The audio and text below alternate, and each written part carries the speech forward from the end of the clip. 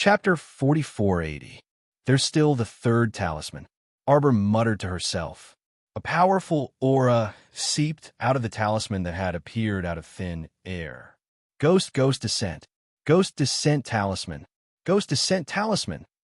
Luohi's pupils abruptly contracted as he stared uncontrollably at the woman in front of him in shock.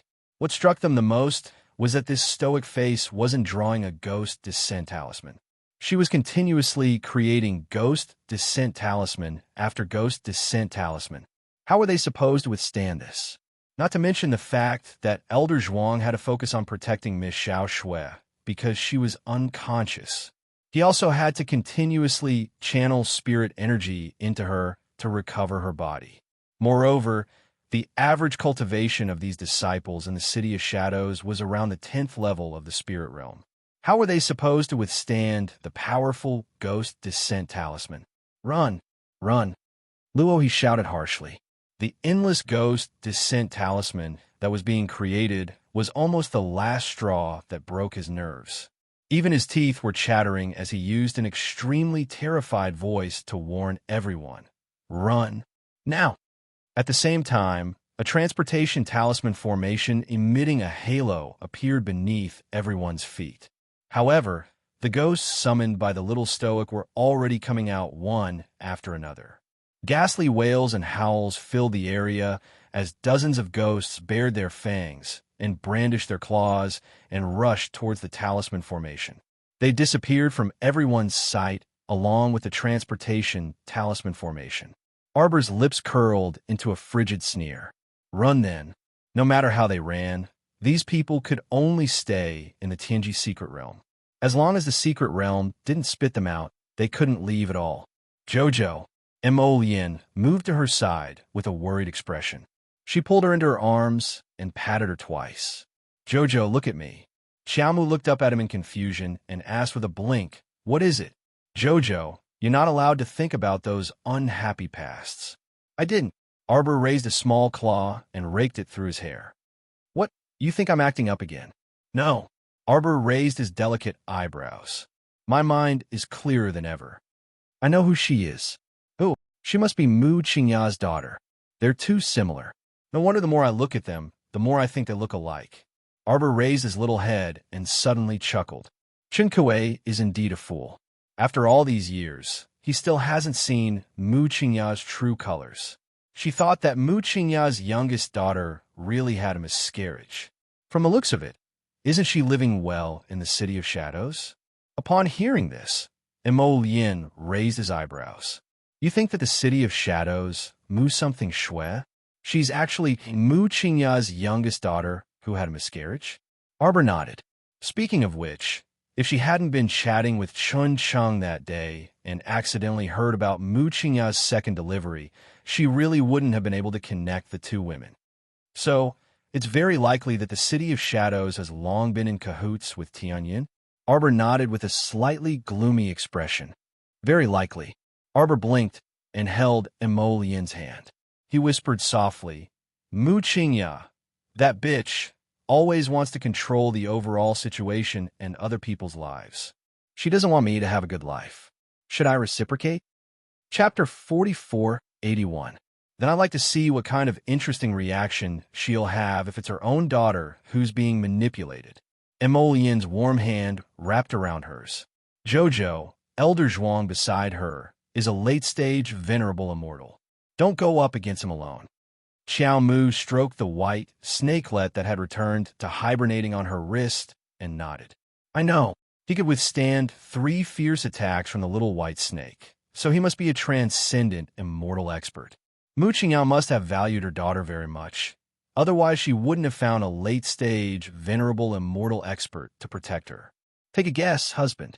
If she saw her daughter's fate being controlled by someone else and her body withering away, would she go crazy?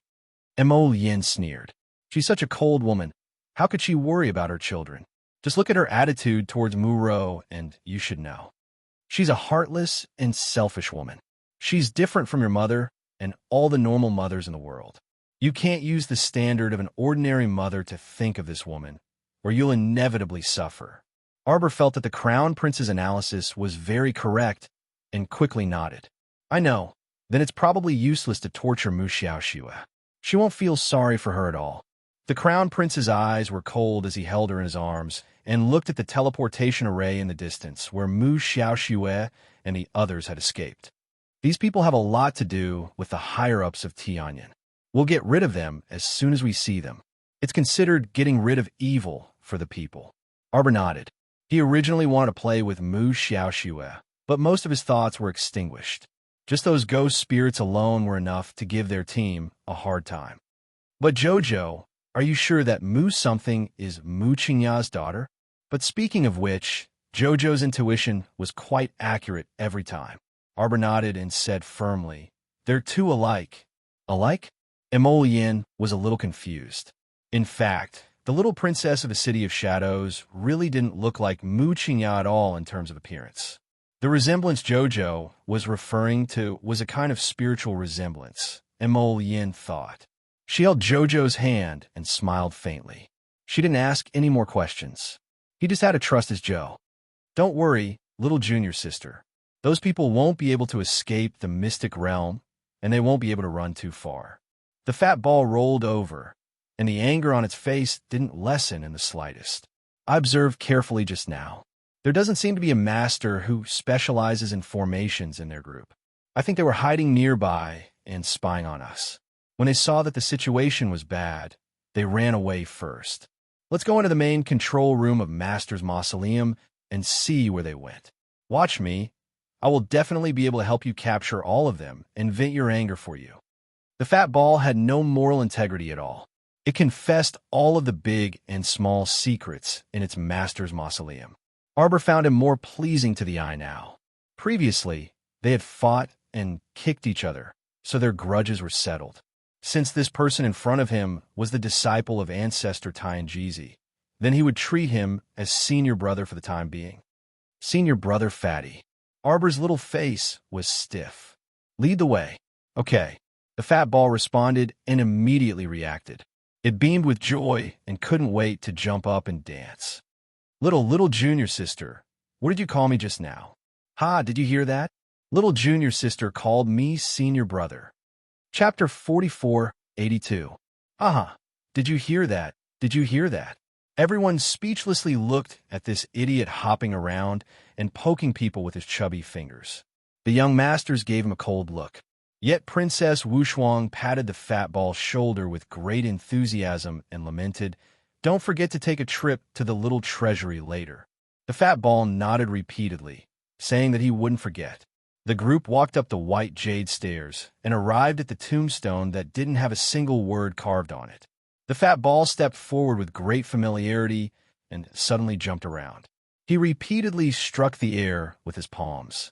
The air seemed to fluctuate rhythmically. Next to the blank tombstone, a small, floating door appeared out of thin air. Come, everyone, come in." The fat ball was the first to step through the small door, and the rest naturally followed in a single file. A spacious tomb passageway appeared in front of them. The domed ceiling hung high, and huge luminous pearls hung in rows on the ceiling and all around them. They illuminated the surroundings. 2 rows of display cabinets were arranged in 2 rows. Yes, display cabinets. As if flaunting one's wealth, there was a lifelike golem standing on each display cabinet, or a divine weapon, concealed weapon, mechanism diagram, and so on. There were sabers, swords, and battle halberds. There was a dazzling array of concealed weapons of all shapes and forms. It was as if they had set up a stall, and there was practically no end in sight. Arbor suddenly took out a messenger talisman and used a gold-beaded talisman pen to draw a few lines on it. Then, he took out an image talisman and shone it everywhere. "Everyone, you're like a small vegetable farmer entering the city, shining everywhere, sending messages and taking images. What are you doing?" Everyone's thoughts were as follows. Did you forget that you can refine this mystic realm? Do you still need to shine here and there? You can totally refine it for your own use. Arbor expressionlessly put away the gold-beaded talisman pen and continued walking forward with a rigid expression. Communicating with Duan Yu, Imo Lien asked exasperatedly. Upon hearing His Majesty's name, Rongqing immediately perked up her ears and walked closer. The little stoic, Mischievous, telling him there are a lot of hidden weapons here to blind his dog eyes. Mo Yin felt more and more speechless. Don't you think this guy is a scammer? He clearly knows that others can't come, yet he still uses such a method to provoke others. The little stoic continued to utter an "in." Do you miss him? The crown prince asked jealously. The little stoic didn't continue with an "in" and only trotted forward with small steps. Just as Crown Prince Rome was about to speak, he heard the underworld province's crown prince say in a gruff voice, "What's there to think about? That guy might be trapped in the land of women and can't get out." Crown Prince Rome immediately retorted, "Nonsense! Your Majesty, please don't be too chaste." "Huh," Ya sneered. "I couldn't tell. With a body full of good looks, he was born a playboy. Why aren't you reading Duan Yu's reply?" Prince Mo, who was quickly following behind his wife, suddenly asked in a jealous tone, "How did you know?" Arbor was a bit curious. She had already put away the Jade Messenger talisman, so she didn't even know that Duan Yu had replied. Wasn't it strange that the Crown Prince actually knew?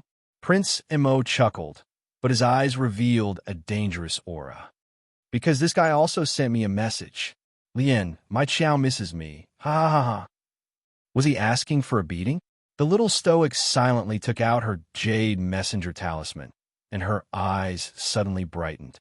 She was sleepy, sleepy, sleepy. Chapter 4483. Rong hastily chased after him and asked with a smile, "How is it? How is it? Did His Majesty say anything?" "Your monarch is coming." Arbor placed the Jade Talisman in front of Rong's eyes to let him admire it. Rong instantly looked like the sky was about to collapse, and he actually stuttered, How could this be? Didn't he already pacify that guy before leaving? He already told him not to rush over first and to wait at least half a year to stabilize the political situation before setting off on a long journey. What was Wu Yong doing? Why didn't he persuade him? Sir Jojo glanced at his expression and asked, "Is there some internal conflict in your Tsangzhou that needs to be resolved? It's not a big problem, but if it's not a big problem, why are you panicking?" The little stoic turned her small head and clenched her small fists. Don't you know his character? Since he said he's coming, then the matter must have been resolved. So fast? Rong thought about it and felt that the little crown princess's words were extremely reasonable. He should believe in his monarch. Although the monarch was usually unreliable, he was more reliable than anyone when he was serious. They chatted and walked as they followed senior brother Fatball through a spacious tomb passageway and into a side anteroom. "Junior sister, look, there's a pile of sparkling crystal cores and ores in this anteroom. Your clones moved all of them to the little treasury earlier." Fatball turned around and said to her with a chuckle. This guy led them on a stroll. While showing them around the tomb, he also couldn't stop nagging and explaining things to them. Something like there were originally 2 peerless pearls on the murals, but little junior sister's clones dug them away. Something like there was originally a level 15 spirit beast crystal core embedded in the mermaid lantern, but little junior sister's clones dug it out. Along the way, he nagged nonstop. Everyone behind him had long been thunderstruck by him. Only the little stoic maintained her stoic face with all her might, not batting an eyelid. "Junior sister, here." Fatball led everyone into the main tomb chamber. All kinds of wickedly precious treasures hung on the stone walls around the tomb chamber, blinding everyone's eyes for a moment. "Junior sister, this place was originally emptied by you." At first, Fatball even used your doppelgangers as a substitute, but as it spoke, it became interested and directly used you. "You have no idea how diligent you are in moving." He moved a little bit a day, every day. Later on, I saw that master side was too empty. I had no choice but to sneak in your little treasury and move some of these things back. Arbor, junior sister, are you particularly fond of these treasures? The fat ball opened its mouth with a simple and honest smile. Without waiting for Arbor to speak, Mo Lien and Yuan Shichun retorted in unison, "Nonsense." Arbor's mouth twitched. He coughed softly and said, "Let's pay respects to our ancestors first." He spoke a lot of nonsense along the way. Perhaps it was because he hadn't spoken to anyone for decades that he was extremely talkative. Oh. Fat Ball nodded with a chuckle and hastily led the little stoic to where the coffin was placed in the middle. Sir Jojo stopped in his tracks and raised his head slightly. He gazed at the pair of graceful jade statues in front of the coffin. They were made of white jade, a man and a woman, each with a long sword on their back. The statues were carved vividly and looked as if they were floating in the air. Chapter 4484. Incense shrines were set up in front of the two statues. Master, Masteress, I brought little junior sister see you. Pang Chio walked forward, lit incense, and kowtowed before turning to beckon the little stoic. Junior sister, quickly come and kowtow to Master and Masteress. Arbor stared fixedly at the two statues for a long time before sighing softly. Respectfully, he kowtowed 3 times in front of the two ancestors and completed his worship. When did he pass away? It's been many years. Pang Chio scratched her head and pondered. I also don't remember the time. Master was passionate about the study of mechanisms and concealed weapons his entire life. Before he died, he told me that he had dedicated his life and time to the study of concealed weapons and mechanisms, but he only neglected his wife. Oh, that's right. Pang Chio walked to the incense burner and took out a letter to hand to Arbor. This is the letter Master wrote before he died. Junior sister, are you very familiar with Master's wife? Do you know where her bones are buried? Back then, Master sensed Masteress's passing and vomited blood on the spot. However, at that time, Master was already mentally and physically exhausted. His body was in poor health, and it was difficult for him to walk. Arbor lowered her head to take out the letter and read it. The handwriting was very messy, and the writer's strokes were erratic. Evidently, he didn't even have the strength to pick up the brush and write.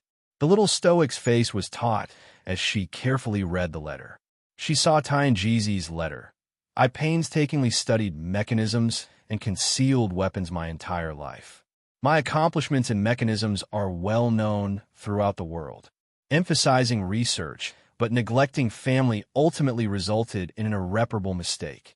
The letter was full of details, such as how she fell in love with Long Xuanji at first sight after meeting him, and how they spent their days together.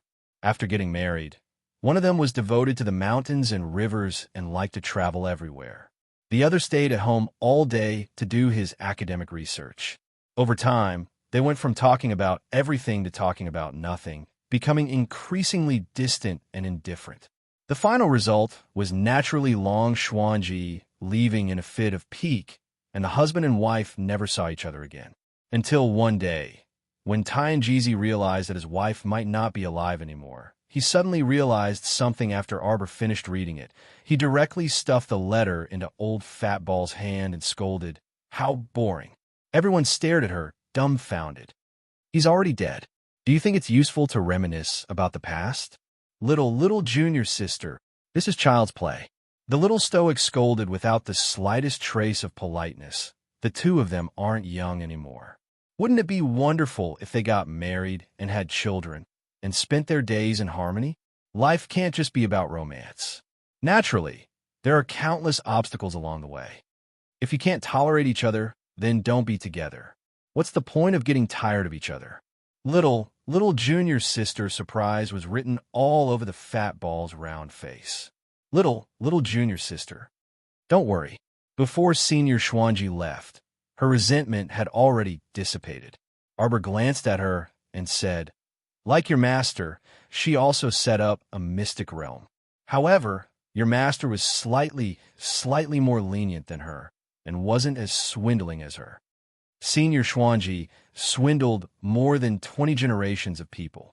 The mystic realm opened once every 10 years, and she used the Xuanji pill to bully those juniors, making them voluntarily hand over some spirit weapons and magic treasures. In the end, she even swindled me. She made me take over her Xuanji sect. Arbor said expressionlessly, since the two of them didn't get along when they were alive, then it's just the same after they died. Chapter 4485. There's no need to bury them together. Let's bury them separately. The little stoic made the final decision. Everyone couldn't help but twitch their mouths. If Ancestor Tianjizi and Ancestor Xuanji were watching from the heavens and knew that this little troublemaker had insulted the two of them from head to toe without giving them any face, who knew if they would be so angry that they would jump up from the ground, press down on this stoic face, and give her a good beating. Junior sister. The fat ball called out aggrievely. If Junior sister has Master Xuanji's remains, please let them be buried together. The little stoic harumphed. They couldn't even love and care for each other when they were alive. So why should they be buried together and loathe each other after death? No, that won't happen. Master has already realized his mistake. He kept nagging about Masteress on his deathbed, saying that he had let her down. The fat ball looked pleadingly at Imo Lien, He Chun, and the others. Prince Imo strode forward and picked up his wife's small hand. Jojo, they were stupid. Don't be angry. They didn't know how to cherish each other when they were alive and only realized some bullshit life principle when they were dying. Wasn't it laughable? It was simply a meaningless exchange of pointers. Yes. Master has already realized that he was in the wrong. Little junior sister, don't be angry at him. How about you take a look at Master's place and outside? You can just take whatever you like. Senior brother will make the decision for you. The fat ball scratched its head and said sincerely, It's just that, Master, when can people be released from this mystic realm? You can leave on your own after half a month. The fat ball looked at her aggrievedly. Little junior sister, you don't want to see elder brother and want to leave right now? Arbor rolled his eyes at him. It felt a bit strange to be called elder brother by an old fat ball with this old senior brother's age. He could probably be a great-grandfather. Although this fat ball looked about 50 years old, he was probably about the same age as Chun Chi, Lu Zheng, and Hao Guan. Are you going out? The fat ball's eyes lit up. Junior sister, do you want me to go out with you? Immediately after, her eyes dimmed, and she shook her head. No, I have to help Master guard this mystic realm. It's been like a day for several decades. Ever since Ancestor Tianjizi passed away, you've never gone out? The little stoic's expression was solemn. The fat ball did not know how it had offended this little junior sister, but it nodded very honestly and weakly hummed in agreement. I think you're an idiot. Arbor couldn't help but roll his eyes. He had been living in this mystic realm alone for so many years. At most, Senior Miguang would occasionally come to disturb him. Speaking of which, the lives of these two old men were really miserable, lonely, and pitiful. Senior brother Fatty, do you have any thoughts if I refine this secret realm? The fat ball was stunned. At first, it thought that it had misheard. Refine? Secret realm? Here? Arbor nodded. It's refined into this state. Arbor took out the realm of misfortune with a flip of his hand and showed it to the stupefied fat senior brother.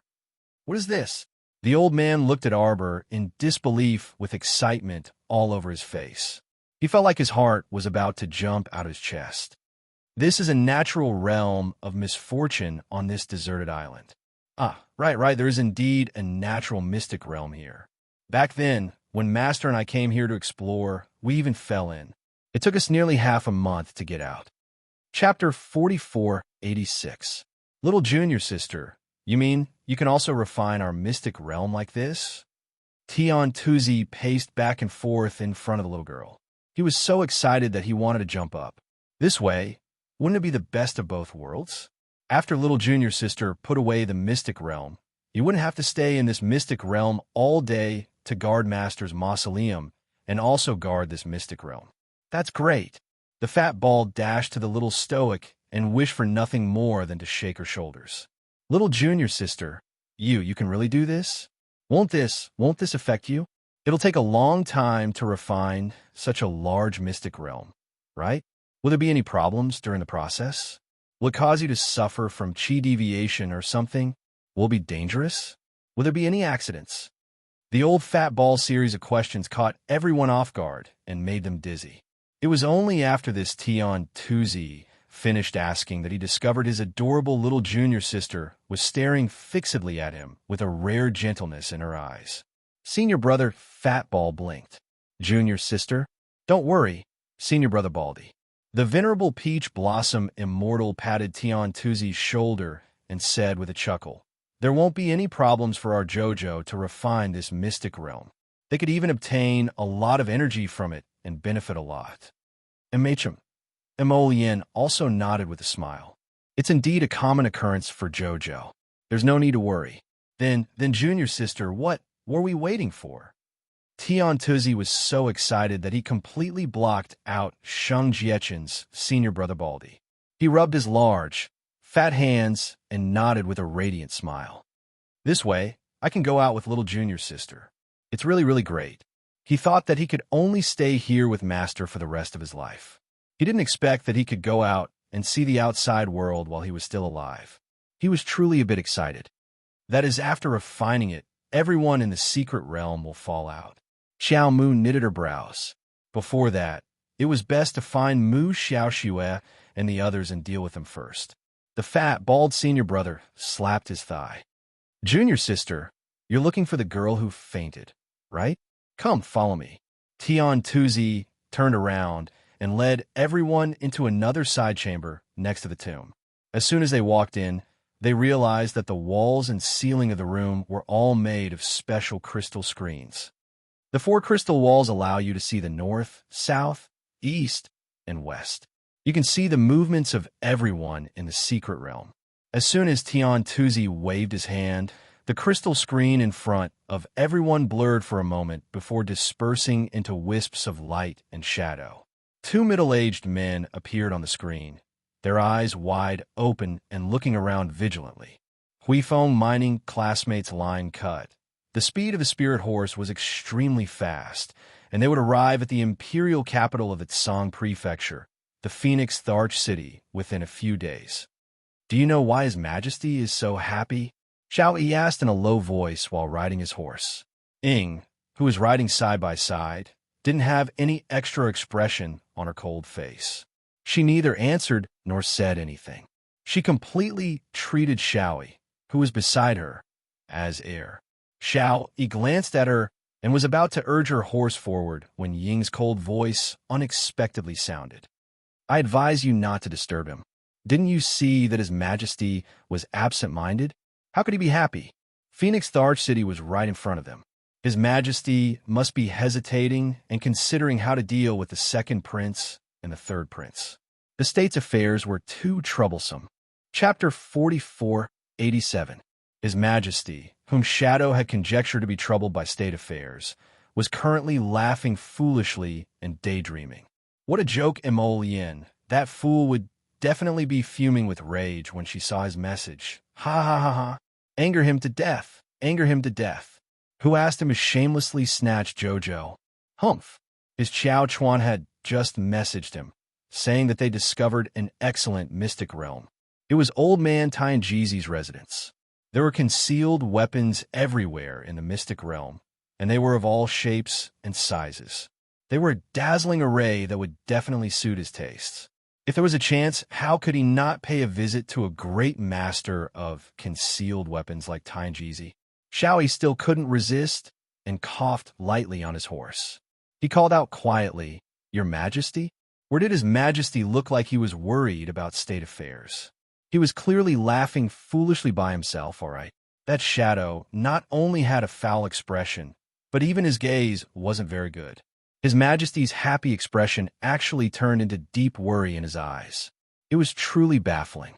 Duan Yu returned to his senses and absent-mindedly glanced at Xiao Yi. "I heard that you got along quite well with Wu Yi recently. Who did you hear that from?" Xiao Yi was speechless. He glanced at his monarch and shook his head. "There's no such thing." Duan Yu patted his shoulder. "No need to be embarrassed. We already heard them talk about it." "Xiao Yi, what was with this inexplicable, ominous premonition? I heard that when you pretended to be a boy toy in front of Wu Yi. You did that and that with him?" Duan Yu looked at him calmly and nodded. "Don't worry. We are an open-minded monarch. We normally won't trouble you guys too much, and we definitely won't get in your way." Xiao Yi's eyes widened. "What was that? Your Majesty, explain it to me face to face. Speaking of which, we're about to reach the capital soon. Do you miss him a lot?" Previously, Wu Yi sent Miss Wu back to the city first. It was we who didn't think things through and should have let you return with Wooey. No, your majesty, Showy only felt like there was a lump of air stuck in his throat. He really wanted to spit at this young monarch's face. What do you mean? What do you mean? Who wants that dead face? Duan Yu glanced at his beautiful subordinate and lamented regretfully, We originally wanted to bestow you a few beauties as compensation, but it seems that it's not appropriate now. I didn't expect that you would actually make the act real. I'm very open-minded, so don't worry. I won't stand in your way. Duan Yu blinked and threw down these words. He saw that his subordinate's complexion was alternating between green and red, as if he wasn't happy. He asked curiously, What's wrong with you? Your Majesty, this subordinate wants to know who is so gossipy in front of you. Xiao Yi gritted his teeth and asked almost word by word. Your leader, Yi. Duan Yu realized in hindsight and asked with a light cough. Could it be there's more to it than meets the eye? If Wu didn't pretend to be Rong Li and you pretended to be his pet, then the two of you, before Duan Yu could finish speaking, he saw Xiao Yi turn his horse around and gallop towards him. What's wrong with him? Duan Yu was speechless. Xiao Kezi said in a trembling voice, I feel like I'm going to kill someone, Your Majesty. Duan Yu pondered for a moment. That's why I said, don't spout nonsense normally. Yi, this person, seriously, how could he fabricate nonsense out of nothing? Your Majesty, the Duke of East Mountain's entourage has come to welcome you. Okay. Duan Yu nodded and urged his horse forward. Have the Duke of East Mountain come over. We have something to say to him. Chapter 4488. Outside Phoenix Emperor City, the Duke of East Mountain, Wu Hong, had been waiting respectfully for a long time with tens of thousands of troops. When he heard that His Majesty summoned him, he naturally dismounted and hurried forward. Duan Yu held the horsewhip in one hand and turned his head slightly to glance at the young man behind him. The Duke of East Mountain, Wu Hong, whom we rely heavily on. This is the 8th young master of the Talisman Patrician family, Qi Rui. Everyone says that the 8th young master of the Qi family is almost demonic in his wisdom. Your Majesty is too kind. Your Majesty is too kind. The 8th young master of the Qi family and the Duke of East Mountain, Wu Hong, cupped their hands in salute and bluntly said that His Majesty was too kind. Duan Yu glanced amiably at the Duke of East Mountain. How are things? Your Majesty, the second prince, and more than 700 of his henchmen were all arrested and imprisoned in Lulin Resort. There's really no news from Old Third? The Duke of East Mountain shook his head. How troublesome. Duan Yu massaged his temples. We are a bit tired from the bumpy journey. We will leave the interrogation to you and Little Eighth. Yes. Qi Rui and Wu Hong bowed. What has Old Third been doing recently? Still eating, drinking, and playing around?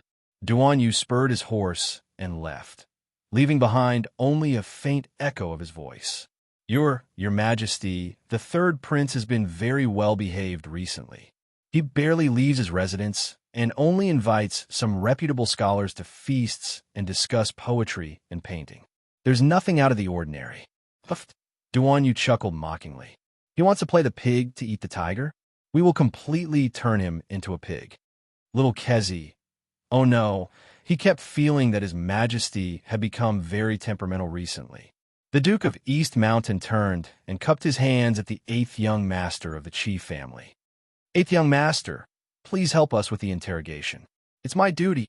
Qi Rui nodded with a smile. Please lead the way, Duke of East Mountain. Okay. The Duke of East Mountain gestured.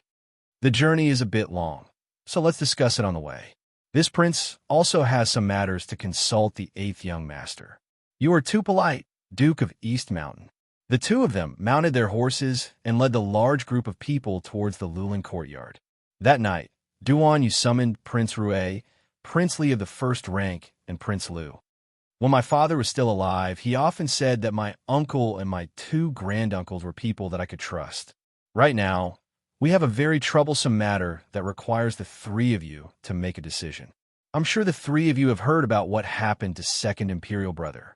Second Royal Brother sent 700 disciples to bury more than 300 heaven-piercing thunders on the 12 main roads that crisscross Sovereign Capital for 3 consecutive nights. It said that this firearm was created by the Thousand Secrets Pavilion. I've heard that the master of the Thousand Secrets Pavilion is the power behind the second prince, one of the 3 great families of the Tsang province, the Ho clan. The expressions of Prince Rue and the others changed as they cursed. Ridiculous.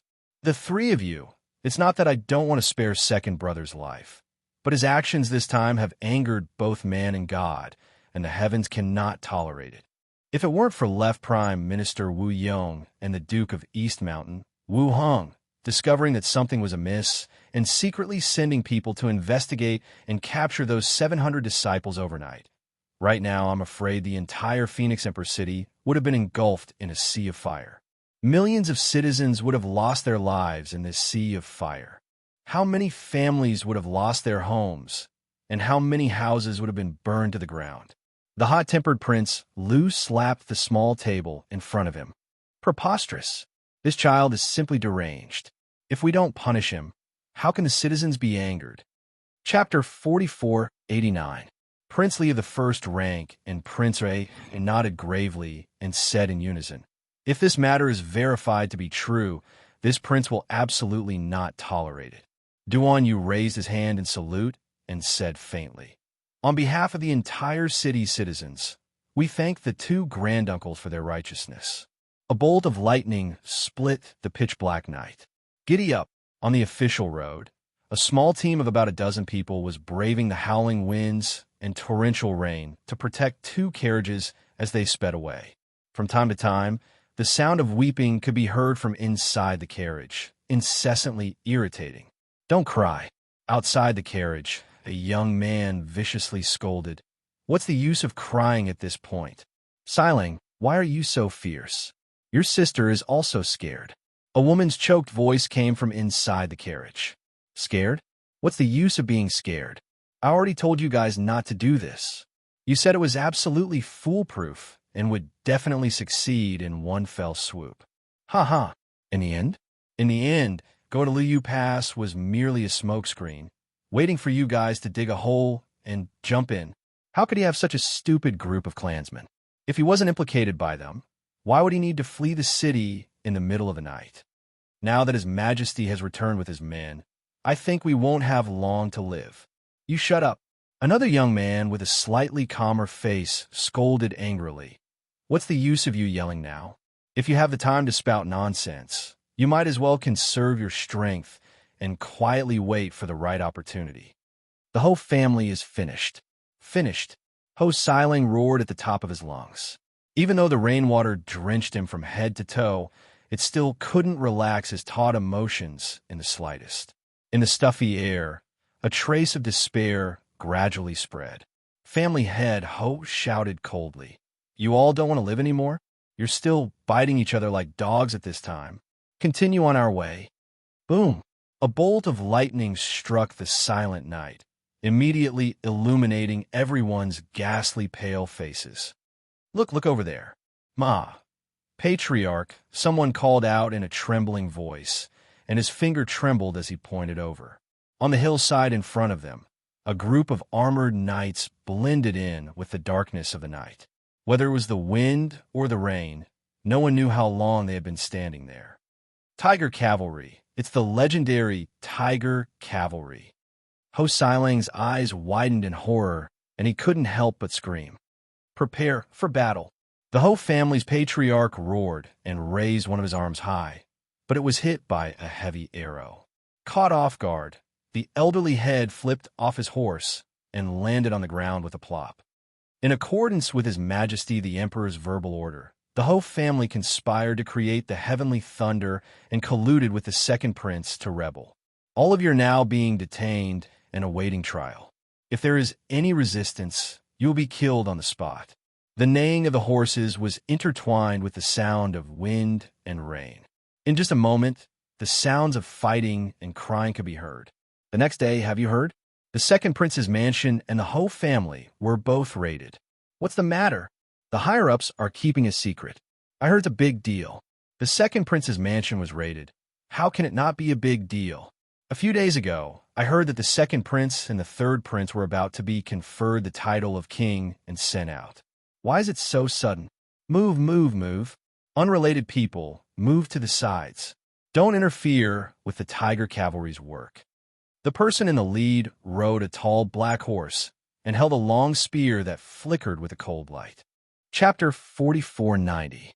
Behind them were 2 rows of soldiers who entered the city on horseback. Every soldier was wearing a half-mast tiger mask.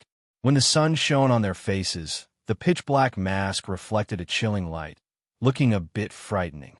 A child cried out in fright, but his grandparents quickly covered his mouth and dragged him to the back of the crowd. In the middle of the tiger cavalry, there was a large group of people tied up like grasshoppers. All of them were pale, their gazes darted around, and their bodies were filthy. It was unknown if they had rolled around in a muddy pond. It's the Ho family. Quickly look. Family head Ho's head. Someone shouted in fright. The common people on both sides of the river hurriedly closed their eyes in fright.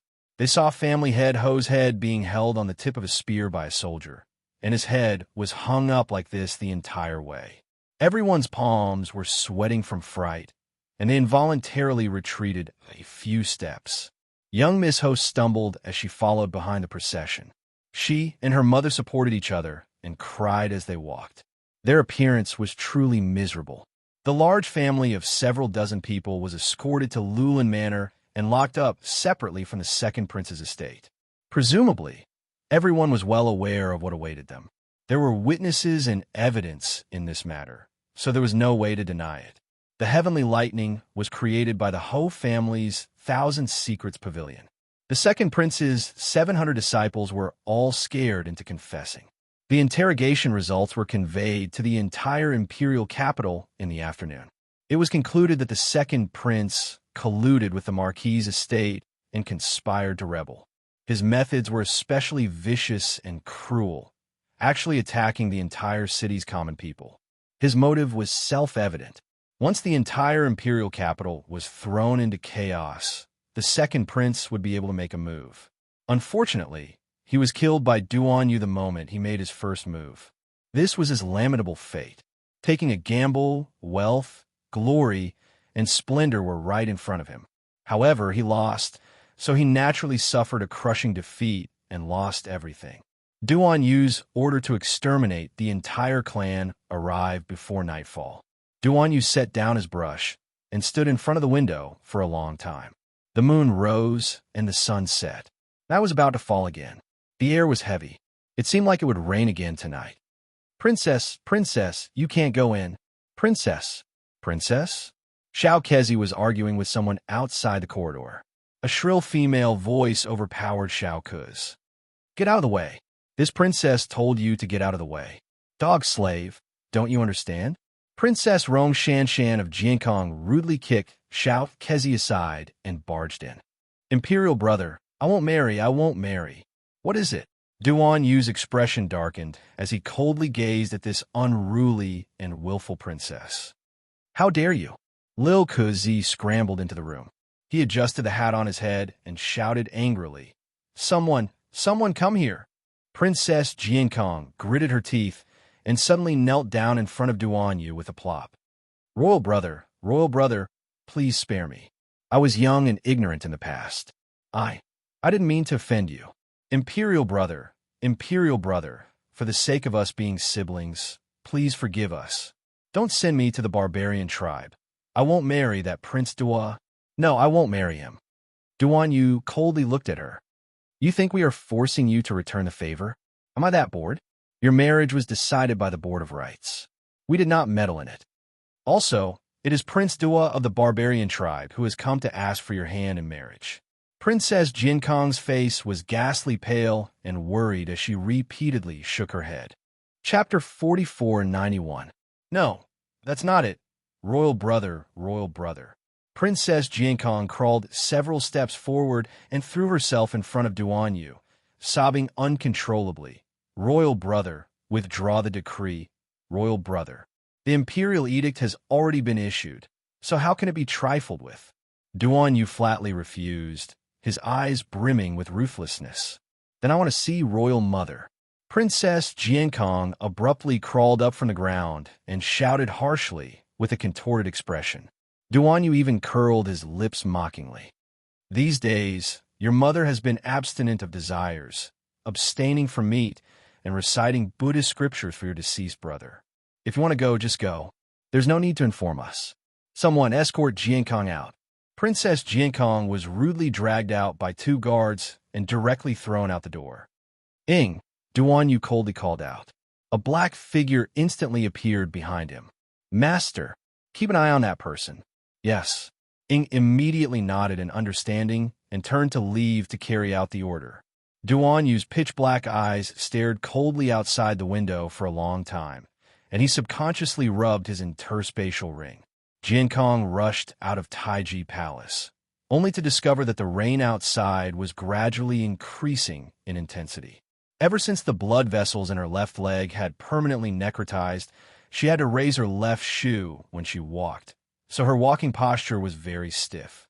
But even though it was raised, it was still bumpy when she walked, and one could see that she was limping when she walked fast. Jiankong staggered to Royal Mother's Runchuan Palace, but she was stopped by the palace servants waiting outside. Impudent! Princess Jiankong angrily tightened her grip on the silk handkerchief in her hand. Ever since eldest brother passed away, Mother had never summoned her alone. At this time, Jiankong was completely grasping at straws. She was too terrified, so she simply didn't think much about why Mother would suddenly treat her coldly. Royal Mother! Royal Mother! Jiankong wailed mournfully, her every word like a cuckoo's sobbing. Royal Mother! Royal Mother! Why don't you see again? Jiankong! I am Jiankong, your daughter! Princess Jiankong knelt at the entrance of Rinchuan Palace and shouted in the pouring rain. Royal Mother! Let me see Jiankong! Mother! Royal Mother! Who's making so much noise outside? Wangshi had already gone to bed. When she heard the commotion outside the palace, she couldn't help but frown and sit up. A palace maid stepped forward to light the lamp and draped a thin coat over her. An obedient old mama stepped forward a few steps, lowered her head, and said in a low voice, It's Princess Jiankong. The princess wants to see the Empress Dowager. Humph! A faint sneer appeared on the fake Empress Dowager's face. It's the middle of the night. Even if I don't rest, the other palace servants need to rest. What a silly child. What's the matter? Can't you talk about it tomorrow? Wangshi's expression was indifferent. She raised her hand to fix her messy hair. Go and send her away. Yes. The old nanny bowed, turned around, picked up an oil paper umbrella, and hurried away. Wangshi watched as the old nanny left and calmed herself down. Then, she quickly walked to the window and opened it.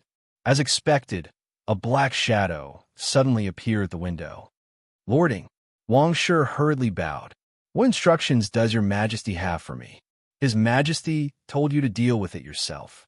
Don't alarm too many people. Yes, this concubine understands. Wangshi smiled and nodded repeatedly. Princess, the Empress Dowager has already gone to bed. If you have any business, come back tomorrow. Chapter 4492. Where's Mi Hung? Where did Imperial Mother's senior royal maid? Mi Hung, go. Who are you? Why haven't I seen you before? That elderly nanny was unsmiling. This old servant was recently promoted by Her Majesty, the Queen Dowager.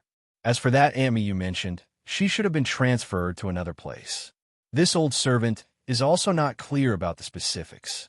Princess Jiankong was drenched from head to toe by the torrential rain, and her eyes were also soaked by the rain, making it difficult for her to open them. Her only conviction supported her as she tightly grabbed the elderly nanny's arm and cried, I just want to see Imperial Mother once. Can't I even see her once? I know Imperial Mother definitely has a way. Imperial Mother definitely won't let me marry that barbarian. I want to see Imperial Mother.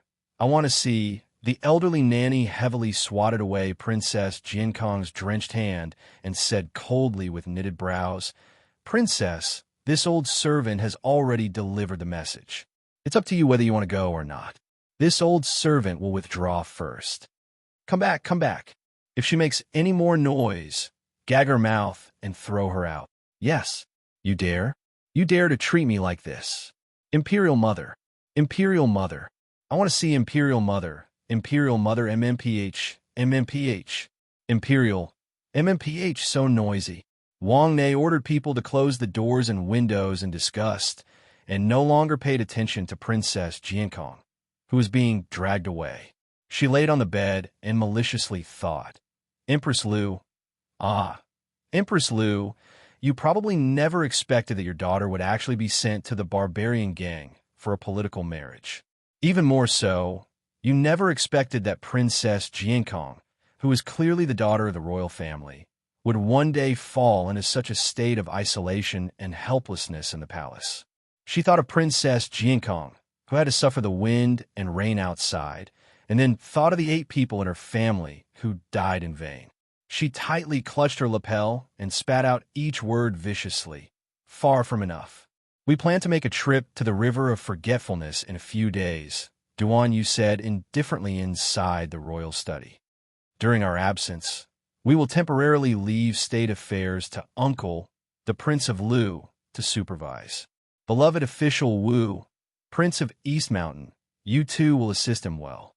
Your Majesty, the dumbfounded uncle hastily looked up and said, although the second prince's matter is almost resolved, there are still many things. Duan Yu was expressionless. Furthermore, your Majesty has only ascended the throne for a few days, and you want to leave the imperial city? That's not right. Duan Yu turned his peach blossom eyes and coolly glanced at the Duke of Lu, shoving back the latter's you mustn't suggestion. It won't take long. Duan Yu replied indifferently. 10 days is enough for a round trip. Your Majesty, please reconsider. In the imperial study, a group of old officials who had been summoned cried out pitifully. Think thrice? She had already thought about it over and over again. There's no need to panic. The main purpose of this trip is to see how our battle team against the heavenly fate is doing. Duan Yu raised his hand to interrupt the official's words and said aloofly, reportedly, the River of Forgetfulness discovered a rare mystic realm treasure land. Qing has a good temper. I'm worried that he won't be able to win against the other 2. When the chubby Prince Qing heard that it was related to his child, he immediately nodded and said, That's right. Our Qing's temperament is the best. If she were to be duped by the 2 crown princes of the Divine Prefecture's underworld province, she might end up being tricked. That's right. Duan Yu nodded repeatedly and gave the Prince Qing an approving look.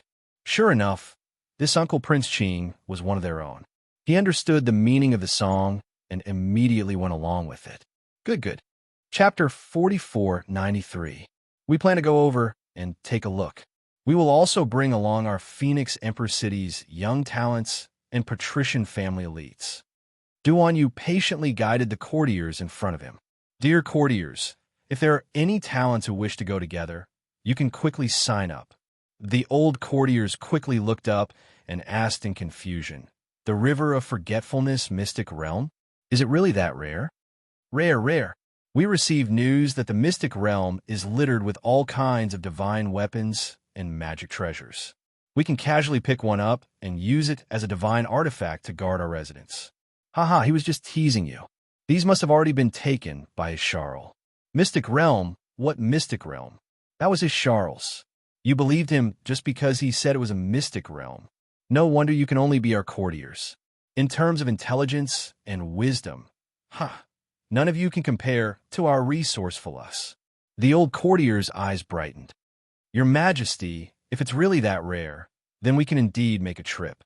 After all, everyone knew the character of those 2 from the Divine Province and the Underworld Province. They weren't good people. Vassal Prince Rome was a cultured, refined, and modest gentleman. Perhaps those 2 would join hands to deal with him. It would be different if His Majesty went. His Majesty wasn't a good person. Either he would definitely be able to obtain a portion of the resources from those 2. Nowadays, the world was difficult, and resources were hard to come by.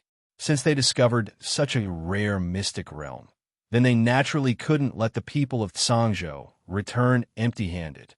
Everyone looked at each other. All right, don't waste your breath. The Prince of Qing immediately made a decision. Hurry home and find several young talents to accompany His Majesty to the River of forgetfulness. Don't you trust His Majesty's character?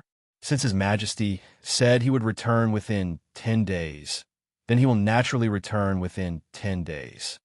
Everyone looked at each other in dismay. Prime Minister Wu couldn't help twitching his mouth. Why did he feel so untrustworthy? The old courtiers grumbled a few more times before following Prime Minister Wu out in a dawdling manner. Duan Yu instantly felt mentally tired. He sat down and drank a mouthful of cold tea before jumping up. Go. Tell them to submit the name list tonight and set off tomorrow. He didn't want to wait a moment longer. Prime Minister, do you think His Majesty is reliable? An old official who was on good terms with the Prime Minister could not help but quietly ask this question. The corner of Prime Minister Wu's mouth twitched slightly. Actually, he also felt that His Majesty was not very reliable, but if he was really reliable, he was really not someone ordinary people could compare to. In order to comfort his colleague, Prime Minister Wu repeatedly nodded against his will. Reliable, very reliable. At this time, a guard hurriedly came out and stood on the steps to announce what His Majesty had just said. Everyone was speechless when they heard that.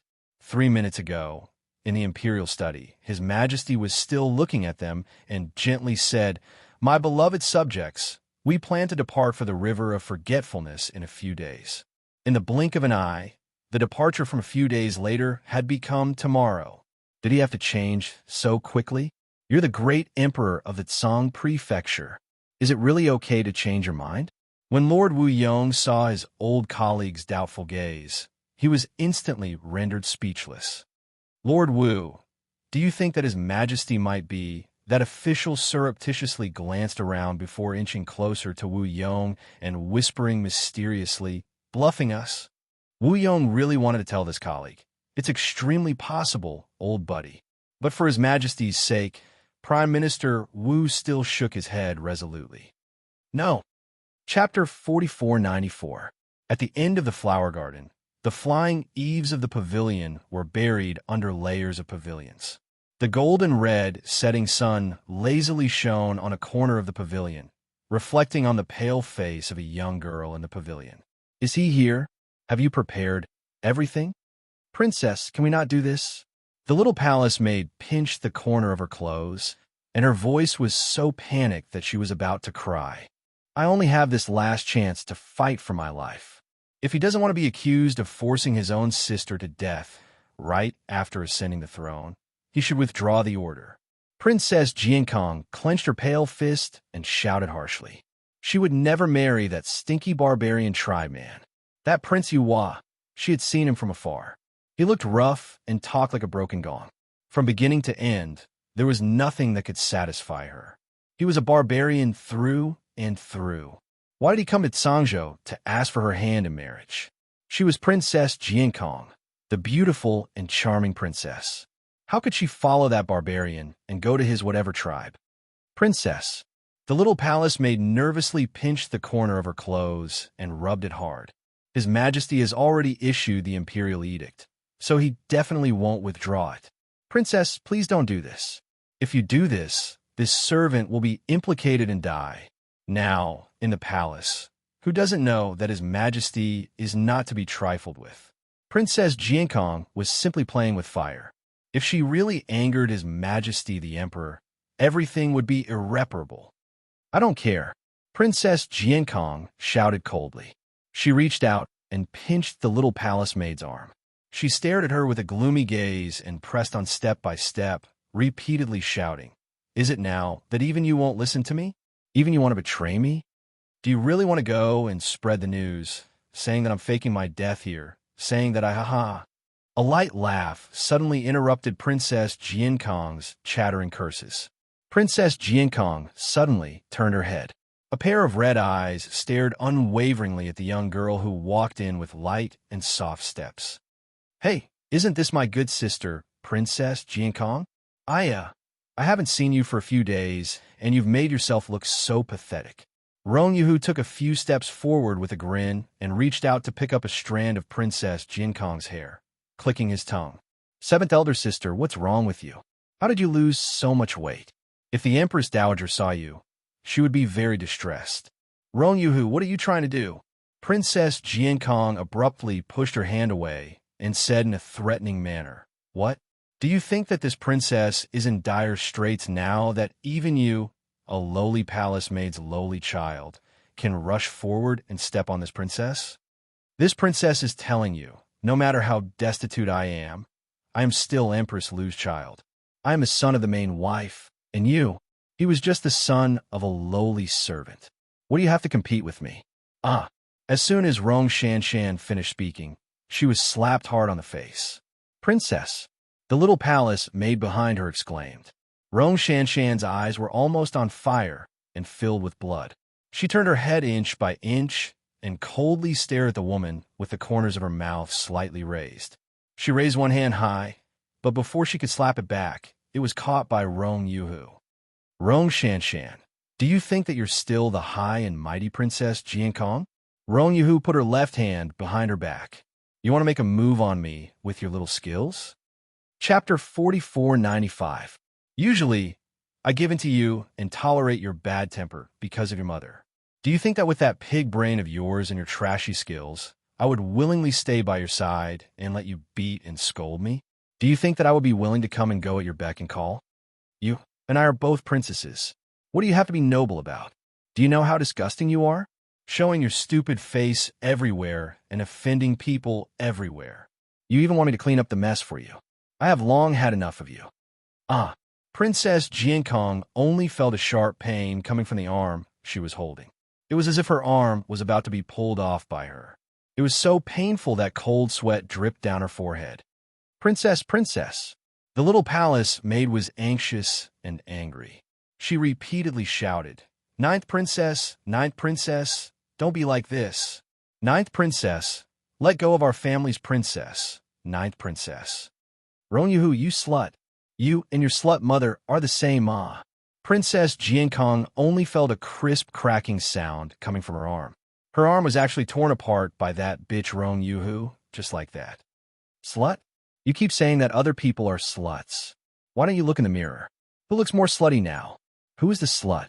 Rong Yuhu pushed her to the fan-shaped seat at the side of the pavilion and ruthlessly pressed her there, allowing Rong Shanshan to look at her battered and exhausted self on the water surface. Just because you were born of the Empress, since you were young, you relied on your identity to bully and humiliate others everywhere. Have you ever thought that there would be a day when you would lose your power and influence like today? That you would live like a dog like now? Princess Jiankong's head was pressed down by her 5 fingers. She had no choice but to lean over and look at her reflection on the water surface. "I guess you still don't understand how you ended up in such a miserable state, right?" Rong Yuhu seemed to have thought of something interesting and couldn't help but chuckle out loud. "That idiot brother of yours fought for power with his majesty and ended up dying a violent death on the spot. Even a shrewd person like your mother doesn't dare to do anything that goes against his majesty. She only dares to hide in Rinchuan Palace all day, eating vegetarian and praying to Buddha. Why are you so stupid? You actually want to ask your mother for help? Do you think that his majesty will let you go on account of your sibling relationship? Do you think his majesty is like me? When I was young, even if my favorite little snowball was killed by you, I didn't dare to say anything. I only dared to hold its body, secretly hid in a corner of the cold garden, cried for a whole night, and finally buried it. His Majesty found it hard to tolerate you back in Flat Mountain Town." Rong Yuhu pressed her face firmly and took out a blueprint from his bosom, as if he was presenting a treasure. He handed it over to Rong Shanshan. "Look, what is this? Do you still recognize him?" Obviously, Rong Yuhu didn't expect Rong Shanshan to answer and continued excitedly. "Isn't the woman in the painting very beautiful? Look, do you recognize this ferret?" "Princess, princess!" the young palace maid cried out in alarm. She wanted to rush forward, but was stopped by several palace maids beside Rong Yuhu. Rong Shanshan raised her head with great difficulty and looked at the woman in the drawing who was dressed in plain clothes and had beautiful eyes. She saw that she was holding a familiar little ferret in her arms. "I got someone to copy it. His Majesty has a painting that is 1,000 times better than this." Chapter 4496. His Majesty's painting of this woman looks like she's about to walk out of a painting. It's many times more realistic than this. Rong Yuhu clicked her tongue and put away the painting in her hand. I saw that you were so stupid, so I came over to give you a few pointers. Do you think you can still wait for His Majesty today? Let me tell you, His Majesty went to Lulin Courtyard. The second prince and his group are detained there. What do you think he's doing there? Rong Yuhu smiled wickedly. Now you understand, His Majesty doesn't care about your life or death. If you die, he'll marry your memorial tablet over. Whether you're alive or dead, you can't change your fate. Ha ha ha. Rong Yuhu couldn't help but laugh wildly when she thought of this. Even the hand holding Rong Shanshan loosened a little. Princess Jiankong trembled all over and was finally able to prop herself up. She looked at her pitiful ninth sister, who had always followed her, as if she was looking at a stranger. This ninth sister had never dared to speak loudly in front of her. She had always been willing to be beaten and scolded. She didn't expect that she could be so crazy now. Rong Yuhu. Rong Shanshan tightly clutched the fan-shaped chair behind her, her eyes revealing a severe expression. You dare to insult the first daughter of the Empress you still don't understand? Rong Yuhu suddenly roared, shocking all the palace maids present. Even Rong Shanshan was startled by her. You are at the end of your road. Rong Yuhu pointed at her shoulder and poked and prodded. His Majesty doesn't want to see you at all, so he wants to send you far away to the wilderness. As she spoke, she giggled again and pushed Rong Shanshan down on the chair. She turned her head and called for the others to leave. Walking out of the pavilion, Rong Yuhu's footsteps paused, and she spoke coldly without turning her head. Stop acting. His Majesty won't return to the palace today, and he doesn't want to see you at all. Tomorrow morning, he will head to the Wang River. As for you, obediently follow that big black bear prince to the wilderness. Ha ha ha. Rong Shanshan sat paralyzed in the pavilion, her eyes blank for a moment. Princess, princess. The little palace maid couldn't help but call her twice. Rong Shanshan abruptly pushed her away and stood up. She stumbled and slammed into a pillar at the side. Princess. Rong Yuhu's personal palace maid couldn't help but look back. The sound of crying and clamoring could be heard, and she could faintly hear the palace maid's heart-wrenching screams of princess. Princess, will something happen over there? Didn't I say just now? Rong Yuhu curled his lips. Even if Rong Shanshan dies, the memorial tablet has to be married over. Besides, how could Rong Shanshan be willing to die? Her lips curved into a sly smile. Princess, was the painting you mentioned just now really painted by His Majesty? Did you send someone to copy it? A little palace maid about 12 or 13 years old could not help but ask softly. Rong Yuhu's personal maid turned around and glared at her. Don't talk nonsense. How is that possible? Rong Yuhu pursed his lips and smiled. It was just a coincidence. She then took out the painting from her sleeve and glanced at it. The woman in the painting has a great background. Oh, Rong Yuhu didn't say anything else. Instead, she pursed her lips and smiled, putting the painting back into her sleeve. Chapter 4497. She had already sent someone to investigate who the woman in the painting was. Speaking of which, it was really interesting. Who would have known that this supreme emperor of Song Prefecture was wholeheartedly in love with that crown princess of the Divine Province? The little white mink was being carried by the crown princess, which meant this little white mink was probably the crown princess' favorite pet. Rong Shanshan, this audacious bitch, almost hurt the little white mink. With His Majesty's fondness for that person, how could he allow her to continue being an eyesore in the palace?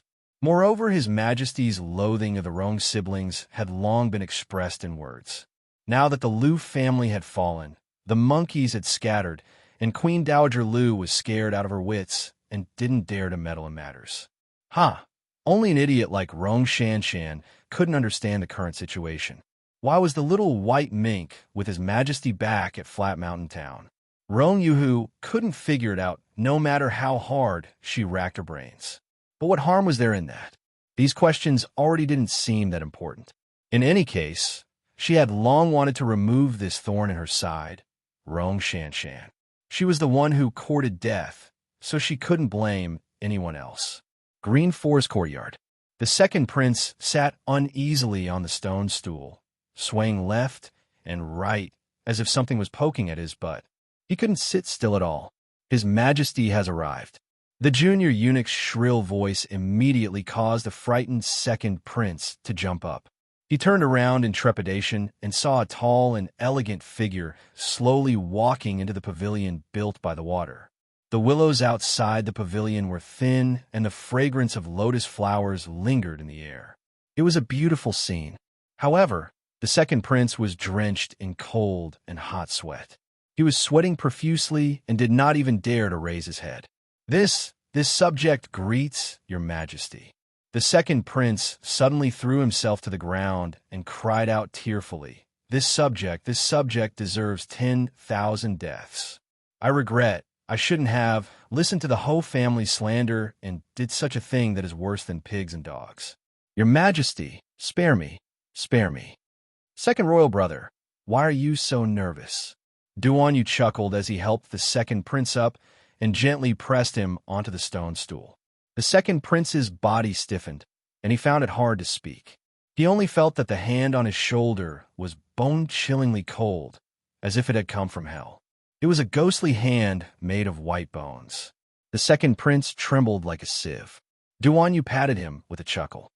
Why are you so scared? Second imperial brother. The second prince wished for nothing more than to weakly slide to the ground. He barely propped himself up and exchanged a glance with Duanyu. She only felt that the young man's peach blossom eyes were filled with a cold and heartless intent. He thought to himself that a young man from a lower star region had changed a lot during this period of time. Back then, this person wouldn't be like this. Just by sitting across from him, he could make people's hair stand on end. Could people really change so much? Have some tea, second royal brother. Duanyu smiled faintly as he pushed a cup of warm tea in front of the second prince. The second prince stared at that cup of tea and knelt on the ground in fright. He repeatedly kowtowed and begged for mercy. Your Majesty, your Majesty. This subject deserves 10,000 deaths, but please spare me on account of royal father. Second royal brother, what are you panicking for? Did you think that we poisoned your tea? Duanyu smiled faintly and looked up at the person who was brought in from outside the waterside pavilion. Second imperial brother, look who's here. Chapter 4498. When the second prince looked up, he met the third prince's eyes, and both of them were startled. Third royal brother, quickly come sit next to us. Duanyu waved his hand at the trembling third prince with a smile. Both of them were drenched in cold sweat, as if they were sitting on pins and needles. Drink tea. Duanyu poured another cup for the third prince and pushed it in front of him. He looked at the second prince with a grin. Second royal brother, are you going to refuse us to our face? The second prince was scared half to death, and cold sweat poured down his forehead like a waterfall. Aye, I'll drink. The second prince picked up the teacup, but half of the tea in the cup was spilled out by his trembling hand. The tea spilled everywhere, and only a quarter of the tea remained in the cup. The second prince looked like he was going to sacrifice himself for a cause. He glanced at Duanyu before raising his head and gulping down the rest of the tea. Third royal brother, it's your turn. Duanyu pointed at the tea in front of the third prince. Your Majesty, second royal brother's rebellion has nothing to do with me. You can't wrongly accuse this official without any basis. The third prince's cold sweat also poured down in droplets. Ever since he was brought here from the estate, he had been considering countermeasures the entire time. The tragedy was that even after he walked into this waterside pavilion and saw His Majesty the Emperor sitting in front of him with a smile, he still didn't know how to save his life. This emperor of theirs looked young, but his methods were too vicious. The whole family's several dozen people were annihilated without batting an eyelid. Now, was it second royal brother's turn? But he really didn't participate in it this time. Could it be that this young monarch couldn't bear to see him stay out of it, and insisted on dragging him into this mess as well? Third royal brother? Duanyu looked up, and the smile on his face gradually disappeared. Are you going to defy the imperial edict and be disrespectful? The third prince gritted his teeth as he picked up the teacup with trembling hands and drained it in one gulp.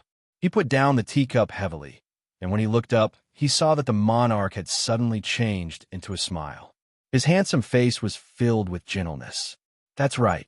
He smiled and turned to look at the second prince, who was drenched in cold sweat. Second brother, you have committed a grave sin. Even I cannot forgive you. There are more than 700 of your followers. I thought they were all instigated by you, so I killed a few of their leaders. The rest were exiled to the land of thorns by me. When the second prince and the third prince heard this, they couldn't help but tremble. What kind of place was the land of thorns? That would be hell. Other than the endless desert and desolation, there were only thorns all over the ground. There were no other plants, no flowers, no food, no water. The scariest thing was that after being banished to the land of thorns, there was no way to return. There was a powerful heavenly Tao barrier in that place. Although they didn't know what it was, they knew one thing. If you go in, you won't be able to come back. In the land of thorns, anything could happen for a mouthful of food. There was no end to the wilderness, no hope, no light. This was the ultimate nightmare. Plop! A heavy thud landed on the ground. When the third prince returned to his senses, he turned to look and saw the second prince twitching on the ground, his limbs trembling nonstop. Your Majesty!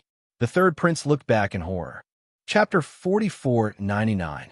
Colluding with the Ho family to privately build large batches of lightning bolts. Acting out of selfishness, he conspired to destroy Phoenix Emperor City's 12 main roads.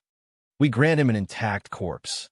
Duan Yu fiddled with the cup in his hand before suddenly smiling at the third prince.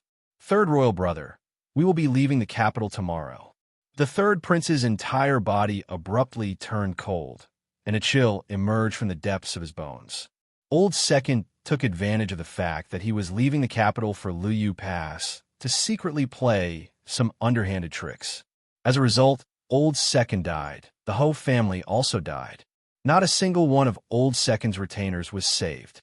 This cruel and sinister young monarch purposely called him here today to let him personally witness how he dealt with second royal brother.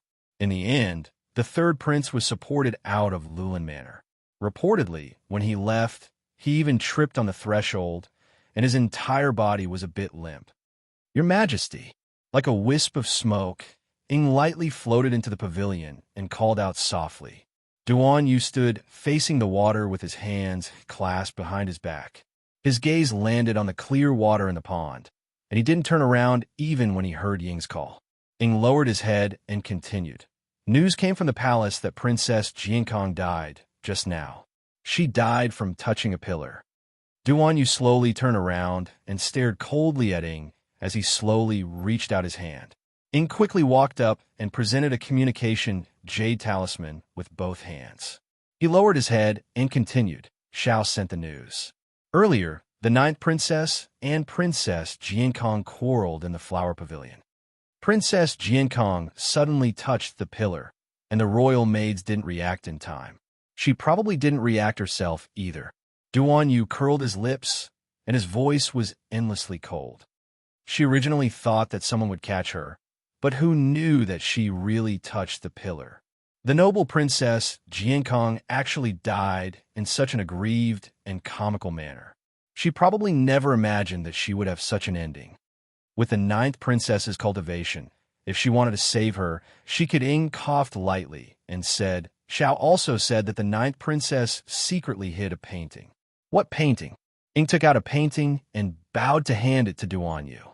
The latter reached out to take it, and a harsh glint flitted across his eyes after a glance. He angrily said, What kind of mess is this painting? The painting shattered into pieces, falling down like snow.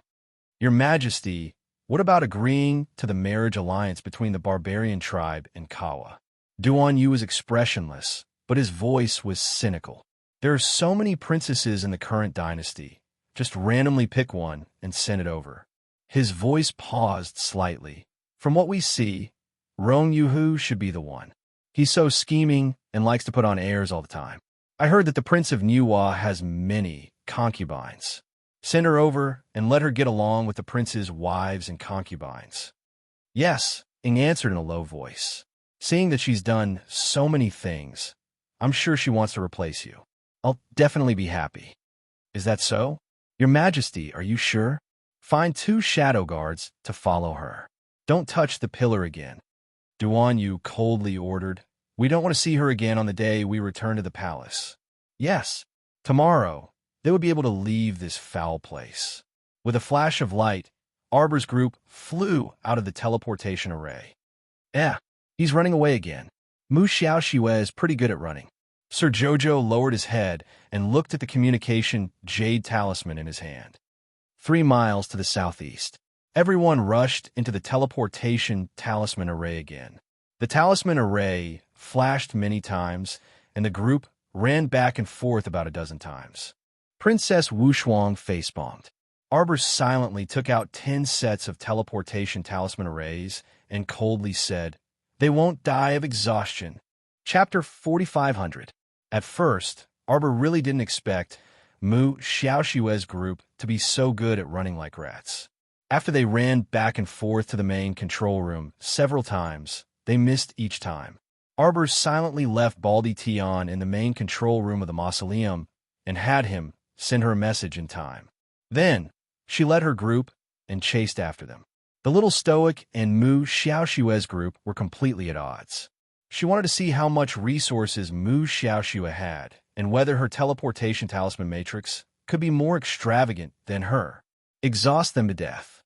She wanted to see if Mu Xiaoxue's heaven-rank charm master, Luo He, could replenish the teleportation talisman matrix's talisman energy in such a short time. Speaking of which, this Luo He and that Elder Zhuang hid themselves really well.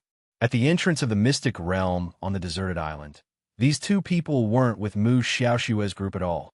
Zhao Yi, Gu Yishuan, and a few elders from the City of Shadows led Mu Xiaoxue, Lim Yao and that group of old, weak women and children. At that time, their battle lineup really didn't look like much. The appearance of this heaven-ranked charm master, Luo He, was really a bit surprising. In addition to Elder Zhuang, this late-stage immortal venerable expert, the strength of Mu Xiaoxue's group increased by more than tenfold. Not only that, there was also a formation expert in Mu Xiaoxue's group who had deciphered 1/3 of the 9 Palace Maze formation. At this time, he was still in hiding like a venomous snake in the dark. No one knew when he would spring out to deliver a fatal blow. A charm master, an immortal venerable expert, and a great formation master? From the looks of it, it was quite a big show. What did Mu Xiaoxue and her group want to gain from this trip to the Tianji mystic realm? Arbor waved her sleeves lightly, and countless poison-tailed butterflies flew out from her sleeves and chased in all directions. Following that, the talismans drawn in the void were pasted one after another in the direction of the poison-tailed butterfly.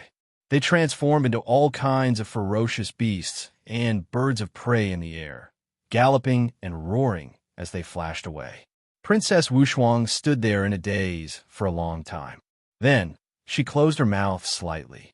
Sister-in-law, what talisman is that? Heaven-level 100 Beasts talisman. Arbor frowned and frowned in dissatisfaction. Although the 100 Beasts talisman produced many ferocious beasts, there were no dragons or phoenixes. There were no particularly strong, ferocious beasts, so how could they chase after others? Princess Wushuang closed her mouth and mumbled, It's already very good. This little sister-in-law was indeed a ferocious little fiend. The moment she made a move, she used dozens of 100 Beast talismans drawn in the void. Together with the poison-tailed butterflies, they chased after Mu Xiaoxue and the others. Mu Xiaoxue must have had a few hundred lifetimes of bad luck. She had already told her not to provoke her sister-in-law, yet she still had to act like a little white flower. She had offended her sister-in-law. Given her sister-in-law's temperament, she would definitely not let Mu Xiaoxue off. Sister-in-law, do you have any grudges with Mu Xiaoxue of the City of Shadows? Princess Wushuang asked cautiously. Arbor glanced at her. Resentment? She shook her head.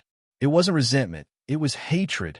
Her mother had single-handedly manipulated this great hatred from the sins she had committed in 2 lifetimes. If she didn't properly repay this home Master Mu, she, Arbor, had truly lived in vain.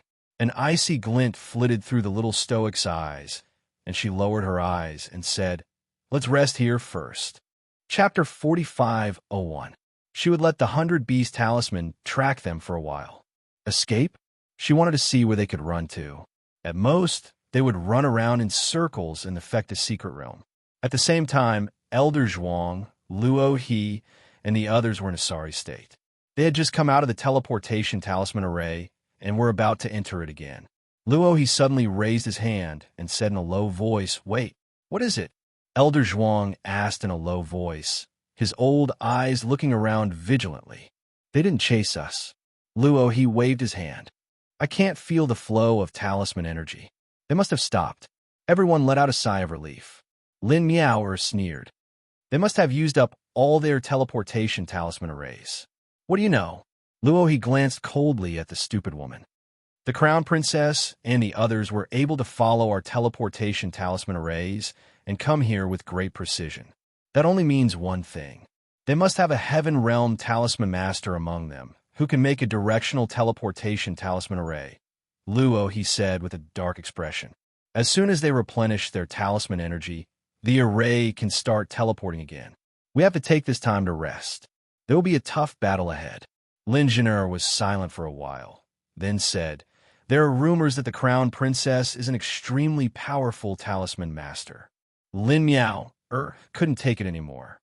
"Lin Zhen'er, I wanted to ask you before. Have you been scared out of your wits by that Arbor? Why are you always on her side and speaking up for her? You even gave in to that woman and gave her 10 million spirit coins. You're a disgrace to the Lin family. Then what can you do if you don't give in to her?"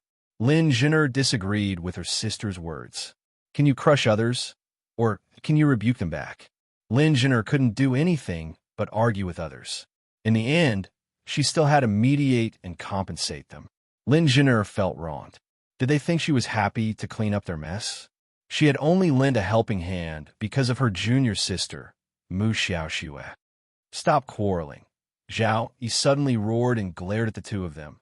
"Why are you quarreling all day long? Little junior sister is awake." Zhao Yi, who had wanted to scold Gu Yishuan, hurriedly turned around and ran over. He pushed Gu Yishuan away and reached out to take Mu Xiaoxue into his arms. He called out softly, little junior sister, how do you feel?" Mu Xiaoxue felt as if she had just returned from the gates of hell. Although she had opened her eyes, she could not speak or move her hands. She could only stare at Zhao Yi with her clear, snow-like eyes that were filled with anxiety and fear. Zhao Yi's heart was almost melted by her gaze. He reached out and gently hugged Mu Xiaoxue, as if a little louder could scare her to death. He said carefully, "Little junior sister, don't be nervous. It's okay, it's okay. The substitute curse on your body has already been removed by Master Luo. The life-reaping talisman still has some effect on you. You can only rest for a while. In another day, you will be able to speak. Don't be afraid, junior sister. I will definitely be by your side to protect you." Mu Xiaoxue glanced at him, and a smile slowly appeared on her stiff little face. If Zhao Yi could look carefully, he would be able to see the disdain in his junior sister's eyes. It was disdain. Mu Xiaoxue was really annoyed with him and Gu Yishuan at this moment. Chapter 45:02. All day long, they claimed to be her protectors, saying that they would protect her from harm.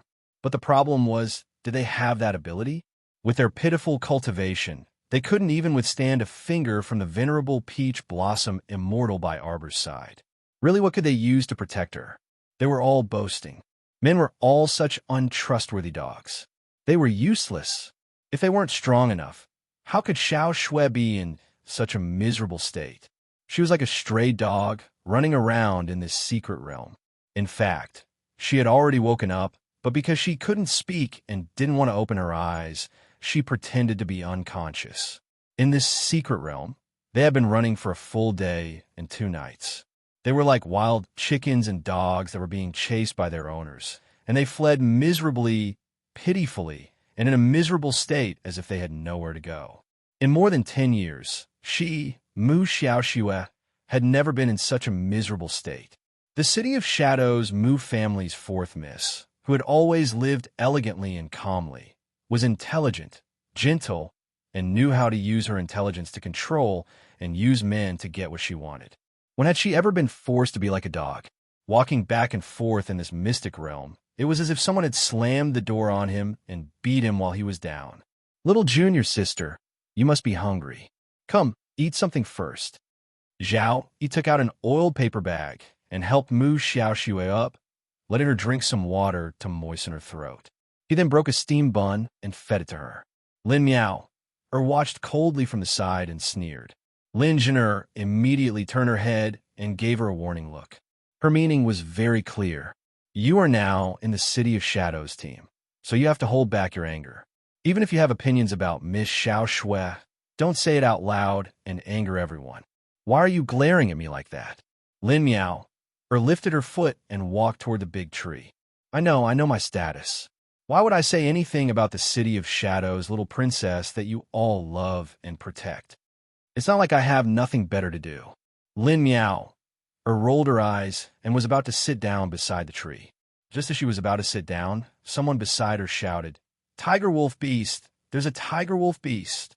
Ah, Tiger Wolf Beast! Lin Miao was startled and quickly summoned her long sword. Without even looking, she slashed towards the source of the sound. The sword slashed at the disciple who was wailing like a ghost and howling like a wolf, and directly cut off a piece of flesh from his arm. The disciple immediately burst into tears, wailing like a ghost and howling like a wolf. Ah! Lin Miao, are you? Why did you slash me? Lin Miao was also very surprised. She had clearly cut down a ferocious tiger wolf beast just now. Taking a closer look, the tiger wolf beast pounced from behind the disciple and bit his leg. What is it? The disciples of the City of Shadows who were resting all stood up in a panic. They drew their swords and sabers and slashed at the wolves, tigers, and leopards that besieged them. It seems to be an illusion. Fuck, it's an illusion. It was no wonder that when she swung her sword down, she missed and the sword edge sliced off a piece of flesh from that disciple. It turned out that these tiger wolf beasts did not have physical bodies at all. Luo, he said in a deep voice, Everyone come behind me. This is the 100 Beast Talisman. It doesn't have a physical body. Chapter 45:03. Without a physical body, what should we do? Can we only use all our spiritual power to attack? What will happen if we run out of spiritual power? While everyone was talking at once, their movements were also very fast. All of them gathered behind Luohi. Only the disciple left behind by Lin Miao was torn to pieces under the attack of several tiger and wolf beast phantoms. Mu Xiaoxue's face was full of grief and indignation, and her eyes were slightly accusing as she looked at Lin Miao, who ran to her side. Seeing this, Lin Zhen'er's face showed a trace of embarrassment, and she quickly comforted her. Little junior sister, Sister Miao didn't do it on purpose. She was just too scared, so she left junior brother and ran back by herself. Lin Miao looked down at Mu Xiaoxue and scolded in her heart, pretentious. But on the surface, she ignored Mu Xiaoxue and stood silently behind Lin Zhen'er. Was there something wrong with this woman's head? Lin Miao sneered in her heart. Does she think I'm like her, surrounded by the halo of the Virgin Mary, shining with holy light everywhere and saving cats and dogs when I see them? What a joke. At the moment of life and death, it's good enough that she can run back with her own legs. She's just a woman who lies there and has people to serve and protect her. What right does she have to say that she's cold-hearted and doesn't know how to save her companions? What a joke. If this woman didn't have so many helpers around her, she wouldn't have to endure this ignorant woman again and again. Luo, he took out a dozen Xian talismans from his pocket and threw them out.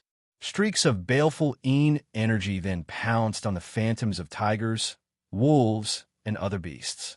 Everyone's hearts were covered in cold sweat as they stared at the two concentrated forces colliding.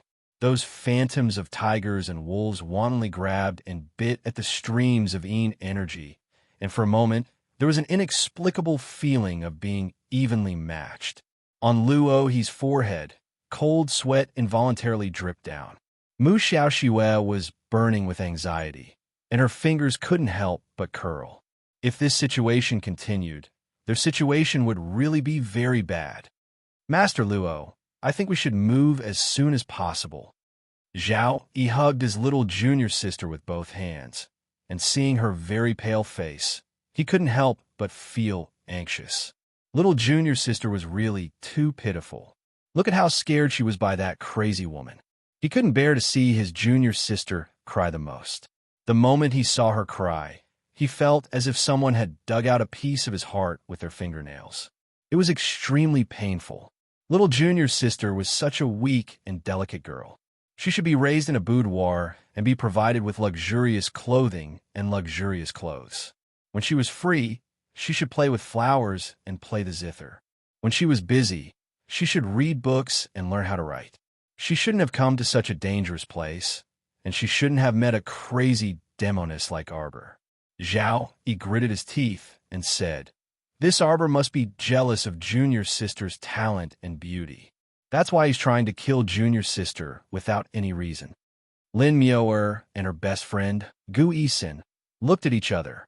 She couldn't take it anymore and said, "Although I don't like Arbor, he's arrogant and unreasonable." Lin Miao threw away her sister Lin Jiner's hand that was tugging at her sleeve and continued with a mocking expression. "But let me say something. Talent, beauty, and talent. I feel that the little princess of the City of Shadows is really not comparable to him at all." Chapter 4504. Would Arbor be jealous of someone who is inferior to him in every way? Lin Miao couldn't help but roll her eyes. She just thought that this senior brother Zhao was very ridiculous. She said this because she had been disgusted by him for the past few days. Now that she heard senior brother Zhao's strange remarks, she really couldn't help but want to refute him. Zhao Yi and Gu Yishuan had been carrying the useless Mu Xiaoxue here and there, taking good care of her all the time. Every day, they would talk about their junior sister, and the two of them would even fight over her. She felt very disgusted just looking at them. Her sister Lin Zhener was a woman, so it was more convenient for her to do everything. Zhao Yi and Gu Yishuan were just Mu Xiaoxue's senior brothers, not husband and wife. They didn't avoid suspicion and hugged each other all day long. It was really disgusting. Mu Xiaoxue didn't wake up before, so she didn't have the right to speak. At this moment, she had already woken up, but she seemed to have gotten used to the feeling of being served by her two senior brothers. She didn't feel at all that it was inappropriate for a young and unmarried woman like her to be hugged by a grown man like this on his lap. Was she used to being held by men like this? What a bitch, who knew who gave birth to her. It was said that Mu Xiaoxue wasn't the daughter of the first madam of the City of Light and Shadow. Her mother should just be a concubine. No wonder like mother like daughter. She didn't avoid suspicion at all. Today, she hugged this man, and tomorrow, she would be intimate with another man. It was really disgusting to watch. After Lin Miao finished speaking, everyone glared at her angrily. With this slap in the faces of all the men present were all swollen. Especially Zhao Yi, who said that Arbor was jealous of his junior sister, was refuted by Lin Miao's words. He was so angry that his eyes were wide open, and smoke was coming out of his 7 orifices. "Lin Miao, are you looking for trouble? Look at your face along the way. You are neither cold nor warm to our junior sister. Our junior sister doesn't owe you anything." "That's right. How can you insult people like this? What do you mean by inferior to Arbor in every way? How can Arbor compare to our junior sister?" A group of brainless protectors of the City of Shadows caught Lin Miao and roared at her. Everyone was talking at once, making a lot of noise. Gu Yisin was dumbfounded. Previously, she had only heard her best friend, Lin Miao, casually mention it once or twice. Now that she had witnessed the blind protection of the disciples of the City of Shadows, she was simply speechless. Today was an eye-opener for him. "Now wait, how did you find out that the Crown Princess is not as good as your miss?" Gu Yisin felt like she was about to die of laughter. Gu Yishuan's face darkened. He didn't give his sister any face at all. "Gu Yisin, think carefully before you speak." Gu Yisin was both angry and amused. "So, all the men here were Mu Xiaoxue's brainless admirers?" Mu Xiaoxue was really something. "Do you still have the time to argue with each other here?" Luo, he abruptly shook off several tins of talismans and traces of blood faintly flowed down from the corners of his mouth. He couldn't help but shout angrily. He was fighting with his life on the line here, but these dregs still had the time to fight each other like dogs biting each other's mouths. If you don't want to live, then get out of the team. Luo, he said coldly. No one here has the obligation to save your lives. The disciples of the City of Shadows who were scolding Lin Myoer shut their mouths when they heard this. Zhao Yi glared fiercely at Lin Myoer and turned to Luo He. Master Luo, there's no time. We must move as soon as possible. Chapter 4505. Luo He gritted his teeth and threw out dozens of darking talismans. At the same time, he turned around and threw out a teleportation talisman array that enveloped everyone. Let's go. Thump, thump, thump, thump. Everyone scrambled out of the talisman array and fell to the ground in a flurry. A young man shouted angrily, "You're stepping on my face. Get off me. What's going on? Why is this talisman array so bumpy?" Luo, he spat out a mouthful of blood, his face pale. He looked down at the shattered jade talismans in his hand, his face as dark as the bottom of a pot. Elder Zhuang reached out to support him and said in a low voice, "Meditate immediately and recover as soon as possible." Luo, he didn't say much to him. His current situation was very bad. The continuous overdraft of talisman energy had pushed his body to a critical point. If he didn't recover soon, his talisman energy would probably dry up. Elder Zhuang stood up and glanced at everyone, then walked to Mu Xiaoxue and nodded respectfully at her. "Young miss, we need Grandmaster Mao Yang's help now." Mu Xiaoxue couldn't speak or move. She curled her fingers with great effort. Elder Zhuang nodded and apologized. He reached out and took off a blue crystal necklace from her neck. As the spatial container emitted a bright light, an old man in his 70s with white hair and a beard floated out. His cheekbones were high on both sides, and there was a trace of gloominess between his eyebrows. "Grandmaster Mao." Elder Zhuang cupped his hands and said, "Please set up a concealing defensive array here. Grandmaster Luo needs to recover." The old man named Mao Yang's eyelids fluttered slightly. He said with an indifferent attitude, "Even if I put in the effort to set up a concealing defensive array, it might not be able to escape his eyes. This mystic realm has a guardian. He knows the terrain and surroundings like the back of his hand. Do you think you old, weak, sick, and disabled people can escape?" A trace of anger flashed across Elder Zhuang's eyes. "Master Mao, don't forget the oath you made before you left the branch. You vowed to protect the young miss with your life." "Umph," Mao Yang snorted coldly. "I only need to protect young Mississippi." Old man Zhuang was amused by his lukewarm attitude. "Grandmaster Mao, that's enough." Mao Yang sneered and waved his hand. "For the sake of Miss, I'll help you again." He turned around and gloomily glanced at the many disciples of the City of Shadows. The disciples were swept by his gloomy gaze and couldn't help but secretly shiver. This old senior had come out once or twice before. According to Junior Sister, he was a very impressive array master. However, his gaze was so sinister and terrifying that no one dared to look him in the eye. Mao Yang stood in the middle of the crowd and glanced at everyone with malicious intentions. Suddenly, he flicked his fingers, and several polished round crystals were sent flying into the air by the force between his fingers. A curtain of light shrouded the area and quickly covered everyone present. If someone was outside at this moment, they would definitely notice that the auras of the 100 people present were all concealed in an instant. It was as if all of them had sunk into the sea in an instant and disappeared without a trace. Chapter 4506. Arbor, Emolian, and the others walked out of the teleportation glyph array in a single file and circled the area twice. These people are quite good at hiding. Princess Wushuang looked around and said, "Could it be that they have escaped? They're still here." Arbor waved his finger and caught the shadow of 100 beast talisman.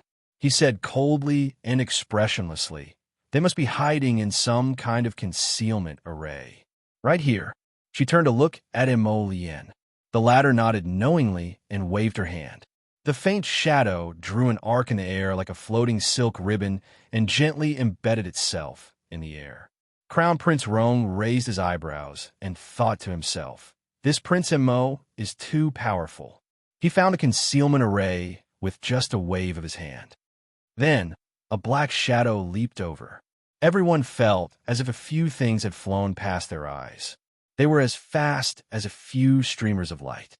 Then, they suddenly drilled into the concealment array. After a few seconds, the concealment array appeared in front of them. Mu Xiaoxue and the others were all sitting in the array. After removing the concealment aura, and Wu Shuang and the others saw that Mu Xiaoxue and the others were sitting in a transparent bowl. They were facing a gloomy old man in his 70s with white hair and beard across the defensive wall. Ding Yun and the others could see clearly now. What the venerable Peach Blossom Immortal had hurriedly thrown in were a few seeds. Now, they were leaping up and growing among the crowd, quickly blossoming and bearing fruit. Their branches and leaves were luxuriant as they climbed up the defensive walls on all sides. After the wood spirit had climbed up the defensive wall, fine scratches had appeared on it. There were also a few cracks that were not very obvious. However, as the seeds in the array continued to climb, it seemed as if they were going to break through the defensive wall. The commotion woke up the disciples of the City of Shadows who could not calm down to meditate and recover. They jumped up in shock and hurriedly summoned swords and axes from their consciousness. They charged at the plants, vines, and stems that were crawling like snakes around them. However, these growing plants were born from the wood spirits. As long as the venerable Peach Blossom Immortal Saint power was endless, they would not be able to cut off these things no matter how hard they tried.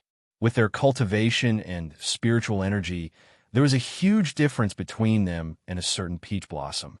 Once they met, it would be a bloody massacre without a doubt now that these people were all trapped in this concealment defensive array. Their aura concealment had been removed, and their defensive powers seemed to be unsatisfactory. As the array formation's aura gradually weakened, Old Man Zhuang couldn't help but frown and look at the array formation Grandmaster. "Grandmaster Mao, why are you panicking?" Mao Yang sneered. She raised her hand, grabbed a random City of Shadows disciple, and slapped him hard on the head. Everyone was dumbfounded. Arbor's group wasn't the only one who was speechless. The disciples of the City of Shadows inside the array were the most frightened. Had Grandmaster Mao Yang gone mad? Does he even know how to differentiate between friend and foe? Was he a traitor that the Crown Prince and Crown Princess of the Divine Land had planted among them? "What are you doing?" Old Man Zhuang said angrily. Of course, he did not believe that Mao Yang would betray the organization. That was simply impossible. No one knew how terrible the consequences of betraying the patriarch would be. "Don't be nervous." Mao Yang's eyes flashed with a maniacal smile. His gloomy face was filled with a strange expression. "Can't you see that I'm trying to strengthen the array formation?" Arbor glanced at the crazy old man and silently took out the mirror of misfortune from his pocket. Chapter 45:07. "Master, what are you doing, Master?" "Master." Zhao Yi was stunned. Zhao Yi's face twitched as he looked at Master Mao Yang, who seemed to have gone mad. This master was too scary. Suddenly, he twisted off a junior brother's head. Immediately, blood flowed like a river within the defensive formation, and the smell of blood filled the air. His junior sister, Mu Xiaoxue, was so frightened that she trembled in his arms. He could feel it, but he could only hug her tightly with both arms. "Don't worry, junior sister. We'll be fine," Zhao Yi whispered to Mu Xiaoxue. Mu Xiaoxue's eyes were filled with fear. She struggled to roll her eyes and used her gaze to signal Zhao Yi to look at the ground. Zhao Yi screamed and quickly ran to the side with Mu Xiaoxue. He looked down and saw that a circular formation had appeared on the ground. Lines of small words were floating in the air. They were stained with blood and suddenly appeared in the formation. "What's that? Holy shit! What kind of demonic array is this? It can even suck people's blood." The disciples of the City of Shadows retreated in horror. They looked at each other with stiff faces and saw the fear in each other's eyes. Mao Yang's actions were too frightening, especially when he tore apart a disciple of the City of Shadows without any explanation. Everyone present was terrified. Just now they had all seen it clearly. When Master Mao tore apart the disciple of the City of Shadows, he did not hesitate at all. It was as if he was not tearing apart a person, but a chicken. Was it a chicken head or a duck head? Everyone sucked in a few breaths of cold air and took a few steps back. Being in the same team as such a crazy person, the sense of crisis was too strong, because you did not know when your teammates would suddenly go crazy and tear your head off from your neck. Arbor looked at them, hiding in a mess inside the defensive formation. He took out the Mirror of Misfortune from his sleeve without saying a word. He held the Mirror of Misfortune in his hand and stared coldly at the disciples of the City of Shadows. At this moment, the defensive formation in front of them began to change. As the blood flowed into the formation diagram on the ground and slowly gathered at the center of the formation base, the entire defensive wall began to gradually thicken. Sure enough, it's just as that old bastard Mao Yang said. He's using human blood to construct and strengthen this concealment and defensive grand formation. If the blood source continued to flow into the formation base, the formation in front of him would soon disappear into the air again. At that time, it would take a lot of effort to make it appear again. Arbor didn't want to waste any more time with these people. The little stoic turned her head to exchange a look with Prince Mo and the venerable Peach Blossom Immortal. Then, she raised her hand and tossed it without any explanation. The pitch-black realm of misfortune suddenly emitted a soft black halo as it floated in the air. Suddenly, it crashed into a corner of the defensive wall and flew in with a whoosh. The disciples of the City of Shadows looked over in confusion. They saw that the bead was so black that it was translucent and glowing. At a glance, they could tell that it was an extraordinary item. He refined the heart of the mystic realm. Mao Yang and Elder Zhuang, who were separated by the defensive wall, had yet to react. When they saw the realm of misfortune break through the wall and smelled the unique aura of a mystic realm, they instantly became enraged, and their eyes turned red with rage. The little stoic casually took out a heart of a mystic realm. What was she doing? Could it be that she wanted to explode this mystic realm in front of them and let the destructive force kill all of them? Chapter 4508. What's this? Several disciples of the City of Shadows were the first to be enveloped by the black light of the Mirror of Misfortune. In an instant, they were sucked in by a powerful and irresistible force. Everyone was so shocked that their jaws almost fell off. Their eyes were as wide as a bull's as they murmured, "It's sucking us in. It's sucking us in. It's sucking us in. It's sucking us in." Yes, it was sucking them in. Among the hundreds of disciples of the City of Shadows, 20 to 30 of them had been sucked into the Mirror of Misfortune. "Elder, Elder, save us, Elder." The elders of the City of Shadows were drenched in cold sweat. They were caught off guard and almost couldn't resist this irresistible suction force. How could they save people in such a situation? One of the elders shouted in a deep voice, "Run! Run? What a joke! Where could they run to?" The black bead had crashed into the defensive wall by itself, but it didn't mean that these disciples could escape from the defensive array set up by Mao Yang. This was like catching a group of turtles in a jar. The disciples of the City of Shadows scurried away like headless flies. Some of the bolder ones drew their swords and slashed at the black bead in the air. Unfortunately, the sword was completely blocked by a terrifying force when it landed on the outer layer of light of the black bead. The disciples couldn't take even half a step forward. Their hands were numb from holding the sword. In less than 3 seconds, they heard a series of clanking sounds, and the long sword broke into pieces and fell to the ground. "Elder, Elder!" the disciple cried out almost at the same time. Unfortunately, before his unpleasant cries could spread, he was sucked into the Mirror of Misfortune. As such, more than half of the unlucky disciples of the City of Shadows had been sucked into the Mirror of Misfortune. The remaining people were all pale. They stuck close to the defensive wall and stared blankly at Master Mao Yang, who was standing in the center of the array base. This master was definitely a person who cheated his teammates. In such a situation, he didn't open the defensive wall to let them escape. Instead, his eyes were red with greed as he stared fixedly at the black bead suspended in the middle. "Aha!" Mao Yang couldn't help but laugh crazily. muttering to himself, "There really is someone in this world who can refine a mystic realm." His malicious eyes looked at Xiao Mu and abruptly locked onto her. Without waiting for him to exert his pressure, Mao Yang felt a heavy force rushing out from the side and dispelling his aura. His eyes were bloodshot, and his gaze gradually shifted to the man beside the little stoic. "Young man, your realm is very unstable." The old man's lips curled into a devilish smile as he sized up Emolien without the slightest scruple. "TSK, TSK, TSK. His triangular eyes that were suffused with a cold glint stared fixedly at Emolien for quite a while, as if he had seen a prey that he was extremely interested in. "Not bad, not bad at all. Young man, there must be some sort of secret in your body. Otherwise, with your age, how could you possibly reach such a level? It's a pity that you're impatient. If you spent 2 or 3 years in seclusion and stabilized your realm, this old man really wouldn't be your match." As for now, Chapter 4509. The old man suddenly removed the defensive wall in front of him and blasted out a dark purple thunderbolt. The thunderbolt roared, and a large area of intertwined thunderbolts covered Emolien's body.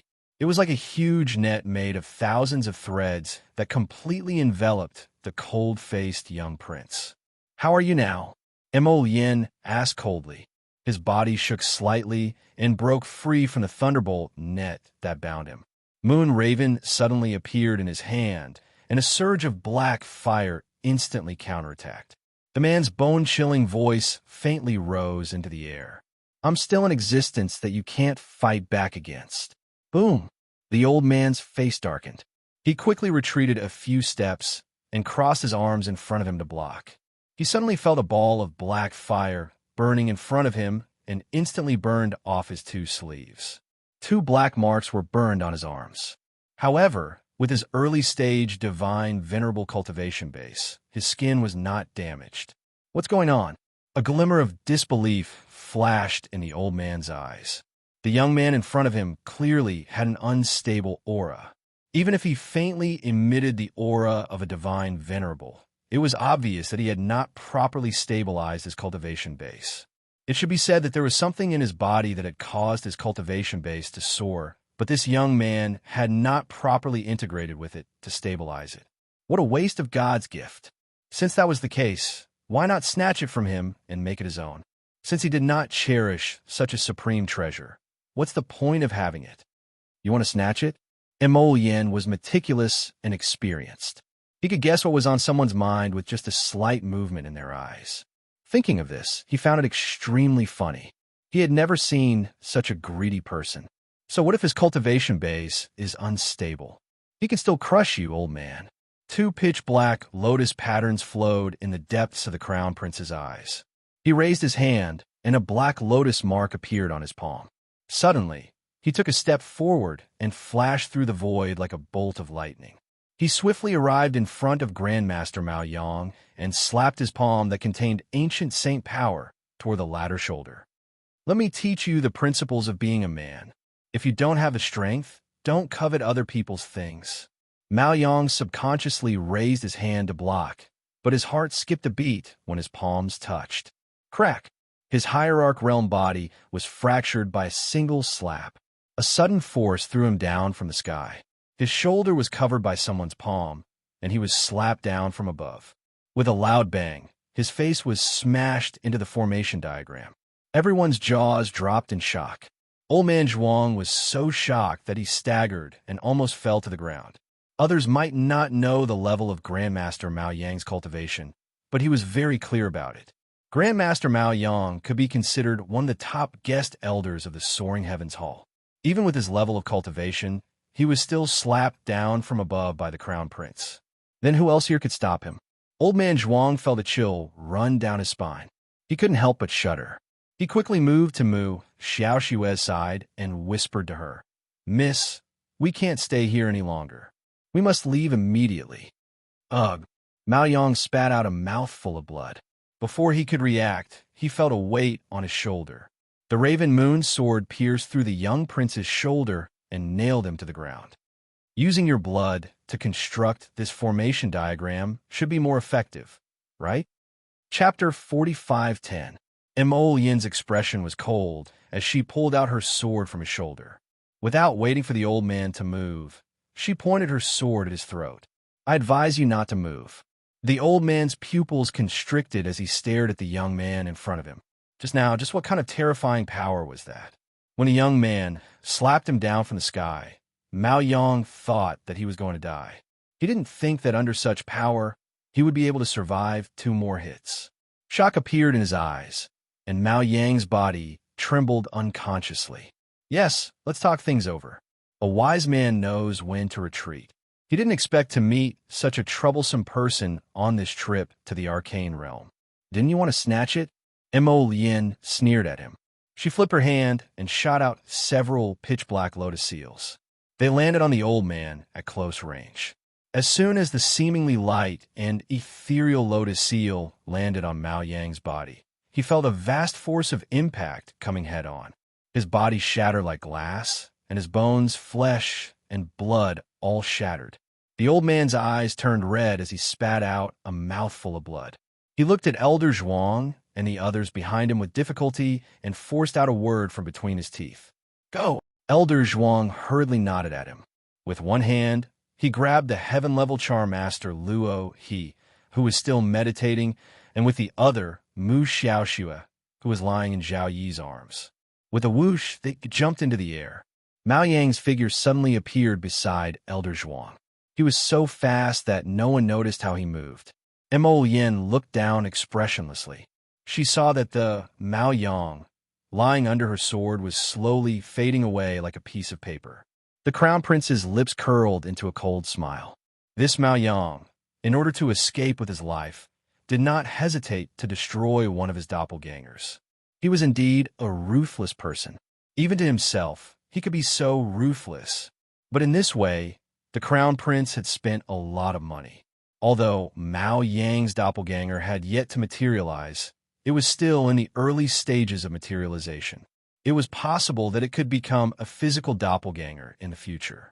But now, because he had to flee for his life, he could only abandon him personally. The old man must be vomiting blood right now. Mo Yin couldn't help but sneer. The old man fled to the center of the array base. Suddenly, he stretched out his arm and smashed it into the array core. Immediately, a violent gust of wind rose, and divine power surged in all directions. It was as if it was going to violently blow this secret realm away. The sand, dust, grass, and trees in front of him all floated up and danced chaotically along with the boundless wind. And Wu Shuang covered her eyes with her hands and squinted. There seemed to be a huge hole in the sky above the secret realm. A stairway to heaven appeared above Elder Zhuang and the others, and they climbed out of the secret realm. Mo Yin's icy gaze locked onto that divine, venerable realm powerhouse. Without saying a word, he took a step in the void and teleported to the side of the crowd. Without hesitation, he stabbed his sword forward. It pierced straight into the old ghost's lower back, causing him to wail like a ghost and howl like a wolf in pain. He waved his sleeve heavily, brushing away Mo Yin's dark moon. His figure immediately disappeared into the stairway talisman. Lin Zhener, her sister, Zhao Yi, Gu Yishuan, Gu Yisin, and the remaining disciples of the City of Shadows screamed in terror as they scrambled to follow the stairway talisman. The venerable peach blossom immortal floated and flew to Mo Yin's side extremely quickly. Chapter 45:11. Reaching out to support his arm, the venerable peach blossom immortal couldn't resist growling with a frown. "You don't want to live anymore?" Mo Yin's figure swayed, and his feet wobbled. "If we don't suppress him in time, we'll probably be in trouble." The venerable peach blossom immortal naturally understood this logic. After entering the transcendent God realm, let alone a major realm, even the suppression of a minor realm was practically insurmountable. Mo Yin's realm seemed to be higher than Mao Yang's, but in reality, Mao Yang, that old geezer, wasn't lying at all. Ever since Mo Yin broke the ancient seal, the crown prince's cultivation advanced too quickly, and his realm was very superficial. If he was willing to enter seclusion for a year or two, That old geezer naturally wouldn't be his match when he appeared again. It wouldn't be an exaggeration to say that the difference between them was like heaven and earth. But now how could Mo Yin be able to calm down? That old geezer had seen through him earlier, so he could only use speed to suppress him, so he might as well use the supreme lotus seal to smack that old geezer down. Sure enough, his actions scared that old geezer to the point of panic. Only by completely subduing him would he have the thought to immediately escape. If he really fought with that old geezer, the longer it dragged on, the more disadvantageous it would be for them. The little stoic ran over with a taut face. She tugged at Mo Yin's sleeve and looked him up and down. "Spit it out." She glowered at him with a sullen face. Mo Yin blinked and was about to say "spit what out" when he felt the little stoic's palm forcefully smack him on the back. He immediately lowered his head and coughed out blood. Arbor's face was taut. He moved extremely quickly and stuck 2 needles into this person's body. Without waiting for him to beg for mercy, he reached out a fair and tender palm and forcefully smacked his lips. The pill in his hand fell into his mouth and melted in his mouth. The venerable peach blossom immortal's eyes twitched, and he looked sympathetically at Prince Mo. "Your wife is going to diss you." "Wife, I've already coughed it out. Can you stop poking me with needles?" The crown prince said aggrievedly. "I didn't do it on purpose, wife. I'll settle accounts with you later." The little stoic's face darkened. She originally wanted to teach this person a lesson. However, the most important thing now was to repair and refine the Fectus secret realm. After all, the Tianji secret realm was broken by that damned old man just now. If it wasn't repaired, the Tianji secret realm would be finished. The power of a hierarch was able to tear open a secret realm. It seemed that only when one reached that height would they know some unknown things. Arbor clenched his fist and summoned the realm of misfortune back. The old man left in a hurry and didn't even bother to snatch the realm of misfortune. Now that this matter was over, she had to think about it carefully. Next time, if he were to meet that stinking old man alone, how would he deal with him? From the looks of it, it was because of her that Mo Yin hadn't gone into seclusion to stabilize her cultivation. How could this go on? She must convince him, roar, to submit, die, to him, get lost, and go into seclusion to cultivate.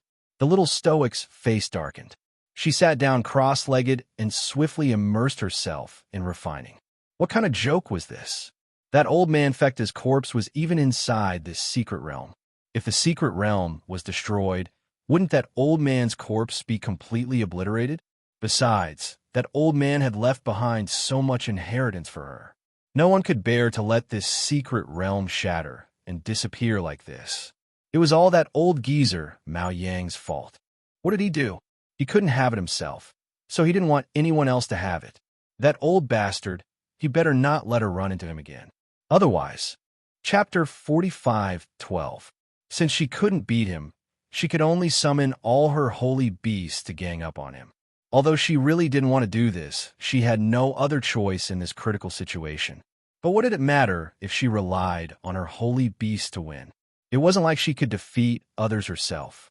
With this thought, her anger towards her husband calmed down a little. She was already such a proud person, let alone her husband who was so proud of his talents. When her husband repeatedly fought with others, he also didn't like to summon Seventh Yin to help. After all, people who had reached his level all had unparalleled pride. Once he fought with the other party, the earth would shake, the mountains would sway, and cities would crumble. Look, he could even destroy a perfectly fine mystic realm. It was truly indescribable. The little stoic sighed and thought, then I'll forgive him this time. Why did she feel so unbearable when she saw his pitiful appearance just now? Tianji's mystic realm was much larger than Senior Xuanji's mystic realm. In addition, she still had to mend that hole, so it took her a whole half a day to perfectly resolve the problem. After everyone came out of the mystic realm, they vigilantly inspected their surroundings. Arbor and the others breathed a sigh of relief when they didn't sense that old man, Mao Yang's aura returning. Hubby, the little stoic finally had time to educate her husband. Prince Mo blinked, looking like he was humbly receiving a lecture. Go on, wife. Hubby is listening. Hubby, next time a situation is critical, can you shout? I'll release Chio and the others. Wouldn't it be easier for everyone to gang up on them? Everyone, although the little lady in front of them looked soft and adorable. They felt like her release Chio and the others probably wasn't anything good. When Prince Amo discovered that his wife didn't continue to berate him, he was so moved that he kept nodding, obeying the little emperor's decree. Okay, I will definitely remember. And it was you who said that we weren't fighting alone. Is it because I'm weak that you always like to jump out alone at critical moments? It's not. And Mo Lien shook his head vigorously and pulled his wife into his arms. It's because hubby wants to protect you. As long as your husband is here, your husband will always stand in front of you. Prince Amo reached out and cupped his wife's small face. He looked in her eyes seriously and said, Jojo, you're really strong. Your husband admits defeat. The little stoic blushed inexplicably. Was this guy possessed by a love spirit? She originally wanted to scold him, but strangely, the words that were about to come out of her mouth were all blocked back. Everyone was speechless. Why was it so sour? Why did he feel so uncomfortable after being fed dog food for no reason? All right. You talk too much. Ming Yasi, who was trying to break up the couple, said with a dark expression, Hurry up and take a look. Those loose cultivators and aristocratic family disciples who entered the secret realm should have already come out. I reckon they'll find us soon. Think of an excuse. What excuses? Dianyu rolled his eyes. Everyone entered the secret realm based on their own abilities and came out based on their own abilities. What explanation do we still need to give them? They're here. They're all here. As they spoke, a clamor came from afar. Arbor and the others looked back and saw that it was the other aristocratic family disciples they had met twice before, as well as some mercenaries and loose cultivators. Arbor elbowed an Wushuang beside him. Princess Wushuang instantly turned into a drama queen. Chapter 45:13. This fellow took a few steps forward and sang her praises. Aya, you're all out too. Is everyone all right? Io, I was so worried. I thought you all died in this lousy mystic realm. Everyone, her words made everyone want to hit her. What did she mean by they all died in the mystic realm? Although they had a very rough start, their luck wasn't too bad after they parted ways with the little stoic Prince Mo and the others, and they didn't encounter any especially great danger. They even killed a few spirit beasts along the way and obtained several top-grade spirit beast cores. Princess Wushuang said sincerely, Everyone is fine. Fortunately, everyone is fine. Sai, how are things on your side? Did you get anything?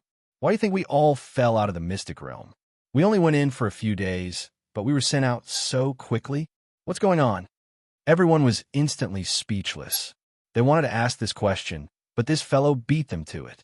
Right, they also wanted to ask the little stoic and the others. What the hell was going on? They were still exploring the mystic realm when they suddenly felt like the sky was spinning and the earth was shaking. Then, they were all sent back to the deserted island. Madame Amo, could it be that everyone also doesn't know what's going on? The little stoic silently stuffed the Fecta heart back in her sleeve and shook her head, her expression even more sincere. I don't know. And Wushuang sighed. Sigh, it's really hard on us. What do you think we should do now? We probably can't enter the mystic realm anymore, right? Wasn't that obvious? The mystic realm directly threw them out, and they couldn't even see the entrance. They couldn't even smell a trace of a divine realm opening. So how could they enter, and where could they go? We're really unlucky. Princess Wushuang sighed even more. We thought we could find one or two fortuitous encounters in the mystic realm, but we didn't find anything after going in. Oh right, did you find any treasures? And Wushuang sighed and said, We were really fooled by that old geezer Hao Guang. Before we came, he promised us again and again that there were treasures everywhere in the mystic realm, and we could see a divine weapon when we stepped on it. In the end, we didn't even find a strand of hair. I originally wanted to find a top-notch crafting cauldron for my big brother. Now that I've returned empty-handed and gained nothing, it's really infuriating. Princess Wushuang's acting skills were so good that people were dumbfounded. If it weren't for the fact that Air Rong and the others had personally witnessed the little stoic, this swindler, pocketing the entire mystic realm, perhaps they really would have believed her nonsense. How's everyone's harvest? And Wushuang hurriedly looked curiously at the group of mercenaries and disciples of aristocratic families. Harvest? Well, just a little bit, a mercenary said naively. I got a high-grade spirit beast crystal core. Princess Wushuang immediately showed an exaggerated expression. What? You guys even encountered spirit beasts? We thought there weren't any spirit beasts in this secret realm. Sai, this is too unfair. Why haven't we seen a single one of those spirit beasts? Did you really get a spirit beast core?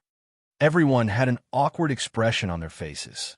That mercenary said meekly in a low voice, Miss, it's probably because your group is filled with the aura of a strong person. As long as it's not a blind spirit beast, it probably won't approach you guys. Chapter 45:14. Oh, is that so? And Wushuang blinked and reluctantly accepted this warrior's explanation.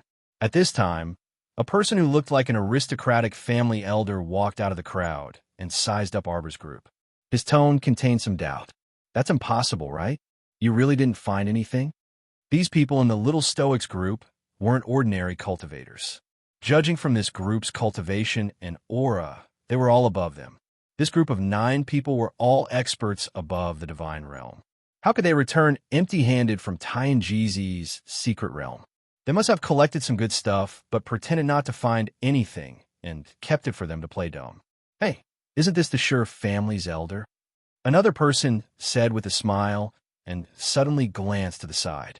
They saw a fair-skinned, hedonistic young man retreat a few steps from the Sure family's elder and shrink into the crowd without a word. Hey, isn't this the Sure family's 3rd young master? Little young Master Sure Jinbao? That person shouted as if he wanted to see the world plunged into chaos. Young Master Sure, why are you hiding? Sure Jinbao's neck stiffened, and he shrank back into the crowd reflexively. His fair face was filled with suspicious terror as he muttered, It's not my fault, it's not my fault. 5th elder courted death himself. You can't blame me.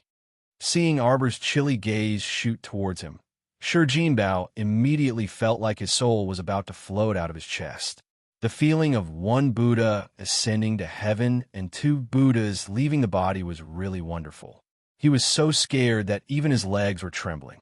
He suddenly yelled at Arbor and repeatedly waved his hands. Don't hit me, don't hit me. I didn't do anything. I didn't say those words either.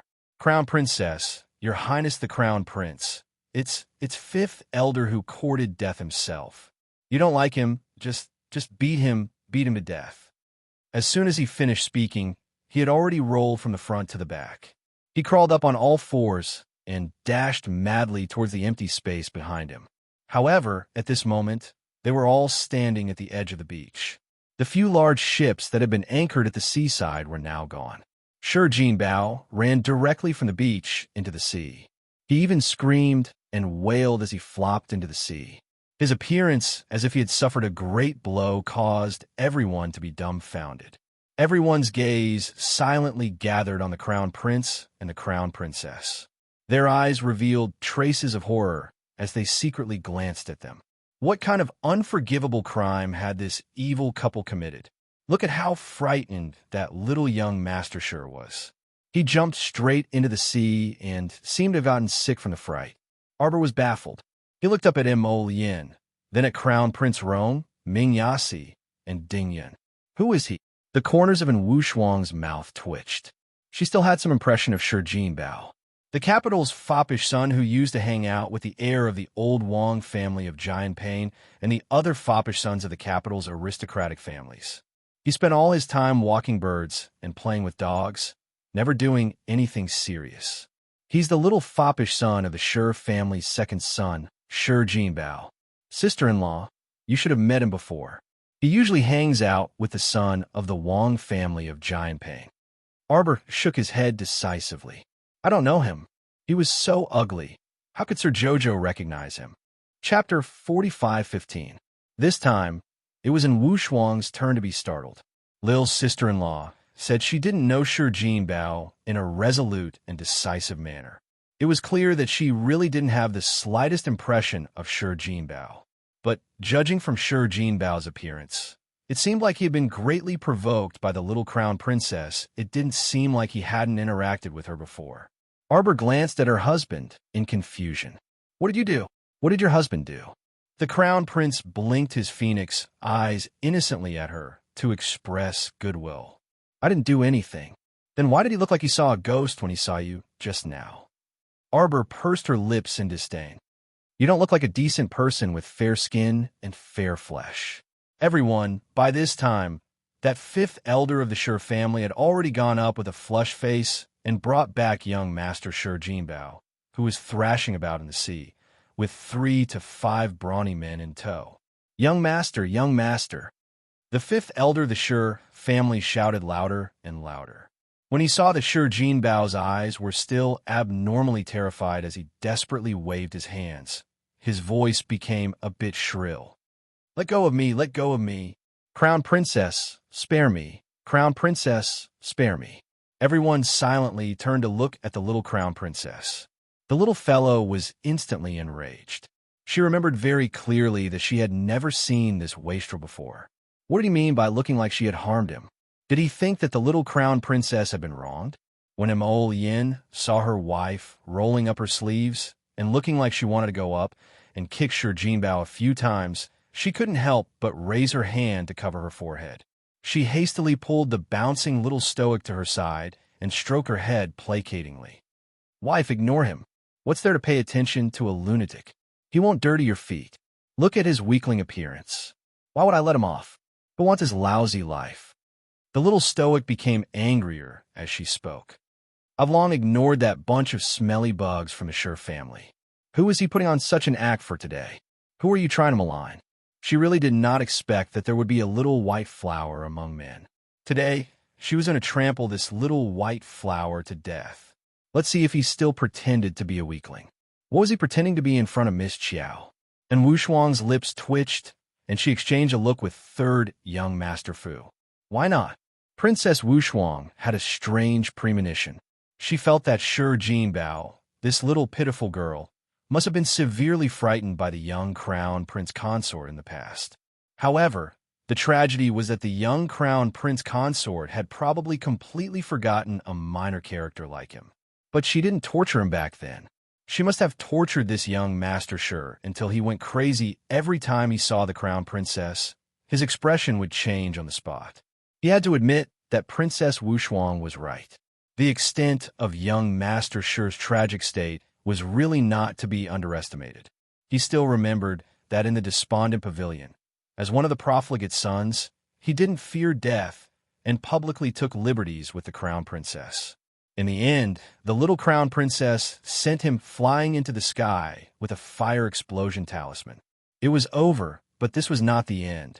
It was only later that he found out that being blown up by the crown princess might not even be considered a big deal. The most frightening thing was that His Highness the Crown Prince ordered people to pack him up overnight and send him directly to a brothel, making him enjoy the life of a prostitute for 3 months. After he was released, young Master Sure could be said to have been completely crippled. Later on, whenever he saw a slightly stronger woman, he would uncontrollably shudder and scurry away like a rat. How could he still cause trouble for others? Chapter 45:16. One could only imagine how traumatized this incident was for little young Master Sure. Sure Jinbao had already noticed the presence of the crown prince and the crown princess at the entrance of the mystic realm. He had been hiding himself well in the crowd, trying his best not to show his face or make a sound in front of them.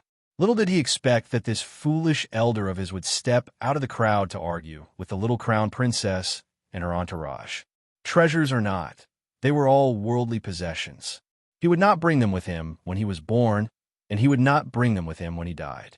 Right now, he only wanted to preserve his little life. Little young master, young master. Fifth elder was so angry that he could not care less about seniority. He slapped the back of Sure Jinbao's head to wake him up. Sure Jinbao shuddered from head to toe. When he noticed Crown Prince Mo's oppressive gaze, he seemed to have realized something and retreated a dozen steps. He shouted repeatedly, "I'll scram right now, scram right now. What are you all waiting for? Cut the crap and go back, go back." Shi Jinbao punched the fifth patriarch's shoulder and roared at the few Shi clan disciples. He kicked them into the back of the crowd. Mo Yin held onto Arbor. Otherwise, she would have gone up and kicked this crazy young master a few times. Was he a fucking retard? Sir Jojo did not have the time to bicker with him. Besides, was she that scary? He was so scared by her that he jumped into the sea. What was wrong with him? Second Sect Master. Second Sect Master. Hao Guang's excited voice came from behind.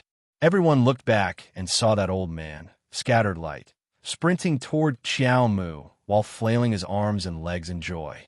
Just as he was about to pull her arm, Mo Yin, who was standing to the side, blocked him with one arm. The old man was not happy. He glared at Mo Yin and shouted, "Second Sect Master, it's great that you're fine. Your safe return is better than anything else. Second Sect Master, how are you? We're all fine. Those brats are in the karst cave, meditating and practicing qi every day. What can happen to them?" However, not long after you left, many old and weak women and children came to the island. I thought their ragged clothes were rather pitiful to wander about for so many days without a fixed abode, so I let them all stay. Since there are so many people on this deserted island, adding a few more people won't be a big problem. Oh, Arbor mercilessly ended the conversation. Scattered light. What was wrong with the second-generation sect leader? Didn't he spend a lot of effort to say such a long sentence? Why did he just reply with an O? Now that this matter is settled, I plan to settle the soldiers of the 3 prefectures here for the time being. Arbor nodded in satisfaction as he sensed the divine aura coming from all around him. Although this is just a deserted island, I feel that the divine power is quite dense. It's really not bad to use it as a training ground. That's good. There's a large open space behind the snow mountain. When the time comes, they can build houses and tents if they want. Let the group of soldiers make their own nest. Arbor nodded slightly. By the way, those people you mentioned, where are you going to settle them now? Whoosh whoosh. A few air-piercing sounds suddenly passed by. One of the arrows immediately pierced through the arm of an itinerant cultivator, causing half a howl. Mo Yin turned to look and saw a large number of murlocs crawling out of the sea. It's already 4 o'clock today. I'm having a headache. Chapter 45:17. Arbor's eyes immediately darkened, and his gaze locked onto the large group of mermen that swam ashore. These guys were all dressed in the same uniform. They were all wearing thin black armor woven from merman silk and carrying a long, large bow on their backs. In Arbor's eyes, they were no different from a large group of zombies that crawled ashore. He felt an inexplicable sense of panic. Swoosh, swoosh, swoosh. Arrows continuously shot toward the crowd. The leading merman had brownish-yellow eyes, and his roar shook the sky. Quick, bring them out immediately. Kill anyone who resists. Princess Wushuang frowned. It seems like these mermen aren't here for us. Arbor stared at them coldly. Regardless of why they are here, they can go to hell for daring to shoot arrows at this crown princess. Second faction master, do you want to throw the godly powerballs? Mi Guang suddenly took out a storage bag from his pocket and poured out a dozen godly powerballs, stuffing them all at Arbor. Throw them, second faction master. Everyone. Senior Mi Guang really spared no effort to lead their second faction master down the crooked path of the fiery little stoic. If it doesn't work, we'll drop spirit artifacts. Mi Guang looked at his little faction master expectantly. Don't panic, second faction master. There are too many things that can be dropped. Just drop whatever you want. Arbor glanced at him and stared at him with his pitch-black eyes for a moment. He silently took a handful of godly powerballs that the old man presented.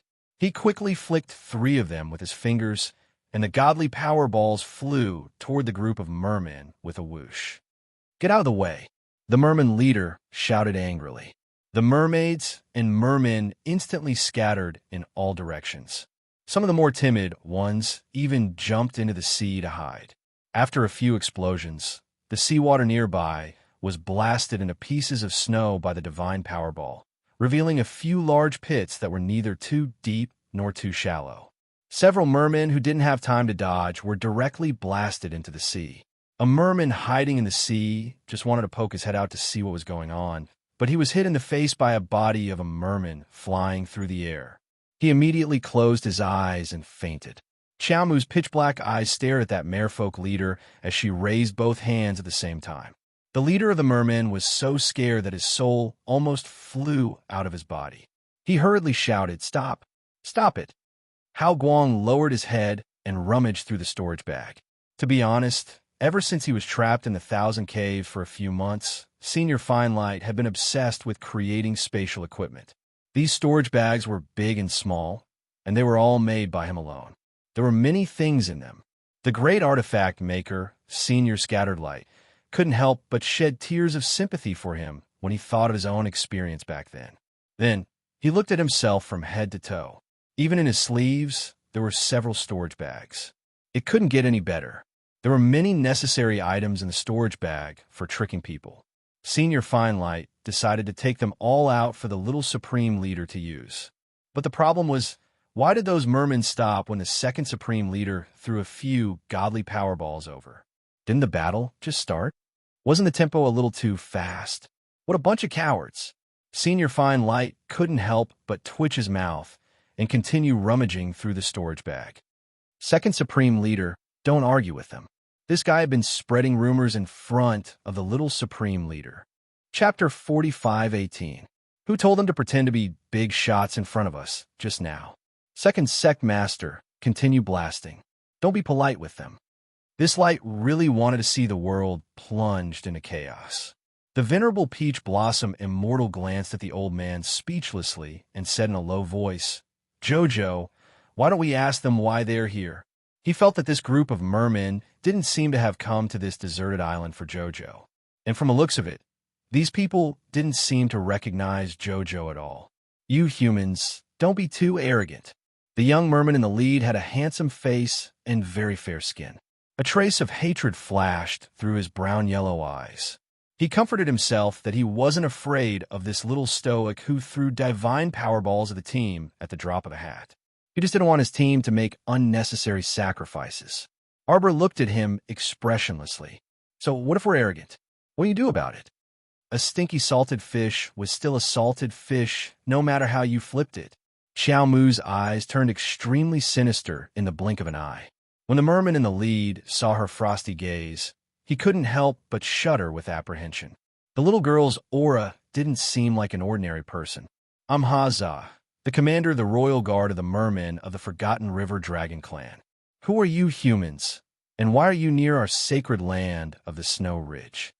"The sacred land of the Snow Ridge belongs to your family?" And Wu Shuang retorted exasperatedly. "We come and go as we please. What does it have to do with you?" Commander Haza glanced coldly at Wu Shuang. He gripped the large bow in his hand and said, "If you're guests of the Forgotten River, then please move to the Forgotten River clan's territory and register." Otherwise, Arbor didn't wait for him to finish speaking and threw out several divine powerballs with her left hand. The surrounding itinerant cultivators, mercenaries, and aristocratic family disciples couldn't help but feel heartache. They thought, "Why don't you let this guy finish speaking first? We have to see if there's a chance to reconcile with them. There's no explanation now, and you're just blindly throwing divine powerballs. These aren't ordinary mystic powerballs. These are priceless divine powerballs. It was such a waste of resources. You simply don't know how to cherish it." Arbor didn't understand why the people around him looked so heartbroken, as if the sky was falling. Wasn't everything fine now? The situation was already under her control. The group of fishmen were repeatedly bombarded by the divine powerballs. They only dared to hide in the sea and did not dare to approach the shore. Why were they panicking? Mo Yin couldn't help but twitch her mouth. He silently admired the expression on his wife's face. He didn't even need to guess to know what the little fellow was thinking. She must be very speechless, thinking in her heart, "Why are you panicking? I didn't even panic when I turned the tide. You guys are just hiding behind me, enjoying the scenery. What are you guys panicking for?" When that group of fishmen charged forward, this Xiao would be in front of them to block them. He had no sense of responsibility at all. Did he even look like a mercenary? Did he even look like a man? You're simply throwing away the face of your parents. If I were your parents, I would use my shoe to whip you useless things to death. A bunch of weaklings, cowards, treasures, you guys are too weak. Arbor said expressionlessly. Such a small scene made you guys look like you're about to collapse. You're not manly at all. The itinerant cultivators and mercenaries were dumbfounded. Chapter 45:19. The venerable peach blossom immortal winked mockingly at Prince Mo. Look, my Jojo is making fun of me again. Prince Mo threw him an expressionless emoji.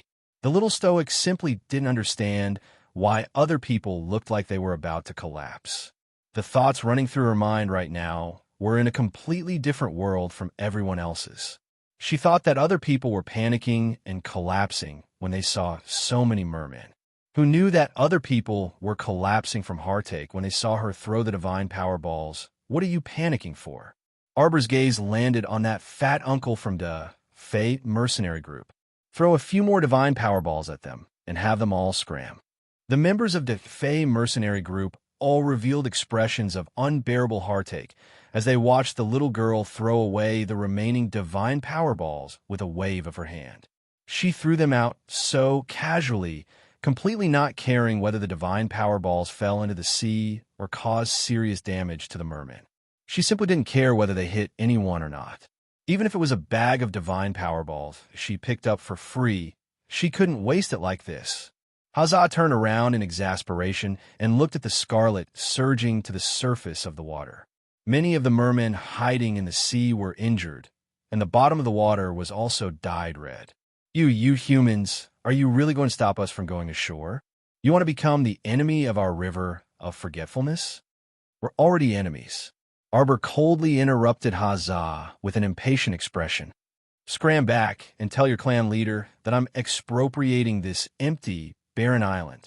Since the River of Forgetfulness Dragon Clan dares to trespass on this island, don't blame me for ruthlessly slaughtering you. Huzzah's face flushed red, as though he was very dissatisfied with Arbor's wanton and icy attitude. Who are you? Why are you so hostile to our River of Forgetfulness Merman clan? What a hothead. Arbor glanced at him coldly, and a bough made from twining wooden vines suddenly formed in his hand. A jade-green arrowhead abruptly appeared and coldly aimed at the other party. Huzzah! Huzzah's entire body trembled slightly, and he couldn't understand why a trace of panic would emerge in his heart. Suddenly, he shouted, I am. It was the royal guard. Huzzah! What are you trying to do? You? What's wrong with you? Leader! The mermen who poked their heads out of the water all opened their eyes wide and roared in horror. Why aren't you running? Young Master Ding glanced at Huzzah with a faint smile. If you don't run now, you won't have a chance. Huzzah suddenly put down his pride and dignity and plunged into the sea. At the same time, Arbor released a wood spirit arrow, which pierced through the air and shot toward where Huzzah was standing. The arrowhead flew so fast that everyone could only see a dark green afterimage fly past their eyes. In an instant, it fell into the sea with a swoosh sound. Bang! A huge splash of water splashed out as divine power shot out in all directions. A stream of water spirit was smashed into fine powder, splashing onto the fleeing mermaids and mermen. Blood-curdling screams came from all directions. Even though the group of mermen had already applied defensive artifacts on their bodies, they still felt pain all over their bodies from being smashed by the pearl-like water spirit. All the places that were hit by the water splashes were red and swollen at this moment. Little red dots appeared all over his body from the splashes of the water splashes, one after another. It was too fucking painful. Chapter 45:20. The mermen flopped about in the water, calling out to their leader Huzzah. Several timid mermen clutched their heads and scurried away like rats, howling miserably. Arbor put down the wood spirit bough in her hand, dispersing it into bits of divine power before finally gathering it back into her body. The little stoic pursed her lips tightly as she gazed coldly at the scattered mermen in front of her. Useless. Huzzah crawled out of the water with great difficulty and heard the little stoic's extremely emotionless, arrogant, and rude words. He was so angry that his lungs were about to explode. He then looked down at his outer robe that was so tattered it looked like a beggar's outfit, and he was instantly enraged. Look at the good deed this stoic face did. He, the dignified commander of the Wong family's guards, was actually beaten into a drowning dog. This girl was truly, truly indescribable. Commander, I see them. They're the remnants of Long Xinghua's group. A merman suddenly shouted in his ear. His voice was so loud that Hazza couldn't help but furrow his brows. What were you shouting for? He wasn't blind, so he naturally saw Long Xinghua's group walking toward the beach with a handsome man and a beautiful woman. Xiao Moon naturally saw them as well, and she was momentarily taken aback. She felt that the old mermaid who was walking towards her seemed to have a familiar appearance. Before Arbor could take a closer look, she heard a soft call of sister. A small figure dashed in front of her and bumped into her arms. Prince Amos swiftly picked up that pitch-black little thing. Resisting the urge to throw it away, he lowered his head to look at the child in his arms. At the age of 8, the child's original appearance couldn't be discerned from his pitch-black little face. Only his eyes were very bright. When he looked at him, his eyes were still glaring fiercely, as if he was very dissatisfied. This uncle who had jumped out of nowhere actually picked him up. Go away, go away. The child kicked his 2 short legs and struggled with all his might before opening his arms in Arbor's direction. Sister, sister.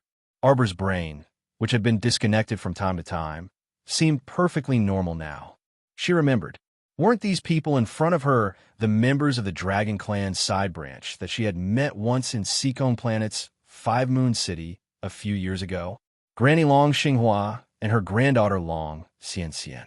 Back then, she had just walked out of her seclusion, left the Holy Water Sect, and went down the mountain to 5 Moon City. Coincidentally, 5 Moon City's Great Migration happened. Then, he encountered Yung, He's dog slave, who used his power to bully others and captured a group of merfolk. She was attracted by Long Xianxian's eyes and couldn't help but lend a hand. She, who rarely meddled in other people's business, had always been very puzzled as to why she always wanted to meddle in other people's business. But it turned out that everything was intertwined. Back then, when she saw the holy water for the first time, it was attracted to the mermaid pearl in her body. As for Long Xianxian, this little girl, she had always felt that she was very close to her. For no reason, she wanted to get close to her. She was probably attracted by the 10,000-year mermaid pearl in her body. Arbor lowered her eyes, her expression almost cold. She had already fallen out with the merfolk, so she didn't know how she should face them. Sister. The little girl Long Xianxian was about to cry.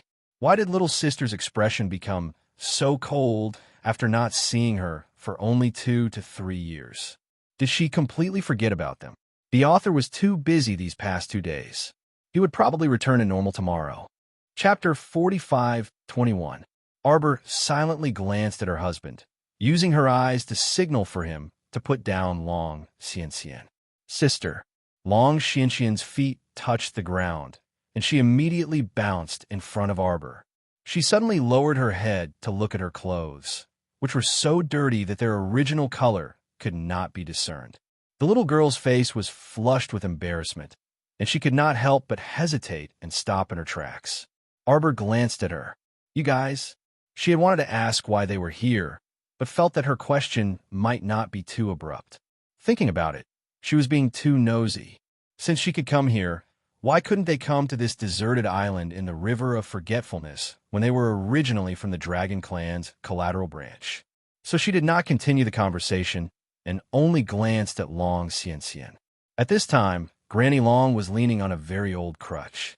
Her body was trembling as she walked forward. She bowed to Arbor. I did not expect to see my little benefactor here. This old one greets you. Arbor shook her head. Small things in the past are not worth mentioning. Granny, you are too polite. No need for formalities. A sincere smile appeared on Long Xinghua's wrinkled old face. Little benefactor, you are too modest. Arbor turned to look at Hazza and the others in the sea, and her gaze once again fell on Long Xinghua's group. She asked hesitantly, They are here to find you? So the commander of the Wong family's guards really was not here to find trouble with her, Arbor. A trace of anger flashed across Long Xinghua's eyes, and she nodded heavily. We have caused trouble for our little benefactor again. Arbor shook her head slightly. It's no trouble. They're just some flies. I could just swat them to death. Everyone. She was naturally like this. If others spoke to her politely, she would naturally be polite. If they were to jump up and down at her from the start, her attitude would be 10,000 times worse. At this moment, Hazza had already climbed out of the sea with his men, and water droplets hung on his mermaid silk leather armor. Hazza and the others looked furious.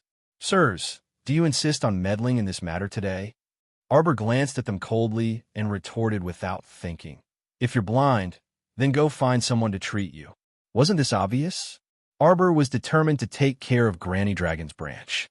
Could it be that she was afraid of this bunch of bastards in front of her? Hazza clenched his fists and roared. These people were exiled to the Lower Star domain by our forgotten River Dragon clan. Now, they actually dared to sneak back into the River of Forgetfulness. They are going against the will of our clan leader. Go back and tell Long Qian that Granny Long's team will be staying with us on this deserted island. We have the final say on when to leave. Arbor coldly interrupted Hazza's words with an indifferent expression. Also, tell her not to provoke me. My patience with the forgotten River Dragon clan has run out. If you want to die, then come. Don't expect me to show you any mercy. Benevolence? Hazza glared at the little stoic girl in front of him as if he had heard a joke. How was she benevolent? There were so many guards in the Wong family. A large number of them were injured, and a large number of them had fallen. Now, every one of them was more or less injured. Was this still considered benevolent? Are you sure you're not joking? Hazza glared at Arbor for a few seconds with a furious expression. After a while, he said, Just you wait. Chapter 45:22. Arbor raised his leg and kicked Hazza's right leg. The latter staggered a few steps forward and almost fell into the sea again. Hazza stumbled to the shore and didn't dare to look back.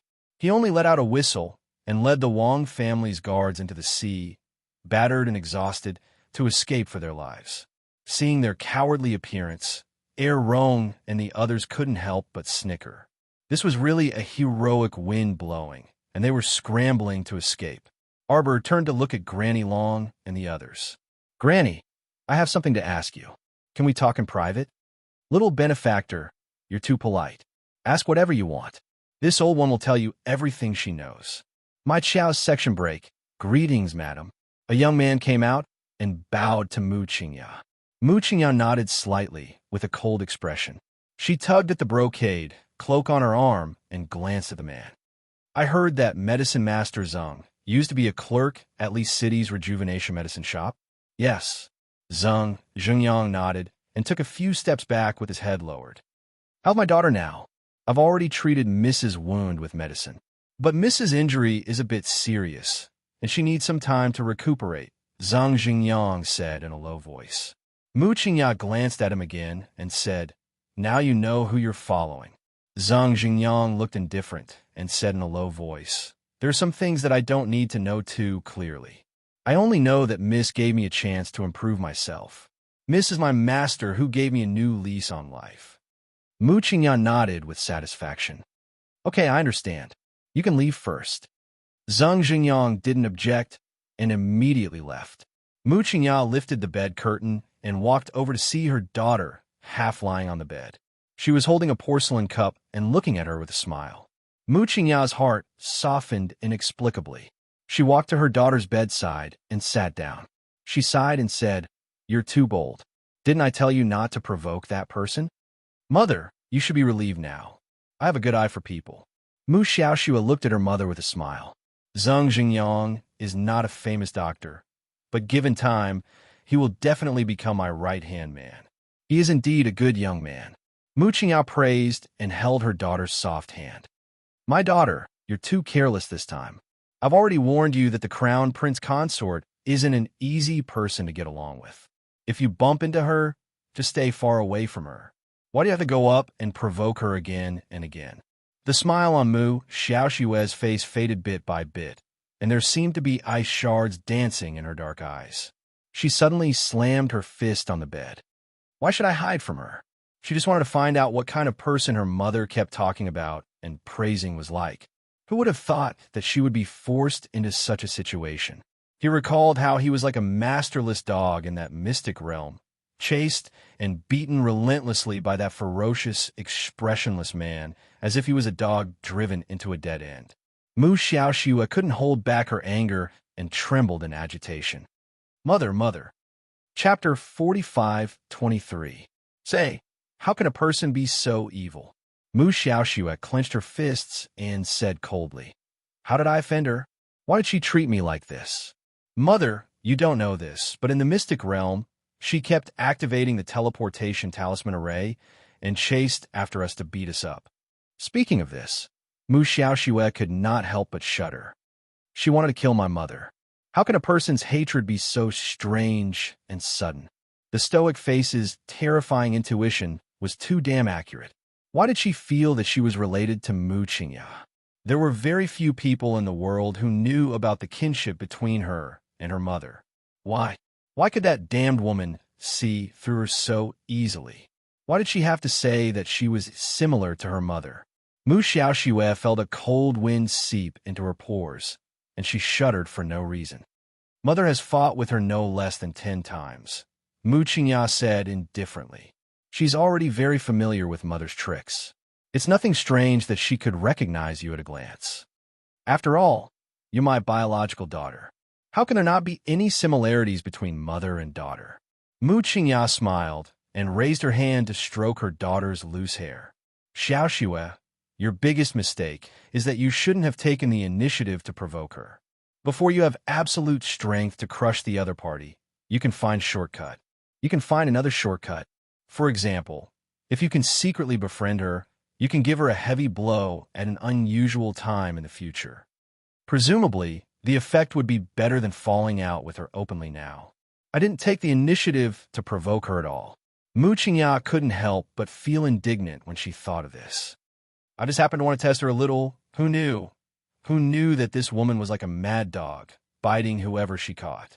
She simply hated this woman to death. She made her realize that under the absolute suppression of strength, she was as insignificant as a speck of dust in front of that person. Even if she died, she wouldn't be able to shake the world in the slightest. How could she be so insignificant and not have the slightest ability to retaliate? Mother, I want to become stronger. I don't want to be like this anymore, Mu Xiaoxue said angrily as she slammed the cotton cushion beneath her. Xiaoxue, what are you talking about? Mother, I know. You have a way to make me stronger. As soon as Mu Xiaoxue said this, Mu Qingya's face turned pale. Didn't I tell you not to mention this again? Mu Qingya's gentle expression changed, and she reprimanded him sternly. Why won't you listen to your mother? Mother. Mu Xiaoxue gritted her teeth and clenched her fists. But I've had enough. I've had enough of being suppressed all the time. I'm not a stupid person. I just don't have enough talent. If I had talent like Xiao Mu's, I could have become a very outstanding cultivator long ago. Maybe they've already surpassed Arbor by now. Mu Qingya's body stiffened and her face turned pale. Xiaoxue, are you blaming your mother for not giving you a better innate condition than others? Mu Xiaoxue immediately realized that she had said something wrong. She quickly grabbed her mother's hand and whispered, Mother, that's not what I meant. Don't think too much. Chapter 45:24.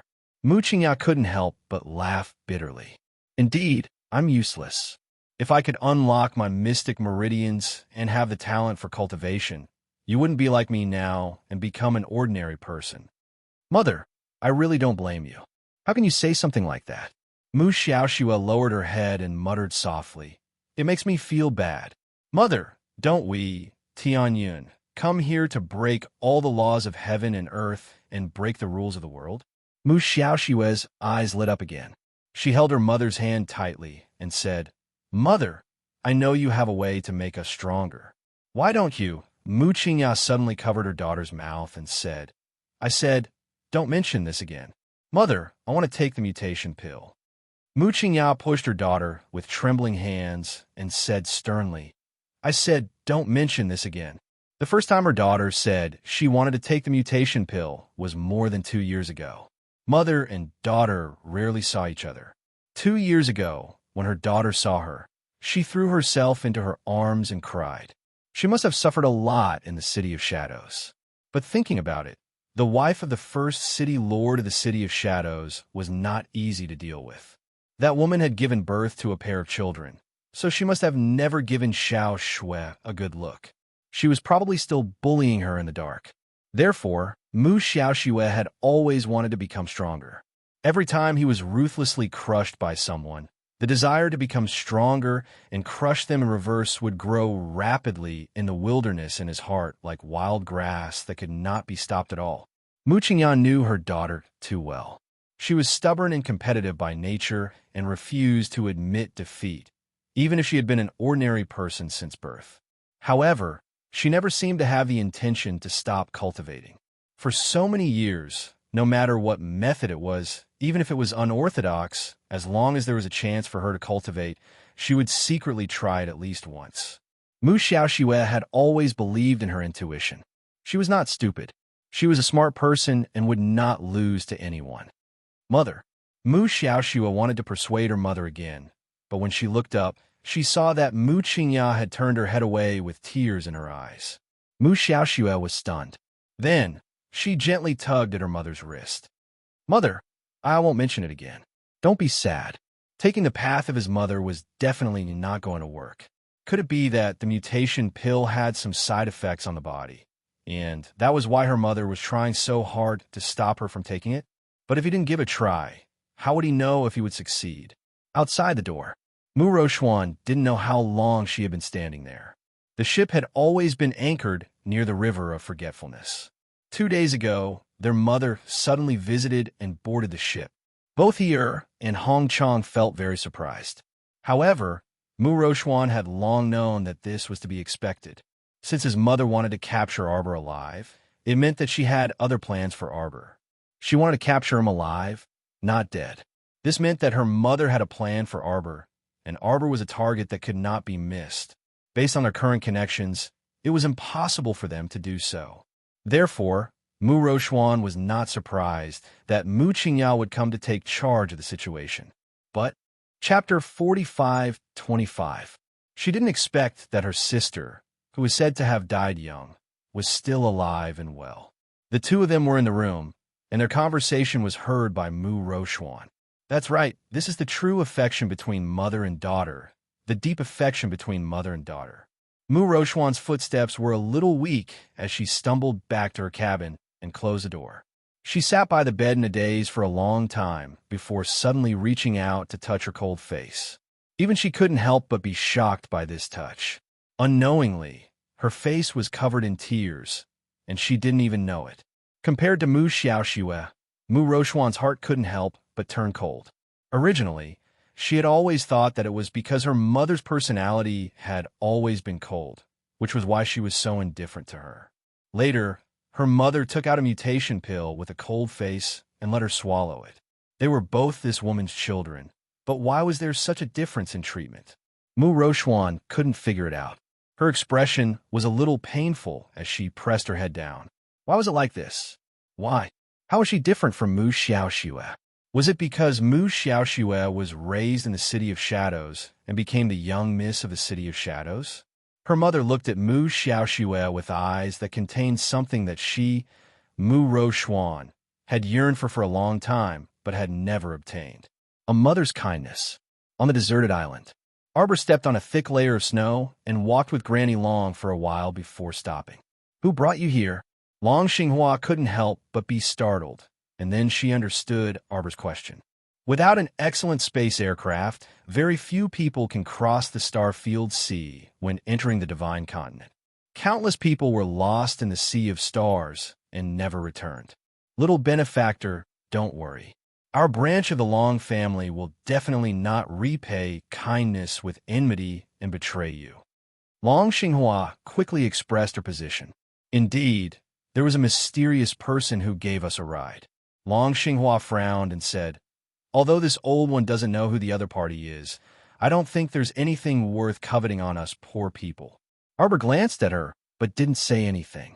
Long Xinghua smiled bitterly. If you don't trust us, then we can leave. We can leave. Arbor waved at her. There's no need for that. I'm just asking casually. Granny, you don't have to take it to heart, Arbor said indifferently. Long Xinghua sighed and revealed a bitter smile. Back then, we were exiled to the lower star field to live.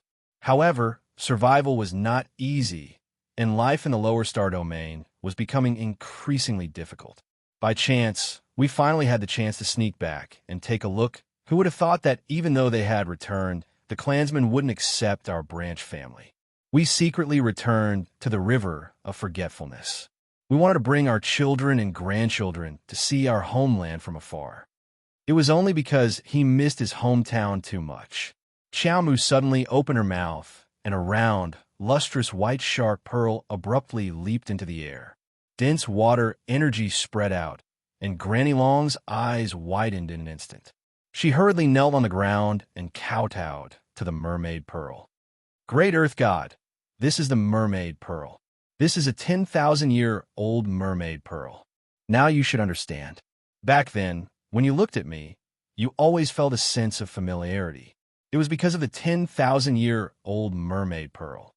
Now, please tell me, what use does the 10,000-year-old mermaid pearl have for you? Wake up and catch up on the latest chapters. Chapter 45-26. To be more precise, she was wondering what this millennium-old mermaid pearl could do to the merman. After thinking about it, she knew that it would definitely be useful. Otherwise, Long Qian wouldn't have insisted on giving it to her. For this pearl, Long Qian was willing to do anything to shed all pretense of cordiality with her. She was even willing to throw away her identity as her grandmother. What else was there that she couldn't throw away? Xiao Mu was well aware that to her, Long Qian was merely a clan leader of the Merfolk clan. Long Qian could be cold-blooded and serious when dealing with anyone, but she would never hold her granddaughter's hand and become her kind grandmother with a smile on her face. What I don't understand is why she wants this pearl so badly. Arbor said calmly, I have a feeling that she isn't like Bai Ningxuang, who is doing this out of selfishness. You are an elder of the mermen. Granny, do you know the reason? Long Xinghua nodded. I know. Little benefactor, you might not know that the millennium-old mermaid pearl is something that is hard to come by. Now, it would be an exaggeration to say that only 1 in 10,000 mermen is able to produce a mermaid pearl. Most of the mermen wouldn't be able to produce a mermaid pearl that is more than 1,000 years old. After all, there is a limit to their lifespan. Arbor nodded and looked at the elder in front of her. She was no longer young. In fact, compared to 2 years ago, she was much older. Everyone would grow old, including these mermen. Time was generally fair to any race. Arbor lowered her eyes and said softly, So, this millennium-old mermaid pearl, it was passed down from the ancient times. It was nurtured and maintained by many generations of merman ancestors. It is the origin of the merman, and it is also known as the origin pearl. It had such an extraordinary origin. No wonder Long Qian and the others were so passionate when they saw this millennium-old mermaid pearl. Arbor swallowed the pearl and looked at the elder calmly, waiting for her to continue. The baptism of the mermaid pearl is extremely powerful. Not only will our clansmen who have been baptized by the mermaid pearls gain the power to transform freely, all mermen who have been bathed in the light of the mermaid pearls will reach a new level in their cultivation. In other words, it can at least guarantee the advancement of a major realm. All? Long Xinghua nodded. Yes, everything. You've been with the merfolk for so long, you should have noticed. The mermen of this generation can be said to be almost useless in water when they are in human form. They can only roam freely in the sea after transforming into their merman form. This only means one thing. The power of the Jiao Pearl's baptism is already starting to fade. They need to bathe in the light of the mermaid pearl again. If the baptism is not carried out in time, it will be extremely detrimental to the future development of the merfolk race. It might even affect the growth of the next generation. For example, newborn mermaids might not be able to transform into human form. Or perhaps the talent of each generation will decline, and each generation will be worse than the last. Under such circumstances, the merfolk race has no future. The patriarch will naturally be anxious. Can the seal on the mermaid pearl only be completely unsealed when I'm 16 years old? Arbor asked coldly. She thought that she should know the reason now. Why did Long Qian, who had not cared about her for so many years, suddenly want her to return to the river of forgetfulness? Chapter 45:27. Long Xinghua was stunned and shook her head. I can't be sure about that. I have never heard of the mermaid pearl being sealed in a person's body, and it takes 16 years to open. Furthermore, the woman looked at Arbor with hesitation. The battle at the River of Forgetfulness caused the mermen to suffer heavy losses. The young master, Long Qiyu, was severely injured. The mermen have been hiding in the River of Forgetfulness for 10 years. Perhaps the patriarch didn't forget about our little benefactor. Do you believe it? Huh? Granny Long was stunned. Xiao Mu gazed at Long Xinghua gravely. Do you believe your own explanation? I didn't know that our little benefactor had a relationship with the dragon family of forgetfulness. Long Chuyun is my mother. Long Xinghua was completely shocked. Her eyes widened, and her hands trembled as she held onto her cane. You are the daughter of the young mistress? The daughter of the young mistress of the dragon family of forgetfulness was exiled to the lower star field. What was the reason? What was going on? Long Xinghua held onto her cane and took a few shaky steps forward. Little benefactor, I fought my way out of the river of forgetfulness and fell out with the patriarch of the mermen, Arbor said with a cold gaze. But if our little benefactor is the daughter of the young mistress, then shouldn't the patriarch be your grandfather? Arbor slowly walked towards a protruding rock. With a light tap, he floated up. Perhaps it's not that the seal can only be opened after 16 years. Perhaps the dragon family of forgetfulness has a special method to detect the movement of the pearl. Long Xinghua couldn't keep up with the young lady's thoughts, but she nodded subconsciously. That's possible. As the seal of the mermaid's pearl slowly loosened in my body, Long Qian must have noticed it. That's why she was so anxious to summon me back to the river of forgetfulness. The mermaid pearl can only be taken out of my body after the seal is broken. From the very beginning, all these people wanted was this 10,000-year-old shark pearl. Mu Qingyao was the same. Arbor did not know where Mu Qingyao got this information from. To think that Mu Qingyao guessed that the 10,000-year-old Jiao pearl was in her body in her previous life. The funniest thing in the world was that in her previous life, she didn't even understand what was going on until she died. In Xiao Chen's previous life, the seal on this 10,000-year-old mermaid pearl had not been completely broken. That was why the forgetful River Dragon clan had never looked for her even after her death. This was because Long Qian didn't sense the aura of the mermaid pearl being unsealed until the day she died in her previous life. At that time, she was simply too insignificant. Her existence was so weak that no one would notice it. Her grandmother had never appeared by her side from the beginning to the end. Was it because he was weak? Therefore, there was no need to bring it back. She felt that her speculation this time should be the complete truth. Perhaps it was because the mermaid pearl was useless before the seal was broken that Mu Qingyao locked it up. He wanted to help her by studying her conscious in order to further understand the secrets hidden in her body. He would lock her up and control her life. When the time came, he would be able to cut her open without any hindrance. Arbor suddenly smiled. She suddenly realized that perhaps from her previous life until now, her grandmother's family had never thought of looking for her. Chapter 45:28. Long Xinghua looked back at Arbor and suddenly said, Little miss, maybe you misunderstood. The clan leader she definitely doesn't know. If she knew that you had the 10,000-year-old mermaid pearl in your body, she would definitely go to the lower star region to find you and bring you back. Long Xinghua suddenly didn't know what to say to comfort her. She felt like she was saying that the clan leader would definitely bring you back to the river of forgetfulness for the sake of the mermaid pearl. You're right. She doesn't know at all. Maybe she doesn't even want to know about my existence. She recently sensed that the mermaid pearl's power was about to break through the seal, so she sent someone to contact me.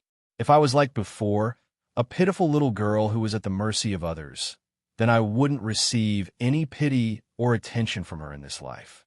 The most interesting thing is that I really died in my previous life. I died without a corpse, and I didn't even know about my background. No, no. Long Xinghua stuttered and still wanted to comfort her. You're the clan leader's granddaughter after all. If she knew that you were in the Lower Star region, of course she doesn't know. Arbor interrupted Long Xinghua's words. Because the 10,000-year-old mermaid pearl in my body was sealed by my mother. From the beginning to the end, the Dragon Clan leader only had her eyes on the mermaid pearl. She didn't care about my life or death. She also didn't care about my mother's life or death. So, when she received the news of my mother's death back then, she probably only said, "Oh, dead? Haha, what a rebellious daughter." She didn't even want to hand over the 10,000-year-old mermaid pearl before she died. She even gave me such a headache after she died. Guess how many people she sent out to find the mermaid pearl's whereabouts after so many years? Arbor suddenly laughed maniacally. Isn't it funny? Isn't it funny? My mother and I combined can't even compare to one 10,000-year-old mermaid pearl. Little Mississippi, Long Xinghua's eyes reddened as she trembled and took a few steps forward. Before this, I still had a little hope. After this, there's nothing. I don't know how my mother felt when she sealed the 10,000-year-old shark pearl in my body. I don't know how she felt, waiting for death in that secret realm all by herself. But you know what? Every time I think of this, my heart aches unbearably and my tears wet my face. This is the 10,000-year shark pearl. It's a memento that my mother left me. Xiao Mu turned to look at Long Xinghua and said softly, "I won't return it. If they want to snatch it, I'd rather destroy it than give it to them. It doesn't matter who comes."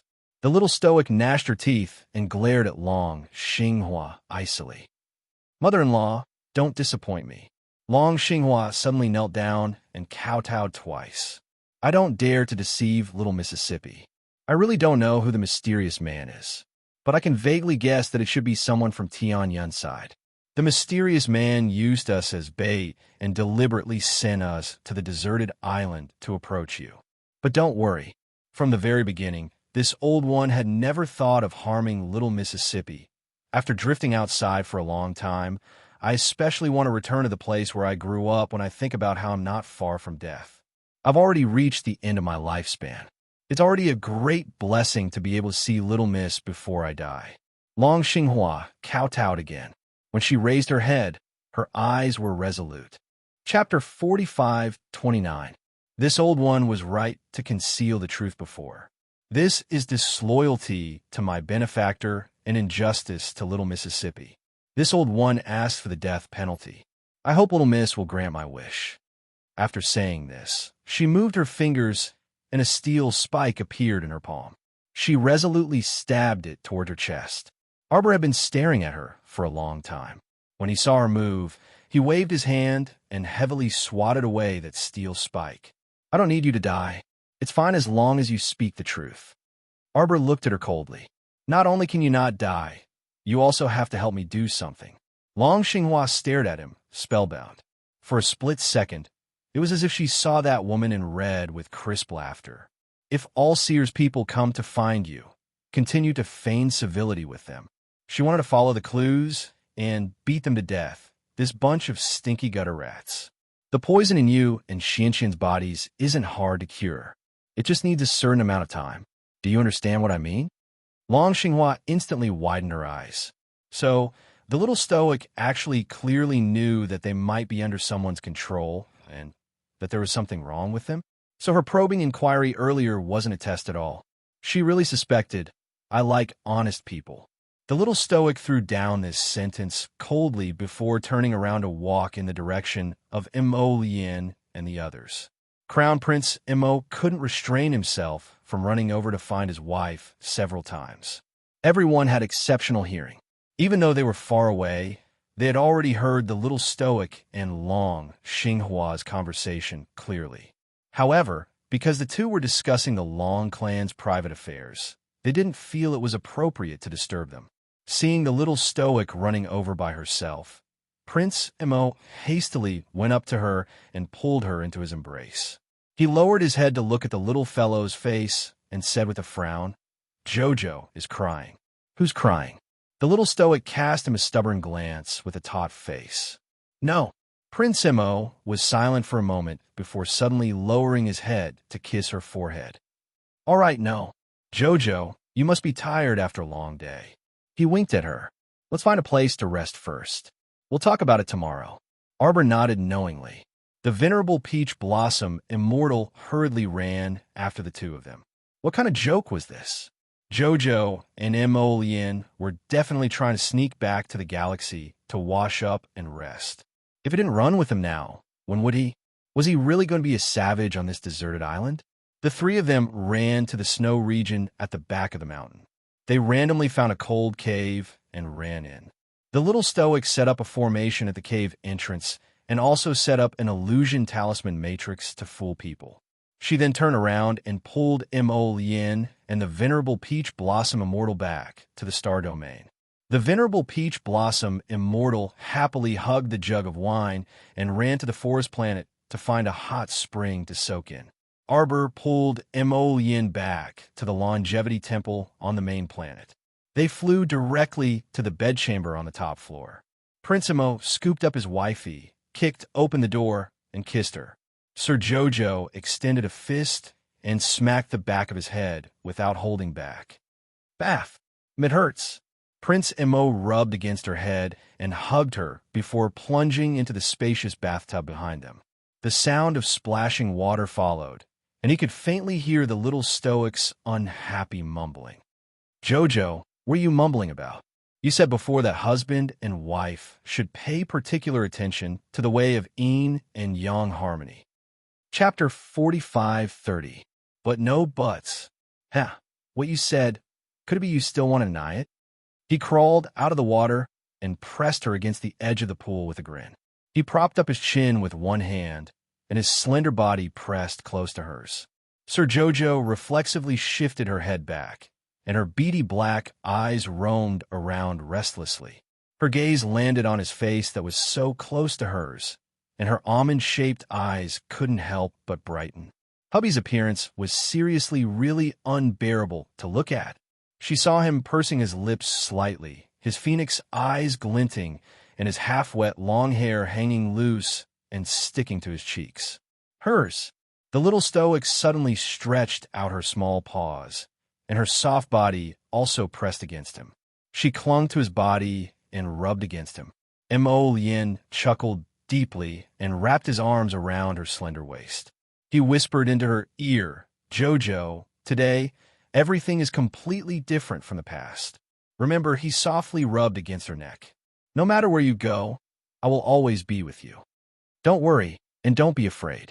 In the future, you won't be alone anymore. Xiao Mu hugged his neck in return, and she felt her eyes brimming with an unbearable sourness. Machem.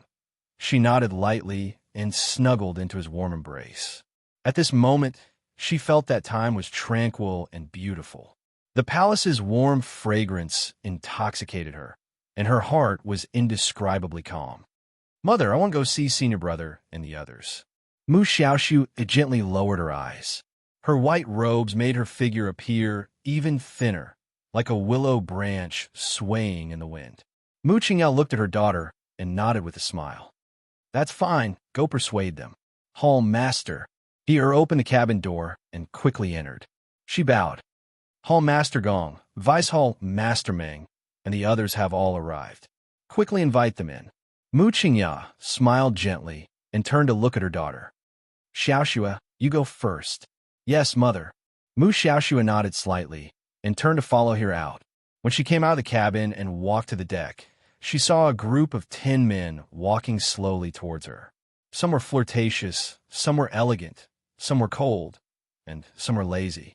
These 10 people had beautiful eyes and could be said to be peerless in their generation. Each of them had their own merits. Mu Xiaoxue was stunned for a moment, and her footsteps paused. These people were actually all from the heavenly fate. Mu Xiaoxue brushed past the 10 people and couldn't help but turn back to take another look. One of the men, who was dressed in red, suddenly turned his head and winked at her as if he was shooting electricity at her. Mu Xiaoxue shuddered and felt that her legs were weak. Hong Chong. who was following behind her, quickly reached out to help her up. "Miss." "No, I'm fine." Mu Xiaoxue knew that she had been tricked. She blushed and left in a hurry. A chuckle came from behind, followed by a man's clear voice. "Red, don't use your charm on people casually." Okay, I just wanted to try and see if my charm didn't work. It turns out that it doesn't. It just varies from person to person." A gentle voice with a hint of playfulness slowly rose. "Buffed. How many people do you think there are in this world who don't know how to flirt?" Yes, it's so annoying. Chapter 45:31. Hong Chong turned back and glared at them angrily. Here, who led them to Mu Qingya, also slowly turned back and said lightly, "Please don't go too far. Miss Mu is the daughter of our hall master." Okay, I'm just kidding. The man in red waved his hand with a smile and said lightly, "Don't be so serious." He-er's face was sullen. She silently frowned and led them to the cabin. Standing at the door of the cabin, He-er stopped. "Please, the hall master is waiting for you inside." Gong Song Feng's pitch-black eyes glanced at the woman indifferently. Without saying a word, he walked into the cabin. The beautiful man in red giggled.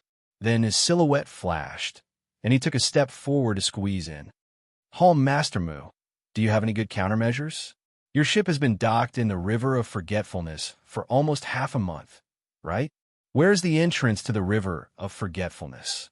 The entrance to the River of Forgetfulness is far away, but close at hand. Mu Qingya said softly and raised her hand to wave her sleeve. "Serve the tea." "Oh." The man in red casually picked a seat and sat down. He blinked innocently. "So, the entrance to the River of Forgetfulness is under the deep sea? You've been staying at someone else's door for so long. Hasn't anyone come to find you?" Mu Qingya smiled. The leader of the Dragon Clan of Forgetfulness seems to be very patient. He really hasn't come to find me. Hall Master Gong, I wonder why so many brothers of the Underground Hall have come to visit. I heard that you want to catch her alive. Gong Song Feng gently raised his hand and pushed away the teacup handed to him by the maid. Everyone knows what you've boasted about in the organization. If this news spreads out, how do you think that person from the Divine Land will deal with you? If they want to deal with me, of course, they have to find me first. Mu Qingya smiled and fiddled with her slender fingers. Is Hall Master Gong's trip for this? Yes. Did the people of the Hidden Moon Hall come to find you before? Mu Qingya shrugged. This, I don't know. This Hall Master has only arrived a few days earlier than all of you. Everything that happened before was handled by my subordinates. Did they offend you in any way? That's really, I hope you can forgive me. However, the ignorant are not guilty. I believe that Hall Master Gong will not bicker with them, right? Gong Song Feng stared coldly at the woman in front of him. What's the matter with the Hidden Moon Hall's not wild? Who allowed him to act alone? Who gave him the guts to run off alone to alert the enemy and catch them? Who can he possibly catch? Has the Hidden Moon Hall's Vice Hall Master been here? Oh, wait a moment. Mu Qingya pretended to turn her head and said to her, "Go and invite eldest Miss over." Yes. Who are those people? Mu Xiaoxue stood by the railing and heaved a sigh of relief. Her wildly beating heart finally calmed down. Her little face was still slightly red at this moment. That red-clothed man's charming technique was too seductive. Just a slight glance and a chuckle could make people's legs go soft. Hong Chong said in a deep voice, "They should be the elites of the Underground Hall's Hall Master Gong." I've never heard Mother mention it before. Mu Xiaoxue said softly. In our sect, there are the flying sky, burrowing, earth-picking stars, hidden moon-chasing sun, and 6 branches of the Charm Hall. Chapter 45:32. We don't usually interact with each other. At most, we'll go out on missions and cooperate with each other occasionally. Hong Chong said in a deep voice, "The 6 Hall Masters all work for their own masters and are always divided at heart. It's not like Miss doesn't know this." That's true. Mu Xiaoxue sighed softly. I wonder what Mother is talking about with them. Should we ask Elder Zhuang to go over and take a look? Don't worry, Miss. We have people secretly protecting the Hall Masters. Although the Underground Hall doesn't get along with us, they won't make a move here. If they make a move in the open, they'll be punished according to the sect rules. That's true. Mu Xiaoxue nodded softly and turned around slowly, her gaze slightly focused. They saw a woman in a green dress walk past them. She didn't look at them, and her footsteps didn't stop. Elder sister. Mu Xiaoxue followed 2 steps forward and slightly bent her knees to give Mu Rochuan a standard greeting. Mu Rochuan's body stiffened slightly, and her footsteps also paused. She didn't turn around and only lightly nodded with her back, facing Mu Xiaoxue. Seeing that she didn't turn around and was about to leave, Mu Xiaoxue hurriedly followed a few steps forward and said softly, "Elder sister, are you going to Mother's place? The Underground Hall Master, Vice Hall Master, and several other guests are at Mother's place. I'm afraid it won't be that convenient." Mu Rochuan's voice was calm and flat. "Mother's calling me over." "Excuse me, Hong Chong, does elder sister not like me?"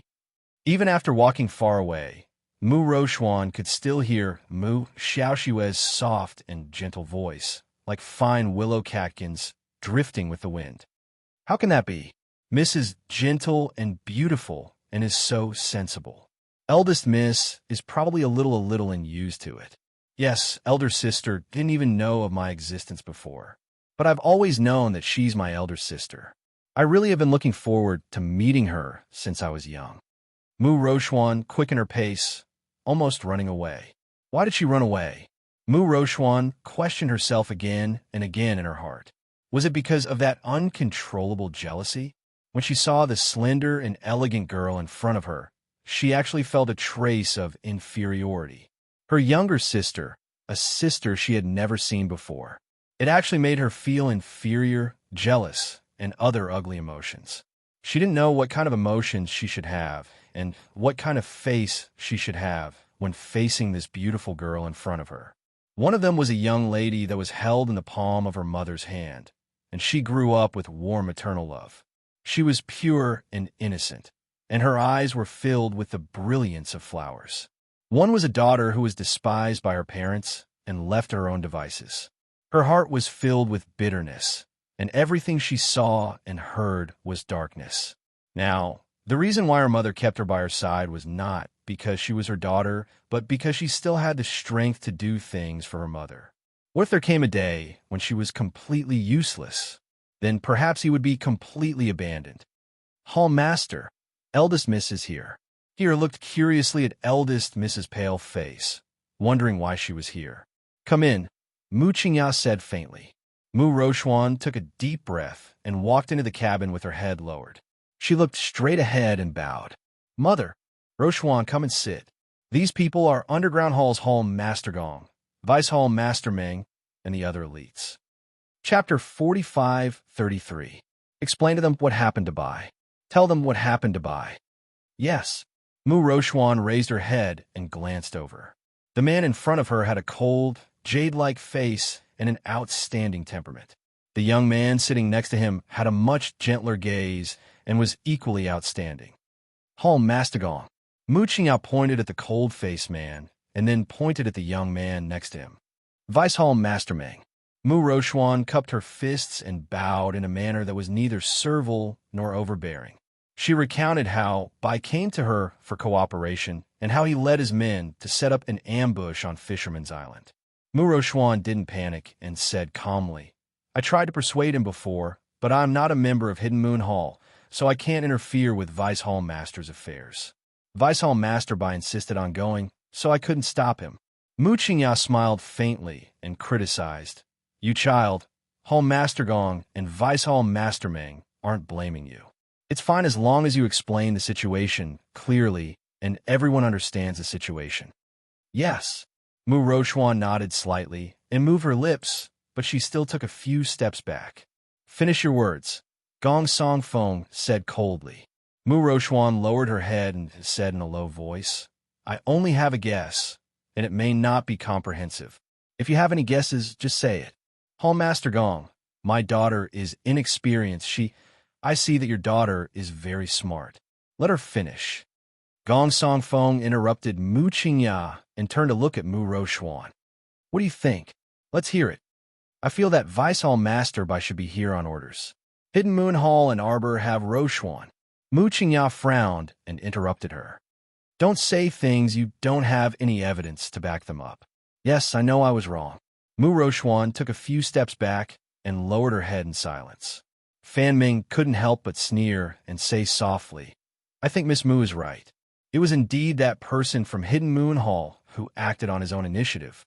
And you, Hall Master Mu, if you don't want to follow in the footsteps of Vice Hall Master Bai, I advise you to stop.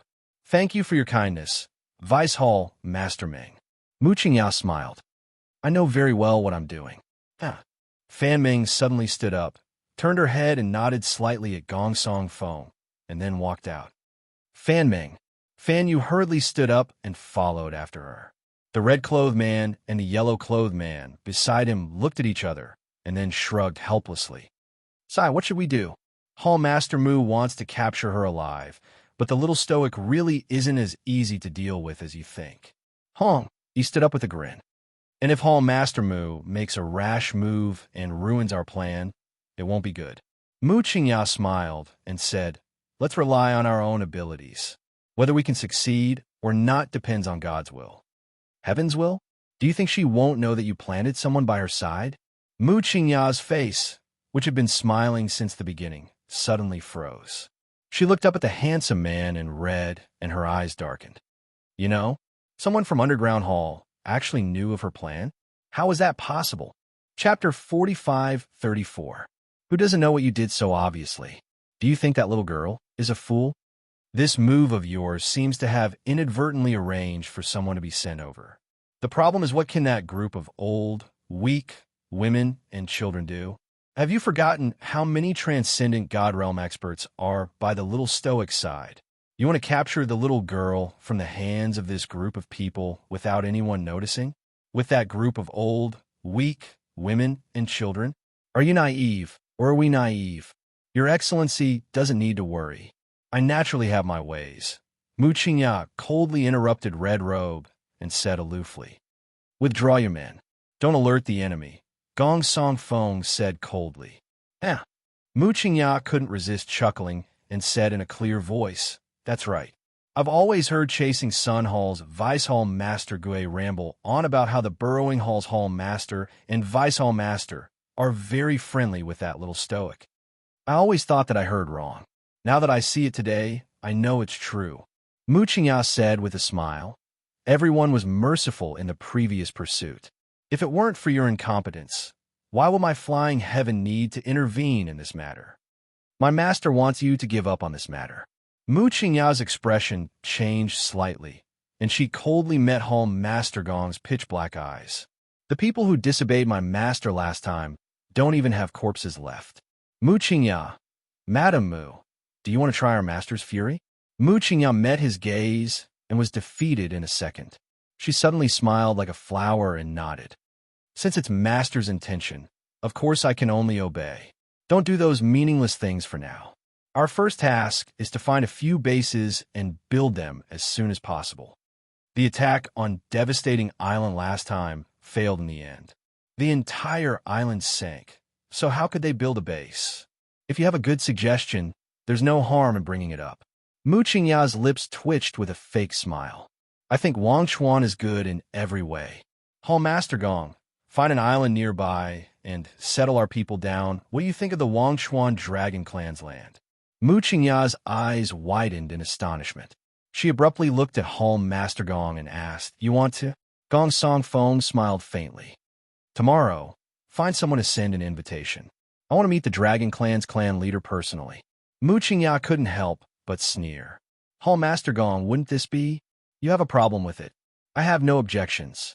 However, with our current manpower, isn't it a little too much to attack the Wang Chuan Dragon Clan directly? I'm just trying to get in touch with him. I don't mean anything else. It can't be your master's idea again, right? Yes, so what?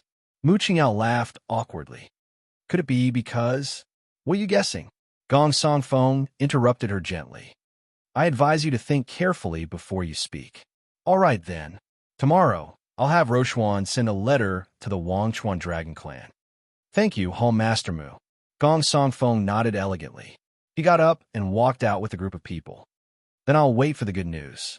Her stared at the group of people leaving and couldn't help but frown. She clenched her fists and said angrily in a low voice, Hall Master, Why didn't they send the letter themselves? Chapter 45-35. Mu Qingya stared at the backs of Gong Song Feng and the others. After a long time, she looked back and glanced at her, who was filled with righteous indignation. The strength of the underground hall is not something we can compare to.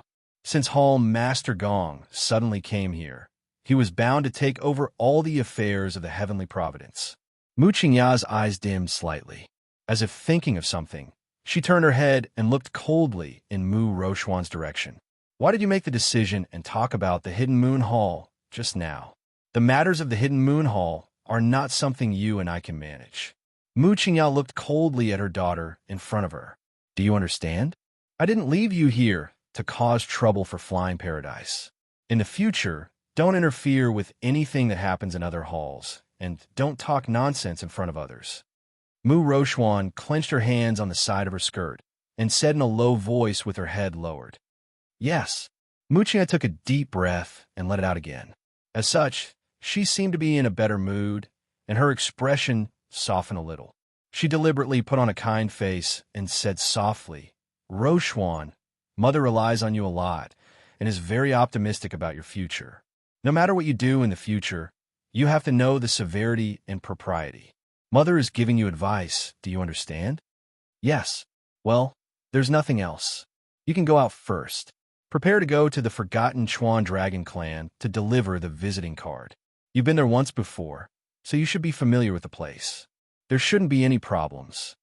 Mu Rochuan pursed her lips, turned around stiffly, and walked straight out.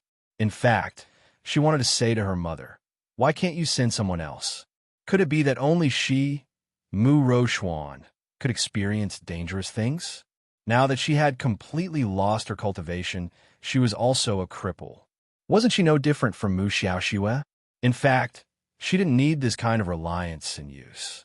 What she wanted was actually very simple. If her mother could treat her with half the gentleness and kindness that Mu Qingya gave her, she would be satisfied. Instead of speaking to his daughter in a businesslike tone like he did now. Every time they met, it seemed that other than assigning missions and discussing official matters, there was nothing else. He glanced at Mu Rochuan's departing figure and frowned slightly. Hall Master, treating eldest miss like this, will she what? Mu Qingya looked at her in confusion. Haven't I treated this daughter well? He had left such an important matter to her. If she has the ability, she could do a few more things, and her position in the heavenly fate rankings will rise. It was a little speechless. She kept her mouth shut and lowered her head. She didn't know if the Hall Master really didn't understand or if he was faking it, but the expression on eldest Miss's face when she went out just now didn't look like a very happy expression. As an outsider, he felt sorry for this young miss. The Hall Master was really ruthless. He could actually do such a thing to his own daughter. Sending an invitation to the Forgotten River Dragon Clan was an arduous and unrewarding task. Last time, when a young miss had led them into the Dragon Clan's territory, they had almost been severely injured. Would those mermaids be so polite to the people of the heavenly fate rankings? He shook her head and silently glanced at the Hall Master. Seeing her turn and walk out, she followed. Where is the Hall Master going? To see Xiao Shui. Chapter 45-36. I don't know if her persuasion went well in the lower cabin. He lowered her head and said against her will, Miss Mu is very smart and quick-witted. She has always been on good terms with her fellow disciples. There shouldn't be any problems. Mu Qingya's eyes curved into crescents when she heard he praise her daughter like this. She seemed to be in a very good mood and had completely forgotten about the suffocation she had suffered at Gong Songfeng's place. Yes, my daughter has always been very smart and quick-witted. She nodded with a smile and turned to walk out. He felt a little strange. She always felt that Madame's attitude towards these two daughters was too different. Could it be that Miss Mu was actually not Madame's biological daughter and was adopted? At this time in the lower cabin, Zhao Yi hurriedly pulled Mu Xiaoxue, who had almost collapsed to the ground, into his arms and glared at the woman who was pressed to the ground. He shouted angrily, Lin Miao, is there something wrong with your brain? What's wrong with you? You actually hit my junior sister. Zhao, you big idiot. I think you're the one who's sick in the head. Lin Miao's arms were unceremoniously restrained by two soaring heaven disciples, and she was pressed to the ground. She couldn't help but raise her head and shout, "I'll ask you one thing. Do you know what that little bitch said just now?" "Meower, meower." Lin Jinner hurriedly pulled her younger sister's hand. "Don't talk about meow. Less than half the time for an incense stick to burn earlier." Little junior sister had suddenly walked gracefully into the cabin and looked at them with an apologetic expression before she said in a weak and pitiful manner, "Senior brothers and senior sisters, at this point in time, there's something that I have to be honest with all of you. My mother is the hall master of the soaring heaven of Tianyan." Everyone looked at her in shock. The disciples of the City of Shadows simply couldn't believe their ears. Little junior sister actually said that she was the daughter of some hall master of the soaring heaven of Tianyan. Then, didn't that mean that their first city lord Mu Jinghong, had an affair with the hall master of the soaring heaven hall? "Senior brother, please forgive me for hiding many things from you before. Forgive my ass." Lin Miao immediately exploded in anger. How dare Mu Xiaoxue continue to act like a delicate and helpless little white flower in front of them? It was as if the people who had locked them up in the lower deck weren't from Tianyan. "Sorry, everyone." Mu Xiaoxue could not hide her sadness as she said to them, I didn't mean to hide it from you. But in this life, no matter what, a person can't choose their own birth. My mother is the hall master of the heavenly fate flying paradise. This is a fact that I cannot deny. Senior brothers and sisters, we bear you no ill will. If you're willing to surrender, I guarantee that you'll be able to obtain some unexpected gains. After hearing these words, Lin Miao was the first to rush over and punch Mu Xiaoxue's face in the face. As a result, two all-seer guards rushed up to him and pinned him to the ground. With tears in her eyes, Mu Xiaoxue covered her face with one hand and cried pitifully, "Senior brothers and sisters, I'm sorry. I hope you can understand me. I didn't have a choice." "Lin Miao, what are you doing?" Gu Yishuan said angrily. Chapter 45:37. Eldest brother, are you stupid? They're the ones arresting people right now. They're the ones causing all this trouble. What's wrong with you? Why are you scolding Miao? Is Miao wrong to scold her? What choice is there? What solution is there? Don't you know what heavenly fortune is? I'm sorry. Mu Xiaoxue covered her small face with one hand and cried pitifully, "Miss Gu, Sister Lin, I know you dislike me and hate me a lot, but shouldn't the top priority be to save everyone's lives first? Actually, wouldn't it be better if everyone took a step back?" Mu Xiaoxue looked timidly at Lin Miao and Gu Yisin and said softly, "Previously in the mystic realm, it was such a dangerous moment. It was our heavenly fortune's people who saved everyone. Was that saving us?" Lin Miao questioned loudly and interrupted her coldly. "Can you get your facts straight? That's because you offended the little stoic. She wanted to kill you. We were just collateral damage, and were implicated by you. Enough." Zhao, he was like an angry lion, pushing Lin Miao hard. "You shut up. Zhao, you big lustful idiot. Why don't you just stick around with this bitch? I think you're so stupid right now that you've even forgotten your ancestor's name." Zhao, he glared at Lin Miao with bulging eyes and heavy breathing, and he slapped her heavily. Mu Xiaoxue wailed and hurriedly pounced over to hold Zhao Yi's arm. She cried pitifully, "Senior brother Zhao, don't be like this." Elder sister Lin was so angry that she didn't know what to say. "Forgive her this once." "Little junior sister, why are you still pleading for this kind of person?" Zhao, he hugged her back and glared at Lin Miao from the corner of his eyes, his finger almost poking Lin Miao's face. "I'm telling you, Lin Miao, if you insult my little junior sister again, don't blame me for pulling out your tongue. Little junior sister already explained it to you. What else do you want her to do?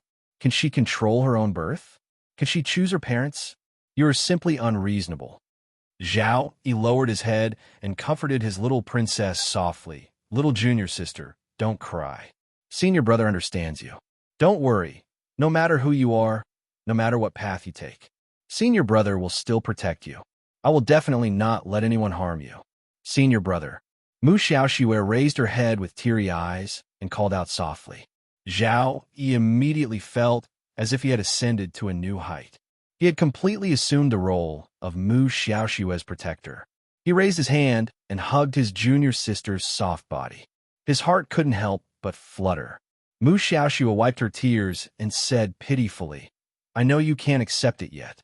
I can give you some time to think about it.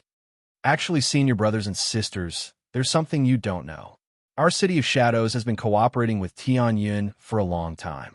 Many senior brothers and sisters who have been in the sect for a long time actually know. Of course, I should have found a better time to tell my senior brothers and sisters about this.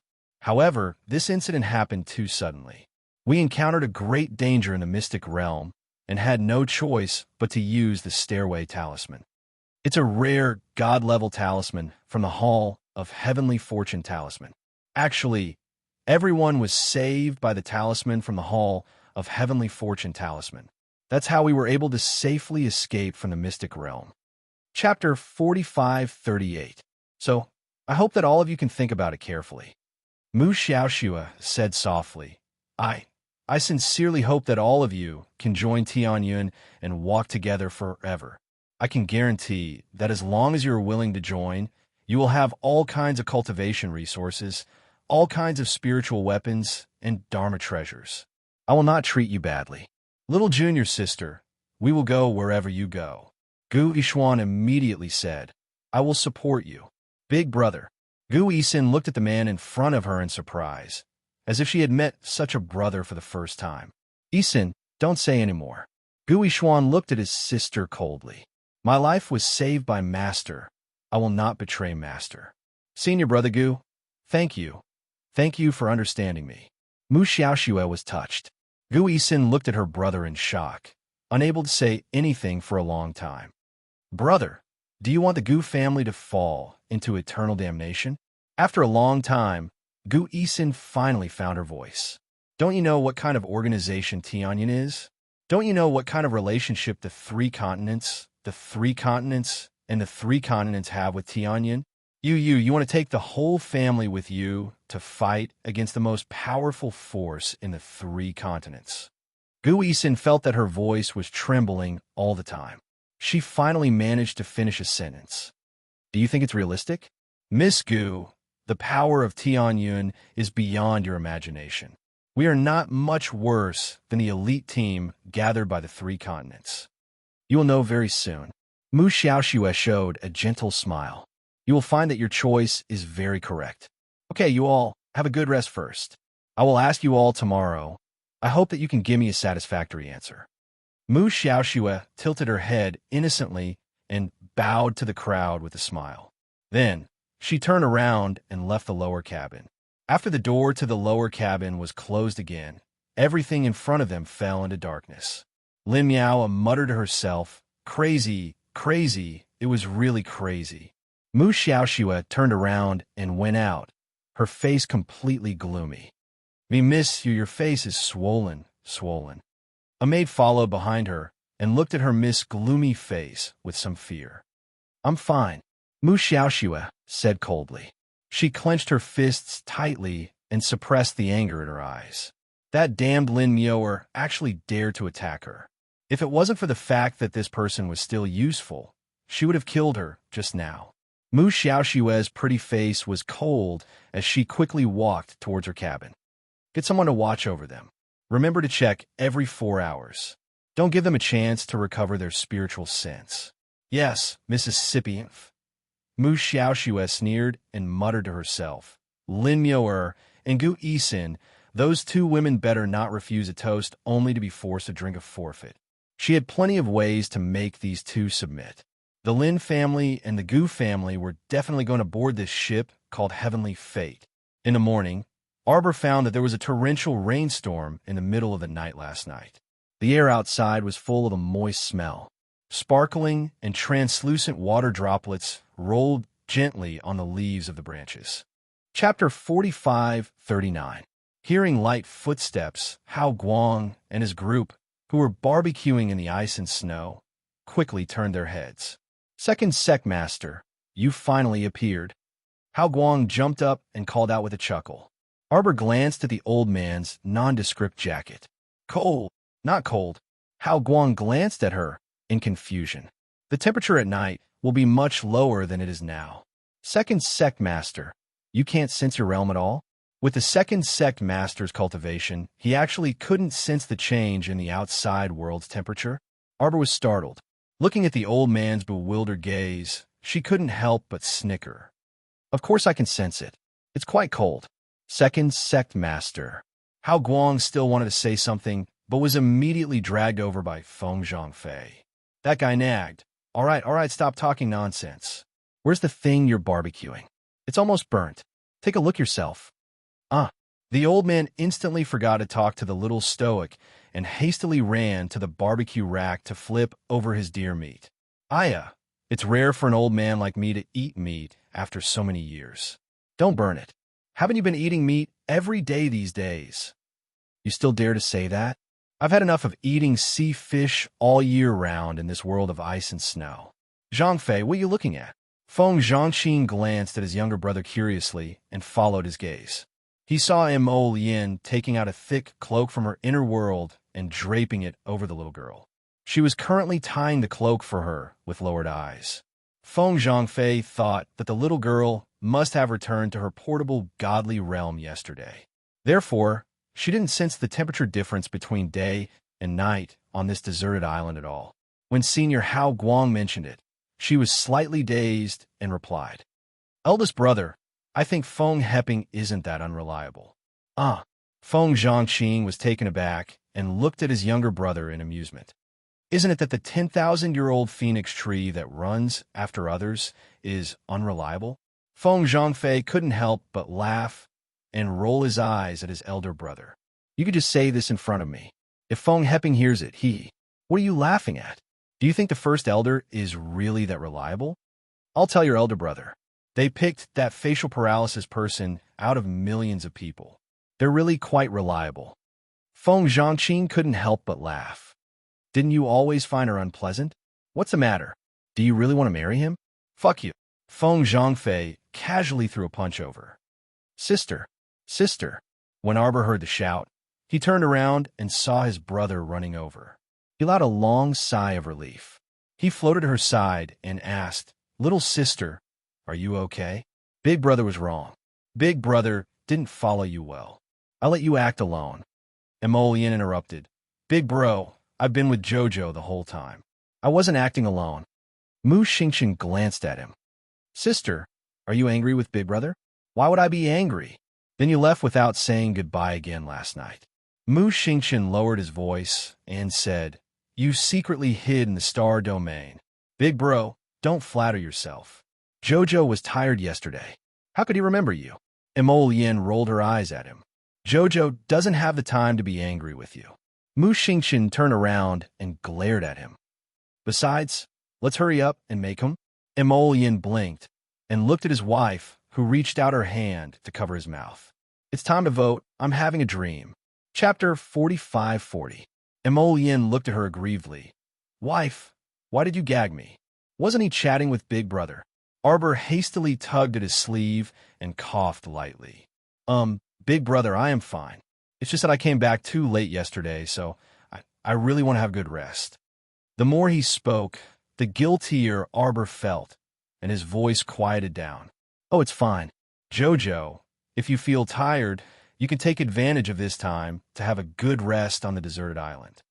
Mu Xingqian smiled at her and said, In any case, we're going to stay here for a while. MHM. Arbor nodded slightly. Then, Scattered Light's joyful cry reached their ears. Second Faction Master, come and taste the meat I roasted. It's pretty good. Let's go. Mu Xingqian gestured with his chin with a smile. The three people walked over and sat around the fire. This guy purposely flattened the nearby snow, and now everyone looked like they were sitting in a snow pit and eating barbecue, looking a bit comical. Eating so greasy, so early in the morning. Will we get indigestion later? As the little stoic spoke, she had already taken a piece of barbecue meat from Old Man Scattered Light and bit into it. Everyone, you're always so insincere when you speak. It's a bit comical. How are the effects of cultivating in the cave? I checked yesterday, and everyone has made some small improvements recently. Rome said with a smile. Although this place is extremely cold in a world of ice and snow, it's indeed greatly helpful for tempering the body and cultivating spiritual energy. Arbor nodded. This isn't the coldest place. I checked before, and the further west you go, the colder it gets. Arbor waved the barbecue meat in his hand. I'll go check again later. If that's the case, I can use a spirit-guiding talisman formation to guide it. Perhaps I can set up a natural spiritual land there. I just don't know if the place is big enough. This place borders the snowy mountain range. The old man mumbled, maybe we can explore deeper. Maybe we can find a better spiritual cave. I see that you guys have come all the way here. If you can't find a good place, then wouldn't you have come all the way for nothing? Xiaomu thought that this old man's words were reasonable. If she could find a spiritual land that was even purer, or even a divine domain, she could use the talisman array to support it. At that time, her cultivation speed would be able to travel 1,000 miles in a day. All right then, after breakfast, let's all go out and search. By the way, didn't Senior Scattered Light say that you can have as many spiritual artifacts as you want? What do you want? Second sect leader. Hao Guang stared at his second sect leader vigilantly. He felt that the next sentence from this scammer wouldn't be anything good. From what I can see, some of the soldiers in the barracks don't even have a suitable spiritual weapon. Mi Guang suddenly had a bad feeling. You spent so many years on this desolate island. Usually, you can only mine and refine weapons on the island. Boo, who said that? I have nothing to do. If you have a lot of spiritual artifacts, take some out. The old man blew his beard and glared. You went to the secret realm of that old bastard Tianjizi and didn't get anything? Arbor looked sincere and shook his head. We were all spat out by Senior Tianjizi's secret realm. Chapter 45-41. And Wu Shuang nodded. Yes. She sighed with a faint, sorrowful expression. We said we would find a good artifact refining cauldron for Big Brother, but in the end, we couldn't even find a hair. This son of a bitch Tianjizi really isn't a good person. Hao Guang cursed and fiercely gnawed on a chicken bone. I'm telling you guys, this old man still has to take those good toys with him and sleep forever underground. Arbor silently took out a cup of spirit tea and slowly drank it. The old man suddenly paused his movements, and his nose very sensitively sniffed again and again. His wrinkled and shining old eyes stared at Arbor. Second sect master, this tea of yours? You must have refined a lot of scrap metal, Arbor said unhurriedly. If it's not tens of thousands, it's probably in the thousands. Second sect master, this tea of yours, what kind of tea is it? It smells pretty good. How about... Arbor didn't give him a chance to continue speaking and interrupted him. Take out 800 spirit tools first. The old man had the urge to vomit blood. What? Sigh. Arbor sighed. Not only do I have spirit tea for you to drink, but I also have a type of spirit bamboo shoot. It has a pretty good effect on prolonging life, replenishing qi, and regulating breathing. Oh, I wonder if you've eaten the colorful divine fish before. The old man's saliva was about to drip down. He looked at Arbor with his mouth wide open and suddenly closed it. I have to taste it first. Arbor thought for a moment and then took out a cup of spirit tea from his inner world and handed it to the old man. He took out a bowl of colorful divine fish and spirit bamboo shoot soup that he had prepared beforehand and handed it to the old man. Try it? Everyone's gaze uniformly fell on the bowl in the old man's hand. The old man hastily picked up the bowl protectively, took out 2 chopsticks from his inner world, and began to eat. 3 minutes later, the old man put down an empty bowl and stared at the little stoic in front of him with shining eyes. How is it? Arbor asked unhurriedly. I have to eat this while I'm on the island. Oh, Arbor nodded. Do you think that's all I have? Let me tell you, the ingredients that I have are filled with spiritual energy and divine power. I guarantee that you won't get the same ingredients after eating them for a month. I will provide you with 800 spirit weapons every month. 1,000. Deal. Today, I'll hand over these 800 pieces as a gift for our first meeting. Everyone was speechless. You really won't lose out no matter what. Second sect master. When our sect master Xuanji passed the position of sect master to you, didn't he pass on any spirit weapons or dharma treasures to you? That's impossible, the old man thought. Why did the second sect leader look so poor? The entire Xuanji mystic realm belonged to her. So how could she not inherit it? The little stoic instantly turned hostile and mercilessly slapped the old man's shoulder heavily. You want me to open my private stash? The old man looked at the little girl's serious face and suddenly felt that if he nodded his head, the little girl would definitely send him flying with a kick. The old man quickly smiled obsequiously and said, "That won't do. That won't do. That won't do. I can't let the second sect master fork out both money and effort. Refining weapons is completely no problem for me, no problem at all. But in terms of materials, the old man wasn't stupid. He wouldn't do it if he had to fork out his own money, effort, and materials every month. Since he couldn't threaten the second sect master's husband, the old man directly shifted his gaze to Ming Yasi and Aaron. Chapter 45-42. Senior Scattered Light, please rest assured. We can naturally provide the ingredients. Ming Yasi continued expressionlessly. Just as Aaron was about to speak, he heard the little stoic make the final decision. All right then, you'll pay for the ingredients. Ming province is vast, sparsely populated, and rich, so it has all kinds of precious ingredients. It's very good that you can take the initiative to fork them out. It shows that you finally have some awareness. Everyone. Ming Yasi. Why did he freaking want to hit her so much? This stoic face really gave him a headache. It was clearly this fellow who was stingy and didn't want to pay, yet she had to put on a serious face to scare people. Most importantly, it was bad enough that she cheated herself, but she even led Aaron astray and cheated others as well. If she hadn't interrupted them just now, Aaron would have been willing to pay the other half of the ingredients. All right, since we're all in the same boat. Ming Yasi said with a huff, I don't have any other requests. We'll pay for the ingredients, but we must treat everyone equally when it comes to food. Senior Scattered Light eats and drinks whatever he wants, so we also have to eat and drink whatever he wants. All the little companions instantly nodded heavily in agreement. Earlier, when they freaking watched Senior Scattered Light eat until he was snoring, they were about to drool. The little stoic glanced at everyone present with a somewhat conflicted expression. Her gaze actually contained a bit of indescribable meaning. Feng Zhanqing almost laughed out loud. This fellow's expression was clearly saying, "You bunch of foodies are really worrying me to death. Seeing that we're all allies in the future, then let's do it this way." Arbor nodded and counted the number of people present. It didn't seem to be a lot. At most, he would provide some ingredients and let them cook on their own. However, if they wanted to eat JoJo's food, it wasn't impossible. Senior Scattered Light, what do you think of the soup just now?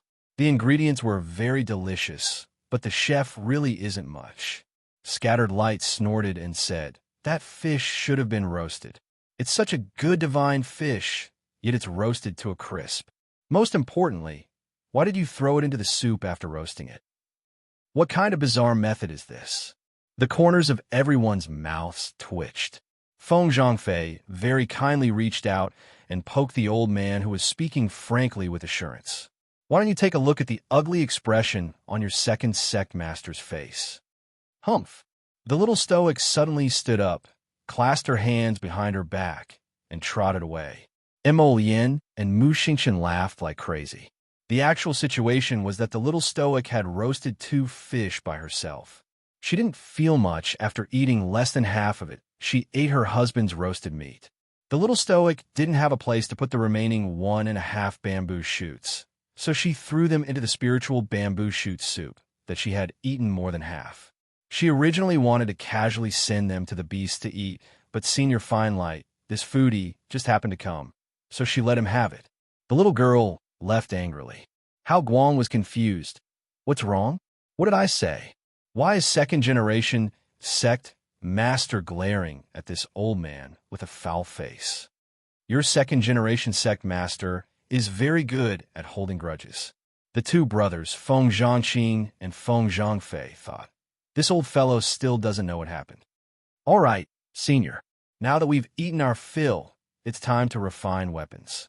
Feng Zhangfei reminded him with a grin, You still have to deliver the goods today. The old man thought about it. He had inexplicably provoked the second-generation Sectmaster just now, so he should properly make up for it. Then I'll come out to find you at night.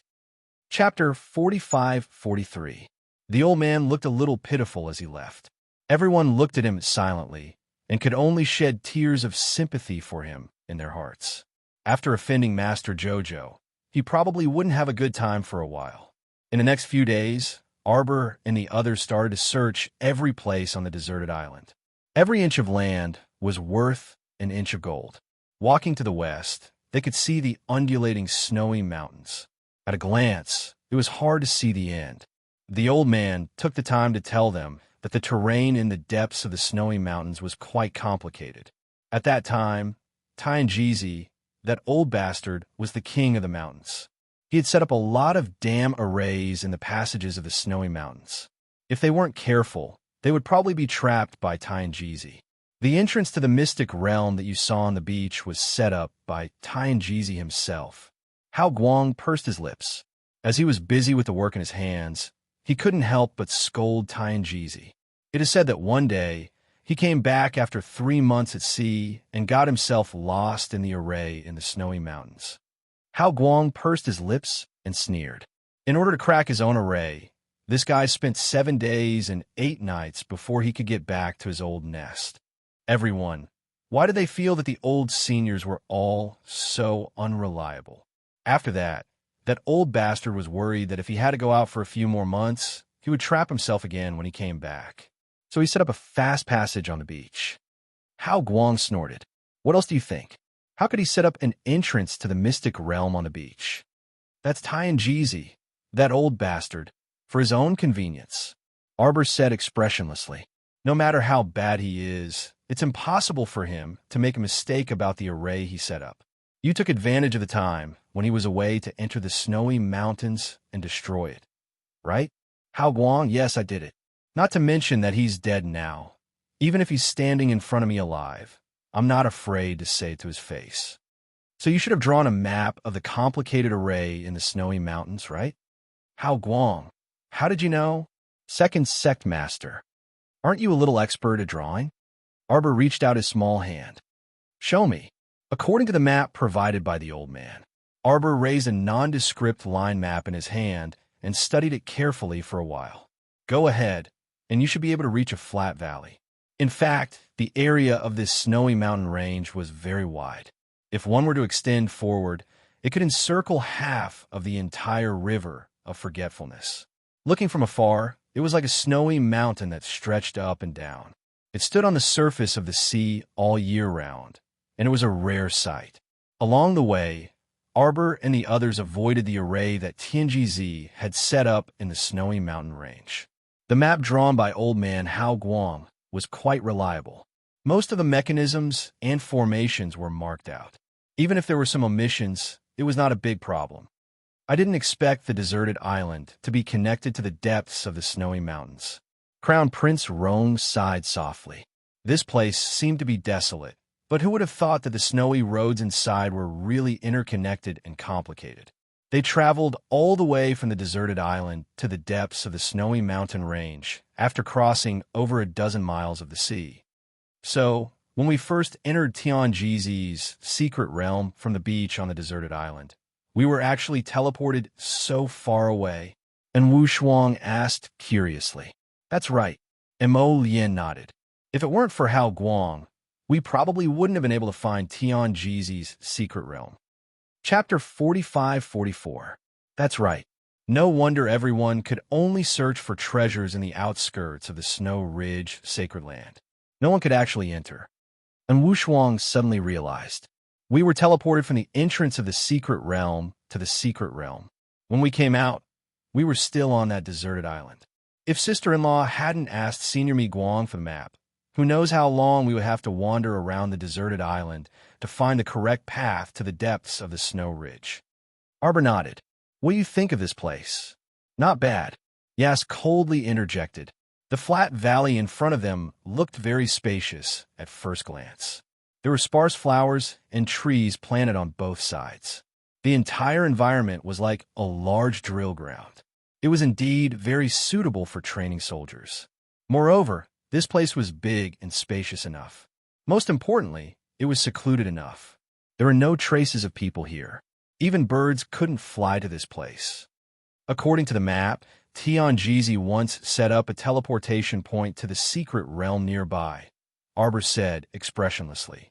Of course, now that the secret realm no longer existed, no one would care whether this teleportation point existed or not. In fact, she was the one who took the map and threw it to Tianjizi in the Tianji secret realm. The chubby senior apprentice brother recognized the nearby landscape at a glance. He also told her very clearly that wherever she went, there would be a flat valley suitable for training soldiers. Wherever she went, there would be a dead end. The little girl seemed to be holding the map and muttering all the way, but in fact, she was following the chubby senior apprentice brother's instructions. It was very unlikely that she would trigger the traps set by Tianjizi in the early years. Since that's the case, everyone should remember the nearby traps and formations. Don't accidentally trigger them in the future.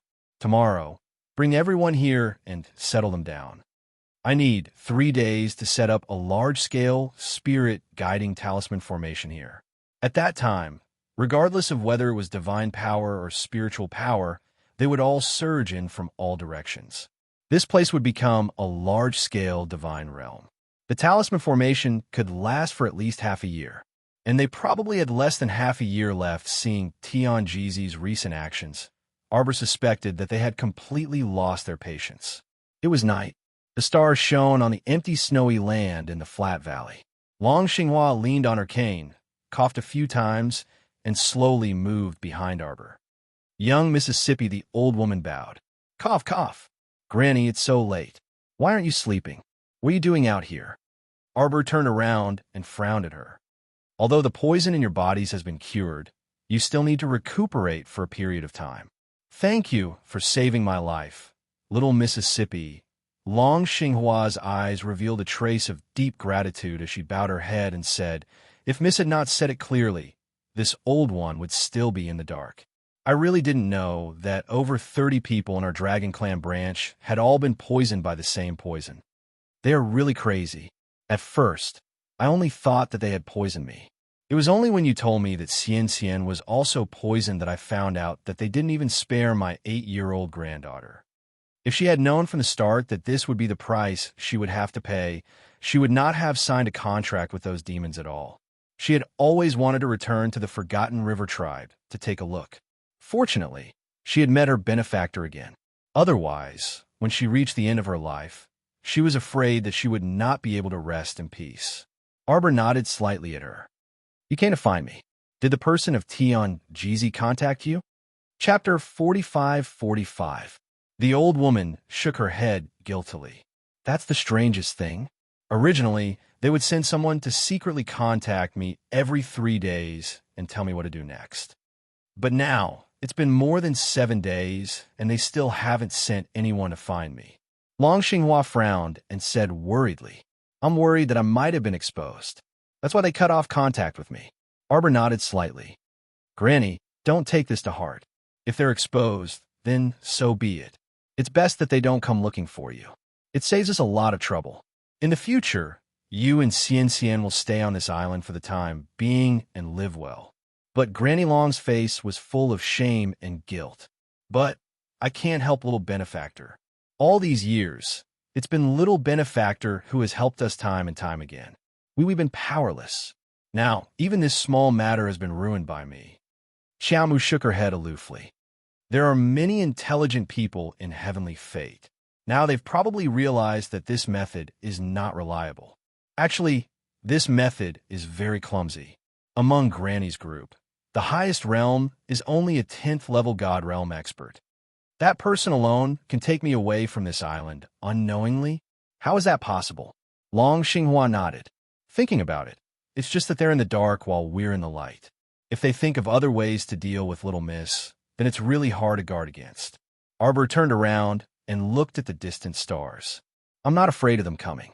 I'm just afraid that they won't dare to jump out and die. Long Xinghua saw that she was full of confidence and couldn't help but feel relieved. It's late. Little Miss has been very busy these days. Now that the team has finally settled down, you should go and rest early. Okay. Arbor raised her white wrist and subconsciously tugged at the velvet cloak on her body. After taking 2 steps, she turned back and said softly, "Don't be afraid. We're here for you." Granny Long pursed her lips and looked at the little girl with long hair under the moonlight. At that moment, she seemed to see the little girl's eyes filled with bright stars, so bright that it almost burned the entire night.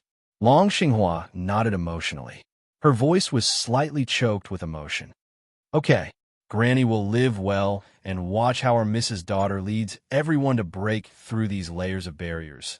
It was still bright and resplendent, full of prosperity. 2 days later, the training of the 30,000 elite disciples was already on track. Xiao Mu planned to sit down hand in hand with her Lien to have a good chat about the matter of his unstable cultivation realm. The little stoic expressionlessly stared at the damned talisman in her hand, somewhat hesitant in her heart. Her husband wasn't willing to work hard on his cultivation and was always lovey-dovey with her. If she didn't use some powerful methods on him, would he be obedient? However, if she used this rapid cultivation talisman, her husband's mind would be filled with cultivation in the future. What would he do without Lord Jojo? Did her husband forget about Jojo? No way, Jojo. Why are you sitting here in a daze? Emolien found his wife on the boulder at the entrance of Ping Valley and scooted over with a grin. "Wifey, Longhuan has brought people over. Should we meet him? What did he come here for?" Arbor secretly stuffed the rapid cultivation talisman back into her sleeve. Chapter 45-46. Arbor expressionlessly hopped down from the rock and glanced sideways at her husband. "Hubby, why do you keep looking at me like this?" "Jojo," Hubby had a strange feeling of being targeted just now. Emolien blinked innocently. "You aren't thinking of doing something to Hubby, right?" Arbor! Exclamation point. This guy's intuition was too sharp. What kind of structure was this guy exactly? He didn't feel like a human. "Jojo, do it. No matter what you do to Hubby, Hubby won't even frown." This guy pounced on her and hugged her, beaming with joy. "You flatter yourself. Who would target you?" The little stoic strode past him and swiftly transferred the speed cultivation talisman under her sleeve into her inner world. It was better to consider this matter at length. This was her dearest husband. If Hubby wasn't willing to speed cultivate, she couldn't be like that swindler to Yuan and slap a talisman on him and force him to cultivate, right? Speaking of which, it was really worrisome. Hubby was too clingy, and she didn't know what to do. Sigh, the little fellow curled her lips and left him with the back of her head. Emolien found it inexplicably funny and immediately floated to her side. "Jojo, are you feeling guilty?" "Who's feeling guilty? If you're not feeling guilty, why don't you dare to look at Hubby?" "Haha." Arbor quickly lifted his head and cast her a glance before swiftly retracting his gaze. He humphed. "Stop making so much noise and hurry up. Did Longhuan come alone? What did he come here for?" Emolien blinked and swiftly caught up to her. He held her small hand. Longhuan came to deliver a gift. The little fellow thought, how could this person be so kind-hearted? Logically speaking, she had already broken off relations with the Wangchuan Dragon clan, so Longhuan truly shouldn't have come here to avoid arousing suspicion. Using teleportation rune arrays, the two of them were teleported from Ping Valley to the snowy island where they had been staying before. The moment they stepped on the island, they heard the clanging sounds of fighting and shouting. Both of them were scammers. After looking at each other, their figures flashed and they hid to the side. At the same time, they stuck out their heads and secretly observed who was fighting. He saw Long Shi leading Long Shangyun and the others to fight against a bunch of corpses that were crawling all over the place. Arbor was stunned and asked Emolien in a low voice, "What has the old man been doing on the island these days?" Since Mi Guang had been refining weapons every day, he didn't have the time to dig out all the corpses of the deep fireheart devouring worms. Emolien whispered into her ear, "Over the past 2 days, most of the soldiers from the 3 prefectures have been training with these corpses as their targets." Arbor replied with an "oh." After settling everyone down, he returned to being a hands-off boss, as usual. "Each team has 100 people." Emolien looked down at him and said, "There are a total of 300 teams in the Kill, the Heavenly Fate battle group. Their first mission is to gather all the corpses possessed by the deep fireheart-devouring worms on the deserted island. Arbor's eyes brightened. She looked at the large group of corpses on the beach without any change in expression. There are probably more than 200 corpses here. Mo Lien nodded. The Kill, the Heavenly Fate battle group, dug up all the corpses that could be found. These deep fireheart-devouring worms would avoid living people when they see them. They're only interested in corpses. These things aren't very useful. The corpses they control are far inferior to real corpse puppets in terms of agility and toughness. Chapter 45-47. The two of them stealthily hid on the side and observed the scene of Long Huan leading his men to kill the corpses. When the battle was nearing its end, the two of them looked at each other and walked out hand in hand, pretending to casually sweep their eyes over the area. Isn't this young Master Long? You come from afar. Excuse me for not going out to meet you, Mo Lien said with a smile. Arbor's small face was taut, and she didn't say anything. Her large eyes looked around as if they were flying. She glanced at Long Shang-yun, who was drenched in sweat, and abruptly shifted her gaze away. Long Huan turned his head and saw this troublemaker couple standing not far from the beach and looking at them. The two of them were dressed in plain white and stood side by side hand in hand. Their beauty was truly unparalleled, but their troublemaking character was too troublesome. These two people had actually been standing on the side watching the show for a long time. So how could Long Huan not know? However, even if he knew, he could only laugh bitterly. What else could he say? The little stoic's attitude was already pretty good that she didn't roar scram at the siblings when she saw them. All right? Why the heck did Long Huan and Long Shang-yun actually think that the little stoic's attitude towards them today was acceptable? Thinking back, they had been brutally abused by the stoic face many times, so they were already used to the other party's necessary attributes for tricking people. Long Huan turned around to kill a mutated corpse and cupped his hands at the two in the midst of his haste. He said with a wry smile, "Please don't make fun of this older brother. Younger cousin, cousin-in-law, we came here to discuss something with the two of you. Please have him stop first." The little stoic. You think these corpses are our handiwork? We're not a corpse-nurturing ground like Tianyan. This older brother misspoke. Long Huan reacted extremely quickly and hastily changed his excuse. "Please help me take care of these guys first, all right?" Heh. Long Shang-yun. After not seeing this little stoic for so many days, her temperament became even more unpredictable. Scattered light. A flying spirit tool in the shape of a flying pigeon suddenly shot out from behind and stopped on the beach with a whoosh. Second Sect Master, what do you think of my air transportation spiritual artifact? Senior Fine Light opened the spirit tool cabin and jumped out with a smile on his face. This air transportation spirit tool can carry 3,000 people at most. With its flying speed, it would be easy for it to travel 10,000 li in a day. How? The space is big and spacious enough. It's fast enough, isn't it? And it's SOSO. It's still a little lacking compared to my husband's skills. Build several dozen more and leave them with me as backup, the little stoic said. The old man was so angry that his beard blew and his eyes widened. This guy wanted him to work, but he couldn't say anything nice. Since the people of the underworld region are willing to pay for the materials, you should make more things. Look at you. You're already so old, but your craftsmanship isn't even half as good as your husband's. Now, I'm letting you train. Don't always bother your husband with these things. He's very tired. Bah, your father is tired. That lad looked like he had nothing to do all day long. He would walk back and forth behind his wife, talking about what his wife would eat today and what she would eat tomorrow. The two of them would talk about this meaningless topic all day long. Busy my ass, talking nonsense all day long. Arbor was expressionless. He glanced at the old man and said in deadly earnest, "All right, we've greeted them. Take these things back." "All righty."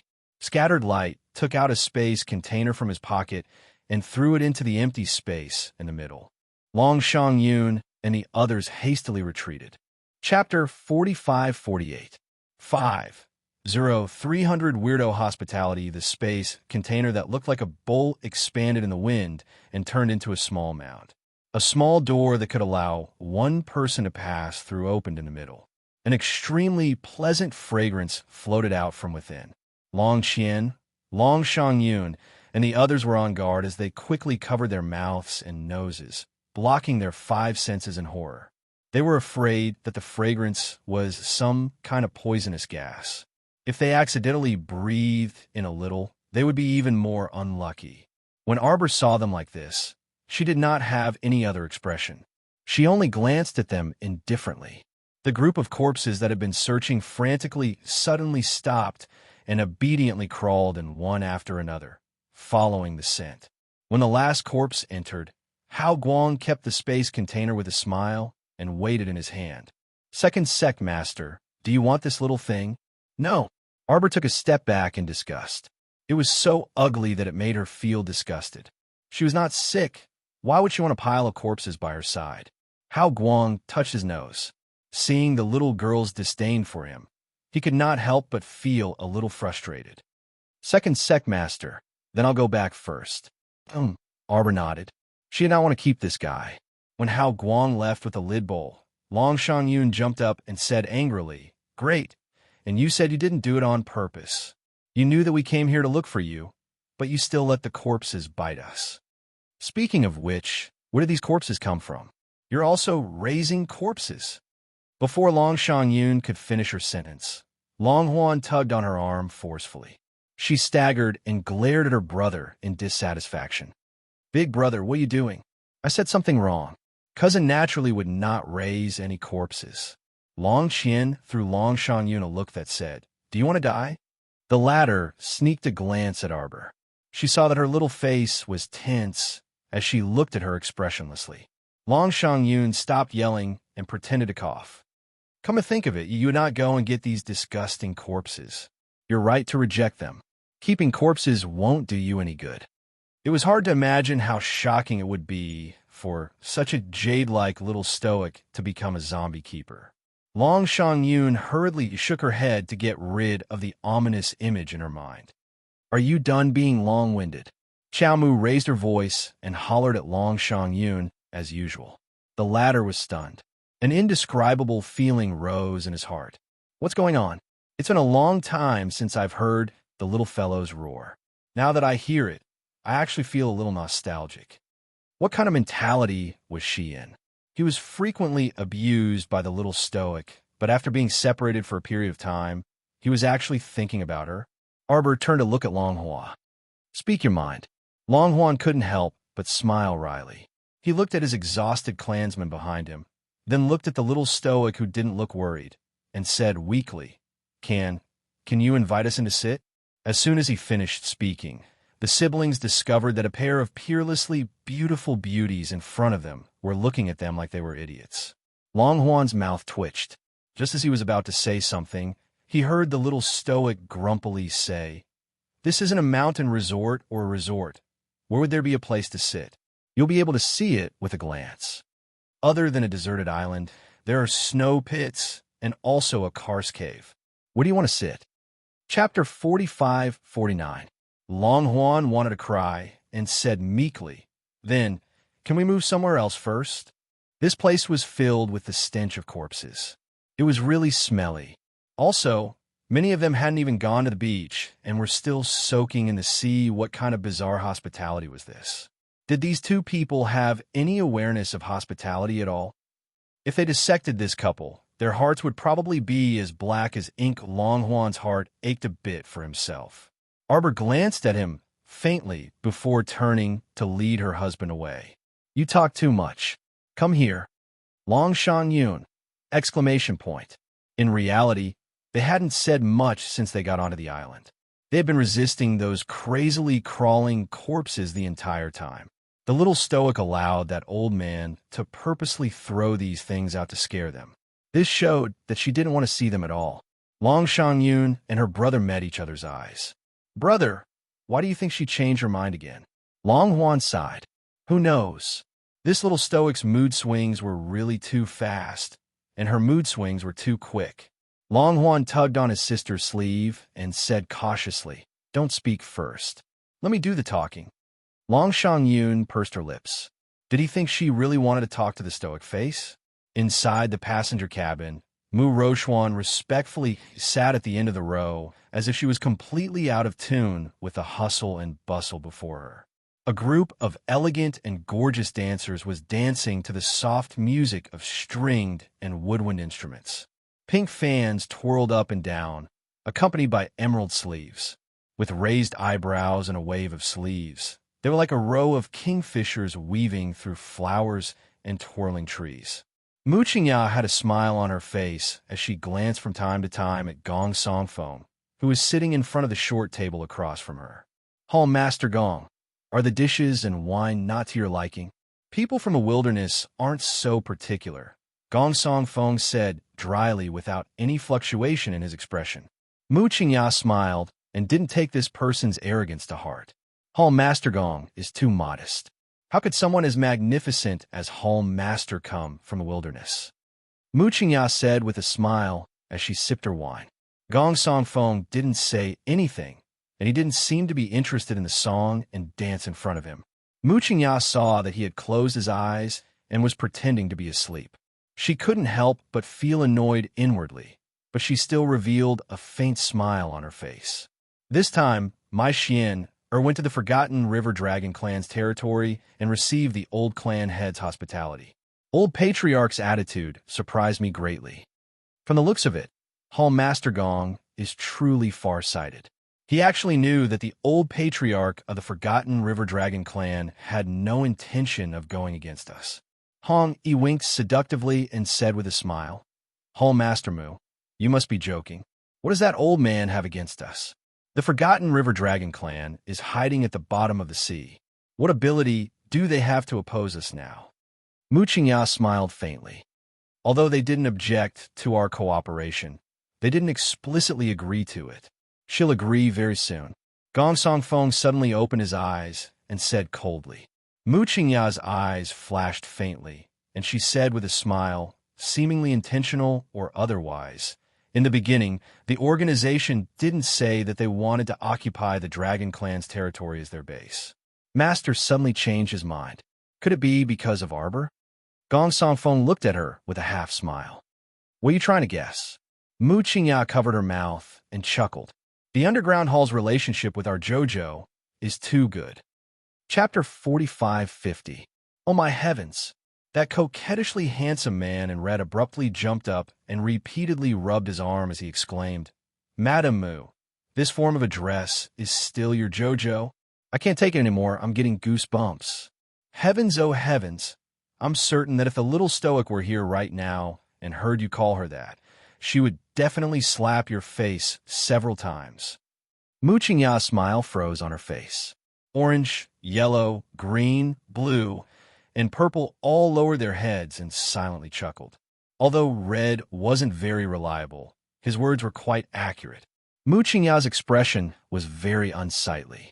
However, she was someone who was used to putting on airs, so her expression eased up before long, and she said with an awkward smile, "Red really knows how to joke." "Who's joking with you?" Red paused in his rubbing arm and turned to stare unblinkingly at Mu Qingya. He said faintly, "Why don't you give it a try the next time you see her? I reckon she won't just hit you. She'll even kill you." Everyone, very likely, super insightful, Mu Qingya found it hard to maintain her awkward smile. "Are you all changing the topic?" Mu Qingya withdrew her smile and said seriously, "Hall Master Gong, I'm doing this for everyone's sake. No matter what kind of relationship you had with her in the past, just like I did. Wasn't I her stepmother back then? Let's see how she dealt with me afterward. After our identities were exposed, it was impossible for us to get along well with her." The beauty in green couldn't help but roll her eyes. "You speak as if you've gotten along well with her before." Gong Songfeng sneered at Mu Qingya. "Hall Master Mu, you don't need to meddle in our Underground Hall's affairs. As for you, I really want to ask, before you made a move to capture someone, did you ask for the opinion of the master behind you?" That person also agreed. Mu Qingya's expression became increasingly unsightly as Gong Songfeng interrogated her step by step. "Although our halls don't usually get along well, for the sake of Ancestor He, I still have to give you some advice. I still have to give you some pointers. No matter how deep your personal grudges are, You have to consider the big picture. Mu Qingyao's expression changed again and again. She couldn't help but sneer. No matter how much I abuse my power for personal gain, it's never been as obvious as what you've done. You guys came up with an excuse to secretly avenge her. This can't be considered an honorable method, right? Don't think that she didn't know that the underground hall clearly didn't have any intention of making a move against the Forgotten River Dragon clan. Wasn't it all because that stoic face had been wronged in the Forget River clan's territory? Gong Song Feng smiled coldly. You'd better not guess Master's intentions. Mu Qingyao was indignant on the inside, so she couldn't help but say sourly, although your master is affectionate and righteous, the little stoic's brain is wired differently from yours, so she might not necessarily appreciate it. Madame Mu, what are you saying? You're absolutely right. Hong, he suddenly interjected with a smile. Everyone looked at him speechlessly. But there's nothing we can do. We must obey Master's orders. Oh, that's right.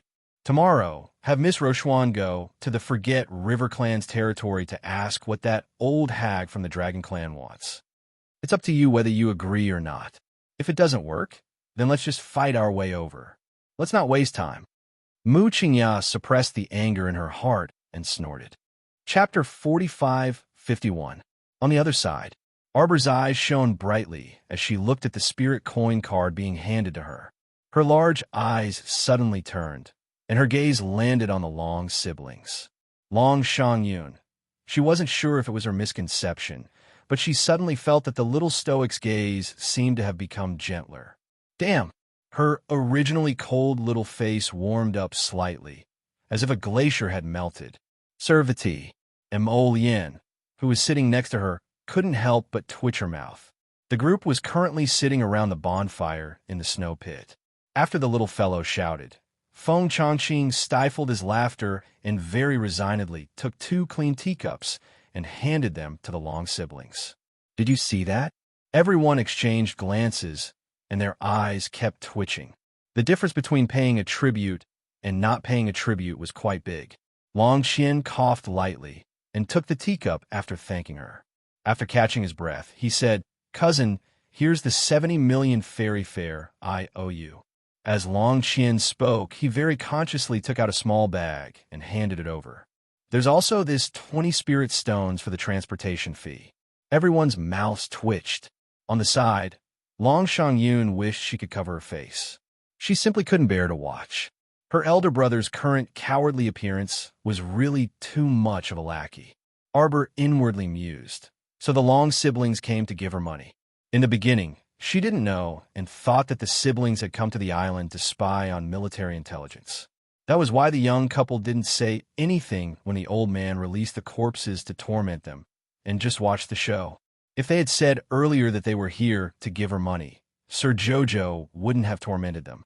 Long Shangyun suddenly discovered that the little stoic in front of her had gentle and kind eyes when she looked at the siblings, as if a holy light was shining upon them. It's not bad that you can have this kind of awareness. The little stoic nodded with a comforted expression. Mu Xingqian almost choked on his tea and instantly attracted countless accusing gazes, especially his brother-in-law, who was staring at him like he was an idiot. His gaze was clearly saying, Brother-in-law, are you an idiot? Can't you see that no one is drinking water right now? Tell me, other than sending money, what else do you want? Arbor quietly put away the spirit coin card and the spirit stones and asked. Long Huan's expression gradually became serious. Cousin, Tianyun sent someone over the day before yesterday to talk to grandmother about cooperation. Everyone was stunned. Mu Xingqian's expression darkened. They've set their sights on the Forgotten River Clan's land? Do you want to develop the River of Forgetfulness into the Heavenly Fate base? Long Shangyun couldn't help but say angrily, they dare. Long Qi took a deep breath and exhaled. I think they have that intention. The little stoic glanced at them. Elderly lady agreed. Was she not even willing to call her grandmother now? Long Shangyun's heart was filled with mixed feelings. Her thoughts were in a mess, and she didn't know what she was regretting. No, grandmother didn't agree. She will agree, Arbor said coldly. For the entire Forgotten River, she will compromise. Long Huan's eyes instantly turned round, and and he felt his heart thumping in his chest. It was a complete mess. Why? Why did little cousin say the exact same thing as father? That's why father told us to come find you. We must think of a way to stop this, Long Huan said hastily. Everyone is well aware of what kind of existence Tianyun is. Chapter 45-52. Forget River can't mix with Tianyun's people. Otherwise, they would definitely be dragged down by Tianyun and become the target of public criticism. With the current Dragon Clan of Forget River's remaining strength, it would be very difficult for them to deal with Tianyun alone, not to mention that they might have to face the enormous power of the entire 3 provinces in the future. How could that be possible? Long Qi stared at Arbor sincerely. Cousin, let's temporarily set aside the family matters that are troubling you. The urgent matter at hand is to jointly deal with Tianyun, who is closing in on us step by step. Arbor glanced at him, but didn't say anything. Long Qi continued. Family matters are family matters, and state matters are state matters. Cousin definitely knows which is more important. I know that the Dragon Clan members offended Cousin when we were at Forget River Clan's land, but I never bicker with brainless people. Arbor's icy voice inexplicably choked Long Qi, and he instantly felt speechless. Then Cousin's meaning is? Long Qi asked meekly. Long Shangyun simply couldn't stand her elder brother's stupidity and kicked him lightly in exasperation before continuing, Hey, facial paralysis. Seeing everyone's gazes converge on her, Long Shangyun coughed lightly and corrected herself in time. Hey, Cousin, you're right. Let's not take the past to heart. The most important thing right now is to work together to deal with the little stoic glanced at her and suddenly waved her hand. Long Shangyun silently shut her mouth and then felt that her conditioned reflex was a bit strange. What the hell was wrong with her? What the hell? Why was she used to acting according to the little stoic's mood now? How many people do you plan to send? When we invited you here, we agreed that we would provide half of the venue and resources. But after falling out with Cousin, the little stoic and the others didn't contact the Dragon Clan again. As for the venue, it was his expressionless cousin who found it by herself. The resources were probably prepared by them too. Although this deserted island was near the snowy mountains and wasn't far from their Forget River Clan's land. But they couldn't forcefully say that they provided the venue. So Long Qi glanced at the little stoic extremely awkwardly. Just tell me how many people you can provide at the moment. Seeing this guy hesitate, Arbor was a little impatient. Why are you so naggy? Why are you so tired of me? If you're a man, you should be straightforward. Why do you have so much nonsense to say? Long Huan coughed and answered honestly, 3,000. After saying that, he couldn't help but feel a little guilty and timid. He secretly glanced at Mo Lien and Arbor. There aren't many people, but we can provide more cultivation resources. If they're all like the cripples I saw on your clan's land the other day, I think we should just forget about it. They were quite good at gossiping. Whenever they encountered trouble, their faces would turn pale, and they wished they could just drill into the ground. He was so useless that he couldn't be any more useless. A person like that couldn't be nurtured no matter what. It was better not to waste resources and effort. Long Huan hurriedly shook his head and said, Although there aren't many of these mermen, they are all my elite soldiers. During their training, my father, your uncle, gave them strict instructions. Don't worry, their personal qualities are definitely not inferior to the elites of the 3 prefectures. Arbor stared at him for a full minute. That gaze made Long Ji and Long Xiangyun's hearts beat like a drum. Co-cousin, you're representing yourself in killing the Heavenly Fate battle team. No, it's the entire Forget River. Chapter 45-53. Are you sure you can make this decision? It was not that Arbor was underestimating the Long siblings. In reality, the power of the clan was still in the old matriarch's hands.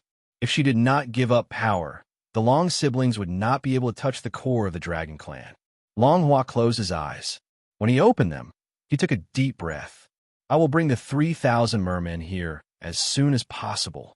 When the time comes, I hope Cousin will train them strictly. Do not be soft, Arbor said expressionlessly. If they join in killing Tianyun, they are our brothers. Of course, we will treat them all equally. It's a deal. Long Qian stood and bowed. As your elder brother, I'll thank Cousin first. Thank you for your efforts. Chow had left the work to others indicated that she did not need to spend much effort. She had made a seal formation in the area and usually walked around the island. It was not troublesome for her to eat and drink, but it was better not to say such direct words. It was annoying.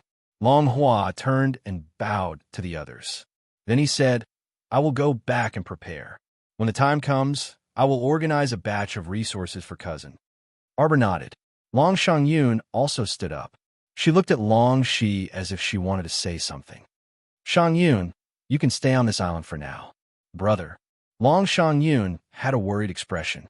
Long Hua still had to return to the clan, gather his personal guards, and bring them to this deserted island. Such a large movement would probably attract the attention of the patriarch. Maybe their so-called secret visit had already attracted the attention of the old patriarch. When I go back, I want to try my best to persuade grandmother. If grandmother could be like cousin and put down those small family matters and gather forces to fight Tianyin together. Maybe Arbor glanced at him, shook his head and said, It is useless. Old matriarch has been stubborn her entire life. She will not listen to your persuasion. Let me give you a word of advice. When you go back, do not make a big fuss. Just gather your personal guards in secret.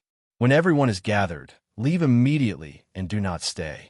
Long Huan stared blankly at Xiao Mu for a moment before saying with a bitter laugh, Cousin's words and father's words almost completely coincide. Allow me to say something unpleasant. Xiao Mu remarked coldly. The Dragon Clan of Forgetfulness has been hiding in a crappy corner for far too long. From the inside out, it's been eaten and rotted. Most of your clansmen have lost their will to fight. They have completely lost their courage. As Xiao Mu enunciated each word, Long Huan's complexion turned paler and paler. They just want to be content with their own territory. Perhaps your grandmother will feel that the conditions proposed by Tianyin are very good. They're already used to compromising. Just like back then, they were beaten so badly by a tiny branch of the Dragon Clan that they couldn't even raise their heads. Long Yin bit his lips, his pale face devoid of blood. Perhaps, in the beginning, your clan leader would have told you with glib words and twisted logic. It's precisely because you lost the 10,000-year mermaid pearl that your entire clan's overall strength has weakened to this extent. She will tell you, the direct descendants of the Dragon Clan, how powerful your ancestors were after being baptized by the mermaid pearl.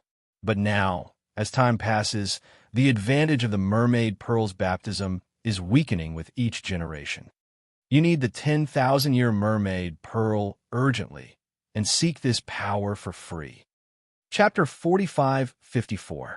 Long Shangyun looked at Arbor in shock, her mouth agape as she bit her lower lip. Do you want to ask me how I found out? Arbor swept an indifferent glance over the duo. If you don't want others to know, don't do it in the first place. There is no such thing as an impermeable wall in this world. Long Shangyun stood by the seaside for a long time without looking back as she watched her brother leave with his men. In the end, she still stayed behind because of her brother's words. This trip will be extremely difficult and dangerous. The road ahead is boundless, and I don't know what the outcome will be. If you stay by my side, you will definitely distract me. Long Shangyun took a deep breath and clenched her fists slightly. Brother, you must return safely. Do unused section break. Come back the next day. Arbor pondered over it and took out that damned talisman from his inner world. He carefully examined it again and again. When Arbor recalled the conversation he had with his husband before going to bed yesterday, he felt his balls ache endlessly. Hubby, I heard that your cultivation realm is very unstable. Is that true? A certain person asked cautiously. Who did you hear that from? The Crown Prince nearly jumped up from the bed. That's utter nonsense without any basis. Don't listen to the nonsense of those people with ulterior motives. Arbor, didn't that Transcendence Realm Formation Master Mao Yang say it himself that day? Many people present heard it, including this Xiao. Hubby, how about you go to Fish Orchid Planet to find a deserted island and enter seclusion to cultivate for a while? Arbor suggested in a small voice. Who would have thought that the guy would immediately press down on her and hug her tightly, making a fuss out of it? What? Wife, you don't want your husband anymore. You actually want me to enter seclusion to cultivate? If I enter seclusion, will I still be able to see my wife? Don't. But you can't do it like this. The little stoic was instantly a bit anxious. Judging from hubby's appearance, he really didn't have any intention of entering seclusion. Logically speaking, the current situation could be considered stable, and the killing of the Heavenly Fate battle group should be methodically training on the island. There were many things that could be left to crown Prince Rome and Mingyasi. He didn't need to be there every day to keep an eye on them. If her husband said that he wanted to cultivate in seclusion, no one would stop him. This was something that everyone could understand. However, this fellow was unwilling to do so. Hubby, don't worry. The little stoic advised good-naturedly. Although it might take 2 years for you to stabilize your realm, it's still not enough. However, don't forget that time flows 12 times faster on the fish orchid planet. In this case, he would be in seclusion for about 2 months. It's very short, right? Who would have thought that her own husband would suddenly have an aggrieved expression on his face, as if the sky was about to collapse? He exclaimed, "Jojo, you don't love your husband anymore. You're chasing me away? You want me to go into seclusion for 2 months. Isn't 2 months too long? How many things can your husband do with you in 2 months? I can accompany you through mountains, rivers, lakes, and seas, and see all the sights in the world." Arbor couldn't help but press his small head and look down at the cultivation talisman in his hand again. Fuck, that swindler's clamoring noises by her ear yesterday were like demonic noises, bouncing up and down in her mind, unable to fade away. This couldn't go on. As her husband's wife, she had to do things that were good for him. She had to take advantage of the rare time. She had to let him enter the star domain to stabilize his realm. Chapter 45-55. Jojo. Rongqing ran over and waved at her from afar. "The ship, it's here. Xiaomu jumped up with a kick of her legs and asked curiously, "Longhuan brought people over so quickly?" This was truly beyond her expectations. Long Qian actually didn't make things difficult for him. As expected, he was her biological grandson and treated him differently. "No." Rong chuckled and waved his hand. It's His Majesty, His Majesty. His Majesty is here." Arbor was taken aback, and then her eyes lit up. "Duan Yu is here? Where is he? Quickly bring me there. I say, he's really dawdling. He's been drifting on the sea for so long and only found this place now. Don't tell me he got lost." Arbor grumbled. She had only taken a few steps when she saw a pair of tall and slender men walking over from the stone wall. One was wearing plain clothes, and the other was wearing an ink-colored robe. The sleeves of their clothes fluttered in the wind. Both of them were handsome, elegant, and magnificent. Both of them had outstanding appearances. The little stoic was baffled and dazed for a moment. An indignant little person suddenly jumped out of her heart with a whoosh. Holding a peachwood talisman, she knocked on the 2 people's heads and chased after them. "I'll let you go out as a pair. I'll let you be peerless in your generation. I'll let you flirt with me every day and make me feel ashamed of my inferiority. I'll beat you guys to death." Rong, who was standing next to the stoic face, inexplicably felt a chill pass by him and rubbed his arms in bewilderment. It was a bit strange. Why did the atmosphere suddenly turn cold? "Jojo." Duan Yu's eyes lit up, and he flew in front of her in a flash. His handsome face, with a brilliant smile, swayed back and forth in front of her. "Jojo, did you miss me? It's fine if you don't miss me. I missed you a lot." This guy continued to talk to himself. "Have you been busy on the island recently? Why are you in a daze and not saying anything?" Mo Lien also arrived and glanced at him with a chuckle. "Can't you tell that Jojo doesn't want to talk to you? Impossible. Jojo definitely wouldn't be so heartless. Jojo." Duan Yu rolled his eyes at Mo Lien. When he turned his head, he noticed that the little stoic's gaze followed the 2 of them back and forth with an odd expression on her face. "Jojo, why aren't you saying anything? Are you too happy to see the real person?" Duan Yu asked with a grin, his gaze suddenly landing on her hand. What's this? Jojo, you're so nice. Is this the storage talisman you're giving me?" Seeing that she didn't react, he took the talisman from her hands. He was so fast that Arbor didn't even have time to react. In the blink of an eye, The talisman was in the man's hand. Hey, wait. Arbor came back to his senses and quickly reached out to stop him. Duan blinked aggrievedly and huffed. Oh, so it's not for me. Then it's for him. He slapped the talisman onto Mo Lian's chest with a flip of his hand. His hand was so fast that she couldn't refuse him in time at that moment. The second weight of Arbor's weight had just escaped from his mouth. He then weakly quieted down, his eyes bulging as he looked at the comical scene before him. Heavens, the ignorant were the most fearless. Duan, this guy was seriously cheating. Mo Lian looked down and saw that the talisman had turned into a streak of light, and talisman energy rapidly seeped into his body, unable to reverse the situation. Xiao Mu massaged her forehead. Chapter 45-56. This guy looked down at his own palm in confusion, then glanced at the expressionless Mo Lian. What's going on? Why did he feel like there was something wrong with that talisman? This guy didn't know what kind of troublesome thing he had done as soon as he arrived. He looked innocently at Arbor and saw that the little guy's expression was a bit indescribable. Jojo, what talisman is that? He had swiftly slapped the talisman onto Mo Lian's body just now, but that guy didn't seem to have any reaction at all. Arbor wanted to say something, but hesitated. His eyes were filled with complicated and indescribable emotions. He glanced at Duan before swiftly bouncing toward Mo Lian. Oh no, no, no, oh no. Husband would definitely be angered to death. When he woke up, husband would definitely fight it out with Duan. If these two fought, it was unknown who would win. There was an 80% chance that both sides would be injured, and they might even perish together. When the little stoic thought of this, she blinked and repeatedly brushed aside this frightening thought in her mind.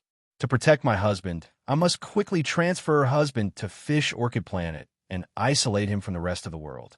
He can't run around as he pleases and use that devastatingly handsome face to wantonly bring disaster to others. The rapid cultivation talisman ignored cultivation realm and had a 100% chance of being hit after activating it. Within 15 days, he would lose his sight, hearing, smell, taste, and touch.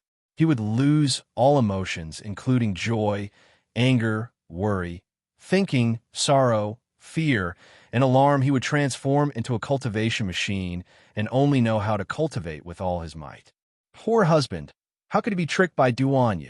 Arbor reflexively reached out to pinch his husband's icy, handsome face and hastily flashed into the star domain with him. Husband, don't be scared. The little stoic pacified the man. This rapid cultivation talisman isn't harmful to the body. You'll be like an idiot for the next 15 days. You won't be able to see or hear anything. You won't be able to do anything except cultivate. This way, this guy's cultivation realm would definitely be properly stabilized. She raised her hand to touch his face, a bit puzzled by his reaction. Her husband looked too much like a block of wood right now. 15 days isn't long, but it isn't short either. This rapid cultivation talisman will allow you to fully immerse yourself in your cultivation. The effect is pretty good. The 15 days mentioned here was the actual time in the outside world. This meant that if Jojo left her husband alone on the Fish Orchid Planet to cultivate, after 12 times the flow of time, her husband would probably be able to spend half a year peacefully on the small island of Fish Orchid Planet. Although compared to the 2 years he needed to completely stabilize his realm, this half a year was really nothing. But at the very least, it was better than nothing. Let's take it step by step. Seeing Arbor dragging Mo Lian back to the star domain, Duan naturally followed in a hurry. He finally realized that there was something unusual about the Prince Mo in front of him. What happened to him? Duan curiously stared at a certain someone who was standing upright and unmoving in front of him and poked his shoulder. Hey, Jojo, what's up with this guy? From just now until now, it has been stuck here like a piece of wood. To be honest, Arbor also found it very strange. She only knew that after being hit by the rapid cultivation talisman, a portion of her memory should be missing. She didn't know if her husband had also entered a memoryless state right now. Once he woke up, he would probably forget everything that had happened. She also didn't know how she would react after being hit by the talisman. In any case, in her opinion, her husband's situation was quite strange. Chapter 45-57. Why didn't he have any reaction at all? Logically speaking, After being hit by this kind of rapid cultivation curse, his mind should be filled with the goal of cultivation and automatically activate his instinct to explore the divine realm. He should run to wherever divine and holy power were rich. Why was it that he was still in a daze, even after half an hour had passed since he was hit? "Jojo!" Duan Yu called her softly and withdrew his playful expression. He knitted his brows and asked, "Is there really a problem with that talisman?" Arbor shook her head. "It's not a big problem. It's just a cultivation talisman." Duan Yu nodded and pointed at Mo Yin, asking, "Then what about him?" She then saw Crown Prince Mo abruptly topple backwards, facing the sky. The little stoic hastily reached out to grab him, but to her surprise, his body was as heavy as a solid weight. The little stoic couldn't pull him back in time and fell to the ground with him. She rolled onto his chest and smashed her small face into his body. "Duan Yu, did he come all the way here just to eat a mouthful of dog food? What the hell was this?" Mo Yin, this fool, was definitely purposely showing off in front of him. Arbor was completely speechless. She raised her small head slightly and observed her husband's expressionless, handsome face up close with her beady black eyes. What was going on? What was with her husband's closed eyes and sleepwalking expression? Was he also like this when she was cultivating charms at a moderate speed back then? Just as Xiao Mu wanted to crawl up, she discovered that he had encircled his arms around her, and her soft and small body was pressed down by him again. Arbor was instantly speechless and glanced at Duan Yu, who was standing on the side. She kept hinting with her eyes, "What are you spacing out for? Hurry and pull me up." It had to be said that Duan Yu immediately understood Sir Jojo's small gaze. At the same time that he pulled her up, he also pulled out Prince Mo, who was as heavy as a weight. Wasn't this body too freaking heavy, was it, because gravity had been injected into his meridians? "Husband," Jojo cautiously called out to him. Then, she was shocked to find that there seemed to be surging divine power gathering around her husband. This as he had already entered a state of cultivation. This guy was really a scammer. Mr. Jojo had thought that Mo Yin was not in the right state of mind yet. Who would have thought that the moment the talisman was activated, he had already entered the state of cultivation? Arbor felt that if it wasn't for the fact that it often blocked other people's 5 senses, 7 emotions, 6 desires, and even memories, it would have been a long time ago. Strictly speaking, this talisman was actually quite helpful in making progress. After using this kind of rapid cultivation talisman, the increase in cultivation speed would vary from person to person. If one's luck was good, their cultivation speed might increase by 100 times or more. Thinking about it, a day of cultivation was equivalent to 100 days of cultivation for an ordinary person. It was obvious that the cultivation speed was incomparable. Sigh, Jojo, Sama was really too worried about her husband. Why isn't this guy letting go? Arbor glanced at her husband in confusion. To be precise, her gaze should be sweeping toward Mo Yin's hand that was tightly gripping her. Mo Yin's slender and strong fingers clasped Arbor's wrist, causing her to be unable to move at all.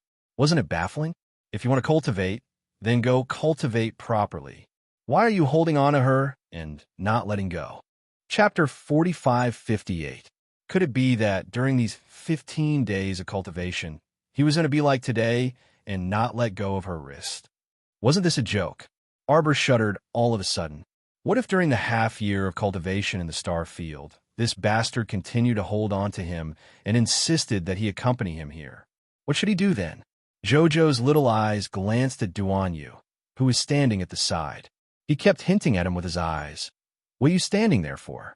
Hurry and take your mutated brother away." Duan Yu's mouth twitched all of a sudden. He kept feeling that the little fellow was secretly sneaking weird glances at him and Mo Yin. He didn't know what kind of nonsense was going on in this little head of hers. What exactly is going on with him? Duan Yu suddenly reached out and yanked Mo Yin away. Prince Mo, who had been standing there in a daze, suddenly turned around and slapped at his face.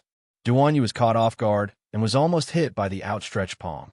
10,000 curses were running through his mind. Duan Yu yelled in exasperation. "Don't you understand the principle of not hitting someone in the face?" Mo Yin pursed her lips and didn't even look at him as she attacked his face. You fool. I'm telling you, don't push your luck. I'll retaliate. Duan Yu kicked out. Mo Yin dodged to the side and then mechanically slapped at him again. Duan Yu was on the verge of a mental breakdown. Could it be that he was imagining things? Why did he feel like the Mo Yin in front of him was so abnormal? On the other side, taking advantage of the gap between the two of them, Arbor breathed a sigh of relief and quickly stepped out of the star domain. When he came out, he discovered that vassal Prince Rong was still waiting for them. The two of them looked at each other, but Rong Qing didn't say anything and didn't ask about the portable divine realm. It was as if the three people who disappeared one by one were only shadows in the air. Rong Qing asked with a smile, His Majesty? Oh, he's busy now? He might be busy for a while. Arbor coughed lightly. He wanted to immediately put on a cold and serious face, but after thinking about it, he comforted, Don't worry. If you have anything you want to talk to him about, just let me know. All right. Crown Prince Rong hurriedly nodded and smiled. It's nothing urgent. Oh, that's right, Jojo. Kill the Celestial Fate Legion. Now all the training is on the right track. Everyone is making rapid progress every day. What Crown Prince, he asked, means is that it's useless to just talk about strategy on paper. It's best to find a place to train nearby, so that everyone can work together through actual combat. Arbor nodded. It was rare that he didn't diss yes. Okay, I got it. Let's wait another half a month. Arbor said solemnly. Let them become more familiar with each other and cooperate more tacitly. Also, he had to wait for Long Xie. Since he had already verbally agreed to let Long Xie join, Arbor naturally wouldn't trick him. Okay, Rong Qing nodded slightly. Then I'll go make the arrangements first. Thank you. It's my pleasure. Rong Qing smiled faintly and turned to leave. Arbor was planning to set up a talisman array outside the deserted island when he suddenly heard Qiuqiu's anxious voice. Master Silver, it's not good. Come in and take a look. Something's wrong with Crown Prince. What? Arbor's heart tightened, and he hurriedly stepped into the divine realm. He saw little Tai Sui's body flying toward him. Arbor hurriedly rushed forward and caught him. What's wrong with you? Chapter 45:59. However, little Tai Sui looked at her in bewilderment. In truth, he was also very helpless. He had only left his nest because it was mealtime and planned to ask Qiuqiu for some warm food. He didn't expect as soon as he came out, he first saw Mo Lin and Duan Yu, those two fools, flying back and forth on a nearby mountain, fighting to their heart's content. Originally, he was just a passerby watching the show, so he could just be an onlooker. However, he didn't expect that Mo Yin would glance at him out of the corner of her eye and sweep him into the range of the battle as well. Jojo, I'm telling you, the Crown Prince has gone crazy, little Tai Sui said indignantly. This guy was beating up whoever he caught. He wouldn't talk to you or even look you in the eye. He would roll his eyes at you like he was sleepwalking. In any case, if he caught someone alive, he would beat them to death. Arbor didn't know what to say. Say that hubby became like this because he was harmed by the rapid cultivation curse. Or could it be that she was the one who drew the rapid cultivation talisman to trick her husband? In the end, while she was hesitating, Duan Yu, that swindler, made a decision for her. How was she supposed to say this? Better not say it. Don't be nervous, you guys. Before Arbor could finish her sentence, she discovered that Mo Yin had swiftly teleported in front of her. Mo Yin, what are you doing? Duan Yu and little Tai Sui shouted in unison. This guy couldn't be thinking of beating up Jojo, right? His guts had grown, right? He even dared to beat up Jojo? If he really did, they would call him a hero. Because he moved very quickly and abruptly appeared in front of her, even Sir Jojo couldn't help but be startled by him. You? The expressionless Mo Yin suddenly reached in her pocket and took out a spirit-binding rope. She abruptly raised her hand and shook it. Xiao Mu's entire body shuddered, but before she could speak, she felt her wrists abruptly sink. The little stoic stared dumbfoundedly at Prince Mo, whose hands were tied up, with an incredulous expression. At this moment, she thought to herself, this guy is actually awake, right? Is this guy pretending? He actually knew everything? You didn't even enter the state of rapid cultivation, did you? What's going on? This guy's reaction to entering a state of rapid cultivation was different from everyone else's. Fall. But I don't know what will happen to the others after they've been hit by the rapid cultivation talisman. Do you want to try another person? The equally dumbstruck little Tai Sui was suddenly struck by a cold wind blowing past its body. What was going on? He felt goosebumps all over. What was going on? By the time several hundred thoughts surfaced in Xiao Mu's mind at the same time, Crown Prince Imo had already apathetically tied her up with the spirit-binding rope. He wrapped the rope around her hand and led her away without saying a word. He didn't even bother to look at the people around him. Duanyu, am I being completely ignored? So why is it that Mo Lien, this person, is becoming more and more annoying? Hubby, do you still remember me? The little stoic couldn't resist asking weakly as she was led away. Could it be that this guy still had his memories? That wasn't possible. The little stoic couldn't make sense of the situation and stared at the back of his head in bewilderment. This guy led her to Fish Orchid Planet with great familiarity and casually found an uninhabited island to fly up. Arbor had a bad premonition. She kept feeling that if she didn't do something, she might end up in a tragedy. Chapter 4560. Who was hubby teasing? Who would end up like this after being hit by a speed cultivation curse? What a weirdo. This guy flew around the island as if he was patrolling. After tossing and turning around for less than an hour, he found a piece of land with good feng shui that faced the sea and backed by a coconut grove. Arbor breathed a sigh of relief and inwardly mused. Hubby has finally calmed down. After this, as long as he entered a cultivation state peacefully and steadily, she would have nothing to do. Hubby, I'm telling you, you have to hurry and untie me, or else I'll get angry. Arbor's face was taut as this guy led her to a tall coconut tree with a spirit-binding rope. The tree was covered with oval-shaped fruits, each the size of a ball, and they weighed heavily on the branches. There were actually countless islands like this one on Fish Orchid Planet. Arbor didn't know which island her hubby had brought her to stay on for a while. She used her divine conscience to call Chio, but Chio, that swindler, was nowhere to be found and didn't respond for a long time. Hubby. Arbor returned to her senses and looked at his handsome face that was inches away in astonishment. You, why are you sticking so close? The little stoic raised her head, feeling inexplicably a bit scared. Hubby expressionlessly stared at her for a long time, his gaze a bit fixed. The more he looked, the scarier it became. The little stoic moved her lips guiltily and weakly said, Hubby, I didn't do it on purpose. I also didn't know that swindler Duanyu would suddenly snatch my speed cultivation curse. The spirit-binding rope fell from her wrists. Arbor exhaled lightly and did her best to squeeze out a smile on her stoic face. How about you? Just cultivate here peacefully. I'll come pick you up in 15 days, okay? Mo Lien didn't utter a word, but suddenly used the spirit-binding rope to coil around her several times. She was pressed against the coconut tree and tied up securely. Arbor, husband, what are you doing? Arbor was dumbfounded. He watched as Mo Lien pressed him against the tree trunk and used the spirit-binding rope to wrap around her again and again. Arbor wanted to cry. Why are you trying to reason with a delirious person?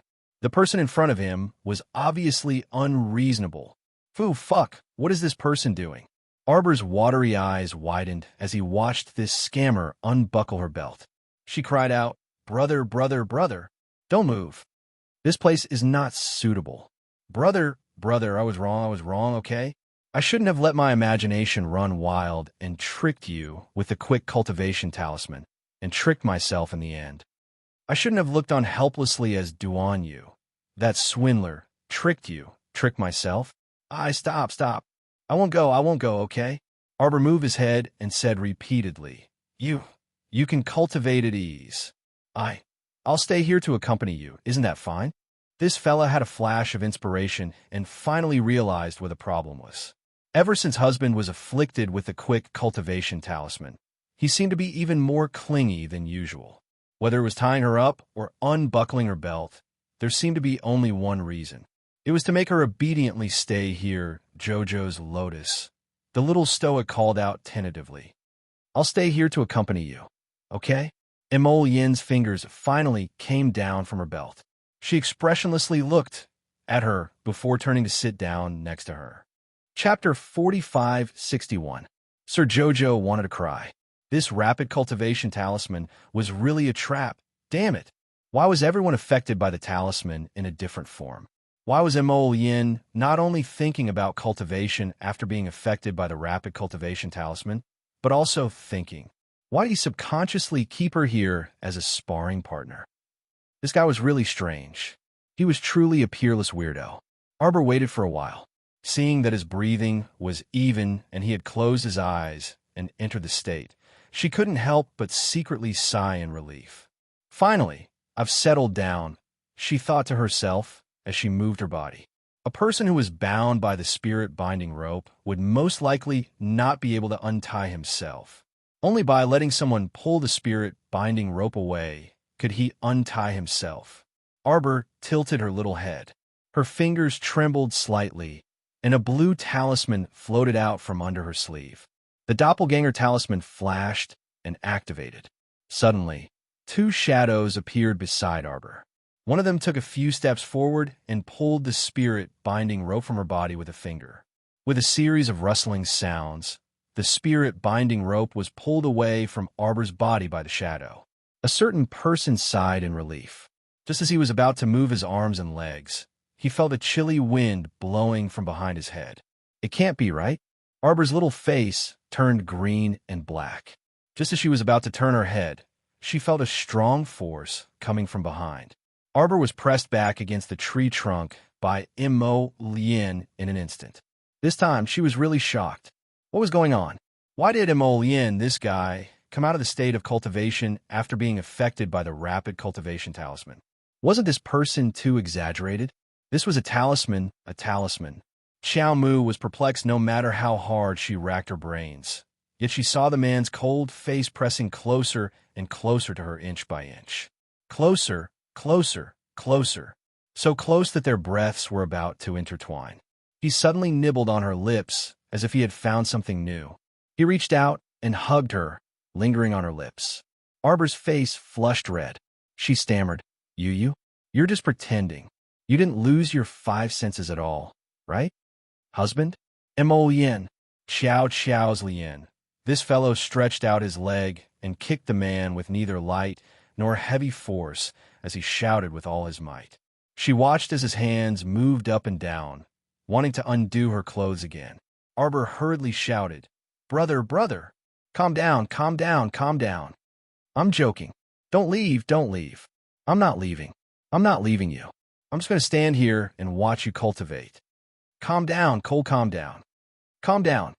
She quickly reached out and patted his back comfortingly. She tried to coax him and whispered, Stop it, Jojo's Ren. Look at me. Look at me. Yes, let's watch. Look at my sincere eyes. I'm not lying to you. I'm just going to stay here and cultivate with you.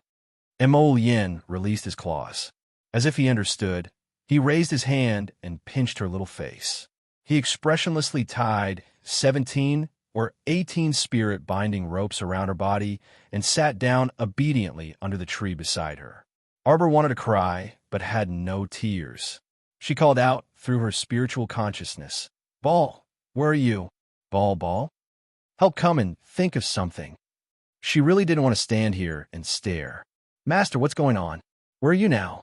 Arbor gritted her teeth. Sense it yourself. I'm in Lan Hai, on an island full of coconut trees. Come here and help me think of something. Chapter 4562. All right, Master, just you wait. Chocho will rush over to your side right away. Arbor breathed a sigh of relief. Who would have thought that she freaking heaved a sigh of relief too quickly? Before long, Chocho's flustered and exasperated voice traveled into her conscious. Master, it's bad. I don't know what's going on with the island you're on, but someone reinforced an isolation barrier from the outside. A barrier set up by a transcendent god realm. Its defense is super strong. Chocho can't get in. What? Xiao Mu's eyes widened until they were round balls. She then looked up at the sky, on the verge of tears. Emol Yin, this fraud, when did she set up an isolation barrier on the island?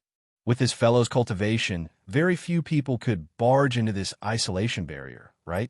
Arbor was a bit flustered and exasperated. She looked at the dozen or so spirit-binding ropes tied around her, then glanced at her husband, who was sitting beside her like an old monk in meditation. Duanyu, Feng Changqing, rotten peach blossoms. Mayan, save me. Can someone come and save her? Was there anyone? How could she be someone who could calm down? If she was tied up here by Jojo's lotus and had to squat for a full half a year, then really Jojo would become yesterday's daylily. A light chuckle came from not far behind her. Arbor tilted her head and looked over, only to see Duanyu slowly walking over with a faint smile. His appearance was actually somewhat deserving of a beating. Arbor glared at that person with her almond-shaped eyes. Hurry, hurry, and think of something. Her husband had mutated, so she really had no way to deal with him now. The only thing she could do now was to subdue this fellow and lock him up in a small black room. Only then could this fellow completely stop. Or she could admit defeat and drag this fellow out of the star domain. It would only take 15 days to torment him in the outside world. It was better than tormenting him here for half a year. Arbor wanted to cry, but had no tears. Jojo, do you remember? Remember what? Arbor snapped at him, his little face showing a bit of fierceness. Do you remember what happened to Hullen Mountain? I was also tied up by the spirit binding rope. I asked you to untie me, but you flipped me over along with the tree. It hurt like hell. My hand is about to break. This was really a little inauspicious star, beating him up like a dog the first time they met. He really didn't know what he saw in her. Arbor, he really touched a sore spot. Was this the time to reminisce about the past? If they continued talking, Jojo's lotus would open her eyes again. Shut up, Arbor yelled in exasperation. Hurry up and think of something. Can you set up a barrier or something and lock Jojo's lotus in the little black room first?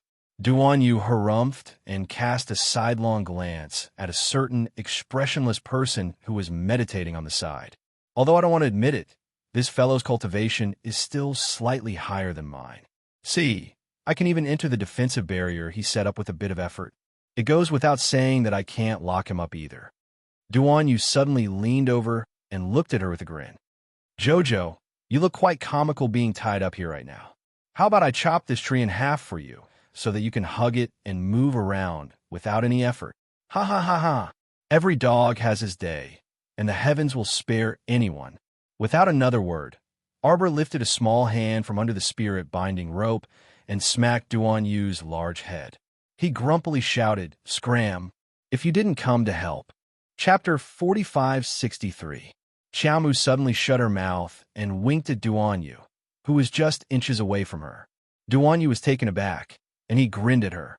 Jojo, why are you winking at me for no reason? Do you want me to come closer? Arbor expressionlessly looked at him. A gust of wind suddenly attacked him from behind, but Duanyu didn't even look. He flicked his sleeve and swiftly swatted away Mo Lian's hand.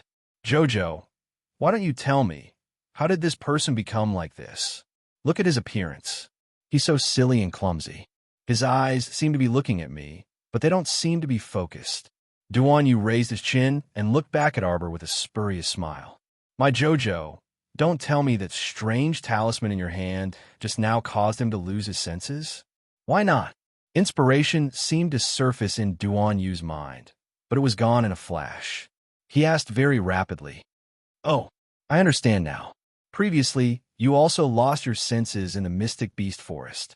You used this talisman. Arbor's small face was stoic, his expression saying, I don't understand what you're talking about. Duanyu couldn't help curling his lips in amusement. As he continued to attack, he would backhand Mo Lian from time to time as he teased with a grin. Heavens, Jojo, you're so deceptive.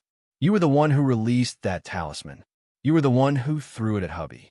Arbor expressionlessly refused to admit that he was the one who deceived her. Jojo, you're being too unkind by saying that. You were clearly the one who was holding that talisman. In other words, even if I didn't do that, you also wanted to secretly activate the talisman and throw it at him, right? Arbor looked at Duanyu with disdain and said, Don't deny it. You're the one who tricked him. When he wakes up, He'll definitely make you pay for it with your skin and bones. Duan Yu's mouth twitched, and he swatted away the Raven Moon sword that Mo Lien suddenly pulled out. He stomped his feet in exasperation and exclaimed, Mo Lien, I'm telling you, don't draw your sword at the drop of a hat. I will retaliate.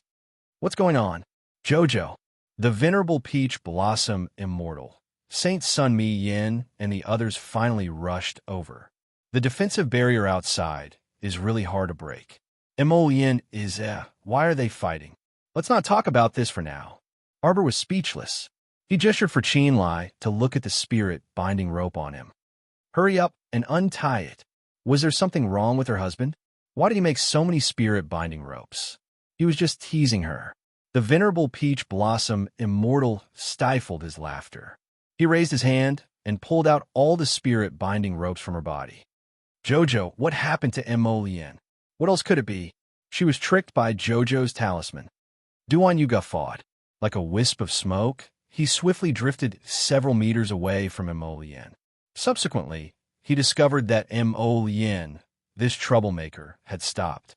She suddenly turned her head, and her unfocused gaze landed on Arbor very accurately. I originally wanted to lure him away, but this fool actually remained unmoved. Looks like she's not completely unconscious. She's already this dumb, yet she still freaking knows how to protect her food. She really isn't a good person. Duan Yu retorted in his mind. Sir Jojo's heart also thumped. Fuck, there were so many people here right now. What if hubby pounced over and undid her belt and groped her? She really couldn't afford to lose this old face. Hubby, stand there and don't move. I'll come over. Arbor made a prompt decision. Chapter 4564. She hurriedly stretched out her hand to call out to him, and very consciously walked over to his side. Chocho, what should we do now?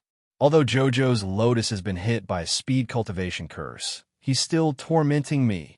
He won't cultivate properly until I'm within his line of sight. Chocho, Master, since Crown Prince the Great can't let go of you, why don't you cultivate here with him for a while? Scram, are you Lotus's subordinate or Jojo's subordinate? Judging from this guy's tone, he was siding with Mo Lien, infuriating this Sir Xiao to death. Chocho hastily placated her. Master, how about this?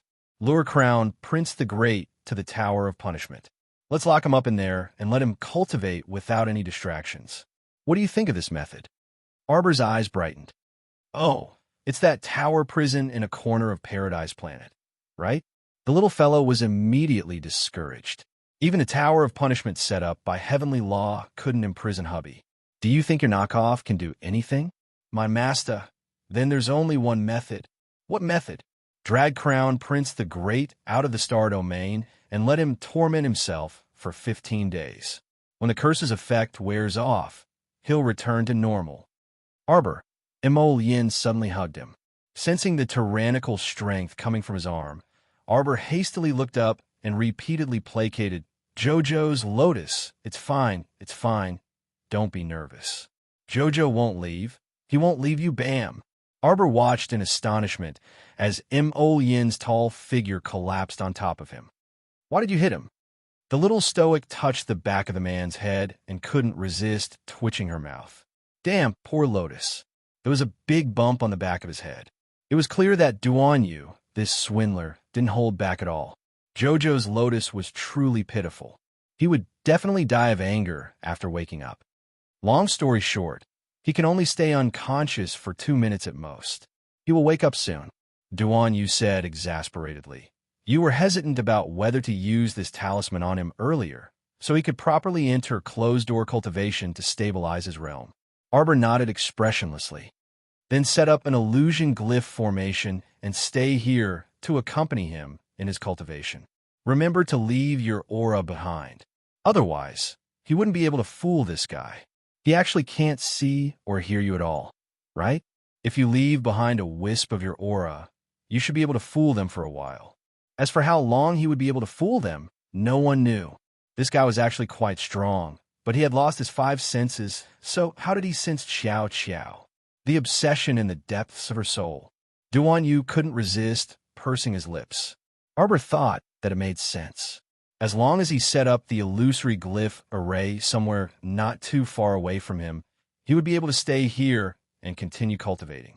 She still had to go out and deal with Long Huan and the others. Once she was done with these trivial matters, she could come in and accompany him. And Mo Yin abruptly opened her eyes. If she didn't know in her heart that he couldn't see at all, she would have jumped in fright from the sharp glint shooting out of his eyes. After sensing that his treasure was right beside him, the crown prince calmed down and entered a cultivation state with peace of mind. Everyone was speechless. After the little stoic stealthily set up the illusory glyph formation and left behind her aura, the group finally left quietly. Qiu, watch hubby carefully. If there's anything wrong, tell me immediately. Chapter 4565. After her husband was hit by the rapid cultivation talisman, there was something wrong with him. Qiao was worried to death. Before leaving, Arbor took the time to make a trip to the main planet. The main planet was the only place that very few people could set foot on without Sir Jojo's permission. This was Duan Yu's first time seeing an appearance talisman strip the air in front of him and reveal mountains and rivers in the distance.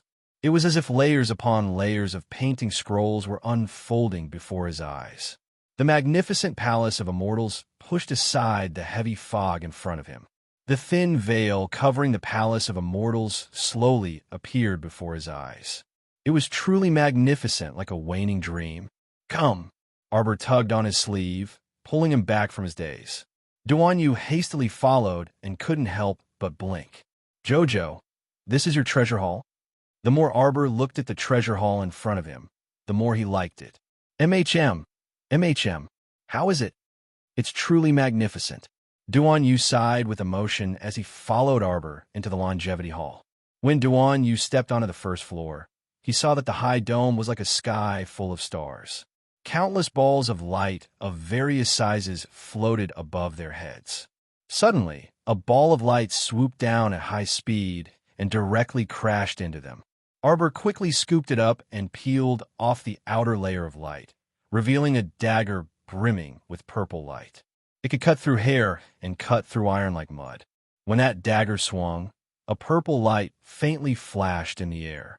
Accompanied by the power of lightning, it sliced a spirit weapon that Arbor casually tossed out into two with a ripping sound.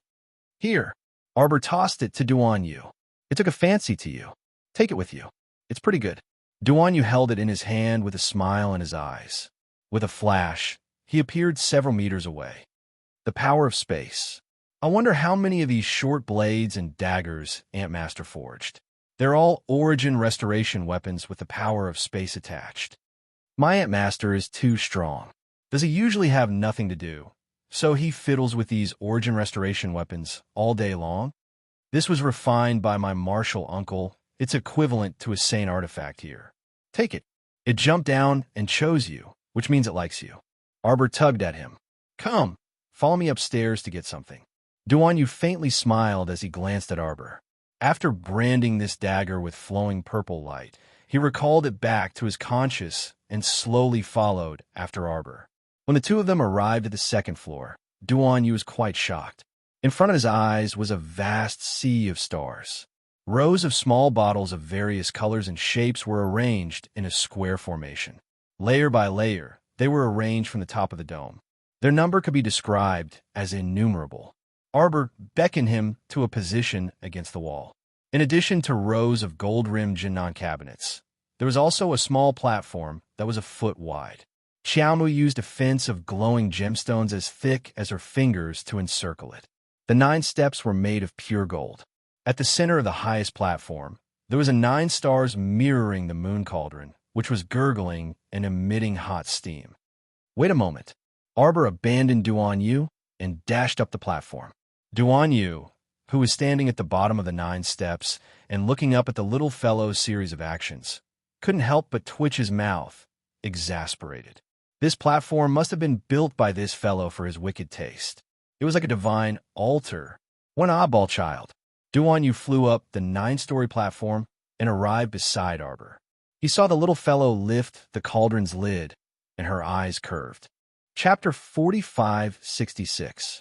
A rather rich medicinal fragrance flowed out of the cauldron, spreading to the entire second floor of the Hall of Longevity. Duan Yu's eyes also brightened. What kind of pill is this? The fragrance is so pleasant. Just by smelling it, it's enough to make one feel refreshed. This is a Jewel Heaven Jade Dragon pill. I refined it with great care. Arbor patted the cauldron with a grin, and a string of pills jumped out and obediently entered the emerald jade bottle in her hand. Arbor filled 3 full bottles, and the remaining dozen or so pills were placed in a small porcelain can. She handed it to Duan Yu. This fellow sighed and muttered softly, "The Jasper Sky Jade Dragon pill is really difficult to refine. I've been refining here for a day and a night for 24 hours, and I've only produced a little over 300 pills. It's so slow." Duan Yu held the small porcelain can in his hand and speechlessly glanced at Arbor. What 24 hours for a day and a night? In the outside world, Sir Jojo had refined 300 or so pills in just 2 hours. Most importantly, this guy must have been too lazy to watch the fire, so he left the cauldron here and left. Maybe she suddenly woke up after some time and should withdraw the pills. A day and a night had already passed in the star domain. The actual time needed probably wouldn't take that long. Just eat this as a snack. Later, go outside and fill up another Jewel Heaven Jade Dragon pill. With your cultivation, eating this diluted pill won't have much effect. Arbor put the 3 large jade bottles into her inner world. These are the pills I prepared to kill the Heavenly Fate battle group. With their cultivation, if they can eat one within a month, it will be very beneficial to their cultivation. Come with me. The 2 left the Hall of Longevity and returned to their original secluded courtyard. The Jewel Heaven Jade Dragon pill was like an emerald water vein, encircling the entire courtyard like a pearl. Wait a moment. Arbor bent down and took out a large piece of paste-like Jewel Heaven Jade Dragon pill. She compressed it into small green beads and threw them all into a carved wooden box.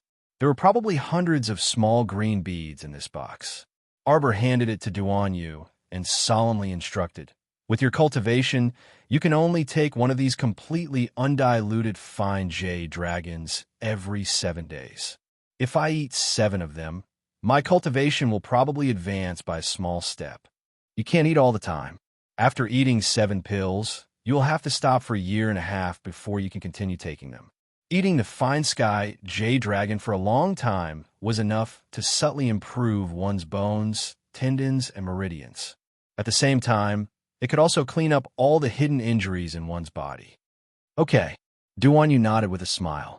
The 2 of them left the star field, and Arbor tossed the 3 bottles of Jewel Sky Jade Dragon pills to Crown Prince Rome, asking him to consider how to distribute them. The elites of the 3 prefectures had to improve themselves to the greatest extent within half a year. This required a variety of medicinal resources to keep up with their cultivation speed. She didn't have the patience to rely on Arbor alone to refine the pills, so she naturally instructed Ming Yasi to gather a group of pill alchemists to help on the island as soon as possible. At that time, he would also bring a group of pill alchemists over. Counting the days, they should arrive in a few days. Brothers, you've worked hard, but everyone's efforts definitely won't go to waste. The 3 bottles of pills in my hands are called Jewel Sky Jade Dragon pills. They are excellent pills refined from saint-grade materials. You only need to take 1 pill every month. Chapter 45-67. This way, it can expand the meridians, raise the aptitude of the root bone, advance the body's cultivation, and so on. All of these are extraordinary effects. Arbor chatted with that fellow Mi Guang for the time it took to burn a stick of incense before coming out of the Kar's cave. He saw rows of well-trained members of the Killing Heaven's Fate squad gathering on the large drill field. Air Rome was currently boosting morale. Xiao Mu only heard the vassal prince say, "Everyone's sweat and effort today will be repaid in the future. Here are the 300 Jewel Skies Jade Dragon pills that the Crown Princess prepared for us. The effects are miraculous, and anyone who consumes them will know.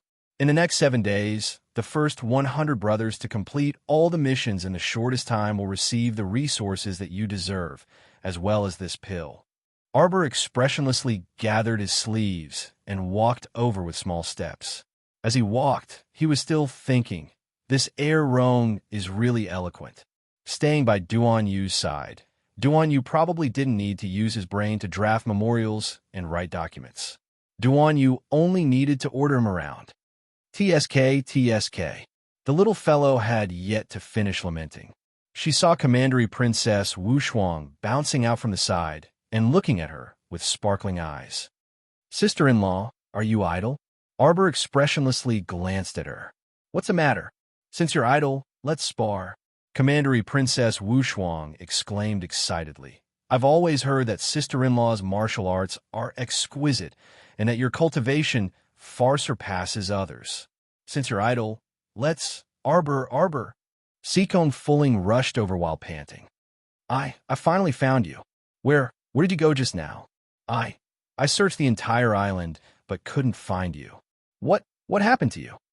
Arbor saw that she was sweating profusely and stuttering when she spoke, so he indifferently swept her a glance and nonchalantly interrupted her. I just went to the karst cave to rest for a while. Do you need something? You come with me. Sikong Fulling reached out to grab her wrist. Arbor dodged to the side, displeasure written all over his face. Not just any random person could touch Sir Jojo. If you have something to say, just say it. Why are you pulling me around? And Wu Shuang interjected and raised her hand to stand between the little stoic and Sikong Fulling. Besides, everything is based on first come, first served. I was the one who spoke to sister-in-law first. We still have things to do. No way. Sikong Fulling called out with a sullen face. What important matter could you have? Isn't he still going around looking for people to spar with? Me? Princess Wu Shuang was furious. What's wrong with sparring? Is sparring not a proper thing to do? The purpose of sparring was to improve one's martial arts and cultivation. That was the most serious thing to do. Arbor, come with me. Take a look at my brother. He's in a lot of pain. No antidote seems to work. Startled, Arbor turned to look at Sikong Fulling. What happened to Ding Yun? Looking at Sikong Fulling's anxious and sweaty appearance, it should not be fake. Arbor knitted his brows and looked up to see Duan Yu walking over from the back of the military fields formation. Jojo. Duan Yu raised his brows and slowly approached her. Princess Wu Shuang inexplicably glanced at this guy vigilantly, as if she was facing a great enemy. Wasn't this Sangzhou's majesty a bit too handsome? He was already on par with her big brother. How could that be possible? She didn't see her brother today, so she didn't know where this swindler ran off to. Chapter 4568. How could he allow such a handsome young man to wander around his sister-in-law? Wasn't he making trouble for himself? As soon as Duan Yu walked over, he received Princess Wu Shuang's covetous gaze. Jojo, she's glaring at me. A certain person, who habitually complained, immediately turned to look at Arbor and aggrievedly blinked her beautiful peach blossom eyes. Princess Wu Shuang was a bit shocked and looked at that guy in disbelief. Fuck, this Sangzhou emperor was truly shameless. She merely glared at him, and he actually complained to her sister-in-law in front of her. Wu Shuang, don't glare at him, Arbor expressionlessly said, which instantly made Princess Wu Shuang feel unwell. Oh no, oh no, oh no. Where are you, eldest brother? Someone is trying to poach you. Look at Lil's sister-in-law's attitude toward this Sangzhou emperor. How nice was that? She had never seen her sister-in-law treat anyone so amiably. For example, that young Master Ding from before and His Highness Ming Yasi, who liked to chat awkwardly with her sister-in-law. It seemed like Lil's sister-in-law had never treated them nicely. They were both handsome young men, unparalleled in the world, and good-looking men. Even she could see Lil's sister-in-law's differential treatment. Eldest brother, hurry back. I feel like you're being cheated on. How could Xiaomu have known that her one sentence would cause this commandery princess's heart to go up and down? When Princess Wu Shuang returned to her senses, she instantly discovered that her innocent and beautiful sister-in-law had already left with a wild man. Oh no, Sangzhou Emperor. Where are you going? Princess Wu Shuang was anxious and leaped over. Wait for me, sister-in-law, wait. Eldest brother, I can only help you up to this point. I'll keep an eye on my sister-in-law. I absolutely won't let that dog emperor of Tsangzhou get close to sister-in-law. Dog emperor, remove your dog paws. You're not allowed to tug on my sister-in-law's sleeve. Eldest brother, I really dote on you. That dog emperor of Tsangzhou, don't say that. Look, he looks like a dog, and his voice is magnetic and gentle. If it were any other girl, she would have already been moved. Only my sister-in-law, this little stoic weirdo that's hard to understand, always turns a blind eye to other people. Sigh, I feel sorry for you, brother. Hurry up and come back. Don't go missing. You're about to lose your wife. Third young Master Fu came out of the cave with a stack of books and saw his wife's conflicted expression. He hurriedly swung the book into his inner world and chuckled as he followed behind her. He asked in a small voice, "Wife, what's wrong? Why do you have such an ugly expression?" His wife had been having a great time on the island these few days. As long as she wanted to, she could go around looking for brothers to spar with. Although the brothers who were forced to spar with her were very unwilling. Going up against a Deity Realm Level 7 expert, with the brother's ability, they could only end up being beaten up. But he couldn't stop his daughter-in-law from finding people to spar with. It was better to beat others than to beat oneself. Third young Master Fu thought in his heart. Thus, he gladly praised her. He was always helping the tyrant, and helping his wife harm his brothers. Don't talk nonsense. Hurry up and follow them. Princess Wushuang pinched him and quickly followed behind. Sikong Fuling was naturally very displeased. She came to Arbor for help, but who knew that there would be several tails following behind her. Not only did the Emperor of Tsangzhou follow her, but even that Princess Wushuang and third young Master Fu followed along. Chapter 45-69. Her elder brother's illness, she really didn't want so many people to see it. Everyone, please wait. Sikong Fuling suddenly turned to look at Princess Wushuang and the others when they arrived at a karst cave. She said with a cold expression, "Eldest brother is very ill. If too many people go in, it will disturb him. Please forgive us." Princess Wushuang glanced at Arbor and was about to say something. She saw that Tsangzhou Emperor smile at his sister-in-law like a willow in the spring breeze. His smile was pure and gentle as he said, "Go in, I'll wait for you here." Heavens, how could she speak ill of a person who had such a smiling face? His smile was as bright and beautiful as the sun. Even the distant stars couldn't compare to half of his smile. Princess Wushuang clutched her chest with one hand. "Eldest brother, sorry, I'm going to change sides. This dog Emperor of Tsangzhou is seriously too good looking." That was why it was said that something like good looks really couldn't be desired. The saying that lust blinded one's mind wasn't wrong at all. Third young Master Fu hurriedly pounced over and hugged his wife, turning to leave while dragging her along. Shuang, why do you keep looking at that Tsangzhou Emperor? What's there to look at about this guy? Isn't he just a little bit more handsome than the average person? That Tsangzhou family is all repulsive. He's the only one who's a little bit good-looking. His looks aren't even a 10,000th of your husband's. Don't look, ah. Ha ha, your skin is indeed as thick as a city gate's iron bastion. Princess Wushuang lamented inwardly. Arbor looked back at that quarrelsome pair and shook his head exasperatedly. He turned to nod at Duan Yu, indicating for him not to worry. Only then did Arbor turn around and follow Sikong Fuling into that dark and gloomy karst cave. There was no light in the darkness, so they couldn't see their fingers in front of them. However, with Arbor's eyesight, he could completely adapt to the dark environment in front of him in an instant. Moreover, as long as she released her divine conscience, she could see the situation inside the karst cave clearly. This karst cave wasn't very big. A dark figure was curled up in the innermost corner of the cave. His body seemed to be wrapped in a thin blanket as he leaned against the wall, trembling non-stop. Sikong Fuling laughed mockingly. "I didn't lie to you this time. You don't have to leave so many helpers outside the cave, as if I might harm you at any time. With your current skills, you shouldn't be able to do anything to me now," Arbor said very honestly. When Sikong Fuling heard this, she was so angry that her chest was about to swell. Can this guy not speak? His words could drive even a saint mad with anger. He could not help but argue with her. Then why did you find a transcendent state to stay outside the cave? Are you afraid that we will eat you? Arbor glanced at her. If a fight breaks out, I can't be without a helper. Seacombe Fulling was at a loss for words. She felt unbearably stifled by this fellow's words and inexplicably indignant. What nonsense are you spouting? Hurry over and take a look. Arbor paced over expressionlessly and coldly said, From just now until now, you've been the only one spouting nonsense. Seacombe Fulling. I fucking want to slap this stoic face to death.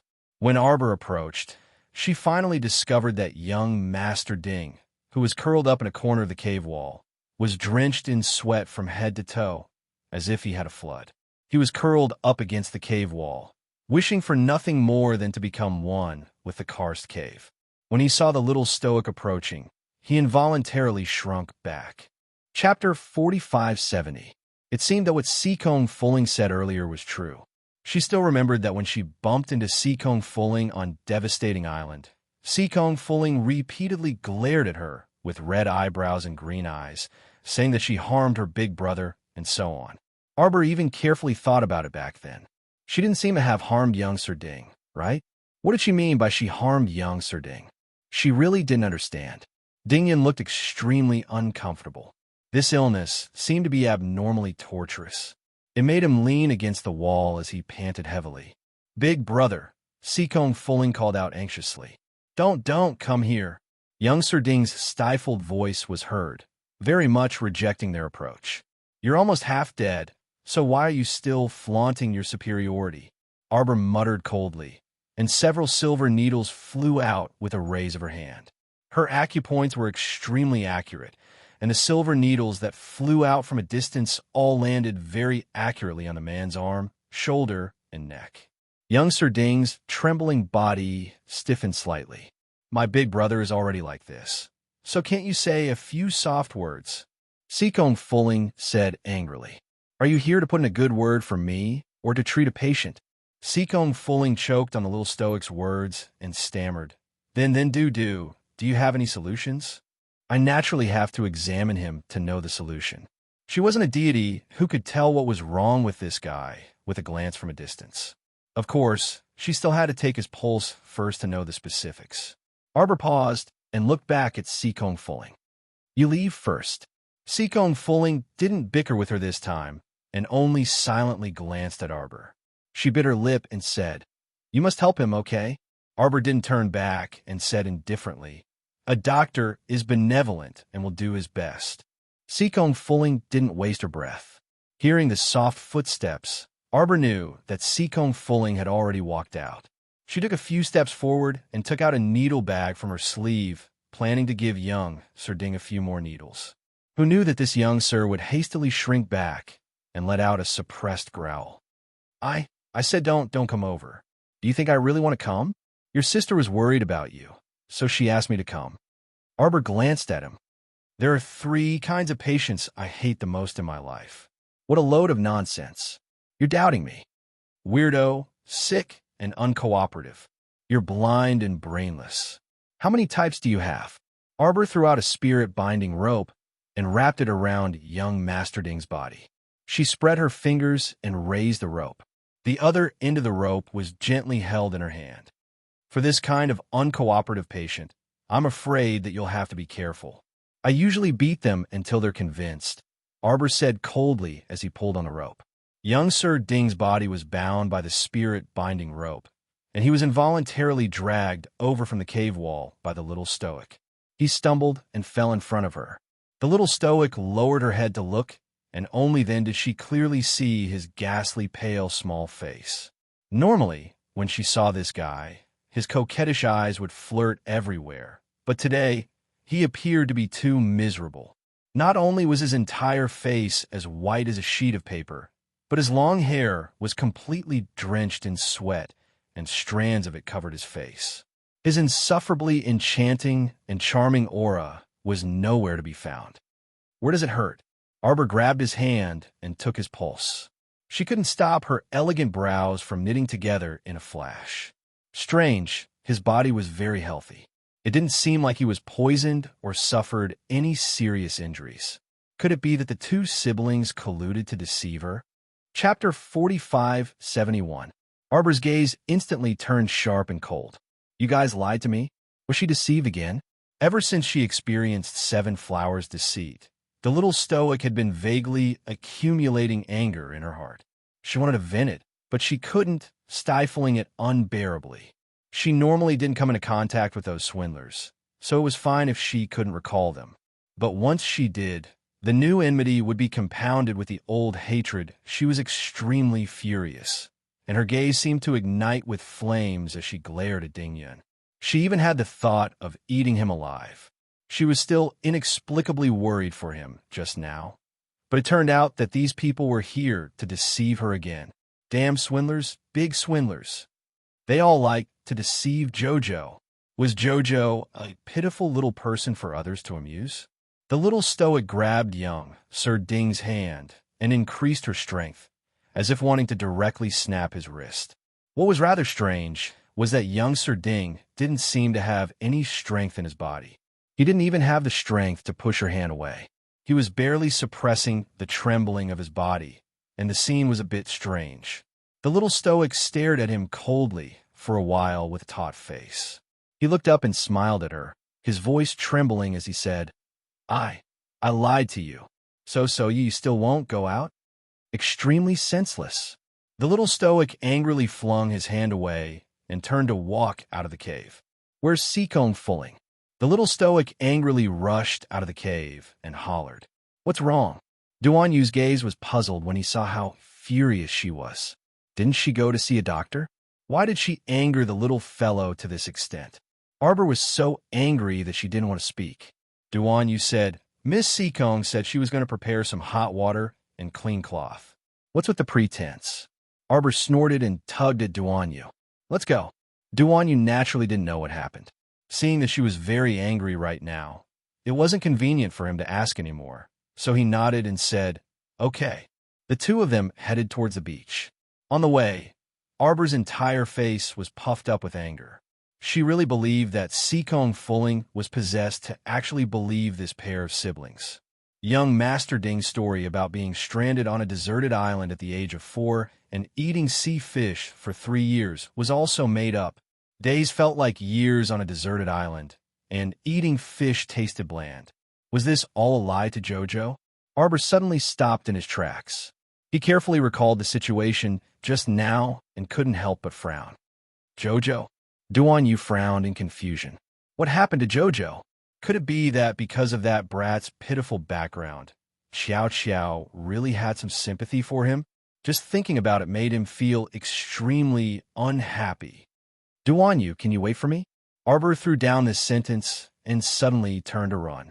Duan Yu turned his head, his gaze gloomy as he watched her figure slip away like a wisp of smoke. He muttered to himself, Sigh, when will I be able to change this bad habit of having a hard mouth and a soft heart? The fact that Jojo was so nice to people who had nothing to do with him was really heartbreaking. On the other side, inside a secluded and cramped karst cave, Arbor sprinted all the way here. Just as she stepped into this karst cave, a faint scent of blood assaulted her nose. Her heart skipped a beat. Ding, ting, ding. Don't you dare die on my island and cause trouble for me. Arbor shouted angrily and quickly ran inside. The scene before her caused her pitch-black pupils to contract slightly, and her breathing couldn't help but tighten. Chapter 4572. Ding Yun was lying crookedly on the ground, looking even more miserable than when she left. His entire body was curled up into a ball, his mouth muttering something indistinctly. Arbor couldn't hear a single word clearly. She quickly dashed forward, raised her hand, and very roughly flipped his entire body over. Cough, cough, cough. Ding Yun seemed to be choked, his body was trembling, and he couldn't stop coughing. How are you? Xiao Mu's small stoic face darkened as she gruffly helped him up.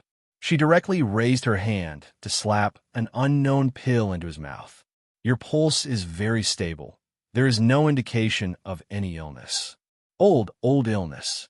Ding Yun's body kept trembling. His entire head was drenched in sweat. I'm fine, he stammered in a low voice. What do you mean you're fine? Blood is coming out of your mouth. Arbor raised her hand and inserted a few needles into a few of his acupuncture points to relieve pain. If you don't tell me the truth, I can't help you. Nothing, nothing. Ding Yun finally managed to raise his head and weakly gave her a faint smile. I'm really fine. It's all Fu Ling's fault. She made a fuss. This is an old illness. Wait for a while, it will pass. What's wrong with you? Don't tell me it's intermittent. Arbor pulled a long face and helped him to sit upright.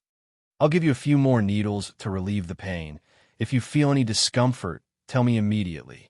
There was nothing wrong with this person's body, but looking at his distorted face and expression, it seemed like he was in extreme pain. Could it be an extremely strong poison, and she couldn't detect it? Arbor muttered to herself for a moment and inserted a few more needles into his body. Ding Yun's body trembled slightly, and he couldn't sit still. Arbor raised her hand to support him, frowning as she stared at him. Do you want to take the painkiller? No. Ugh. Young Master Ding couldn't help but be speechless. This guy was clearly asking him in an inquiring tone, but in the end he still slapped the painkiller pill into his mouth. It was such a crude method that it made people feel vexed just by looking at it. You are back again? I'll come back if I want to. Is it any of your business? The little stoic retorted irritably with a cold face. Young Master Ding was speechless. She had obviously rushed back because she was worried about him. So why was there nothing good coming out of her mouth? I forgive you. Arbor couldn't help but feel a little amused. He retorted, What do I need your forgiveness for? You usually speak bluntly to me, but in fact you still care about me. Arbor gave him a hee-hee and said coldly, I just don't want a living person like you to die on my island and stay my place. I can't not listen to you. Why does a stutterer like you like to talk so much? Arbor impatiently pulled out the silver needles from his body. He stared at him and then secretly sighed in relief. This damn stutterer should be much better now, and he wasn't trembling as badly as before. His appearance just now looked like he was trembling so much that his organs were about to be flung out. You don't want to tell the truth. I indeed can't tell what illness you have from your pulse, Arbor said coldly. Finger. No need. Chapter 4573. Is it up to you to say no? Young Sir Ding. Do you think you have the right to say no to me with your current tatter body? Young Sir Ding. Why do I suddenly feel like beating her to death? Why was this child always so infuriating with her words? Didn't she know that he was still a patient? Couldn't she unleash a doctor's benevolence and treat her patient better? You have two choices right now. 1. Stretch out your hand and let out your blood obediently. 2. I'll beat you up and drag you like a dead dog. I'll cut a random spot and let out some blood. After Arbor said this, he saw Ding Yun, this punk, sensibly lift his sleeve and offer a ghastly pale palm soaked in sweat to him. Arbor used a small knife to cut his index finger and expressionlessly took a few drops of his blood. I need to study it before I can tell you what's going on, Arbor said coldly. Jojo, are you worried about me? Arbor chuckled again. Don't think too highly of yourself. I'm just not used to there being people in this world that I can't feel and people that I can't treat. Young Sir Ding. The more he looked at this headstrong and conceited little fellow, the more he liked her. How is it? Can I come in? Duan Yu's voice sounded from outside the cave. Arbor replied, You can come in now. Young Sir Ding looked up and stared at that young monarch of Cangzhou, who was slowly entering the cave with a complicated gaze. When I heard Miss Sikong's mournful cries earlier, I thought that young Sir Ding was about to die. Duan Yu mocked with a smirk. I've disappointed your majesty. Young Sir Ding chuckled. He wanted to struggle up, but he felt weak all over. With Jojo around, I naturally won't die. Young Sir Ding said with a smile. If I died, Jojo would probably be very sad. Arbor had already turned to walk outside and didn't even look back when he heard this. Sad my ass. Duan Yu harumphed and turned to walk out of the car's cave. He coldly said, Jojo probably doesn't want you to die on her island and stink, affecting her appetite. Young Master Ding was speechless. What do you think? How is my eldest brother now? Sikong Fuling rushed over while carrying hot water and cloth strips. Where's eldest brother? I won't die for now. Arbor brushed past her and suddenly stopped. Do you know what kind of poison he was poisoned with? Big brother didn't mention it to you. Seacombe Fulling asked with a puzzled look. He didn't say anything. Seacombe Fulling was silent for a moment before she looked up at Arbor and said, Since Big Brother didn't say, then he naturally has his own considerations. Arbor turned to leave, fuming the entire way. She couldn't resist clenching her fists and muttering in her mind, I don't believe that there's a poison in this world that Arbor, can't detoxify. Jojo. Duan Yu chased after her and frowned. Do you think he might be faking it? Arbor also thought that Ding Yun, this punk, was probably faking his illness at first, but she could still tell whether this person was really in pain or faking it. Arbor shook his head. Although he didn't have a favorable impression of this guy, he still felt a bit of sympathy for him when he saw how much pain he was in earlier. His illness is a bit strange. This was her first time seeing it after practicing medicine for so many years. His pulse was steady, and he was as healthy as a normal person's. Chapter 4574. Ding Yun looked very healthy, but his entire body hurt like a sieve. Could it be a mental toxin? Then, there should be some clues to follow. She couldn't detect any problems with his pulse, so she should check his blood later. Jojo. Duan Yu gently tugged on her sleeve. Look, you've been busy for half a day. Let's go eat first. At the mention of eating, Arbor's eyes lit up as expected, and she instantly tossed young Master Ding's illness to the back of her mind. You're right, she said to Duan Yu in high spirits. Let's go eat first. Let's talk after eating. Duan Yu nodded with a grin as he inwardly mused. As expected, as long as it's about eating, his chow will let go of everything. How nice, what are we eating today? How about sour fish in vinegar soup? Duan Yu, you and Jojo's Lien both don't like spicy food, right? Who said so? I am me, and Lien is Lien. How can I be as weak as him? Why would I cry after eating spicy food? Arbor blinked. Did Lien cry? I don't think so. Normally, when he ate spicy food, he would at most furrow his brows and then stop eating it. Duan Yu harumphed. Don't be fooled by his usual immortal-like appearance. He's actually very annoying. He hates salty and spicy food the most, and he doesn't like sweet food either. Haha, he's so picky. If you don't like him, then don't. Unlike me, who's easy to feed everywhere. I'm not picky about anything. Arbor silently looked up at him. Duan Yu's voice abruptly stopped as he looked in shock at the little fellow's departing figure. Was he imagining things just now? Why did it feel like Sir Jojo just rolled his eyes at him? My chow, what did you do to me just now? Duan Yu's figure flashed as he chased after her. Did you roll your eyes at me? You really know him well, Arbor said indifferently and continued to walk forward without looking back. Sir Jojo usually didn't research what Jojo's Lotus liked to eat and what she didn't like. She didn't expect Duan Yu to understand Jojo's Lotus so well. Duan Yu. Jojo's gaze was so strange. What should he do? Jojo, can you tell me what you were thinking when you stared at me just now? What was going on with this inexplicably wretched expression? Nothing. Arbor snorted and turned his head to glare at him. He forcefully changed the topic. I've been busy recently. I haven't asked about you. What could have happened to me? Duan Yu looked at her innocently. I'm perfectly fine. Don't you see that I'm quite free right now? Otherwise, I wouldn't have come looking for you. Arbor was silent for a moment, hesitating whether or not he should ask him about noble consort Duan. Arbor became even more hesitant as she was worried that she would tear open Duan Yu's wound that had just healed a little bit. At this time, they heard hurried footsteps. A member of the Heavenly Fate squad bowed to the two of them. Crown Princess, His Majesty Tsangzhou, the young master of the Dragon Clan of Forgetfulness, has brought many people over. Many of them are injured and are coming ashore. Our people have temporarily surrounded them. Do you two want to go over and take a look? Arbor quickly nodded and met Duan Yu's eyes. Let's go. Let's go over and take a look, Duan Yu quickly said.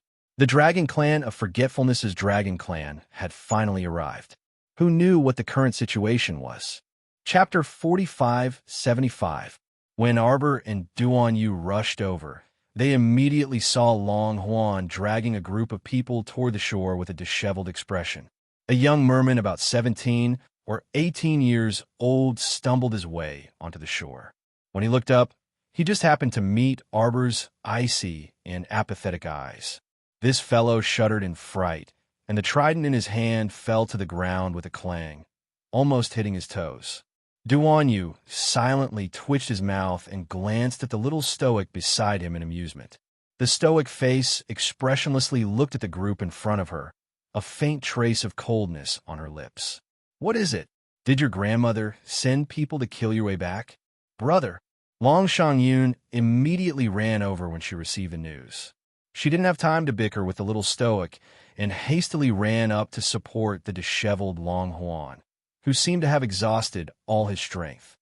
"Brother, your complexion is so unsightly. Are you injured?" I'm fine." Long Huan panted heavily as he held onto Long Shangyun's hand.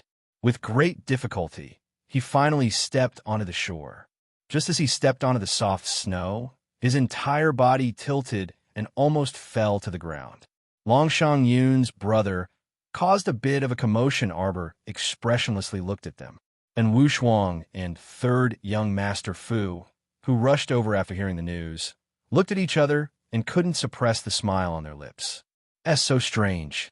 Why did they feel refreshed when they saw Long Huan so unlucky?" Long Huan, this unlucky child, probably didn't have any good luck every time he saw the little stoic. He probably used up all his good luck in this lifetime when he bumped into the stoic face. The little stoic glanced at him, and her eyes suddenly brightened. She quickly ran toward the shore. "Aunt Yi." Qingye just climbed out of the sea while dragging the swaying Qing Shue. Before she had time to clean her clothes, she saw Qiao Qiao running towards them. Qingye was very happy. "Jojo, we meet again. This island looks quite spacious." Queen Qingye took out a spatial spirit device and smiled at Arbor. "It seems that after a long time, the remaining 3,000 citizens of our country will be begging for Jojo's mercy." "My pleasure." Arbor nodded slightly. "Great, Jojo. Let's cut the pleasantries. Take a look and see if there's a place for them to stay. I'll let them out first. You can't stay in this spatial artifact for more than 24 hours. Now it's almost time. We should let them out quickly. If not, it'll be a big mess." Queen Qingyi says. "The space inside is very narrow. It's probably very crowded right now. Everyone must be feeling very uncomfortable." "All right." Arbor didn't ask any more questions. He nodded and turned around decisively, leading Queen Qingye towards the cave. "In the past, we found a very big cave. It's not a problem for us to shelter from the wind and rain." Arbor said, "It's as big as the military field. It can hold 3,000 people. It's just that it's dark and damp. We need everyone to clean it up." Arbor stopped and said softly, "Aunt Yi, if you need anything, just tell me." Qingye laughed loudly. "For people like us who have lost our country, it's good that we have a place to stay. How can we have any other request? Let's settle down first." Chapter 4576. "That's enough, child. Why do you look so miserable?" Queen Qingyi wrapped her arms around Arbor's shoulders and said with a smile, "It's not like Aunt Yi is someone who can't bear hardships. At worst, we can start all over again. As long as there are still people from Woman Kingdom, then one day, everything will be fine." Arbor couldn't help but admire her when he saw that she was very optimistic and didn't seem to be forcing a smile at all. If it were anyone else, if a small island with tens of thousands of people was slaughtered until only 1,000 or so people were left, they would be depressed for a period of time and wouldn't be able to crawl out of their grief. The queen was open-minded by nature and firmly believed that she would crawl back up from where she fell. She didn't need anyone to comfort her. Of course, it was very possible that this was just a forced smile. After all, so many innocent people died in Tianyan's hands. How could she easily forget such a deep-seated debt of blood? "There will be a chance," Queen Qingyi said softly. What could she do when there was a chance? Arbor thought, one day there would be a chance to uproot the entire Tianyun and make them pay the price for their repeated crimes. Qingyi turned her head to look at Xiao Mu and gave her a faint smile. The dead have already passed away. Only the living need to continue on and live each day well. "Aunt Yi, Woman Kingdom will still return," Arbor said. "I also firmly believe that there will be such a day. The living still had to continue living. As long as they worked hard, there would be a day when they could see a different tomorrow. Mummy? Facial paralysis. I said facial paralysis. Long Shang-yun supported her eldest brother and followed behind them with a group of mermen. Long Shang-yun called out twice, but couldn't help but feel angry when she saw that the little stoic ignored her. All right, let her go settle down the people from Woman Kingdom first. Long Huan took a deep breath and felt like his legs were filled with lead. His face was so numb that he couldn't muster any strength. Eldest brother, where's your mermaid tail? Why didn't it mutate after entering the water? Long Huan couldn't help but glance at her with a wry smile. It's been almost a day and night since last night. The mutated shark tail disappeared not long ago. Long Shang-yun was taken aback as she stared at him in astonishment. Big brother, yeah, don't be nervous. This is the first time I've encountered such a situation. Long Huan took a deep breath and closed his eyes. He comforted his sister softly. It's probably because he was too tired. These days, I haven't been able to eat or sleep well. I also have to mediate with the people sent by grandmother. I'm very tired. That's not to the extent. Long Shang-yun suddenly covered her small mouth and revealed a shocked expression. Ah, big brother, could it be because of what grandmother said that the power of the mermaid pearl's baptism is getting weaker and weaker in our bodies? Every time I mutate the shark tail, it's the same as using this power.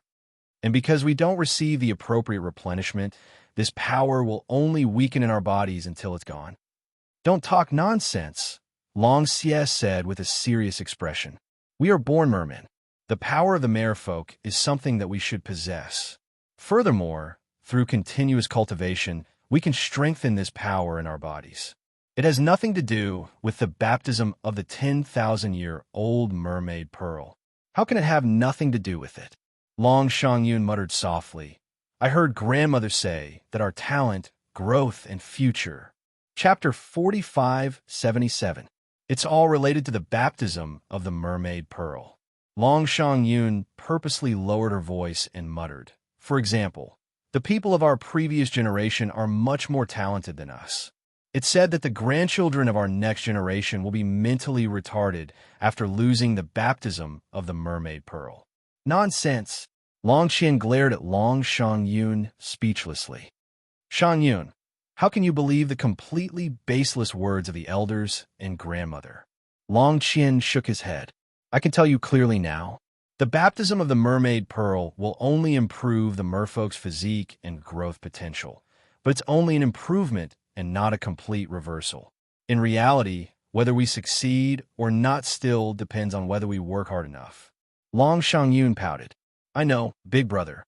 Don't lecture me every time you open your mouth. Long Qian shook his head helplessly. When he looked up, he saw the little stoic expressionlessly walking out of the cave.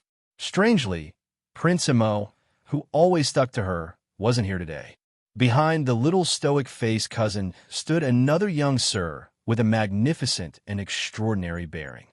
How is it? Arbor shouted at the two of them. Long Shang-yun was speechless. I'm fucking used to the way the stoic talks to me. Long Qian coughed softly and subconsciously brushed his wet hair away from his face. 3,000 personal guards ready to participate in the training at any time. Arbor glanced at him. I'm asking you about Long Qian's attitude. Are you in such a sorry state because Long Qian's men chased you all the way here? Long Qian laughed bitterly. Long Shang-yun couldn't help but widen her eyes and shout in exasperation. Impossible! How could grandmother send men to kill my brother? She didn't want to kill me. Long Qian laughed bitterly again. It's just that grandmother wants to bring us back. If she really wanted to kill us, how could my 3,000 subordinates withstand the simultaneous attack of thousands of merfolk? Arbor nodded indifferently. This means that Long Qian still has some true feelings for you. When Long Huan heard this, he felt an inexplicable pain in his heart. Grandmother treats you with sincerity. Whether or not you are sincere, I can feel it. Arbor's cold voice interrupted Long Huan's words. With an indifferent expression, he said, Men, take them down and settle them down. You must be tired from the long journey. Take a rest for the night. If there's anything, We could discuss it tomorrow. That's fine too. Then younger cousin, before Long Yin could finish speaking, he saw the little stoic turn around and leave. He could not help but feel bitter in his heart as he thought to himself, looks like my cousin has a deep prejudice against the merman race. Judging from her attitude, it seemed like she wanted to avoid interacting with them as much as possible. She spoke and acted in a business-like manner and simply couldn't approach this cold-hearted little stoic. Big brother, don't think too much. It wasn't easy to bring everyone here. You must be tired after so many days. You should go and rest first. Long Shangyun supported her elder brother and said in a low voice, "The young sir behind the stoic face is Songzhou's newly ascended emperor." Long Qian laughed bitterly. "There are so many talented people by my cousin's side. As expected, every one of them is extraordinary." "Humph, that stoic face made me angry all the time," Long Shangyun said angrily. Chapter 4578. But forget it.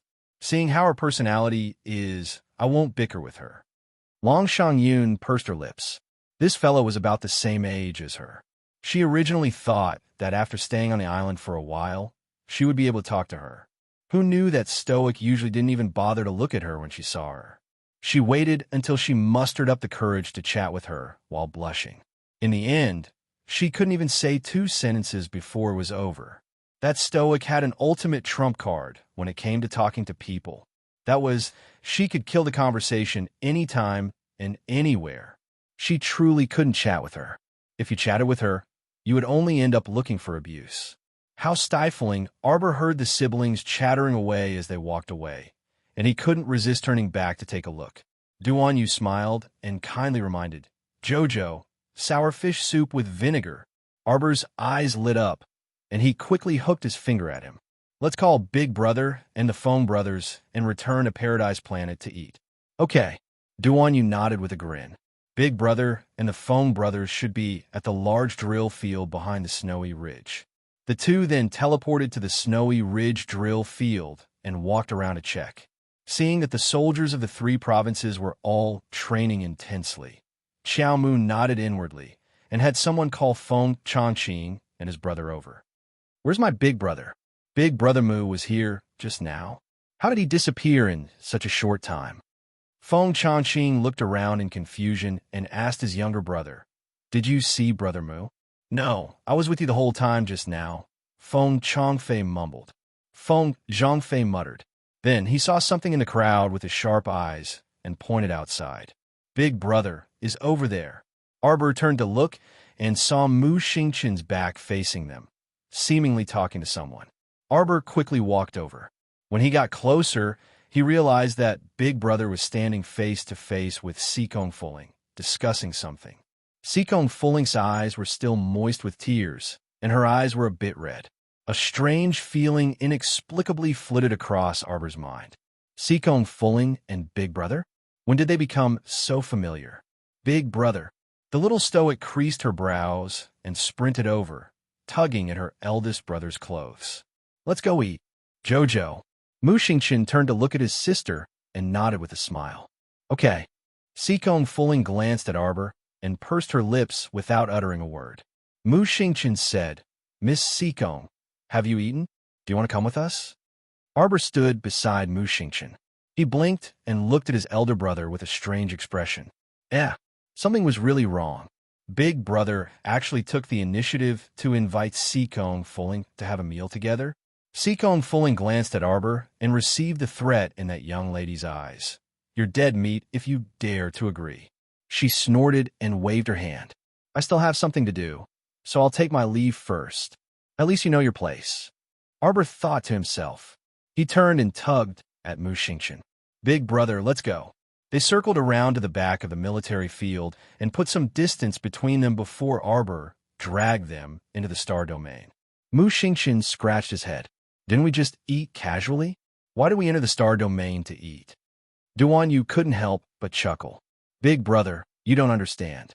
You can't be careless when it comes to eating." Mu Xingqian speechlessly glanced at Duan Yu and said exasperatedly, Fine. It was this older brother who was too careless." Chapter 4579. Arbor instructed Xiao to boil a pot of fresh spirit bamboo, shoot mushroom soup, while he took out several dishes, such as 100 Treasures duck, sour fish soup and vinegar sauce, and so on. Let's eat. Looking at the steaming dishes in front of her, a certain someone's appetite was whetted, and she sat down first. Mu Xingqian chuckled. The little fellow placed the dining table under a peach tree, and a fragrant breeze wafted over.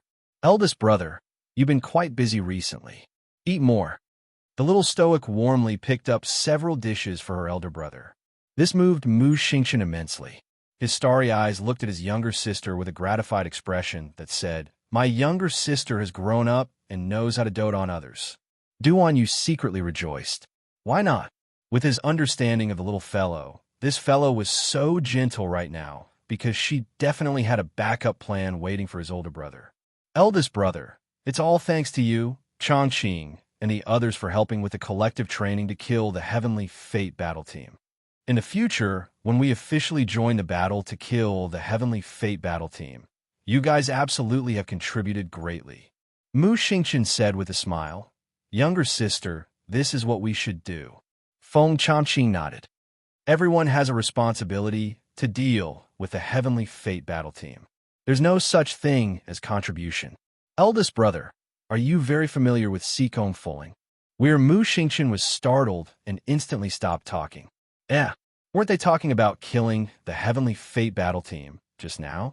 Why did the topic change so abruptly? The little stoic expressionlessly took a bite of rice. Xikong Fuling is a very scheming person.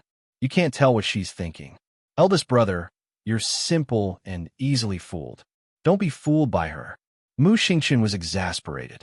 Younger sister's earnest and instructive tone of an elder truly made one not know whether to laugh or cry. Younger sister, I'm not too familiar with Miss Xikong. It's just that when everyone landed in the realm of misfortune at the same time, the Guardian helped us, so we can't be considered that familiar. Arbor perked up his ears to listen, and the words, "I'm a bit curious," were written all over his face. Can you tell me?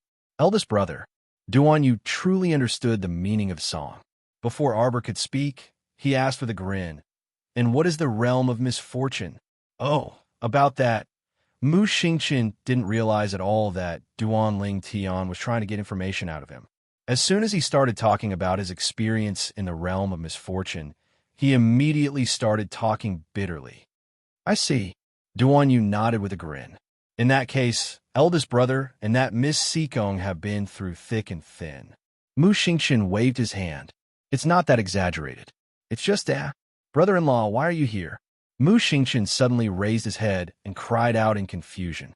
Qiao Qiao's body stiffened as she followed her brother's gaze. She saw a person fall down from the tree, and with a crash, he appeared in front of her, hanging upside down. Arbor, husband, you're climbing the roof to tear down the tiles. Can't you climb the tree to be a monkey?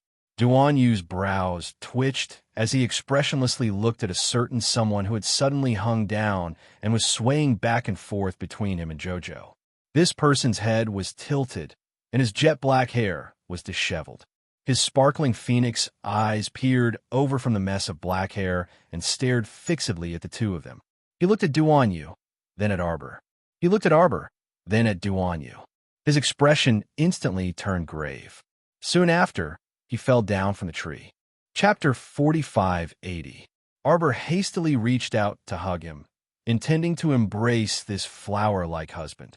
However, this fellow overestimated her own height, so much so that her long-limbed husband covered her head and pressed her down. A certain Xiao was dumbfounded. Mu Xingqian couldn't resist rubbing his forehead. He simply couldn't bear to look at this foolish couple. Mo Yin's falling speed was fast, but the speed at which she was pressing down on him was even faster. Fortunately, he ultimately reached out his hand reflexively and picked up the little stoic. He flew through the air and landed steadily on a giant peach tree that was over 100 feet tall. Arbor returned to her senses and smacked him on the head without another word. What's wrong with you? Why did you run out again instead of cultivating properly? Who knows what you're doing all day long? Do you think you're doing the right thing? Prince Amo looked down at her, his handsome face dumbfounded and expressionless. He looks really stupid, Sir Jojo thought. What were you thinking when you looked at me and Duan Yu earlier? Arbor pinched her husband's cheeks with 2 fingers and pinched them hard. Were you thinking that I'm very familiar with these 2 people's auras and that I should beat them up? Emolian suddenly shook her head. This time, it was Sir Jojo's turn to be dumbfounded. Something wasn't right. How could this fellow still shake her head and express her stance? This was a conscious act. Still want to pretend? Sir Jojo was enraged. She pounced over and hooked his neck before viciously biting his ear. I'll bite you to death, you despicable bastard. You still want to deceive, Sir Jojo. You don't freaking have a medium-speed cultivation talisman at all, right? Seeing that she was about to bite him, the Crown Prince suddenly turned his head and very accurately pressed his lips against hers. Screech, they met perfectly. This fellow was simply too adept at this action. This mindset that he had to take a bite out of joy when his wife came up to him was truly deeply ingrained and dangerous. Arbor, what the hell? This guy's movements were as smooth as before he was hit. He didn't need to think at all. Are you faking it or not? Before Arbor could finish speaking, Prince Emo had already scooped him up. His other hand stirred the air in front of them as they swiftly entered the space-time passage, disappearing from Duan Yu, Mu Xingqian, and the other's sight in the blink of an eye. Big Brother Xingqian helplessly exchanged a glance with Duan Yu before asking, Do you think we should chase after them? Of course we have to chase after them. Duan Yu hastily ran up without another word. Where did Emolian, that swindler, run off to? Qiuqiu, little ball. Qiuqiu's weak voice traveled over. Crown Prince carried little Masta to Forest Planet. Do you want me to teleport you there? Although the Crown Prince was a little foolish now, his temper was still as arbitrary and tyrannical as before. Should she summon Big Brother and Duan Yu over? In the future, if the Crown Prince found out that it was Qiuqiu who was dragging him down, would he beat Qiuqiu up? Duan Yu said with a grin, If you don't summon me over right now, I'll beat you right now. A section of the little treant cried out, and it immediately felt that its vision was spinning. It turned out that just earlier, it had been pulled up from a branch and forced to the ground. Duan Yu was clearly smiling, but the treant felt that he was sinister and terrifying. The little treant swayed its pitiful little body as it was carried upside down by him. I'll send you over. There at Phoenix Spring. Chapter 4581.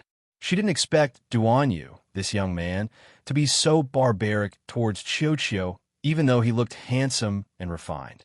She thought he was a good person before, but it turned out he was the same kind of person as His Highness the Crown Prince. You turn Serpent Show upside down. Upside down. My brain is going to be congested. Do you have blood? Duan Yu couldn't help but laugh, and he reached out to flip him over. The little treant stepped on his arm and whined in protest. Why? Why don't I have blood? I'm not those ordinary plants outside. I still have vital signs, okay? I'm on the 5 spirits. Holy wood, sir, holy wood. Qiuqiu, where did brother-in-law take sister? He's delirious right now, so he wouldn't do anything to sister, right? For example, beating up his sister. That wouldn't do.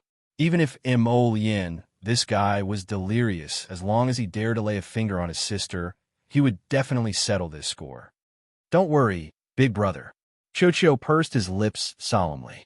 Crown Prince the Great only wants Masta to accompany him in cultivating. How could he possibly hit Masta? Moreover, he dares to attack Masta? Unless he doesn't want to live anymore. Qiuqiu harumphed with his hands on his hips. It's at Phoenix Spring. Crown Prince the Great is very good at finding places. But that was right. After being struck by Master's rapid cultivation talisman, the Crown Prince would subconsciously search for a place with dense sacred energy to cultivate. And in the entire star domain, the place with the densest sacred energy should be at Phoenix Spring. With a wave of his hand, Qiuqiu transported everyone to Forest Planet. From afar, they could hear He Chen's exasperated shouting. Emolian, I'm telling you, I'm just too lazy to fight with an idiot like you. Don't think I won't retaliate. It's because I see that you're an idiot and pitiful appearance. Io, Duan Yu, and the others had just entered the forest when they saw He Chen flying out. He landed on the ground with a somersault and retreated a dozen steps before steadying himself. He looked back and met Duan Yu's sardonic eyes. He coughed awkwardly. "What are you looking at? That guy seems to have been injected with chicken blood. His strength is boundless." Younger sister, younger sister, younger sister. Mu Xingqian's voice suddenly stopped when he saw the scene before him. The Phoenix Spring exuded an extremely dense amount of saint power, and the place where the saint energy was most concentrated was naturally the center of the Phoenix Spring. At this moment, half of Emolyen's body was submerged in the Phoenix Spring. Her entire body was shrouded in white mist, making her look hazy. Everyone could only see that fellow's long hair was spread out as he stared at the shore with his dark eyes. Beside Phoenix Spring, the little stoic was currently sitting cross-legged with her back facing them. Her back view looked stiff, and it was actually a bit comical. "Sister?" Mu Xingqian called out cautiously. Unexpectedly, a low chuckle came from the side. Mu Xingqian turned his head and saw Holy Sunmi Yin restrain his smile and pretend to be very serious. He said in a deep voice, "Don't shout. She can't move." One of them was half submerged in the Phoenix Spring, while the other was sitting on the shore, separated by a dense layer of mist. The two of them faced each other, and their eyes met. "Hey, why is Jojo still covered in an egg cough? Defensive barrier." Mu Xingqian was the first to speak, and almost said that it was an eggshell.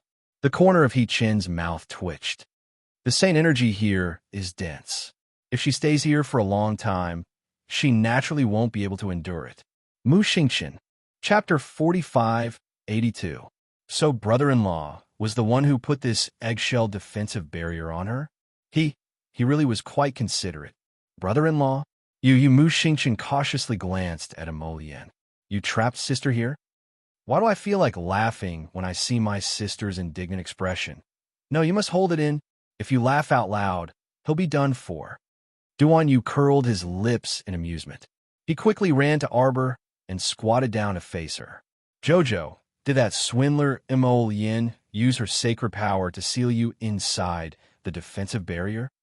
Arbor blinked at him with all her might through the transparent eggshell barrier. Puffed. Duan Yu couldn't hold it in and quickly suppressed his laughter. "Do you need my help?" A water arrow suddenly shot toward his back. Duan Yu didn't even look and summoned the Raven Bone fan from his conscious, blocking most of the water mist with a splash. The remaining small portion splashed all over Mu Xingqian's head and faced the latter, stared at them in bewilderment. What was going on? Why was he the one suffering when these two were fighting? "Emolyen, I'm telling you, if you attack again, I'll beat you up." Duan Yu stood up and blocked in front of Jojo. He leisurely straightened out his wrinkled sleeves and glanced at the other side. Emolyen jumped off the shore with a whoosh, her head of fine black hair cascading to her waist. Her pitch-black phoenix eyes glinted coldly as she stared at Duan Yu. Duan Yu moved his slender legs and shifted his position, continuing to shield Lady Qiao Qiao behind him. He had blocked her completely. Emolyen's eyes were enraged, and she abruptly conjured up a gust of wind mixed with dense, sacred power weight. Duan Yu raised his hand to block him and shifted his long legs to the side, releasing Arbor from behind him. That fire spirit ring filled with sacred energy had already reached Duan Yu and the others, but it suddenly vanished into thin air. Emolyen's chilly eyes stared at Duan Yu for a good long while before shifting to her wife. She glanced at her again and again before silently withdrawing her hand. "Emolyen, look over here." Duan Yu called out, once again concealing Arbor's figure. Everyone was speechless. Prince Emo went from being calm, indifferent, and expressionless to being on the verge of going berserk. Duan Yu dodged with a hearty laugh and squatted next to Arbor. He propped up his chin with one hand and asked with a chuckle, "Do you understand now?" He was the kind of person who could only train in peace when he had Jojo right under his nose. Arbor glared fixedly at Duan Yu with her almond-shaped eyes. If she could move right now, she would definitely jump up and pounce on him, bashing Duan Yu's head violently. I forgot. Jojo's acupoints have been sealed by Stink Lotus True Energy, so she can't even speak. Duan Yu flicked his finger, and a gust of energy rushed into the defensive barrier, unsealing Arbor's sealed acupoints. When the little stoic discovered that she could speak again, she stiffly cursed with a dark face. Didn't you say that as long as I leave the illusion talisman matrix by his side, it can last at least half a day? Hubby was simply crazy. She wasn't a mascot that needed to be placed by his side to urge him to cultivate properly. She was infuriated just thinking about it. She clearly tricked Hubby, but she didn't expect that she would be the one tricking herself in the end. Ever since Hubby was hit by this speed cultivation curse, Sir Jojo had been on the losing end the entire time. How infuriating. MHM, logically speaking, it should work. Chapter 4583. In reality, it doesn't seem like I can fool him for long. Arbor stood up abruptly and raised her hand to withdraw her defensive barrier. However, this defensive barrier was personally set up by Mo Lien, so she really couldn't withdraw it with her meager cultivation. Sir Jojo was so angry that he jumped in front of Duan Yu and started punching and kicking him through the defensive barrier. Younger sister, calm down, calm down. Mu Xingqian wanted to go up and stop the fight, but he suddenly saw his brother-in-law's icy eyes rolling as his chilly gaze landed on him. Fuck, why did he look like a petrified ghost? His body was filled with an eerie, ghostly aura, scaring people to death. Mu Xingqian was so frightened that he couldn't move for the time being. Mo Lien stepped in front of the little stoic and Duan Yu, shielding them. Her chilly eyes stared at Duan Yu for a split second, but she actually didn't beat him up. Mo Lien hooked her hand and carried the little stoic back to Phoenix Spring. She placed her on the ground and arranged a cross-legged cultivation posture for her. He was going to enter Phoenix Spring to continue cultivating. Who knew? I haven't finished eating. Arbor roared in exasperation, and the surroundings were instantly silenced by her roar. As it turned out, the reason why the little stoic's back was so stiff and her expression so indignant was all because she hadn't finished eating that meal. Big Brother Mu truly couldn't hold it in and snickered. Younger sister, look at brother-in-law's attitude. If you don't stand guard here, he probably won't stop either. I think you should stay here and accompany him for a while. When he slowly recovers, won't you be able to retire with success? Duan Yu. The little stoic roared angrily. Duan Yu held back his laughter and quickly walked up with a nod. What are your orders, my Chiao? Hurry and remove this barrier. She huffed. If I want to cultivate, I'll cultivate. It's not like I haven't cultivated before. But who would cultivate with a defensive barrier? It was so comical. That won't do. Duan Yu shook his head and put away his playful smile. He said seriously, this place is permeated with holy power. If you absorb too much of it, it won't be good for your body. Stinky Lotus defensive shield can effectively block the saint power. Laugh if you want to. Arbor glared at him. No, Jojo isn't funny at all. Where's the soup? The little stoic mumbled. Oh, wait. Duan Yu pursed his lips and reached out to place a steaming pot of spiritual bamboo shoot soup in front of her. The soup is pretty good. I already drank a bowl. Duan Yu handed a pot of soup to the little stoic's defensive barrier with a grin. Do you want a bowl and chopsticks? Everyone was speechless. Compared to Jojo and Mo Lien, you're the laughable one. One day in the outside world was 12 days in the star field. The little stoic listlessly accompanied her husband in his cultivation. Separated by the defensive barrier, she would eat and drink from time to time. Other than not having the freedom to move around, he was still able to get by. Her husband was expressionless while cultivating. His entire person was immersed in the Phoenix Spring like a jade sculpture. He looked so cold and exquisite that she really wanted to touch him.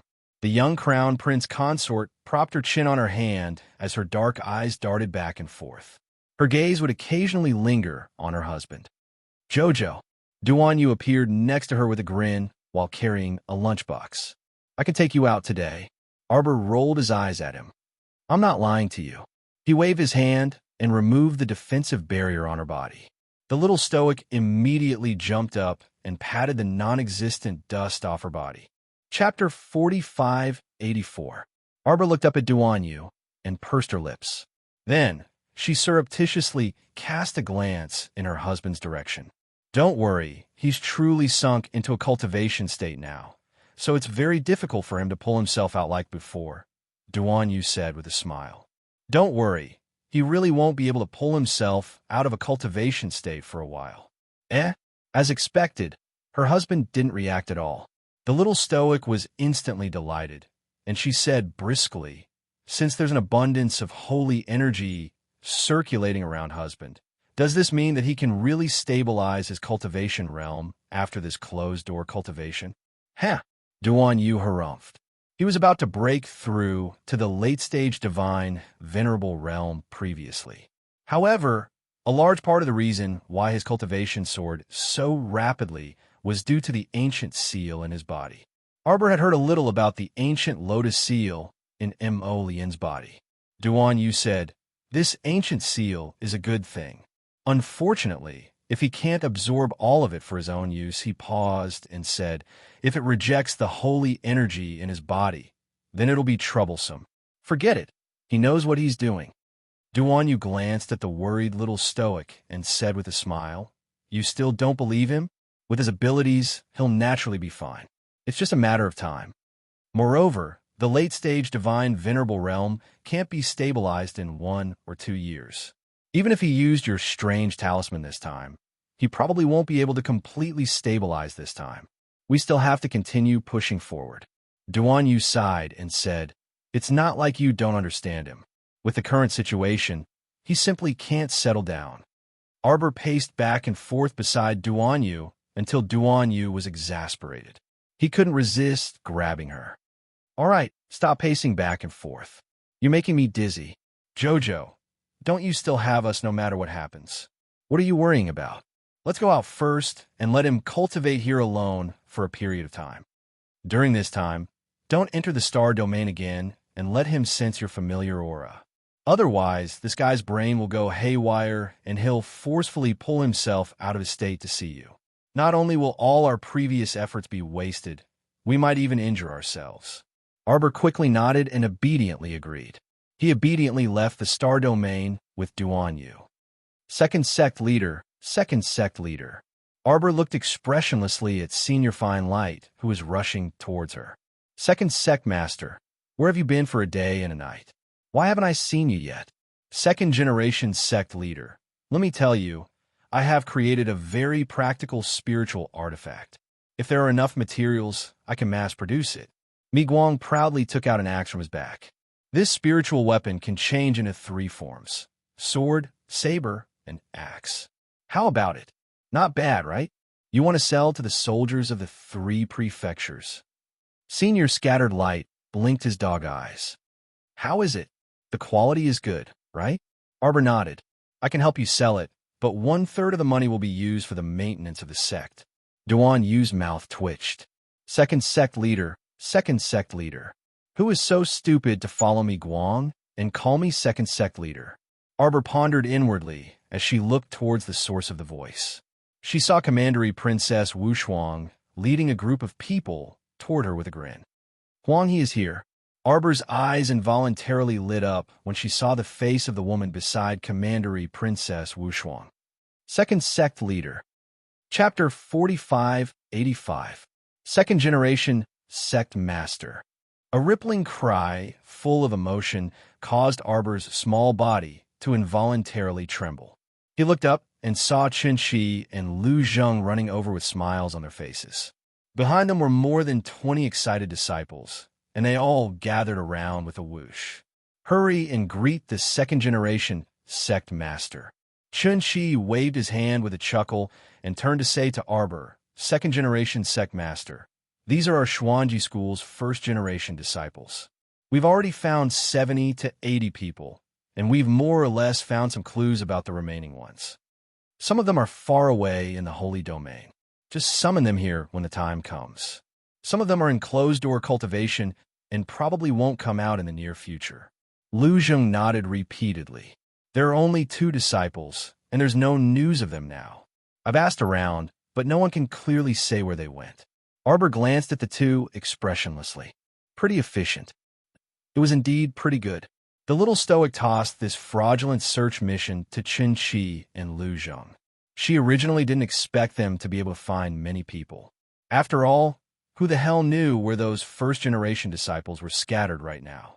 Besides, it had been so many years. Perhaps a portion of the elders had already ascended to immortality. Who knew? To tell the truth, it was simply like finding a needle in a haystack and a fantasy to rely on those unreliable nameplates given by Senior Xuanji to find all of them. However, Arbor didn't expect that Chun Chi and Lu Zheng would make such great progress in such a short time with this unreliable, lousy mission.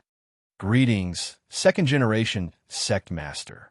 The voices of the 20-something Xuanji school disciples shook the heavens, and everyone appeared very excited. It would be even better if these fools could remove the words second-generation sect master from their titles. The Stoic looked at them expressionlessly, her heart completely unperturbed. Second-generation sect master. A middle-aged man strode forward and rubbed his hands, his tone extremely emotional. It's really been hard on you these past few years, second-generation sect master. Arbor said indifferently, "It hasn't been hard on me." When that middle-aged man heard this, the rims of his eyes turned red dramatically. With a rueful expression, he said to the little Stoic, "How can it not be bitter? Just thinking about it tells me that you've been living in poverty these past few years. After all, you have to support the entire Xuanji school by yourself. For so many years, you have been working hard for the revival of our Xuanji school." That's right. The second sect leader is really noble. He didn't even tell us about his troubles. Admirable. As expected of our second sect leader. Arbor, everyone, do you have any misunderstandings about me? Lord Xiao has only taken over the Xuanji sect for a short period of time. Over the past few days, I've only chosen a location for the Xuanji sect and erected the mountain gate of the Xuanji sect. Other than that, wasn't she completely a hands-off boss? At this moment, Huang He walked up and nodded his head in praise. He had a deeply moved expression on his face. You guys are absolutely right. Our Xiao is of noble character and unquestionable integrity. She is the role model of the world. Huang He spoke without end. Arbor only wanted to cover his face with his hands. Back then, when I met her before we even met, Jojo was high-spirited and vigorous. She disregarded the danger to her life and lured away a high-level spirit beast for us, leading away a large beast tide. Sigh, I can't bear to look back on the past. Back then, Jojo was very different from others. Big sis, can you not talk about how you met back then? Chapter 4586. You might not believe it. Back when they were training in the Lava Mountain Range, didn't they attract the beast tide to trick people? After that, the little fat squirrel took advantage of every opportunity to clean up the battlefield, not even leaving behind a single spirit beast tooth for them. The words noble character and unquestionable integrity truly aren't suitable for this Lord Xiao. Huang was still rambling on.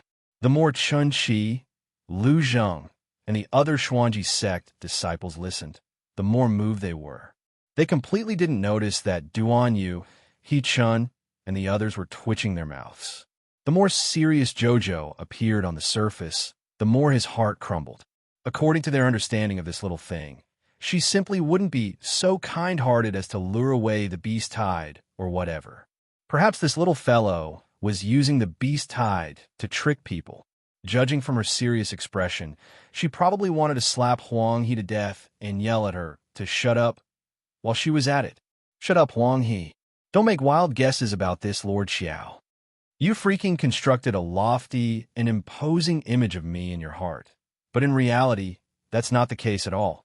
Moreover, she remembered that she seemed to have explained the Lava Mountain Range incident to Huang He. Unexpectedly, Fairy Huang He was even more moved. She held her hand and wished for nothing more than to burst into tears, and kept praising her for her kindness. She kept insisting that it was Jojo who saved them, and was their great benefactor, and so on. Seeing that she couldn't communicate with this fellow, Arbor simply didn't mention in the end. She didn't expect this fellow to bring up this hilarious incident again today. She already told her that the truth wasn't so. This fellow was living in a dream. Enough. Arbor pulled a long face and quickly interrupted Huang He's unceasing praises. Huang He, you came at the right time. How many people from the Heavenly Pill Guild did you bring this time? Those who can come are all here. Huang He immediately changed her attitude and restrained her smile when they talked about serious matters. Wang Yin, Gu Peng, and Little Chow are all here. There are also several Earth-grade alchemists waiting for Jojo's instructions at any time. Arbor nodded in satisfaction. This time, we need to create a batch of nutritious liquid called the Fine Sky Jade Dragon Pill. I will provide the formula and guiding herbs when the time comes. You just need to make as many as you can. No problem. Fairy Yellow Crane nodded heavily and said, "We can start refining pills right away." Arbor coughed lightly, grabbed Fairy Yellow Crane's small hand, and patted it twice, saying, "Do I look like such an unreasonable person? You just arrived on the island and must be tired from the long journey. How about this? Have a good rest tonight, and come see me tomorrow morning. Let me demonstrate the refining method of the Jasper Sky Jade Dragon Dan." Yellow Crane Fairy was so touched that she held Arbor's hands and shook them vigorously. "Jojo, you're so nice. Are you going to demonstrate to me again? Good. I knew this trip wouldn't be in vain. I love watching you refine pills the most. Watching you refine pills is a kind of enjoyment." The several Earth-grade alchemy grandmasters looked at Fairy Yellow Crane with speechless faces. Yellow Crane was good at everything. She was approachable, lively, and cheerful. It was just that sometimes her brain might not work too well. Everyone didn't know whether to laugh or cry when they saw her like this. This appearance of meeting the second-generation sect master of the Xuanji sect was like a brainless fan. They didn't know what was going on. Arbor coughed and drew back his small hand expressionlessly, patting Yellow Crane's shoulder. Chapter 4587. She said earnestly, "Refine well. Practice makes perfect. As long as your pill refinement speed and success rate increase, it will only be a matter of time before you improve your pill refinement skills." Yes. Huang He quickly cupped his hands. Everyone, they felt that Huang He, this child, had been tricked by Jojo ever since he was born. After Arbor finished talking with Huang He, she looked at Chen Shi and Lu Zheng. "I'm very happy that you guys could come." Everyone thought at the same time. The little sect master's expression really doesn't look happy. "You guys can settle down on the island for the time being. All right, do you still remember Hao Guang? Why did Senior Hao Guang run away?" Arbor belatedly realized that Hao Guang had slipped away at some point. "Second sect master, we can go find him ourselves." Chen Shi chuckled mischievously. The middle-aged man from before ground his teeth and harumphed. "I didn't expect to see Hao Guang in my lifetime. Looks like he's been doing quite well recently. He really is an irresponsible guy," another person said sarcastically. Arbor looked up at the sky and inexplicably felt a gust of gloomy wind blow past her face. Could it be that seniors Chun Shi and Lu Zheng had some old grudge with Hao Guang? Jojo loved to listen to gossip the most, so her stoic face was immediately replaced by a curious expression. "You guys, what special matters do you have with Senior Hao Guang?" Chen Shi cupped his hands at her. "We have a deep grudge with him. Second sect master, let's talk later. We'll go find that old punk first." Xiao Mu became even more curious when she saw him run off with his men after saying half of what he wanted to say. She took out a small butterfly and flicked her fingers. "Follow them and take a look. Don't let them beat Senior Hao Guang to death." Senior Hao Guang was a great help to her. She was still waiting for him to refine flying artifacts in batches. Huang He and the others can refine many pills for killing the Heavenly Seer now that they're here. Duan nodded and said, "The dozen or so pharmacists we've gathered will probably arrive in 2 days. At that time, the speed of refining Jewel Sky Jade Dragon pills should be much faster." "When will the people from the underworld region arrive?" Arbor's face tightened, and he waved to a disciple of the Tian Yun battle squad beside him. "Go back and ask that person. I want an accurate reply." Yes. Consuming the Jasper Heaven Jade Dragon pill would definitely allow their strength to rise by a level in a short period of time. The most important thing was that after consuming the Jewel Heaven Jade Dragon pill, it did not end right away after upgrading. Its little bit of medicinal power could only be used in the body for 1 to 3 months. In the future, when he cultivated, he could clearly feel that his absorption speed had increased, his meridians had widened, and so on. It was a feeling that could not be described in words. Getting twice the result with half the effort was naturally an extremely good thing. While they were talking, a Sangzhou guard quickly ran over and saluted. "Reporting to your majesty, a few commoners have been fished up from the northwestern shore. They seem to still be breathing." Duan Yu turned to glance at Arbor. "I'll go take a look." Arbor followed him. "Let's go together." Their deserted island, which neighbored the sacred land of the Snowy Ridge, was covered in snow all year round and was uninhabited. Suddenly, several people without any cultivation drifted over from the sea. "Don't you think it's strange?" Not being able to tell was the strangest thing. Under the Sangzhou guard's lead, the group arrived at the northwestern shore. Sure enough, they saw several upright figures lying on the snowy ground. Chapter 4588. Several Tsang province guards who were patrolling the northwest shore all turned their heads and respectfully bowed to them. Duan Yu waved his hand, indicating that they didn't need to stand on ceremony, and strode forward. Arbor, Mu Xingqin, and the others also followed, their gazes seemingly landing on the commoners by the shore. They saw that those people were all wearing coarse hemp garments, their complexions emaciated, and their bodies emaciated. They had soaked in the seawater for too long, so their bodies were blue from the cold, and their lips were also a bit purple. Arbor glanced at them before taking out a small packet of medicinal powder from his sleeve and handing it to a Sangzhou guard beside him. "Boil it in warm water and feed each of them a mouthful." A packet of dispelling cold powder was enough to recover these people's chilled bodies. However, this kind of recovery only treated the symptoms and not the root cause. These people looked like they were malnourished, so they couldn't recover in a day. Now, they could only wake them up for the time being before asking them what was going on. A moment later, those people indeed slowly regained consciousness under the effects of the dispelling cold powder. When they clearly saw Arbor, Duan Yu, and the others standing in front of them, the commoners who were muddle-headed from soaking in the seawater hastily knelt and begged for mercy, repeatedly shouting, "No, don't, sirs, don't kill us, don't." Arbor's gaze landed on a young man with a very sallow complexion and sunken eye sockets. "Tell us, where did you come from? Why did you drift to our snowy island?" That man trembled non-stop and kowtowed in trepidation as he begged for mercy. "Miss, spare us, spare us. We are villagers from a small fishing village outside the River of Forgetfulness. Because the harvest this year was poor, ghostly monsters started appearing in the village. They stood stiffly, jumped, and bit people. As a result, those who could run all ran out. As for the remaining people, they were about to starve to death, so they had no choice but to follow the fireworm troop out to run boats. We didn't do anything bad. We really didn't do anything bad," the man said with tears in his eyes. "We were originally ordinary people from a fishing village, but because our lives were hard and we couldn't survive anymore, we followed others to run boats. We wanted to earn a few spirit coins so that we could exchange them for food." Jojo blinked. "What's the Fireworm Squad?" "I heard that they're the most famous pirate team in the region of the Forgotten River.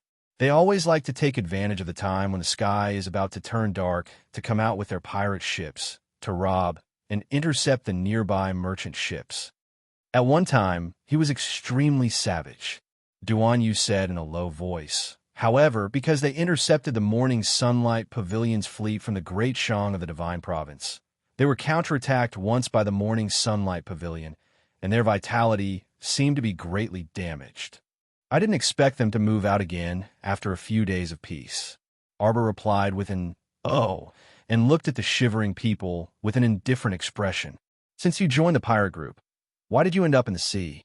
The young man shuddered as if he recalled a terrifying incident. "B-Boss disliked us for being a hindrance and didn't do our jobs well, so he threw us into the sea to feed the fish. Then you guys are really amazing." Arbor looked at them meaningfully. "This sea is densely filled with zombie fish, yet you normal people could actually drift here unscathed and just happen to encounter us." Jojo, Duan Yu's entire body suddenly tensed, as if he sensed an extreme danger, and he pulled Arbor to his side. Chapter 4589.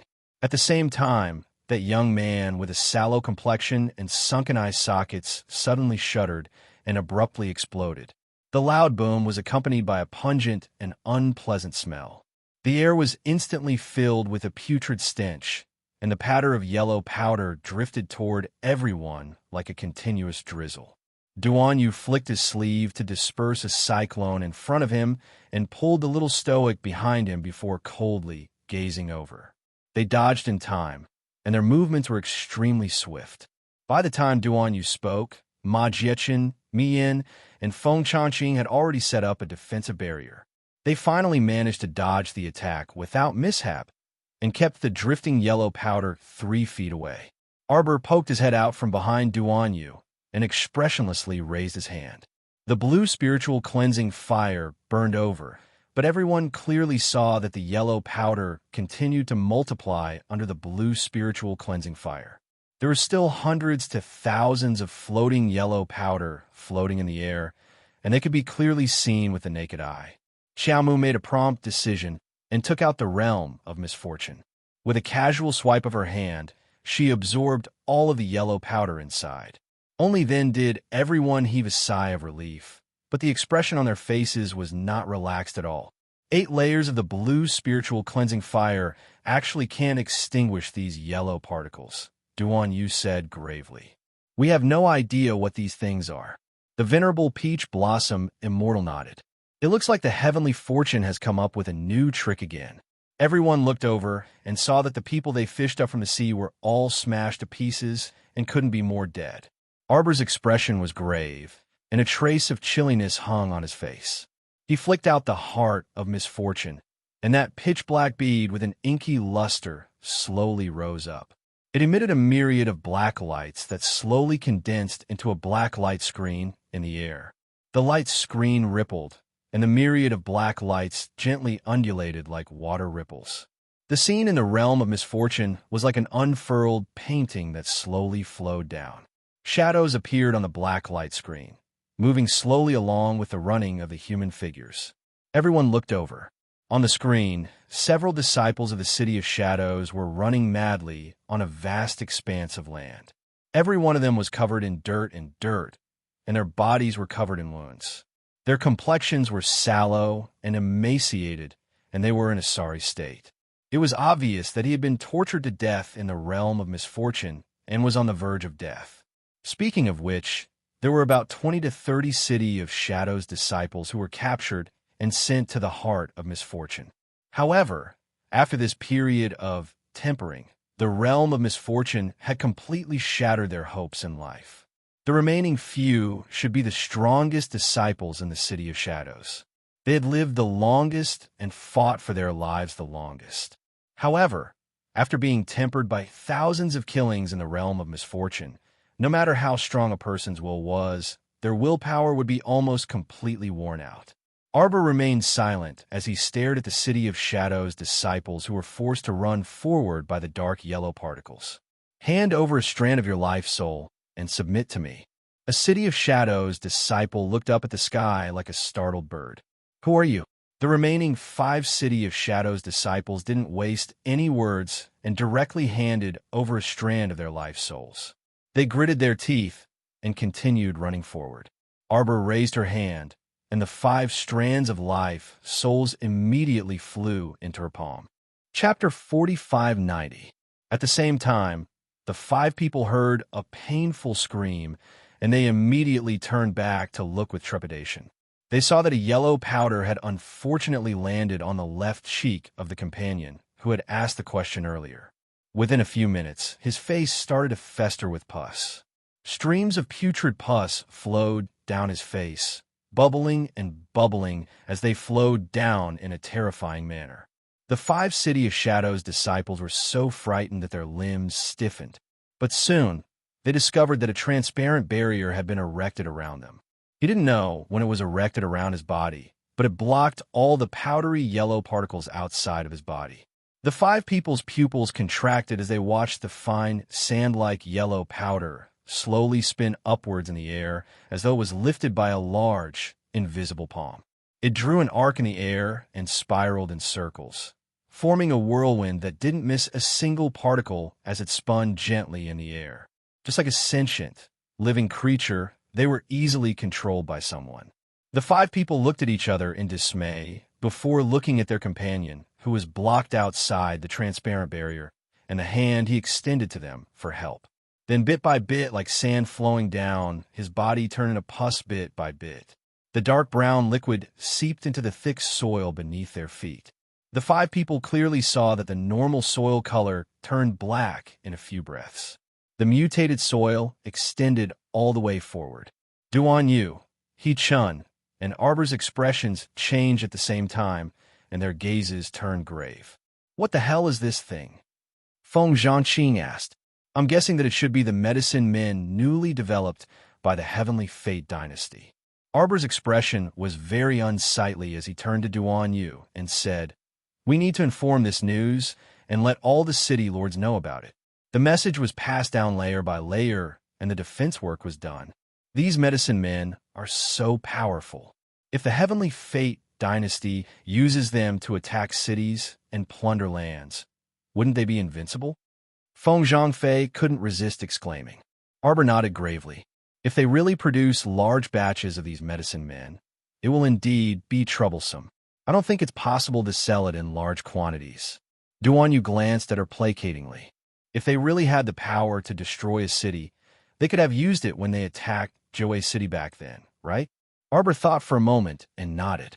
Then spread the news first and have them take precautions. Duan Yu said quietly, "Don't be too worried." On the other hand, the five disciples of the City of Shadows in the realm of misfortune realized that the transparent barrier around them had been removed.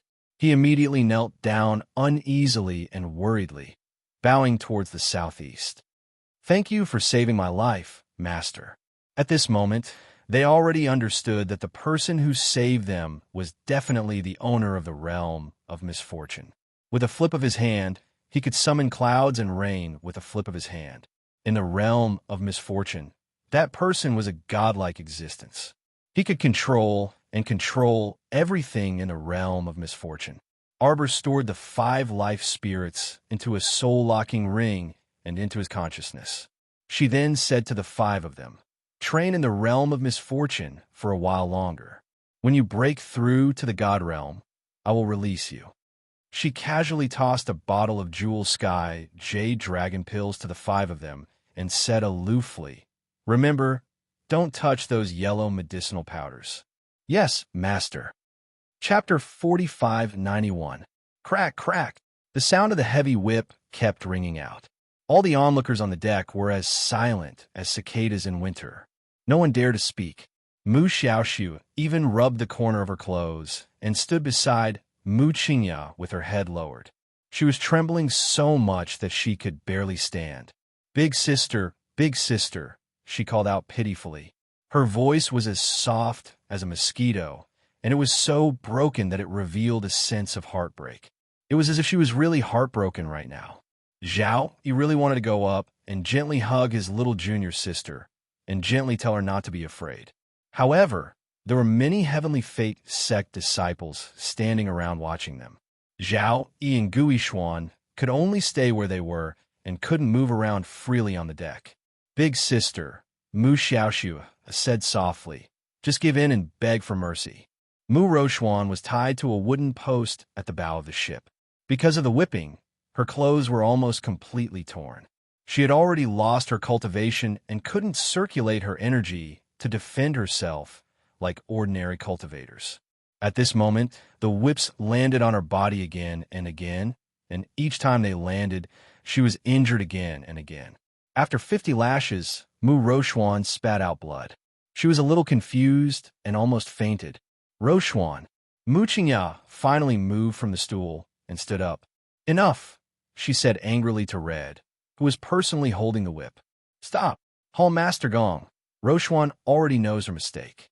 Can you just let her go like this?" "Continue." Gong Songfeng coldly interrupted Mu Qingya and stared coldly at Mu Rochuan. "Or is Hall Master Mu willing to personally take the punishment on behalf of your daughter?"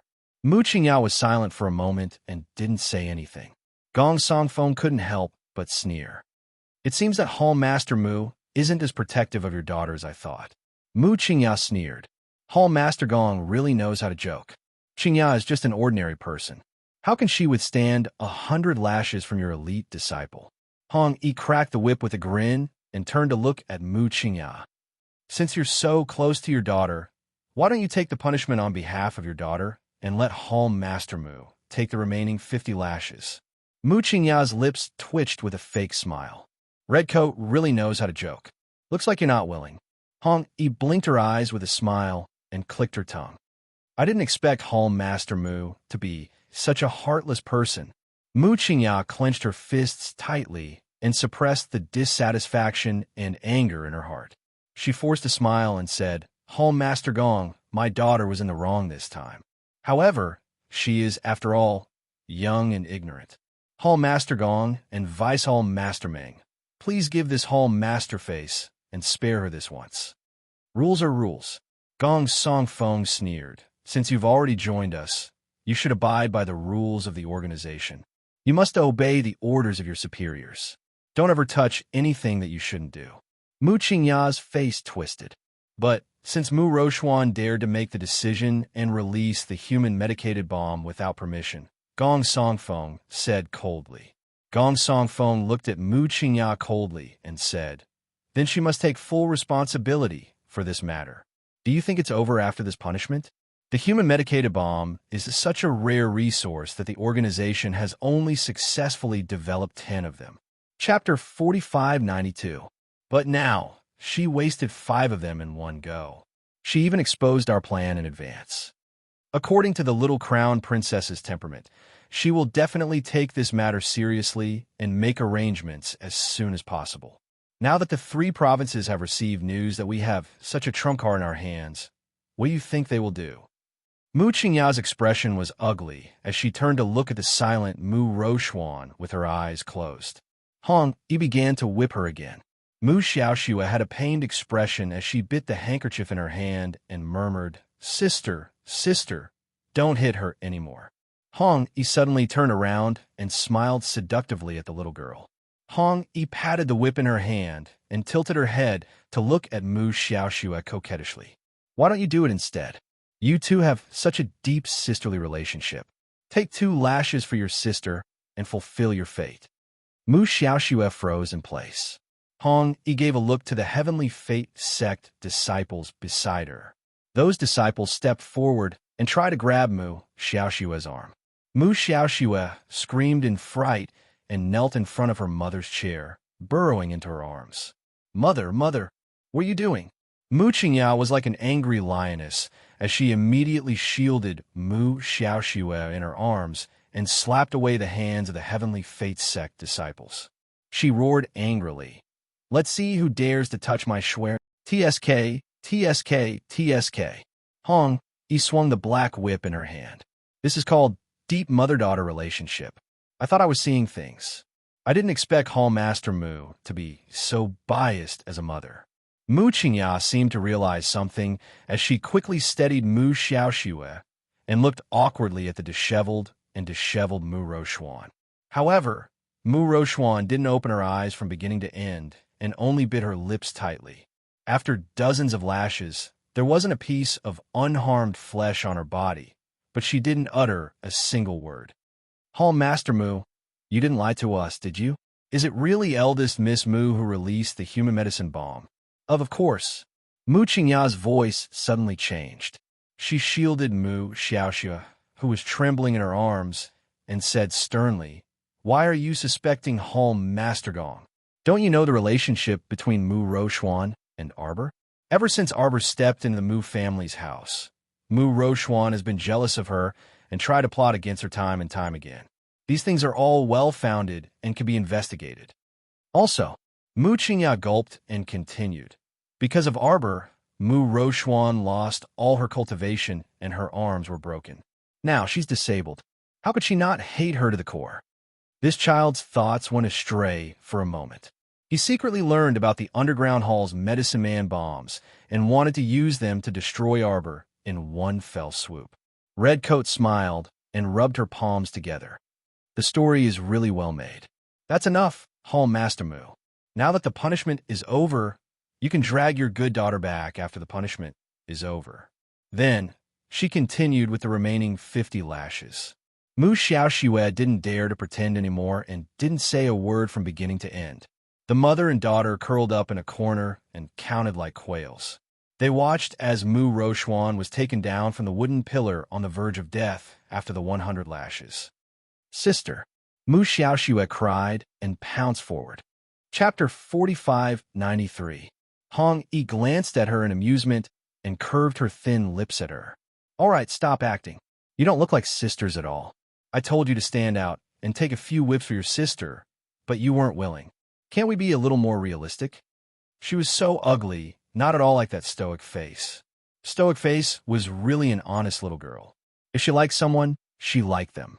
If she didn't, she didn't. If she didn't like someone, she couldn't be bothered to waste words with them. Forget about putting in the effort to act. She didn't even want to look at them. After you deceived her then, there really wasn't even the slightest possibility of being friends. Hong Yi threw down the whip in her hand dispiritedly and turned to walk slowly to Fan Meng and Fan Yu. Let's go and drink. Sister, does it hurt? Mu Xiaoxue sat at Mu Rochuan's bedside and wiped her tears with a handkerchief from time to time. Sigh, you child. Mu Qingao looked at Mu Rochuan lovingly and turned to instruct the two maids, clean up eldest Miss wounds properly. Use the best medicine and ask me for more if you run out. Yes, Home Master. Sister, are you angry at Xiaoxue? Mu Xiaoxue stammered with a trembling expression. Zhao, he couldn't bear it and hurriedly persuaded. How can that be? Eldest Miss Mu is little junior sister's elder sister. Naturally, she will uphold her elder sister's image and protect you. But sister, you haven't even opened your eyes to look at Xiaoxue since just now. Mu Xiaoxue twisted the handkerchief in her hand and said in a small voice, This time, it's Xiaoxue who dragged sister down. I won't be so rash in the future, all right? Sister, don't be angry at Xiaoxue. All right, sure. Your sister is also tired. Let's go out first and let her have a good rest. Seeing that Mu Rochuan had no intention of speaking from beginning to end, Mu Qingao also felt deeply awkward and couldn't continue this one-man show. The mother and daughter pair spoke a few more words carefully and were about to turn and leave, only to hear Mu Rochuan's hoarse voice drifting over from the bedside. Mother, your grace of giving birth to me. In this life, I have already repaid it. Mu Qingyao's heart skipped a beat, and she turned around to look. However, Mu Rochuan had already turned her face away, revealing the ancient scar on the side of her face that had been soaked in blood. Perhaps it was because of the heavy whip, but the old scar on his face seemed to have split open again. Only Mu Rochuan herself knew that any scars on her body were not scars. Only the one in his heart was deep and ruthless, so heavy that he couldn't breathe. The line dividing the Crown Prince's closed-door training. Today I've gathered everyone here because I have an urgent mission for you. Today we are going out to sea. We will search the nearest fishing villages along the coast. What we're searching for this time is the underground base that Tian Yun set up nearby. The target is very dangerous. It might be a new type of medicine man with extremely strong corpse poison. Everyone fears death, but from the day we joined to kill the heavenly fate, we must face death head-on. In the future, there will be countless difficulties waiting for us to overcome.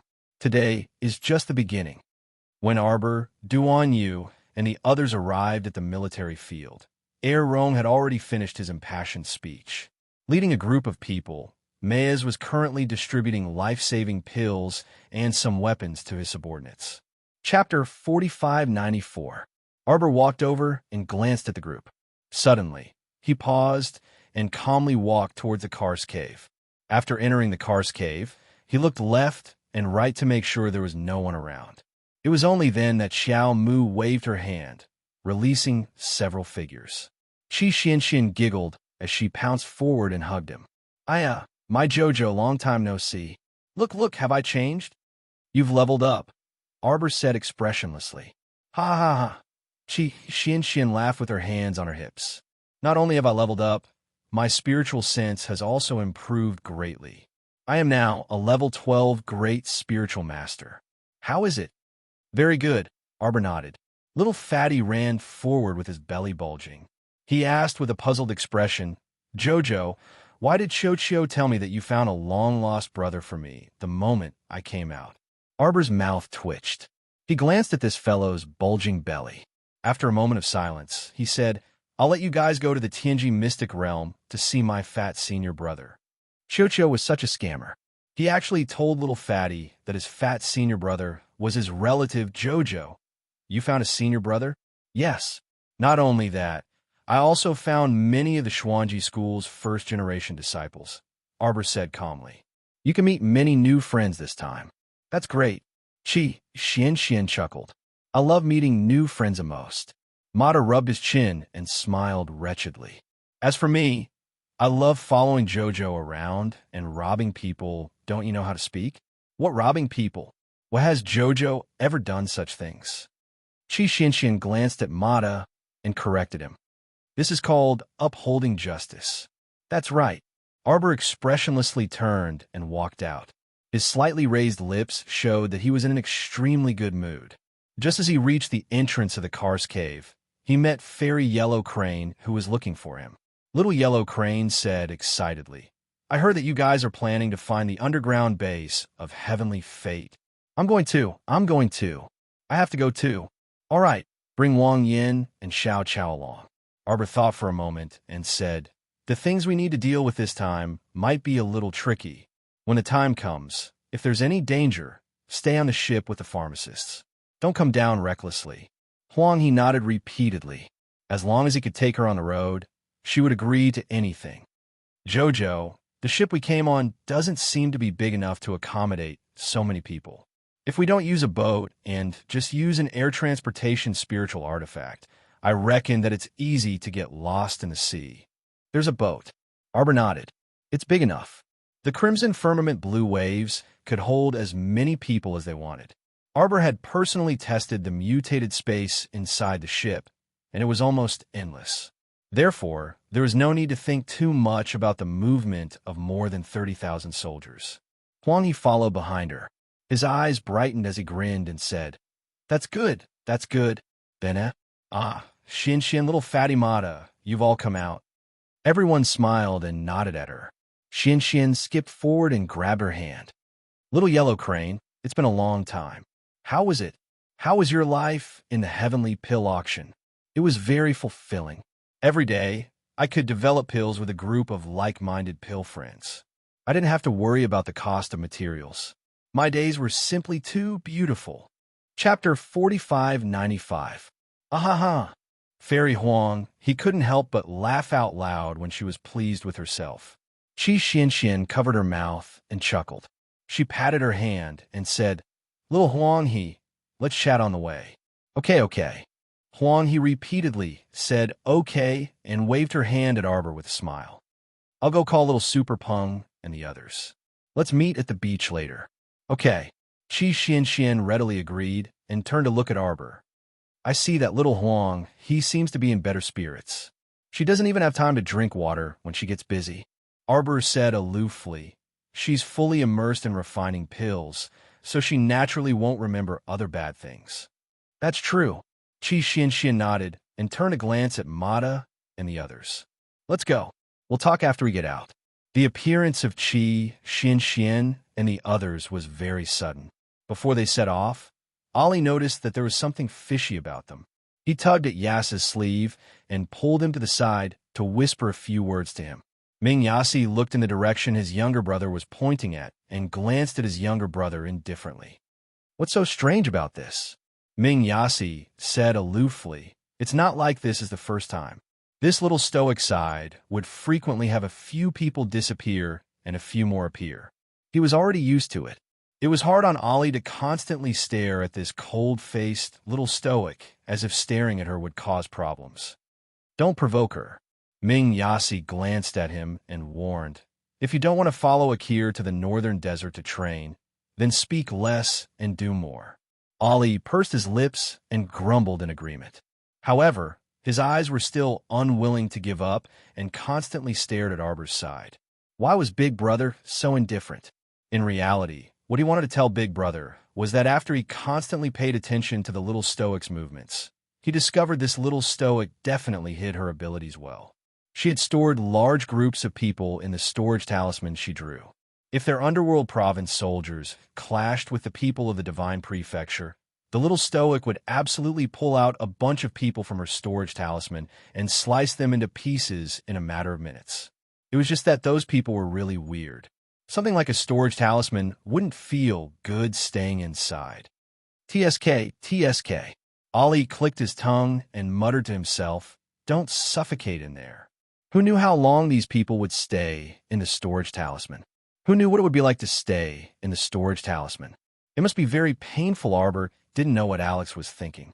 Even if he knew, he would only roll his eyes at him and retort with 3 words. Mind your own business. She waited by the beach for a short while before she saw Crown Prince Roan leading the soldiers from the 3 prefectures in an orderly manner. He then took out a sealing ball from his sleeve and threw it out.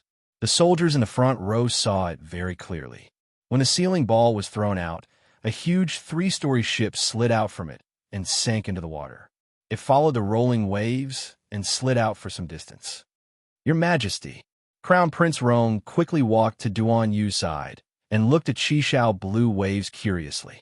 We only prepared this ship, and Machem, it's more than enough to accommodate all of us. Duan Yu nodded faintly. Let your men up first. Gather everyone on the deck for now. Okay.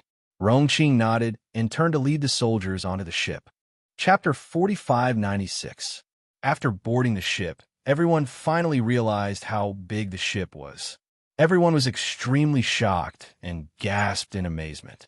Gathered on the broad bow deck, the soldiers of the 3 states looked forward with shining eyes. Could this be a holy weapon? Ollie muttered to himself as he looked left and right, feeling like he couldn't see the end of it. This little stoic was too extravagant. She casually took out a holy weapon. No wonder she always looked so confident. If it was anyone else, they would also be so confident if they could casually take out a holy weapon. The rooms have already been prepared for you. Rest yourselves. Someone will naturally call you out in advance when you reach the base. There's nothing else. Do you have anything else to say? Arbor looked at Duan Yu, Ming Yasi, Rongqing, and Long Qing. The 4 of them shook their heads. Meanwhile, Long Shangyun raised her hand and yawned. I'm going back to my room to sleep first. She could be considered familiar with the Crimson Nimbus waves and could find the room she had stayed in before. With the Crimson Nimbus waves, there were no issues with its speed and defense. In any case, she only needed to sleep for a while, and they would almost reach their destination by the time she opened her eyes. How is it? Arbor glanced sideways at Duan Yu. The latter was currently looking at the Jade Messenger talisman in his hand. After skimming through 10 lines at a glance, he handed the Jade Messenger talisman to Qiao Mu. The closest stronghold should be a small coastal fishing village about a day's journey from here. Arbor nodded. With the Crimson Nimbus wave speed, it should only take half a day. We should reach our destination by daybreak tomorrow. Okay. Duan Yu nodded with a grin and said, Jojo, you've probably talked for several months today, right? You must be very tired. Quickly go rest. Arbor stroked his small face and nodded earnestly. You're right. See you tomorrow then. Duan Yu chuckled. Go then. The next morning, Yellow Crane Fairy, who was also staying in the 3rd floor cabin, knocked on Arbor's door. Arbor was washing up when he heard the urgent knocking on the door. He wiped his face and walked to the door. As soon as the door opened, Fairy Yellow Crane charged in, followed by the grinning Qi Xianxian. Oh my god, oh my god. Jojo, do you know what happened last night? I went to the deck to take a look today. There were schools of dead fish piled up on the side of the ship, and there were many things with broken limbs. While we were asleep last night, the ship was attacked by a school of corpse fish and underwater puppets. Do we need anything? Arbor glanced at her and asked. I'm fine. Fairy Yellow Crane was taken aback. She looked up and saw Arbor wringing the towel he used to wipe his face and hanging it aside. He said calmly, Let's eat breakfast. Qi Xianxian couldn't resist chuckling and patted Yellow Crane's shoulder. Those school of corpse fish simply couldn't break through the Crimson Nimbus wave's defenses. Yellow Crane woodenly followed the little stoic downstairs. Jojo, you knew this would happen? There are so many living people's auras on the ship. It's simply a sumptuous feast for the underwater corpse, fish, and corpse puppets. We'll definitely suffer an attack. Chi Xian patted her hand and said, "Don't worry, the Crimson Nimbus waves are much more powerful than we imagined." Chapter 4597. So many corpse fish suddenly gathered underwater. Could it be that someone purposely attracted them here? Huang He immediately thought of a conspiracy theory. That shouldn't be. Qi Xian and Huang He chatted casually, but their feet didn't stop as they followed Arbor to the deck. Everyone had already gathered and was happily distributing some nutrition pills. Seeing the happy expressions on their faces, Arbor felt that it was a little strange. Instead of eating these cold pills, Arbor was actually more willing to eat a bowl of home-cooked rice porridge. Wasn't this more delicious? Qi Xian pursed her lips and said, "What's there to be happy about? Isn't it just a few pills? It's better to have a bowl of red braised pork." Arbor nodded in agreement. Huang He was speechless. The soldiers of the 3 prefectures probably wouldn't understand the world of a foodie. "All right, Huang He, you should have advanced to a heaven-grade alchemist now, right?" Huang He smiled bashfully and shyly tugged at the corner of his clothes. "I shouldn't have reached the realm of a heaven-grade alchemist yet. After all, the pills I refine sometimes reach the heaven grade, and sometimes they hover around the earth grade. Sometimes it works, sometimes it doesn't. I feel that it's still not that stable." Xiaomu nodded. "That it's more or less stabilized. During this period of time, you should concentrate on refining more pills. After accumulating them for a certain amount of time, it will naturally break through that barrier and bring you to a higher place." Huang He put away his playful expression and nodded solemnly. Okay, becoming a heaven-grade alchemist was one of her dreams, but she never thought that she would actually achieve it one day. All of this was thanks to Jojo, who gave her demonstrations and pointers from time to time, allowing her to make great progress on the path of alchemy. There are 2 skeleton war flags in front, a Tsang Province guard suddenly shouted. Everyone turned to look, and indeed, they saw a battleship sailing very quickly towards them at full speed. The 2 skeleton war flags raised at the bow of the ship were quite eye-catching, as if they were announcing something. "Look at the hull of their ship. What's that thing engraved on it? It looks like a giant beast covered in flames." Yes, it's a fire beast stepping on a fireball. A fire nightmare is a fire nightmare that is equivalent to a 9th-level spirit fire. Fire Jade Beast. What a huge fire mastiff.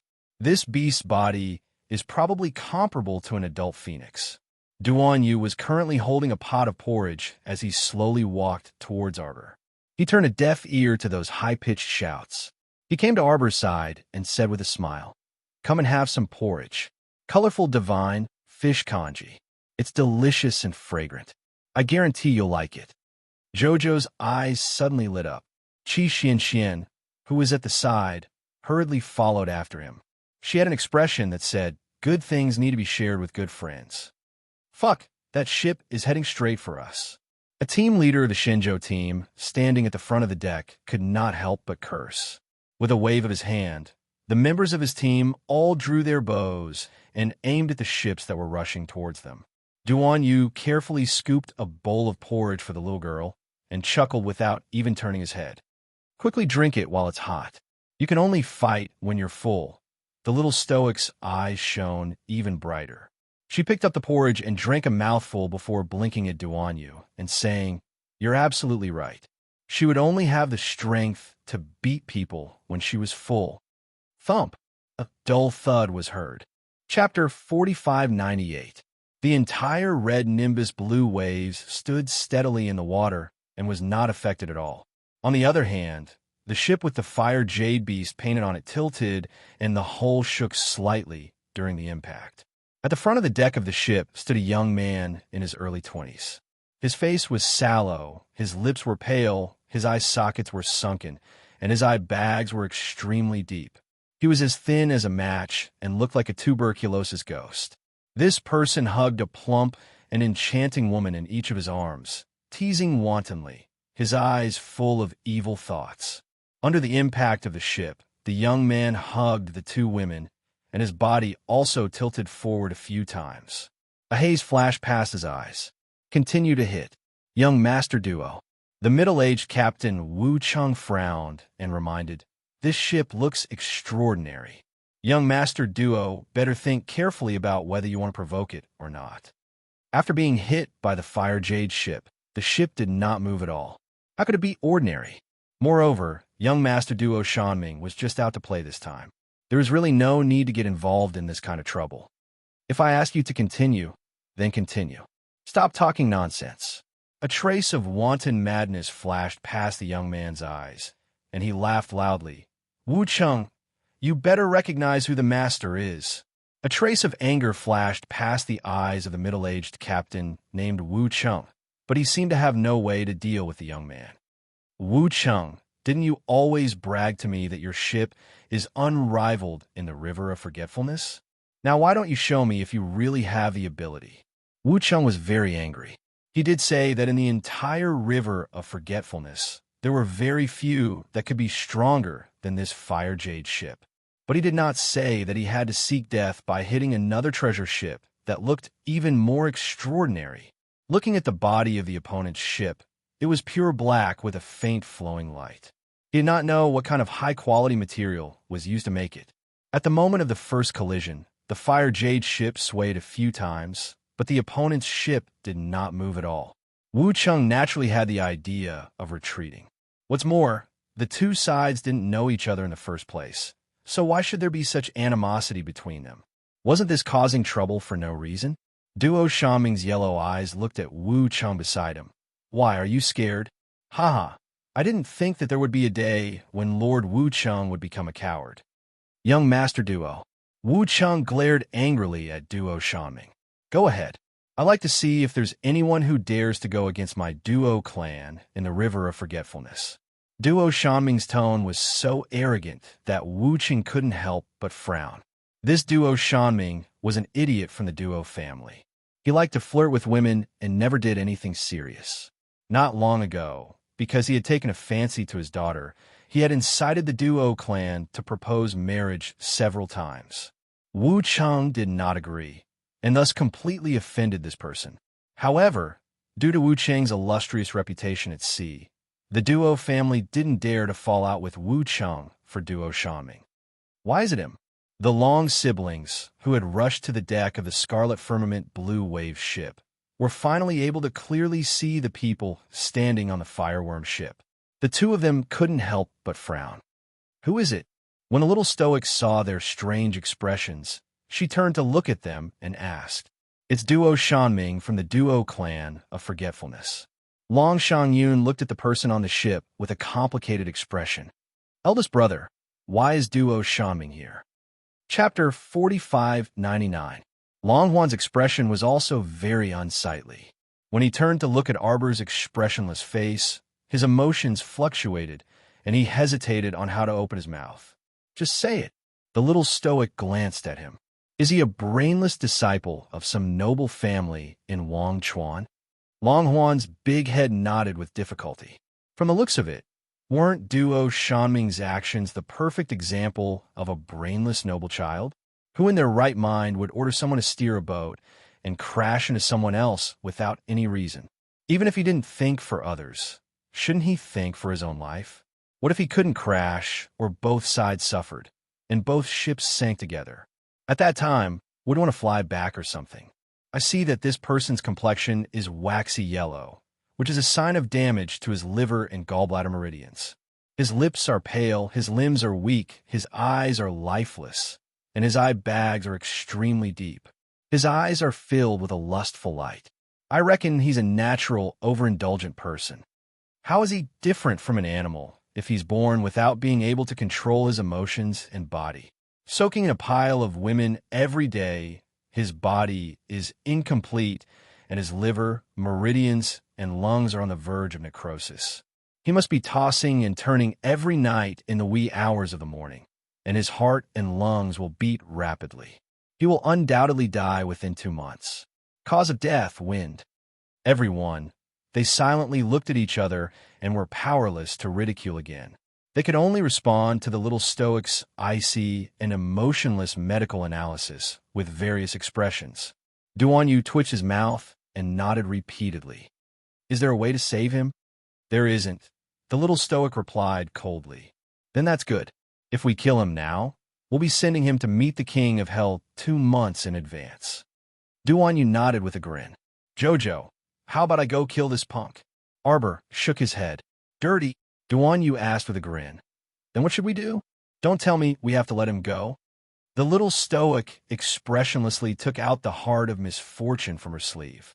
This ship can be considered sturdy. The little stoic said coldly. Even if we don't use it in the future, we should be able to disassemble it into many rare weapon refining materials. Jojo, you're so smart. Duan Yu held back his laughter and nodded repeatedly. Are we going to call them in together with the ship? The little stoic nodded. This is very appropriate. Little Tai Sui silently rolled its eyes. There are 2 transcendent state experts on that ship. It won't be easy to take them into the heart of misfortune. Arbor blinked, turned around, and called out, Chun-Chi, I'm coming. Second sect leader, do you have any orders? Is there a way to deal with the transcendent realm experts on the opposite ship? Second sect leader, you just need to do what you need to do. If those ignorant fools insist on jumping out to court death, then we will smack them all to death on behalf of the second sect master.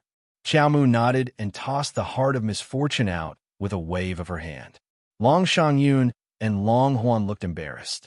They stared at Arbor's back and murmured, Cousin wants to. The pitch-black heart of misfortune swirled in the air. It suddenly jumped above crimson, firmament-blue waves. Duo Shanming, who was arguing with Wu Cheng, suddenly felt the ship violently shake a few times. He almost accidentally threw out the 2 seductive women in his arms. Young Master Duo. The 2 beauties couldn't help but exclaim and hastily hugged Duo Shanming's waist. Chapter 4600. In the blink of an eye, they saw a black round bead leaping to the side of their ship's mast. A faint black light suddenly shrouded them. Duo Shanming's legs were slightly weak. Suddenly, he felt an irreversible force covering his body. It inexplicably pulled him forward a dozen steps. Young Master Duo. Wu Cheng was quick to react. He hurriedly waved his sword to block his way. But at this time, the clear light in Duo Shanming's eyes was completely annihilated. He seemed to only be able to see the black bead that was full of summoning power in midair. The bead slowly rotated above everyone's head. In just a short moment, Wu Cheng discovered with a horrified expression that the entire fiery nightmare ship seemed to have been pulled out of the water by someone. The hull of the ship tilted slightly as it left the water surface inch by inch, giving off a terrifying suction force as it was sucked towards the area covered by the black light. Not good. Wu Cheng decisively pulled out his sword and stabbed it through the deck of the ship, injecting all his power into it. Only then did the fiery nightmare ship, which had left the water surface, stabilize slightly. The entire ship stiffened and stood half above the water surface. Elder Liang, elderly, what are you still standing there for? Quick, come and save me. Duo Shanming was awakened by the sound of the sword stabbing. Sensing the danger, Duo Shanming was so frightened that he couldn't care less about the 2 beauties. He directly reached out and pushed them away, running toward the cabin. Elder Liang, elderly. Duo Shanming felt a little scared at this time. When he was in high spirits and ordered people to ram the ship, he didn't expect this at all. At the end of the cabin, the small window was broken from the inside out. 2 vigorous figures suddenly appeared beside Duo Shanming. One of them stretched out his palm and pressed down on Duo Shanming's body that was involuntarily uprooted from the ground, stabilizing him on the deck. Young master, don't panic. Let this old man come and help you. Duo Shanming was slightly relieved. Just as he calmed down, he couldn't wait to clamor at Qi Shao Songlong. Who are you? How dare you play tricks on me? Do you know who I am? I'm famous in Wang Chuan. Bang. Bang. After 2 loud noises, several people descended from the sky and landed directly on the deck of Huo Wu's ship. Without saying a word, they attacked Elder Liang and Elderly. The 2 transcendent state elders' eyes froze, and they could not help but curse in their hearts. What was going on? The 5 people from the other side were all on par with them. Since when did the River of Forgetfulness have so many transcendent God stage cultivators? Didn't everyone need to go to the sanctuary to be reborn?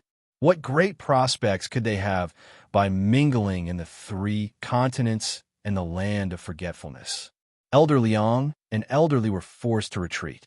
Under the joint attacks of the 5 Transcendent Realm experts, the 2 of them basically lost the ability to fight back. In the end, he could only abandon the ship and was chased by the 5 people, forcing him out of the fiery nightmare ship. Duo Shanming, who had lost the protection of 2 transcendents, was like a pheasant whose feathers had been plucked. He could not resist at all. Under the black light of the heart of misfortune, Duo Shanming was the first to be sucked in. Arbor controlled the heart of misfortune in his hand and frowned. It seems it's a bit strenuous to swallow that ship. It's fine. Just nibble and swallow slowly. Duanyu encouraged with a smile. Adjust the time tomorrow. Chapter 46:01. Lord Wu Cheng, run for your life. Wu Cheng's pupils shrank as he stared at the black pearl in the air. His heart couldn't help but beat wildly. Just now, he had witnessed with his own eyes how young Master Duo Shan was sucked into that strange black bead without any room for resistance. 5 experts suddenly appeared on the ship, completely entangling Elder Liang and Elderly. It's the power of the God Domain. God Domain. It's the God Domain, a refined God Domain. The people on the ship panicked. Wu Cheng's body tensed up into a straight line. He had indeed thought that a person who was able to possess such a treasured vessel that was like an iron bastion would definitely not be an ordinary person. But how could he have expected that the other party would throw out a refined secret realm the moment he made a move intending to suck them in together with the ship? The light emitted by the heart of misfortune suddenly shrunk rapidly. Wu Cheng only felt that he couldn't stand steadily. The entire ship trembled violently due to an extremely strong suction force. A huge sense of danger followed. Wu Cheng had no choice but to make a very difficult choice: abandon the ship and escape. Jump! Wu Cheng shouted loudly, turned around, and jumped into the water. After a loud splash, his body fell heavily into the sea.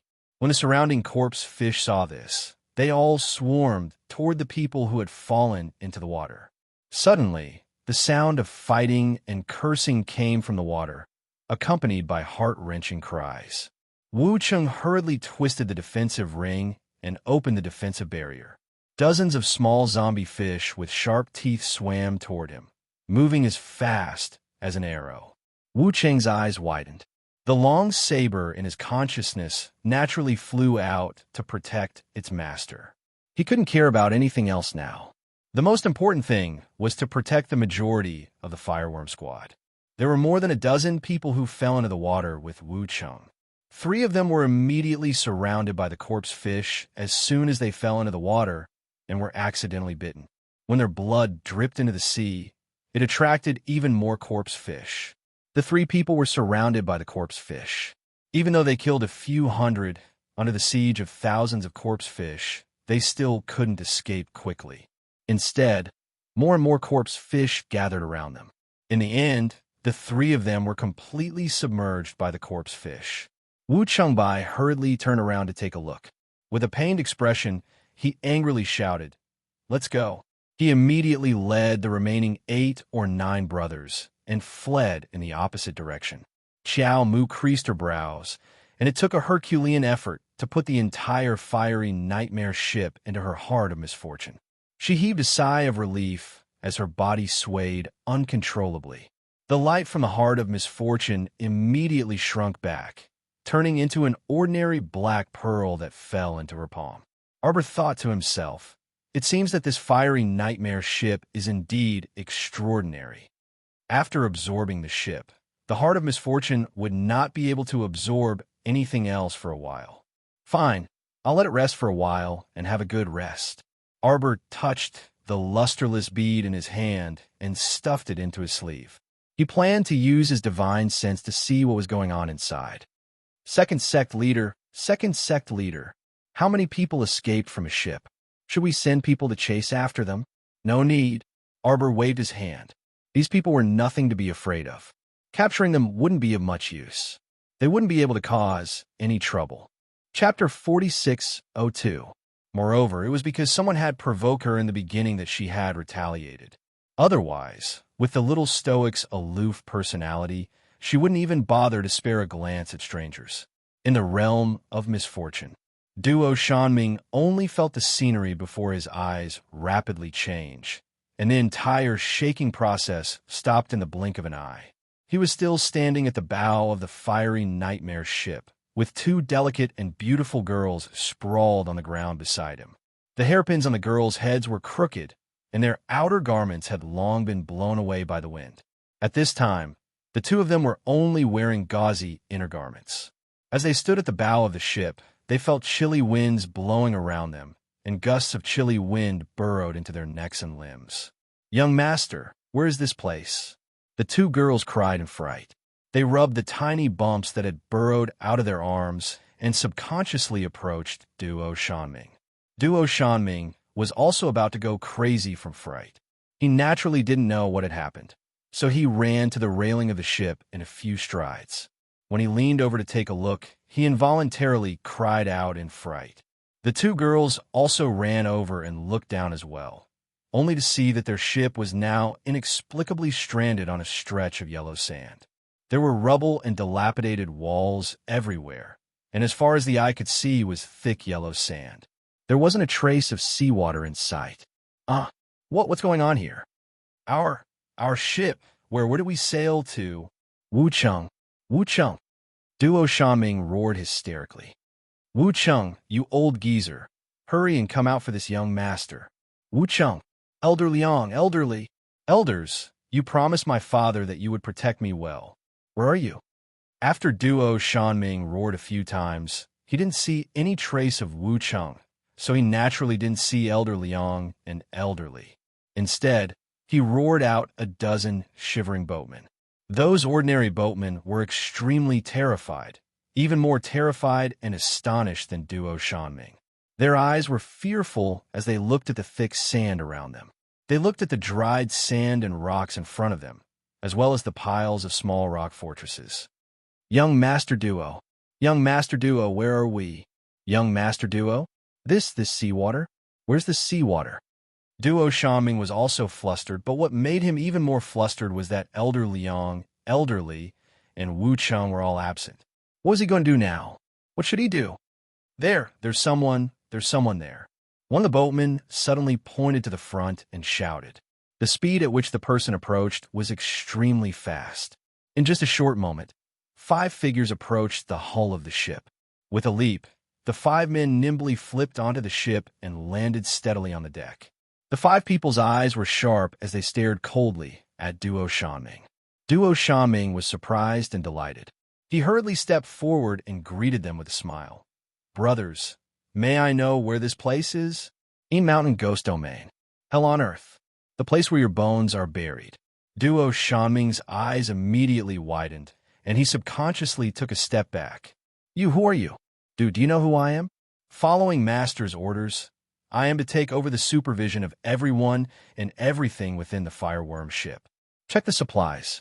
The young man who spoke coldly raised his hand, and the other 4 people quickly rushed into the cabin. What are you doing? The 2 girls impatiently wanted to follow in, but the young man stopped them on the spot with a cold look. Chapter 4603. The 5 young men looked very ordinary, but their murderous aura was very sharp. Their clothes had been blown by the wind and sand for a long time, and the specific color could no longer be seen. Everyone's eyes were very sharp, as if a chill was going to come out from their eyes, flickering with cold light. In just a short moment, many of the materials in the cabin had been counted and sorted into boxes. The leading young man took out a storage talisman and put everything in it. Then he turned his head and glanced at Duo Shanming coldly. Under the orders of the master, I will temporarily take over the task of guarding you. Now, everyone stand here. Men and women stand separately. Hurry up, and the few people hiding in the cabin, don't hide. All of you come to the deck. Young master. The 2 girls cried and grabbed Duo Shanming's arm. Now that Duo Shanming could barely take care of himself. How could he have the leisure to care for a beautiful woman? He hurriedly threw their hands away and cried out in panic, "Brothers, brothers, I am the young master of the Duo clan of Wangchuan. What do you want? Materials? Money? I have all of these. I have all of these. I can give all of them to you, but I beg you to show me a way out." The 5 young men ignored him, and one of them stepped forward and grabbed Duo Shanming. Seeing that the situation was not right, Duo Shanming made up his mind, and his eyes were filled with anger. Just as he summoned a weapon from his consciousness, he saw his spiritual weapon being grabbed by an invisible giant claw and thrown far away. Dong! It hit the deck of the bow. How could this be? Duo Shanming was stunned, and his face was distorted as he looked at the spiritual weapon. He desperately used his spiritual sense to summon it back. Oh, don't waste your energy.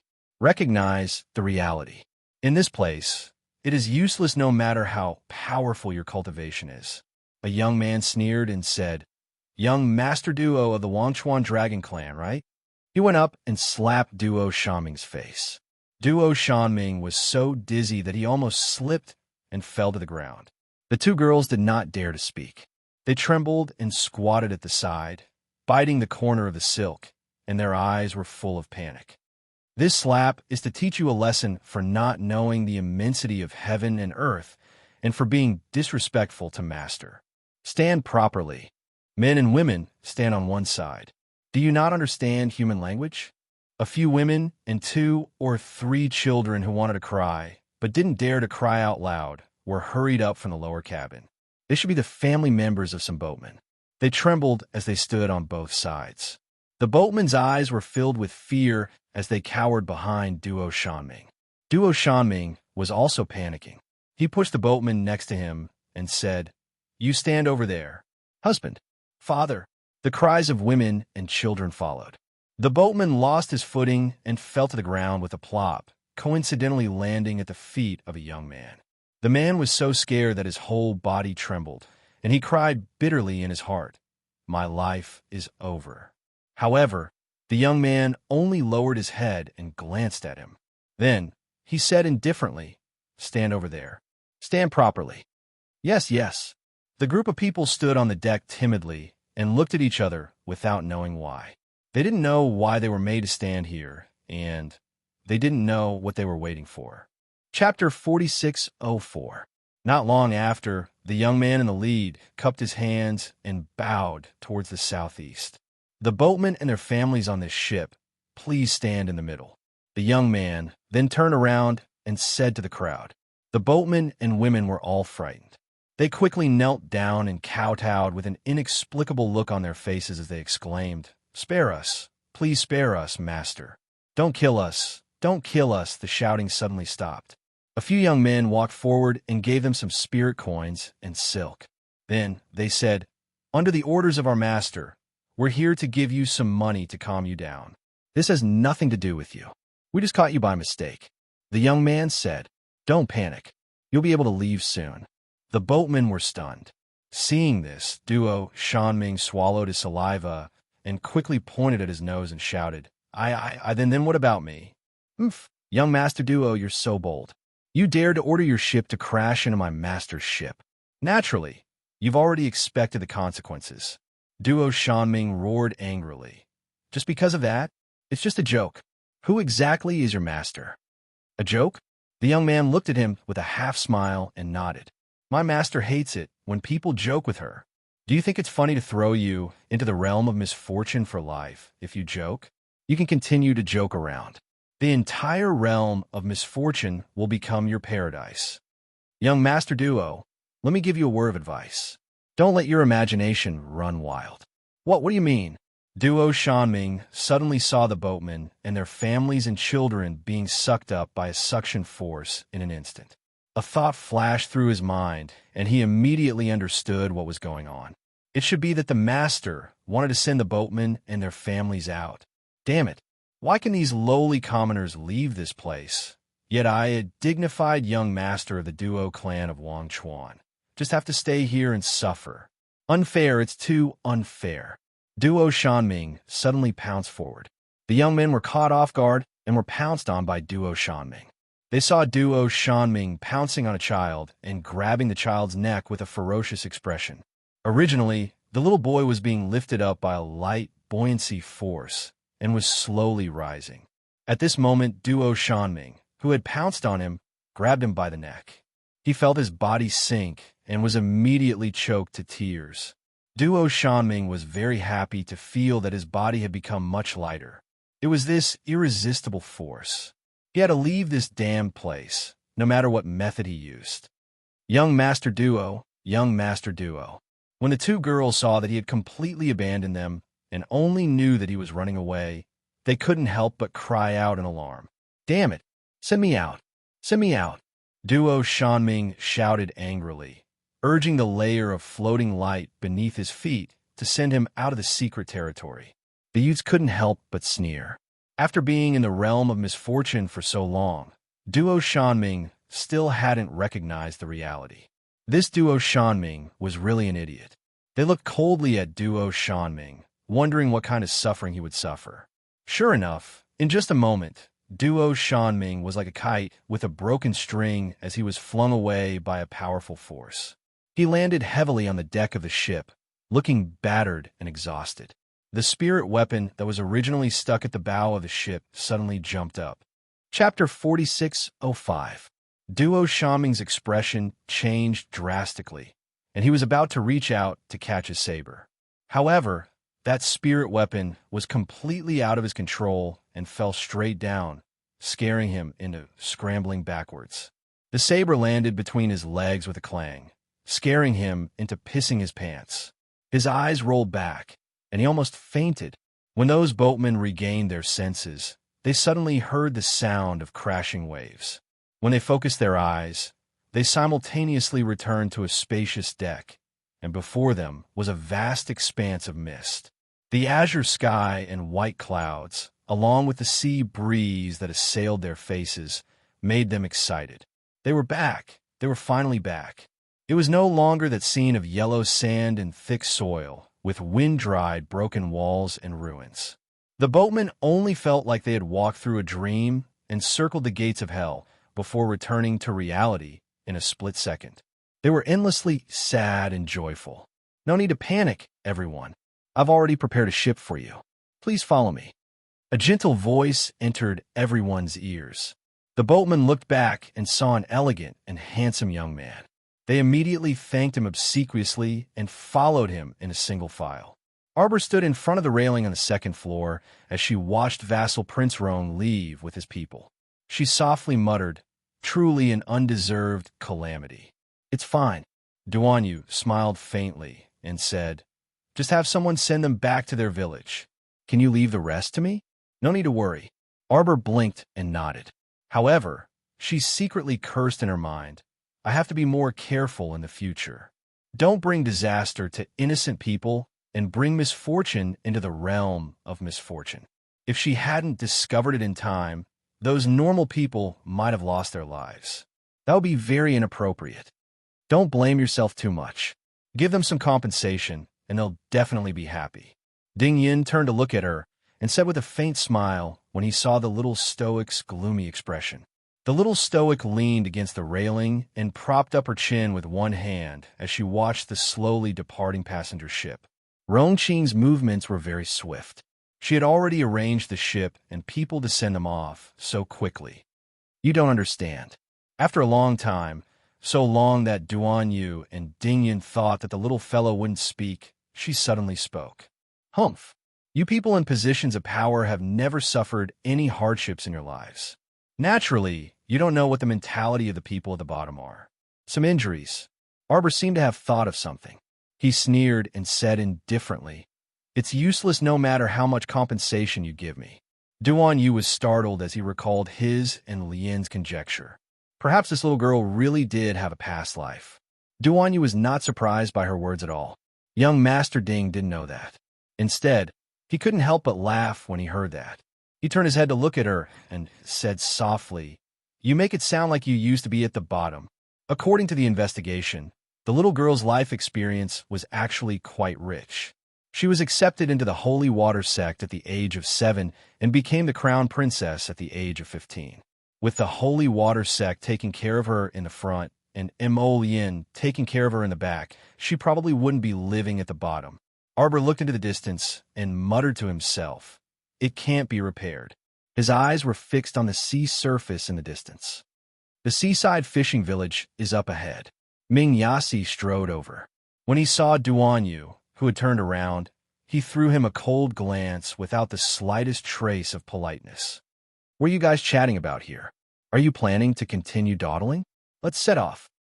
Chapter 46:06.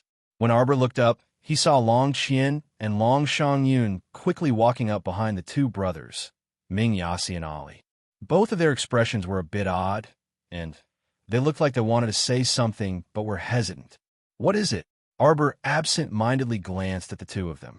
Long Shangyun took a deep breath and inexplicably stuttered, Just now, the round bead could it be a refined mystic realm? You caught that fellow from the Forget Chuan Duo clan?" Long Shangyun didn't understand why, but when she looked at the little stoic's cold and aloof face, her words lacked confidence. "You want to plead for that trash?" Arbor brusquely swept her a glance. "Who is he to you? Husband?" "Of course not." Long Shangyun's small face flushed red, and she indignantly shook her head and said, "He's merely a libertine from the Forget Chuan Duo clan." How could I take a fancy to that kind of person?" "It's best if you're not."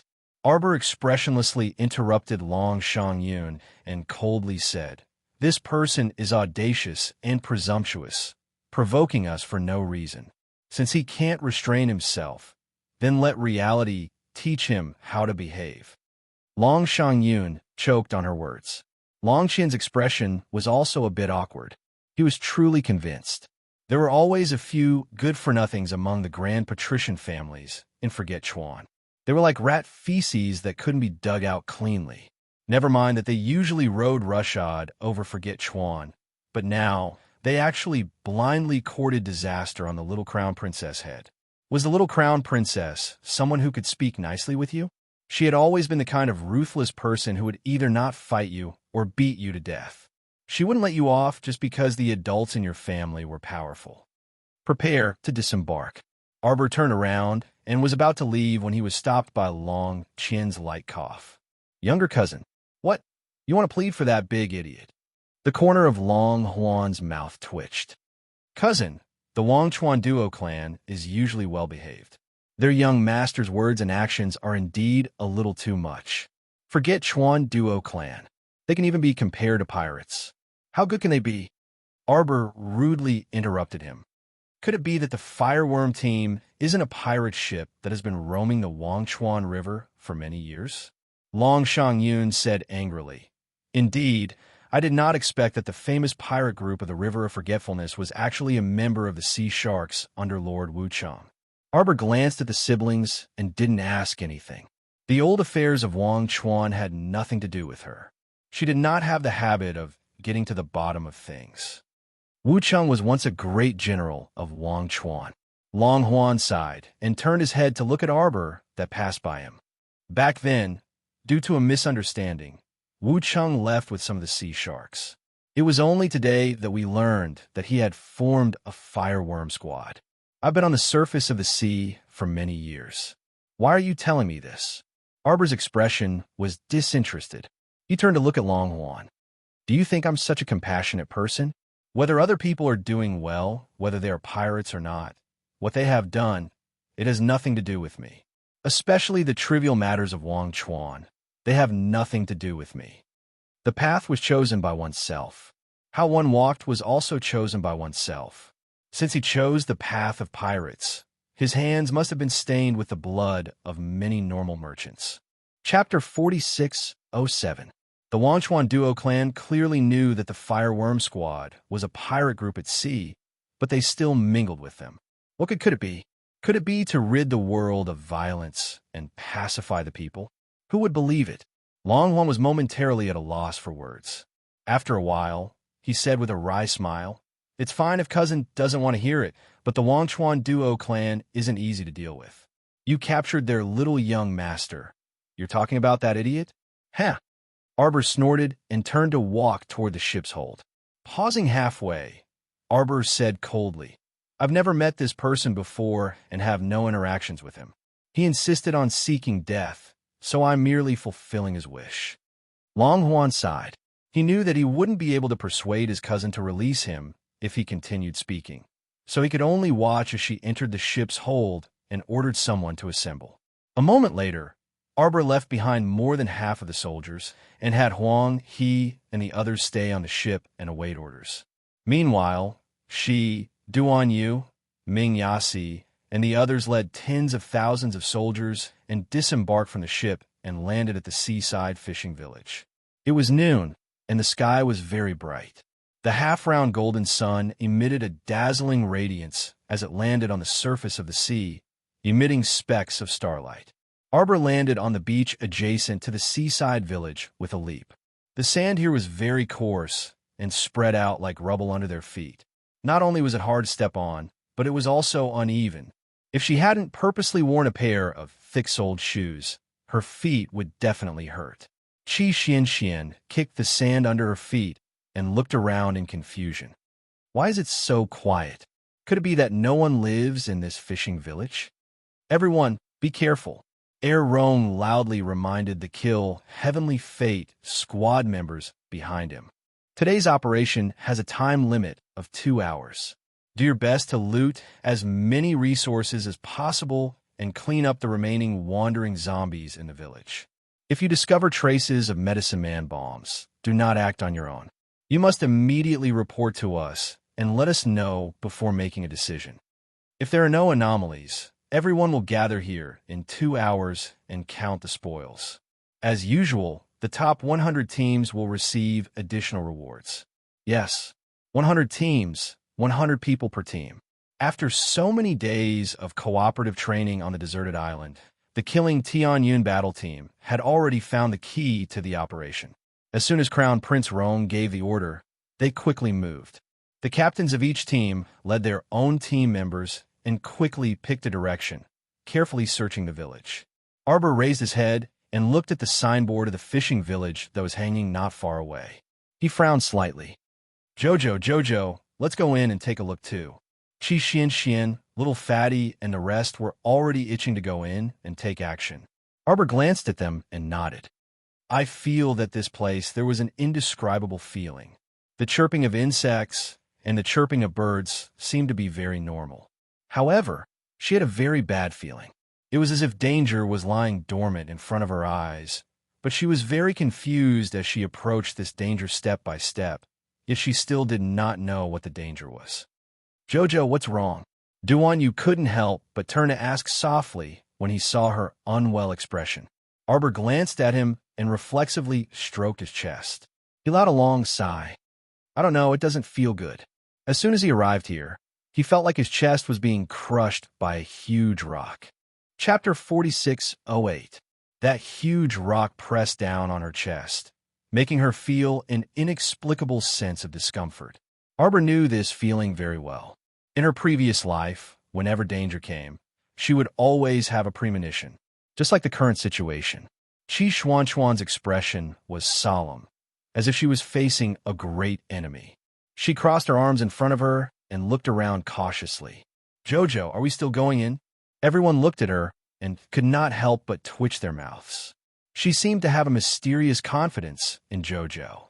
Once Jojo said that he sensed danger, she would immediately believe him and put on a serious expression, as if a lion would jump in front of them. "Cough, cough, Xian." Little Fatty pulled his wife's hand back embarrassedly. "What?" Qi Xuanchuan's face remained guarded. She glanced at the crowd and harumphed. "Don't be so paranoid. According to my understanding of Jojo, what she said might not be groundless." Jojo's intuition was so accurate that it made people's hair stand on end. In short, they had to be alert at all times in case of an emergency. "Let's go in and take a look." The 100 teams to kill the Heavenly Fate had already entered, so it was naturally impossible for Qiao Mu to stay outside with her people and wait for news. She was never the kind of person who would let her comrades fight alone. Rong Qing sent a message to the teams. Tell them not to move when they encounter something they cannot identify. Send a message to us." Crown Prince Rong nodded. As he walked, he ordered a few of his bodyguards to send messages to the small teams that were going to kill the Heavenly Fate organization. The group entered the seaside fishing village. They looked around and saw that the village was not small.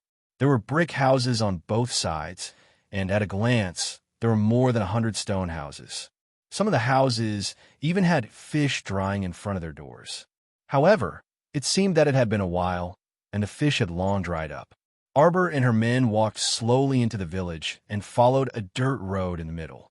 Could it be that Qi Xianxian's overly suspicious and vigilant expression had affected them? Everyone felt a chill run down their spines suddenly. A faint sound came from the left, as if a string that had been stretched taut was suddenly cut in half. Ollie abruptly jumped up as if he had been electrocuted and let out a cry of alarm. The little stoic kicked his calf without another word and shouted in a low voice, "What are you shouting for? Do you want to draw out all the things hiding in the dark?" These people were really annoying. Every time there was an operation, there would always be some idiots who would shout and shout in the team as if they had never seen the world. It had been so many years since the corpse puppet had appeared in the world. She should have understood everything that she should have seen and understood, right? If he wanted to survive in this world, shouldn't he be familiar with the habits of the corpse puppets? Ollie's face darkened. You what? Arbor glanced at Ming Yas. "Keep your retarded brother in check." "Asia, why do I suddenly feel like I've lost all face?" "Brother." Ollie looked at his elder brother with an aggrieved expression. Ming Yas irritably smacked him. "What were you shouting for just now?" I saw over there." Yes. There was movement over there." Ollie pointed at the brick wall on the side. Chapter 46:09. Everyone looked in the direction of his finger and saw a skinny rat crawling out from behind the brick wall. It flapped its wings twice and then burrowed back into the crevice. This time, everyone turned their heads and looked at Ollie as if they were looking at an idiot. Ming Yasi's handsome face was completely black, and he grumpily shouted at his younger brother, "Don't be alarmed if it's nothing. Look carefully first." This was simply humiliating to death. His dignified younger brother, Ming Province's crown prince, was actually scared into such a panic by a rat that didn't even have 2 tails of meat. This was simply unbecoming. Ollie knew that he was in the wrong, so he sullenly shrunk his neck and sneaked a peek at the expressionless little stoic. After this stoic face entered this place, he didn't know if it was his misconception, but he felt that she was even colder than usual. That small face was eerily cold, and when her gaze swept past him, he could practically feel the ice shards pulsating faintly within. Ollie shrunk his neck, but he felt a chill invade his entire body. This stoic face was too frightening. What did she look like? She was like a moving jade ice statue that only knew how to move forward, and her eyes didn't reveal the slightest bit of tenderness. Everyone stealthily peeked at the silent little stoic and silently warned themselves. The little stoic's mood is definitely not good right now. Don't provoke her no matter what, lest they become the next cannon fodder after Ollie. Everyone's advancing speed slightly increased. After entering the village, they followed the dirt path forward. After walking for about 4 to 5 minutes, several forks appeared in front of them. "How does the group move?" the little crown princess suddenly asked. Rongqing looked down at the Jade Messenger talisman. There are probably over 1,000 people living in this fishing village. There's also a forest and spacious farm behind the village. Our groups split up and moved out. Rongqing pointed at a group of people that had circled out from behind the brick house. There are 10 groups left here to search from house to house. The other groups are advancing towards the forest and farm behind. That area is a bit spacious, and it's said that the farm is quite large. "Then let's go to the forest and take a look," Arbor said indifferently as he glanced at the stone house behind him. There were so many houses here. 10 teams should have enough people to stay behind and search. It was mainly because she had a feeling that something was going to happen in this fishing village. Just as everyone was heading into the forest, they suddenly heard a sharp whistle. Hearing this voice, everyone couldn't help but tense up.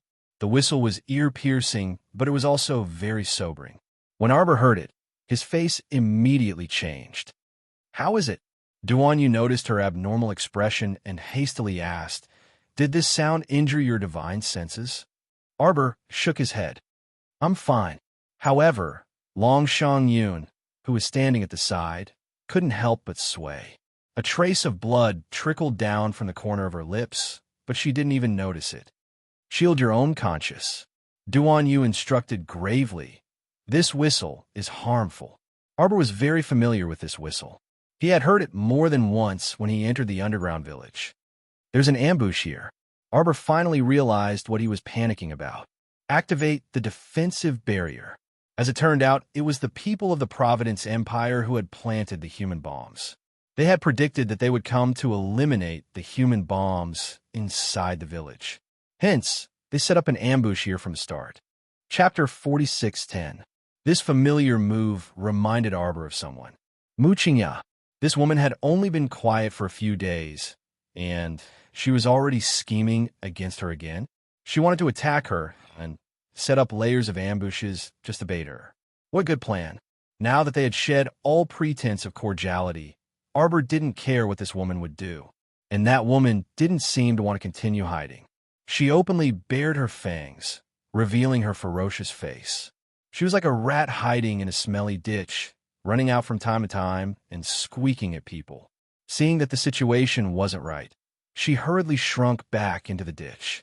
This made Arbor very unhappy. By now, Xiaomu was completely aware of what this woman coveted from her. The 10,000-year-old mermaid Pearl really made people crazy. She didn't know if this cunning woman had gotten the information from her mother, Long Chuyun, but she really wanted to steal it all these years. A cold glint flashed across Arbor's eyes when she thought of this. This hateful woman was slippery by nature and always changed places after a battle. She couldn't catch her people. Arbor thought that this woman should be on the sea right now and shouldn't be too far away from her. Thus, she could adjust her plans at any time. Fight! Little Fatty carried his double-headed hammer and rushed forward first, exchanging glances with a zombie that was pouncing at him. Little Fatty's eyes were sharp and his hands were quick. With a swing of his hammer, he chopped off the corpse puppet's head on the spot. The group of people behind him hurriedly dodged, avoiding the bone fragments that the corpse puppet shot out in all directions. Qi Xianxian hurriedly took out a piece of cloth to cover her face and muttered, "So fucking disgusting. If I hadn't dodged in time, I would have eaten a mouthful of zombie mud." Tui, tui, tui. Qi Xianxian couldn't help but shudder. She instantly felt a trace of bitterness between her nose and the depths of her throat. Sikong Fuling drew her long sword from her conscience and chopped off a zombie's hand that was leaning against the wall. She turned a glance at Qi Xianxian and curled her lips. What a spoiled temper. Who are you calling spoiled? A purple light flashed in Qi Xuanquan's hand, and a bolt of lightning shot out. In an instant, the corpse puppets in front of her were chopped into pieces. Sikong Fuling's eyes lit up as she stared at the sword in Qi Xuanquan's hand. Is this a divine artifact? Qi Xianxian was currently chopping the zombie in front of her. When she heard Sikong Fuling's words, she couldn't help but nod proudly. That's true. She glanced sideways at Sikong Fuling. Sikong Fuling, how about we make a bet? What bet? Let's see who can chop off more zombie heads later. Sikong Fuling curled her lips in disdain. Your artifact is much more powerful than mine. Isn't this unfair to me? I don't need this sword. Qi Xianxian said seriously. Fuck, how many zombies are gathered here? Will they kill us until our hands go soft? Ma Tao was killing zombies with all his might. His gaze shifted, paused, and pointed to the ground. Come quickly. These things are crawling out from underground. We have to find their entrance and exit. We have to destroy that passageway. Otherwise, these monsters would continue to crawl out from the ground like an endless stream. Sikong Fuling, how about it? Chapter 46:11. Sikong Fuling really didn't want to agree to this fellow's request, because she felt that this guy was the same as Xiaomu. He had dug a hole and was probably waiting for her to jump into it. Was she that stupid? How could she not see the mischievous intent lingering in this fellow's eyes? Sikong Fuling was just about to shake her head when she saw Qi Xuanquan's disdainful gaze. For a moment, Lady Sikong's blood rushed to her head. She originally wanted to refuse, but the words that came out of her mouth became, "Do you think I'm afraid of you? Let's compete." "All right, Lady Seacombe, let's begin then. We'll use the corpse puppet's head as proof." Seacombe Fulling said with a cold expression, "Why aren't you putting away your artifact? We agreed just now that you can't use this artifact." I know. Qi Xianxian nodded and kept the purple light artifact soared back into her conscious. She said with a serious expression, "I said I won't use the purple light, so I naturally won't use it. Don't worry, Lady Seacombe. I, Qi Xianxian, am upright and definitely won't cheat you." Seacombe Fulling's small body trembled inexplicably. She had a feeling that she had already been cheated by Qi Xianxian. "See you later. I'm going to kill the corpse puppets." Qi Xianxian waved at her and skipped ahead. Seacombe Fulling thought that something was wrong. Now that the situation was chaotic, who knew if this Qi Xianxian would secretly use that artifact after leaving her sight? The power of an artifact could never be underestimated. She had to follow Qi Xianxian all the way. Seacombe Fulling's speed wasn't slow as she followed Qi Xianxian with flying steps. Arbor expressionlessly chopped a disgusting corpse puppet that was covered in mucus. She glanced sideways and saw Qi Xianxian happily running past her. Seacombe Fulling followed closely behind, killing the corpse puppets that surged in front of her as she shouted, "Qi Xianxian, where are you going? I've already killed 18 corpse puppets. You'll lose if you keep running around like this." "Haha." Qi Xianxian summoned a frying pan from her conscious with a flash of light. Arbor looked at the thing in her eyes, and his face darkened. "Qi Xianxian, don't use the guy who cooks to shoot zombies, bang." Qi Xianxian didn't say a word as she smashed the corpse puppet's head with the wok. Arbor, Mata couldn't help but scream, "Damn, Xianxian, are you crazy? After being slapped by you like that, do you think I'll still dare to cook an egg next time? Cut the crap." Qi Xianxian smashed a corpse puppet to death with her wok. She was in the middle of smashing it to death when she heard Mata's clamor. She threw him a cold glance with her tiger head. "Fucking boiled eggs. I'll cook you like an egg." Qi Xianxian poured the wok down and easily dealt with a few corpse puppets. Seacombe Fulling, who had swiftly caught up, stared at the frying pan in Qi Xuanxuan's hand and finally found her voice. This frying pan is... Were her eyes playing tricks on her? Judging from the material of the frying pan and the faint glow it was emitting, why did she feel like it was a divine tool? "Oh, you're talking about this frying pan?" Qi Xianxian looked back and forth at the frying pan in her hand and said happily, "I heard Jojo say that this is what Qian Kun." She frowned and thought for a while, only to hear Arbor calmly interject, "It's a divine tool."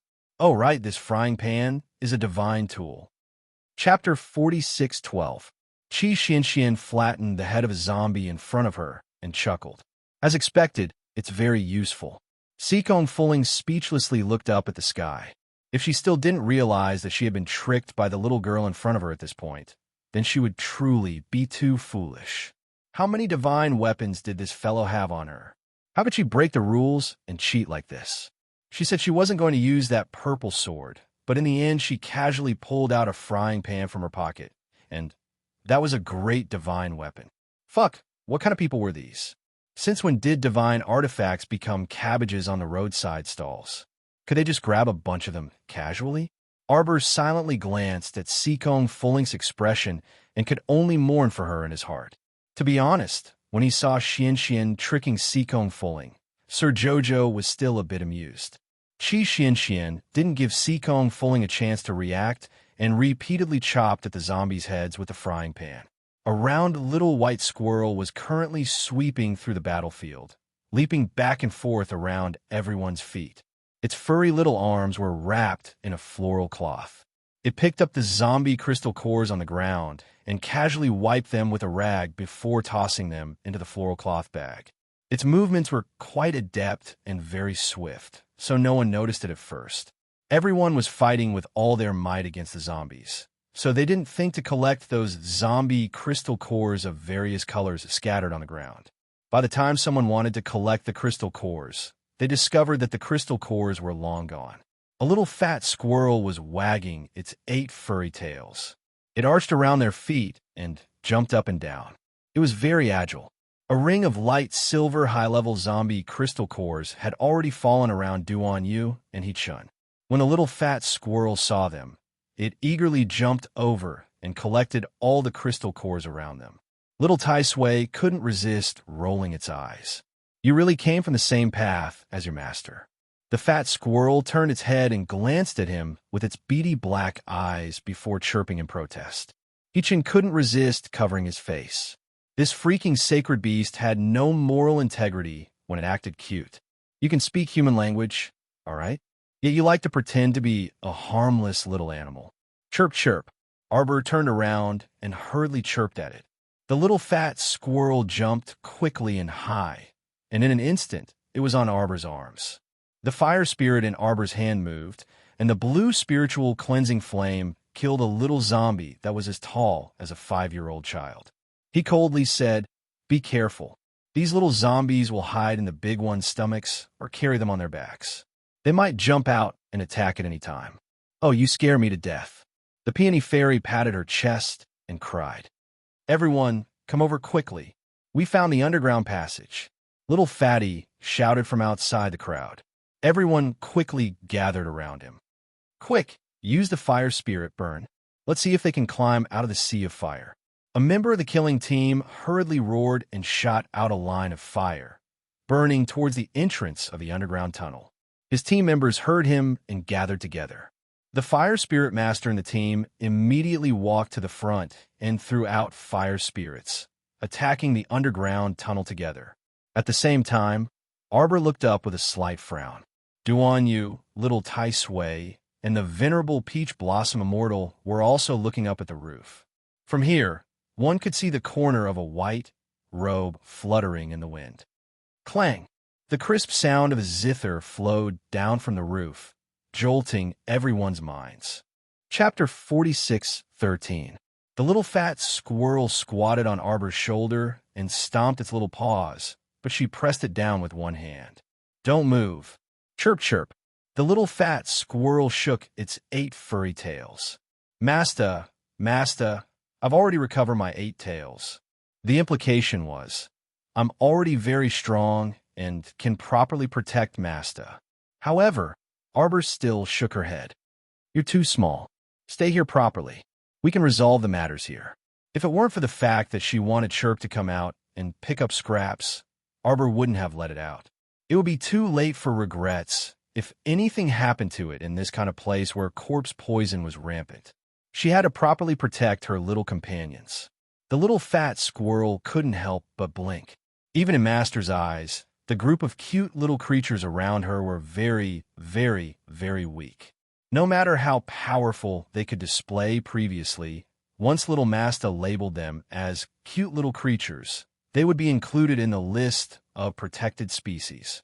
The little fat squirrel looked down at its furry little body. Before it could think carefully, a series of rapid whistles came from the air. Arbor looked up and saw that the white-clothed figure had already leaped down from the eaves. From afar, he had the air of a scholar and the appearance of a distinguished scholar, but up close he appeared extremely frightening. Not only was his face full of bumps and hollows, but this zither-playing corpse puppet's relatively intact long hair had also been shaved off by half after 2 battles. In fact, Arbor had recognized that person at a glance when he was standing on the roof. It was mainly because this person was too eye-catching, and he was the only zither-playing and cultured corpse puppet they had encountered recently. He was truly easy to recognize. The zither-playing corpse puppet had returned and even gathered such a large group of subordinates to encircle and annihilate them. As expected, it really was something that would seek revenge for the smallest grievance, Arbor thought. She then turned to Duan Yu and shouted, "Kill!" Duan Yu nodded. After exchanging a glance with He-chun, the two of them dashed forward in the blink of an eye, attacking at the zither-playing corpse puppets neck one after the other at lightning speed. On the other side, Chi-chuan-chuan's hands were weak from all the killing. She couldn't help but shake her frying pan. "Fatty, quick, come and give me a hand." Chi-chien-chien panted heavily as she called out. She took the opportunity to sit down. Fortunately, they had the foresight to bring 30,000 people from the Heavenly Fate Battle Group to encircle and annihilate them. Otherwise, his group would be besieged by the corpse puppet army. It was truly an eye-opener to see so many undead puppets hidden under this small fishing village. Arbor carried the little fat squirrel and kicked away the piles of white bones that were blocking the way. He took a few steps forward and stared fixedly at Duan Yu and Chang Chun, who were currently in a fierce battle with the zither-playing corpse puppet. Currently, the two of them had the upper hand by working together. The zither-playing corpse puppet had long gained sentience, so it already had thoughts of retreating due to the powerful enemy's attack. The more Arbor watched, the more alarmed he became. It hadn't been many days since this zither-playing corpse puppet first attacked them on the surface of the sea, but this corpse puppet's abilities had soared by leaps and bounds. It was as if it had eaten a quick-acting energy pill. What the hell could cause a corpse puppet's level to soar so rapidly? While Arbor was pondering, he suddenly felt a gust of strong wind above his head. Duan Yu, He-chun, and the others cried out in alarm, "Jojo, get out of the way." Chapter 46:14. Arbor suddenly sensed a gust of wind assaulting her from above. She narrowed her eyes, and two cold glints shot out of her eyes. However, she saw a four-winged, three-eyed freak appear above her in the air. It carried a gust of strong wind that was enough to raise a gale of 5 kilometers. Arbor stood steadily, and the corner of her plain clothes fluttered high in the fierce gale. This freak's claws were like an eagle's, and its body was as robust as a calf's. Its neck was slender, and its head was mutated. With a cursory glance, one could tell that it was a four-winged harpy that had undergone special modifications. It was incredibly ugly. It was truly incredibly ugly. After glancing at it, Xiao Mu felt her stomach turn sour, and a nauseating feeling assaulted her. This feeling made her want to vomit uncontrollably. Looking at this four-winged, mutated harpy up close, it was truly too disgusting. Its facial features seemed to have been blended together, and its eyes, nose, and mouth were squeezed tightly to the center. At first glance, all of its facial features were present, but at second glance, it felt strange and ugly, making people loathe it. The little stoic activated her eggshell defensive barrier almost at the same time that the harpy's claws reached for her. Crack! The crisp sound of metal colliding entered everyone's ears. The four-winged harpy's claws were as sturdy as cold iron, and they scratched a mark on the little stoic's defensive barrier. At the same time, a water arrow attacked the four-winged harpy. Even though the harpy had a head of copper and arms of iron, and its entire body was as thick as steel plates, it reflexively shrunk its neck when it saw the water arrow attacking it.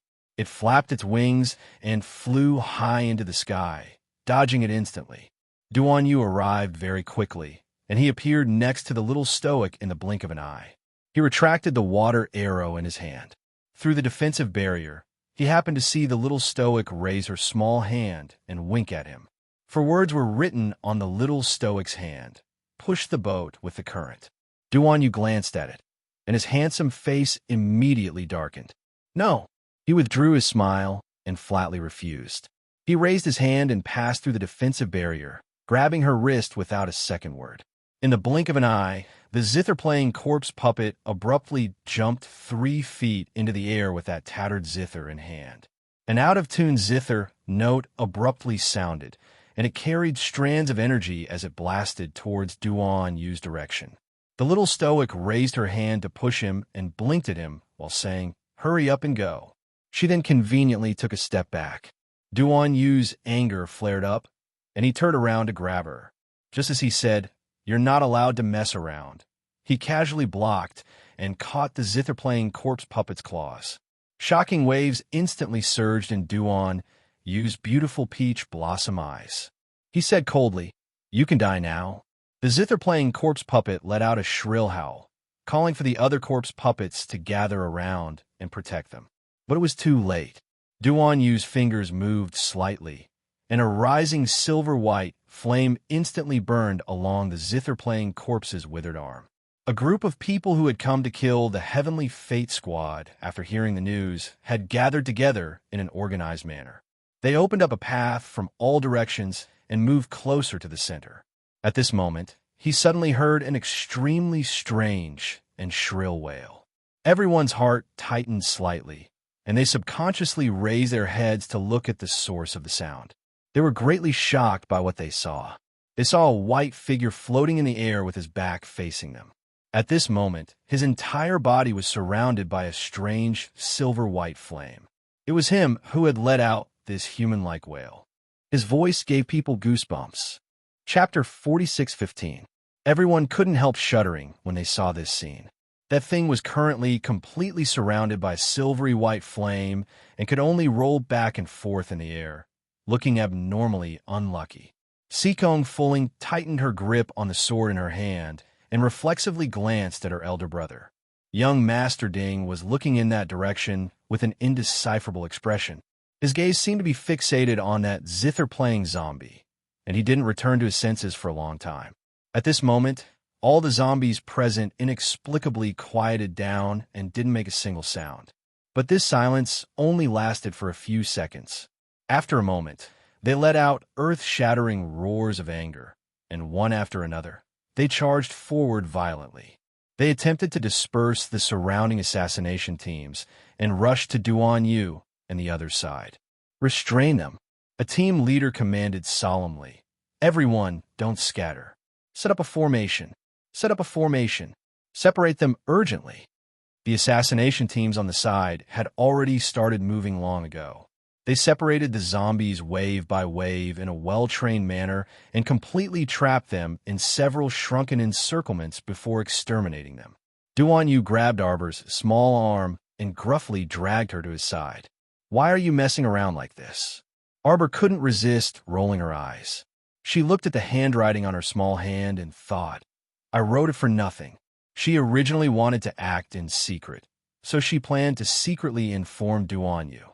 With Duan Yu's intelligence, he would definitely be able to discern her plan from the 4 words she wrote. But she didn't expect this guy to not only reject her flatly, but he also caught her. How infuriating. Actually, this is a great opportunity. Arbor persuaded earnestly. "Hey, you know it too. If I take advantage of the situation to infiltrate the enemy's camp, perhaps it's not to that extent." Duan Yu glanced at her and interrupted. "Don't think that you can do whatever you want just because Mo Lien went to cultivate. In any case, I say no." Arbor glared at him. "Why are you like him? Tyrannical. What problem could there be? Since the other party set up such an ambush and went to great lengths to capture her. Why not go with the flow and follow them to take a look? Nothing ventured, nothing gained." This was clearly a pretty good idea, but Duan Yu, this guy, just wouldn't agree no matter what. In short, be obedient and leave this matter to me." Duan Yu helplessly glanced at her and pointed at the zither-playing corpse puppet number 16, who was hovering in the air and on the verge of death from the demonic emperor's fire. "Do you want to spare his life?" Arbor nodded. Duan Yu immediately withdrew the flames on the zither-playing corpse puppet's body. A thin whip formed from the water spirit coiled around the zither-playing corpse puppet's tattered body and abruptly dragged it in front of them. Duan Yu directly threw that zombie onto the ground. Bang! After a loud noise, a tattered ancient zither fell from the sky and smashed heavily on the ground, breaking into 2 halves on the spot.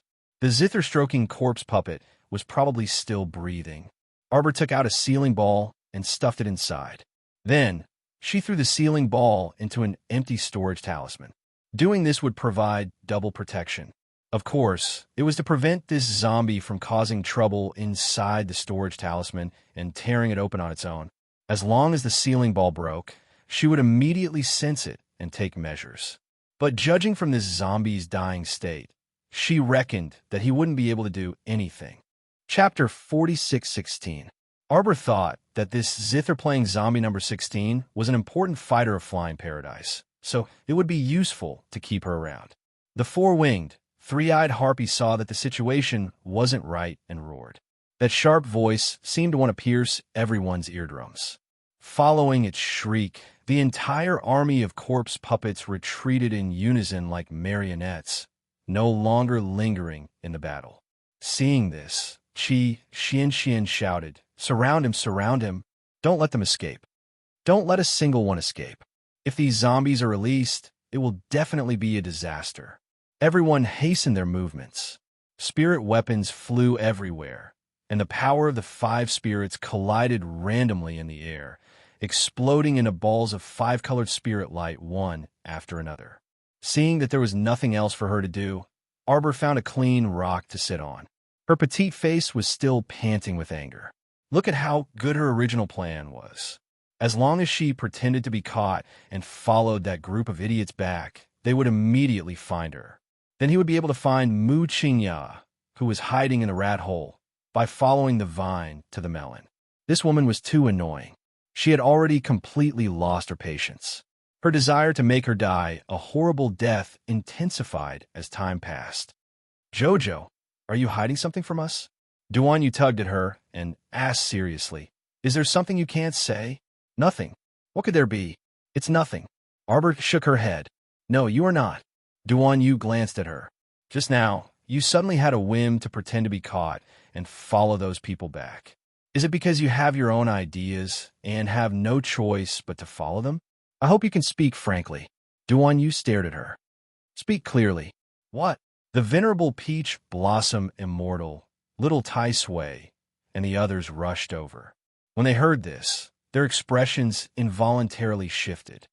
You were planning to take the risk yourself just now. Who told you to do that? Did it have to go to that extent? Did you have to enter the tiger's den alone? Everyone chimed in at once, giving Sir Jojo a headache. He immediately raised his hands in surrender and repeatedly grumbled, all right, I did have that thought just now. But Duan Yu, he obstructed me. Arbor expressionlessly said, I don't have that thought anymore. Why would you have such an idea? Everyone grabbed her and wanted to get to the bottom of it.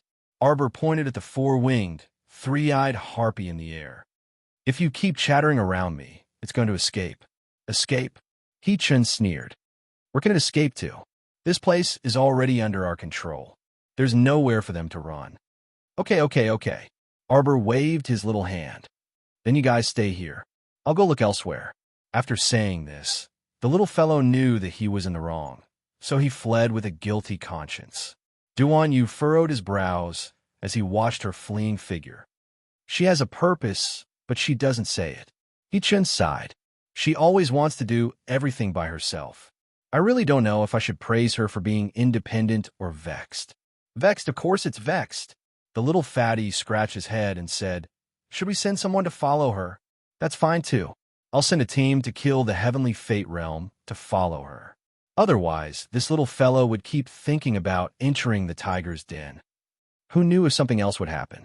I've been too busy recently, so I'll give you guys an extra chapter on the 11th. Chapter 46:17. There was no reason why she had to follow them. It was just out of selfishness. This selfishness had been hidden in her heart for a long time.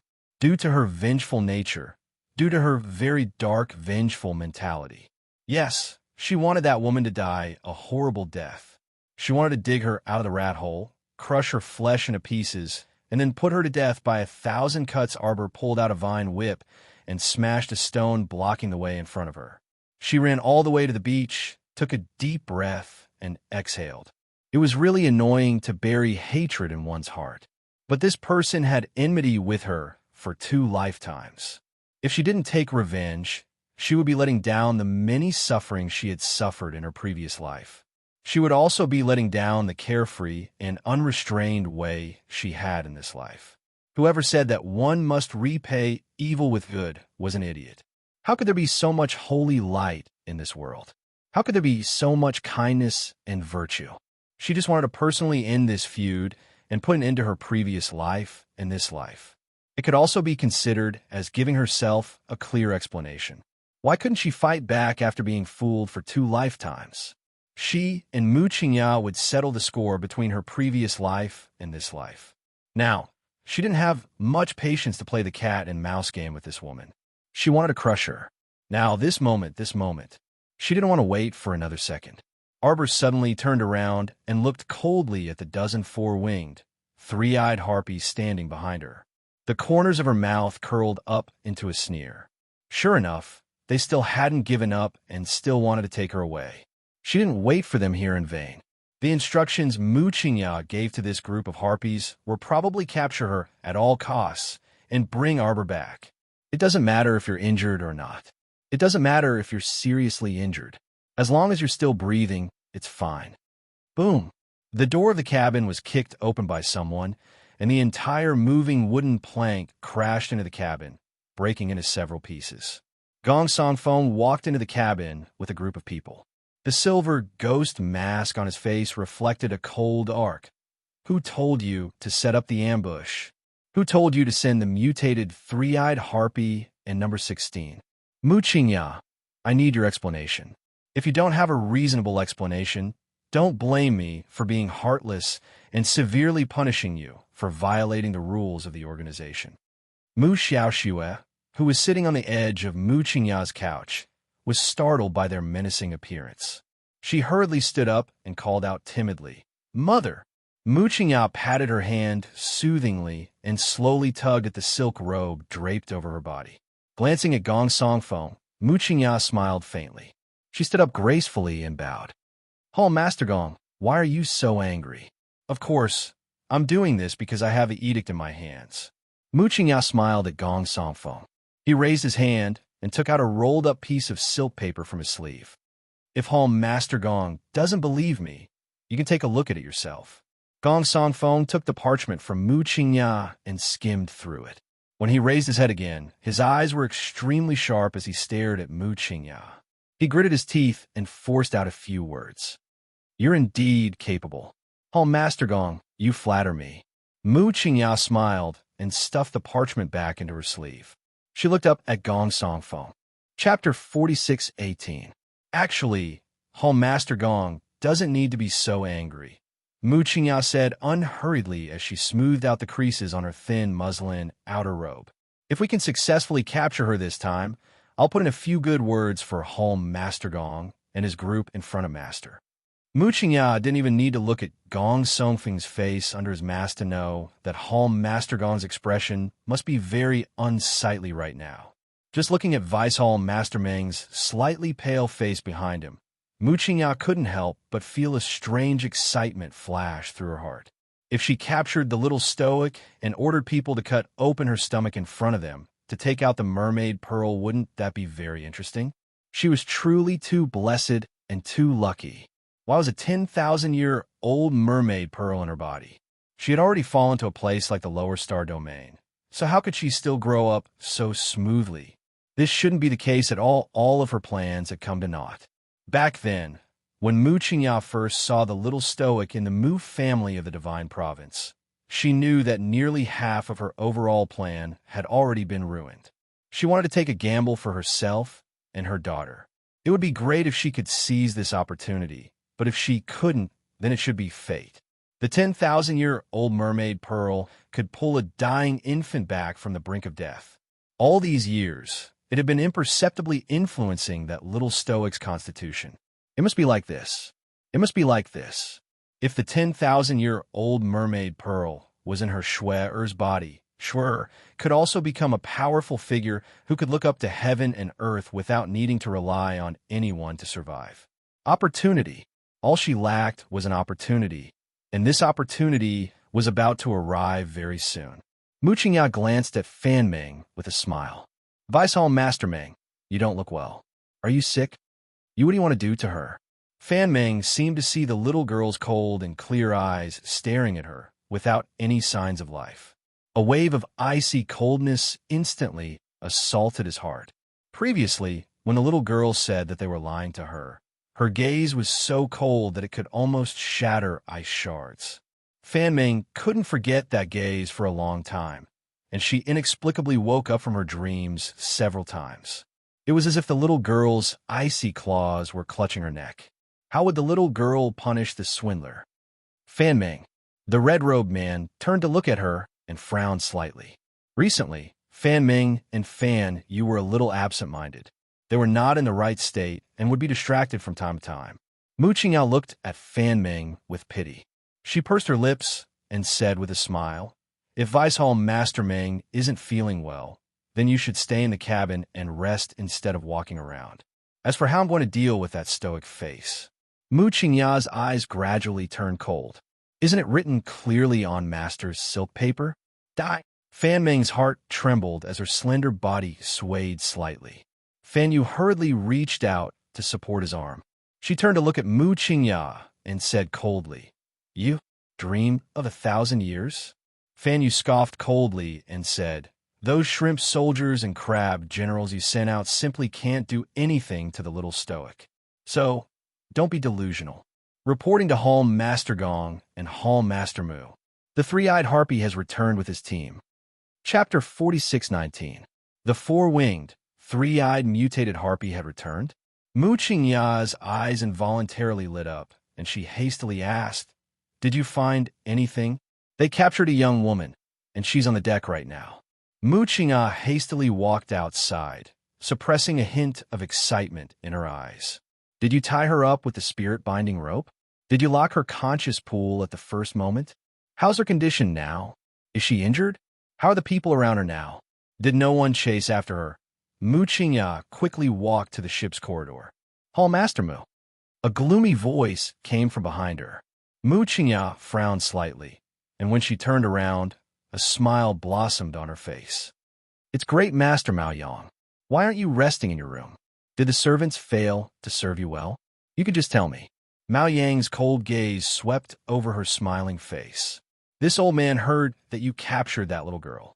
Mu Qingya's heart tightened, and her eyelids twitched heavily. What great Master Mao Yang was also interested in that little stoic? How could that be? She absolutely wouldn't hand this person over to anyone else. "Great Master, please forgive me. This young lady is someone that my humble master wants," Mao Yang sneered. "Hall Master Mu, in this old man's opinion, you can't swallow the good stuff on this young lady." Mu Qingya's expression didn't change, but perilous waves were surging in her heart. What? This old geezer also came for the 10,000-year-old mermaid pearl.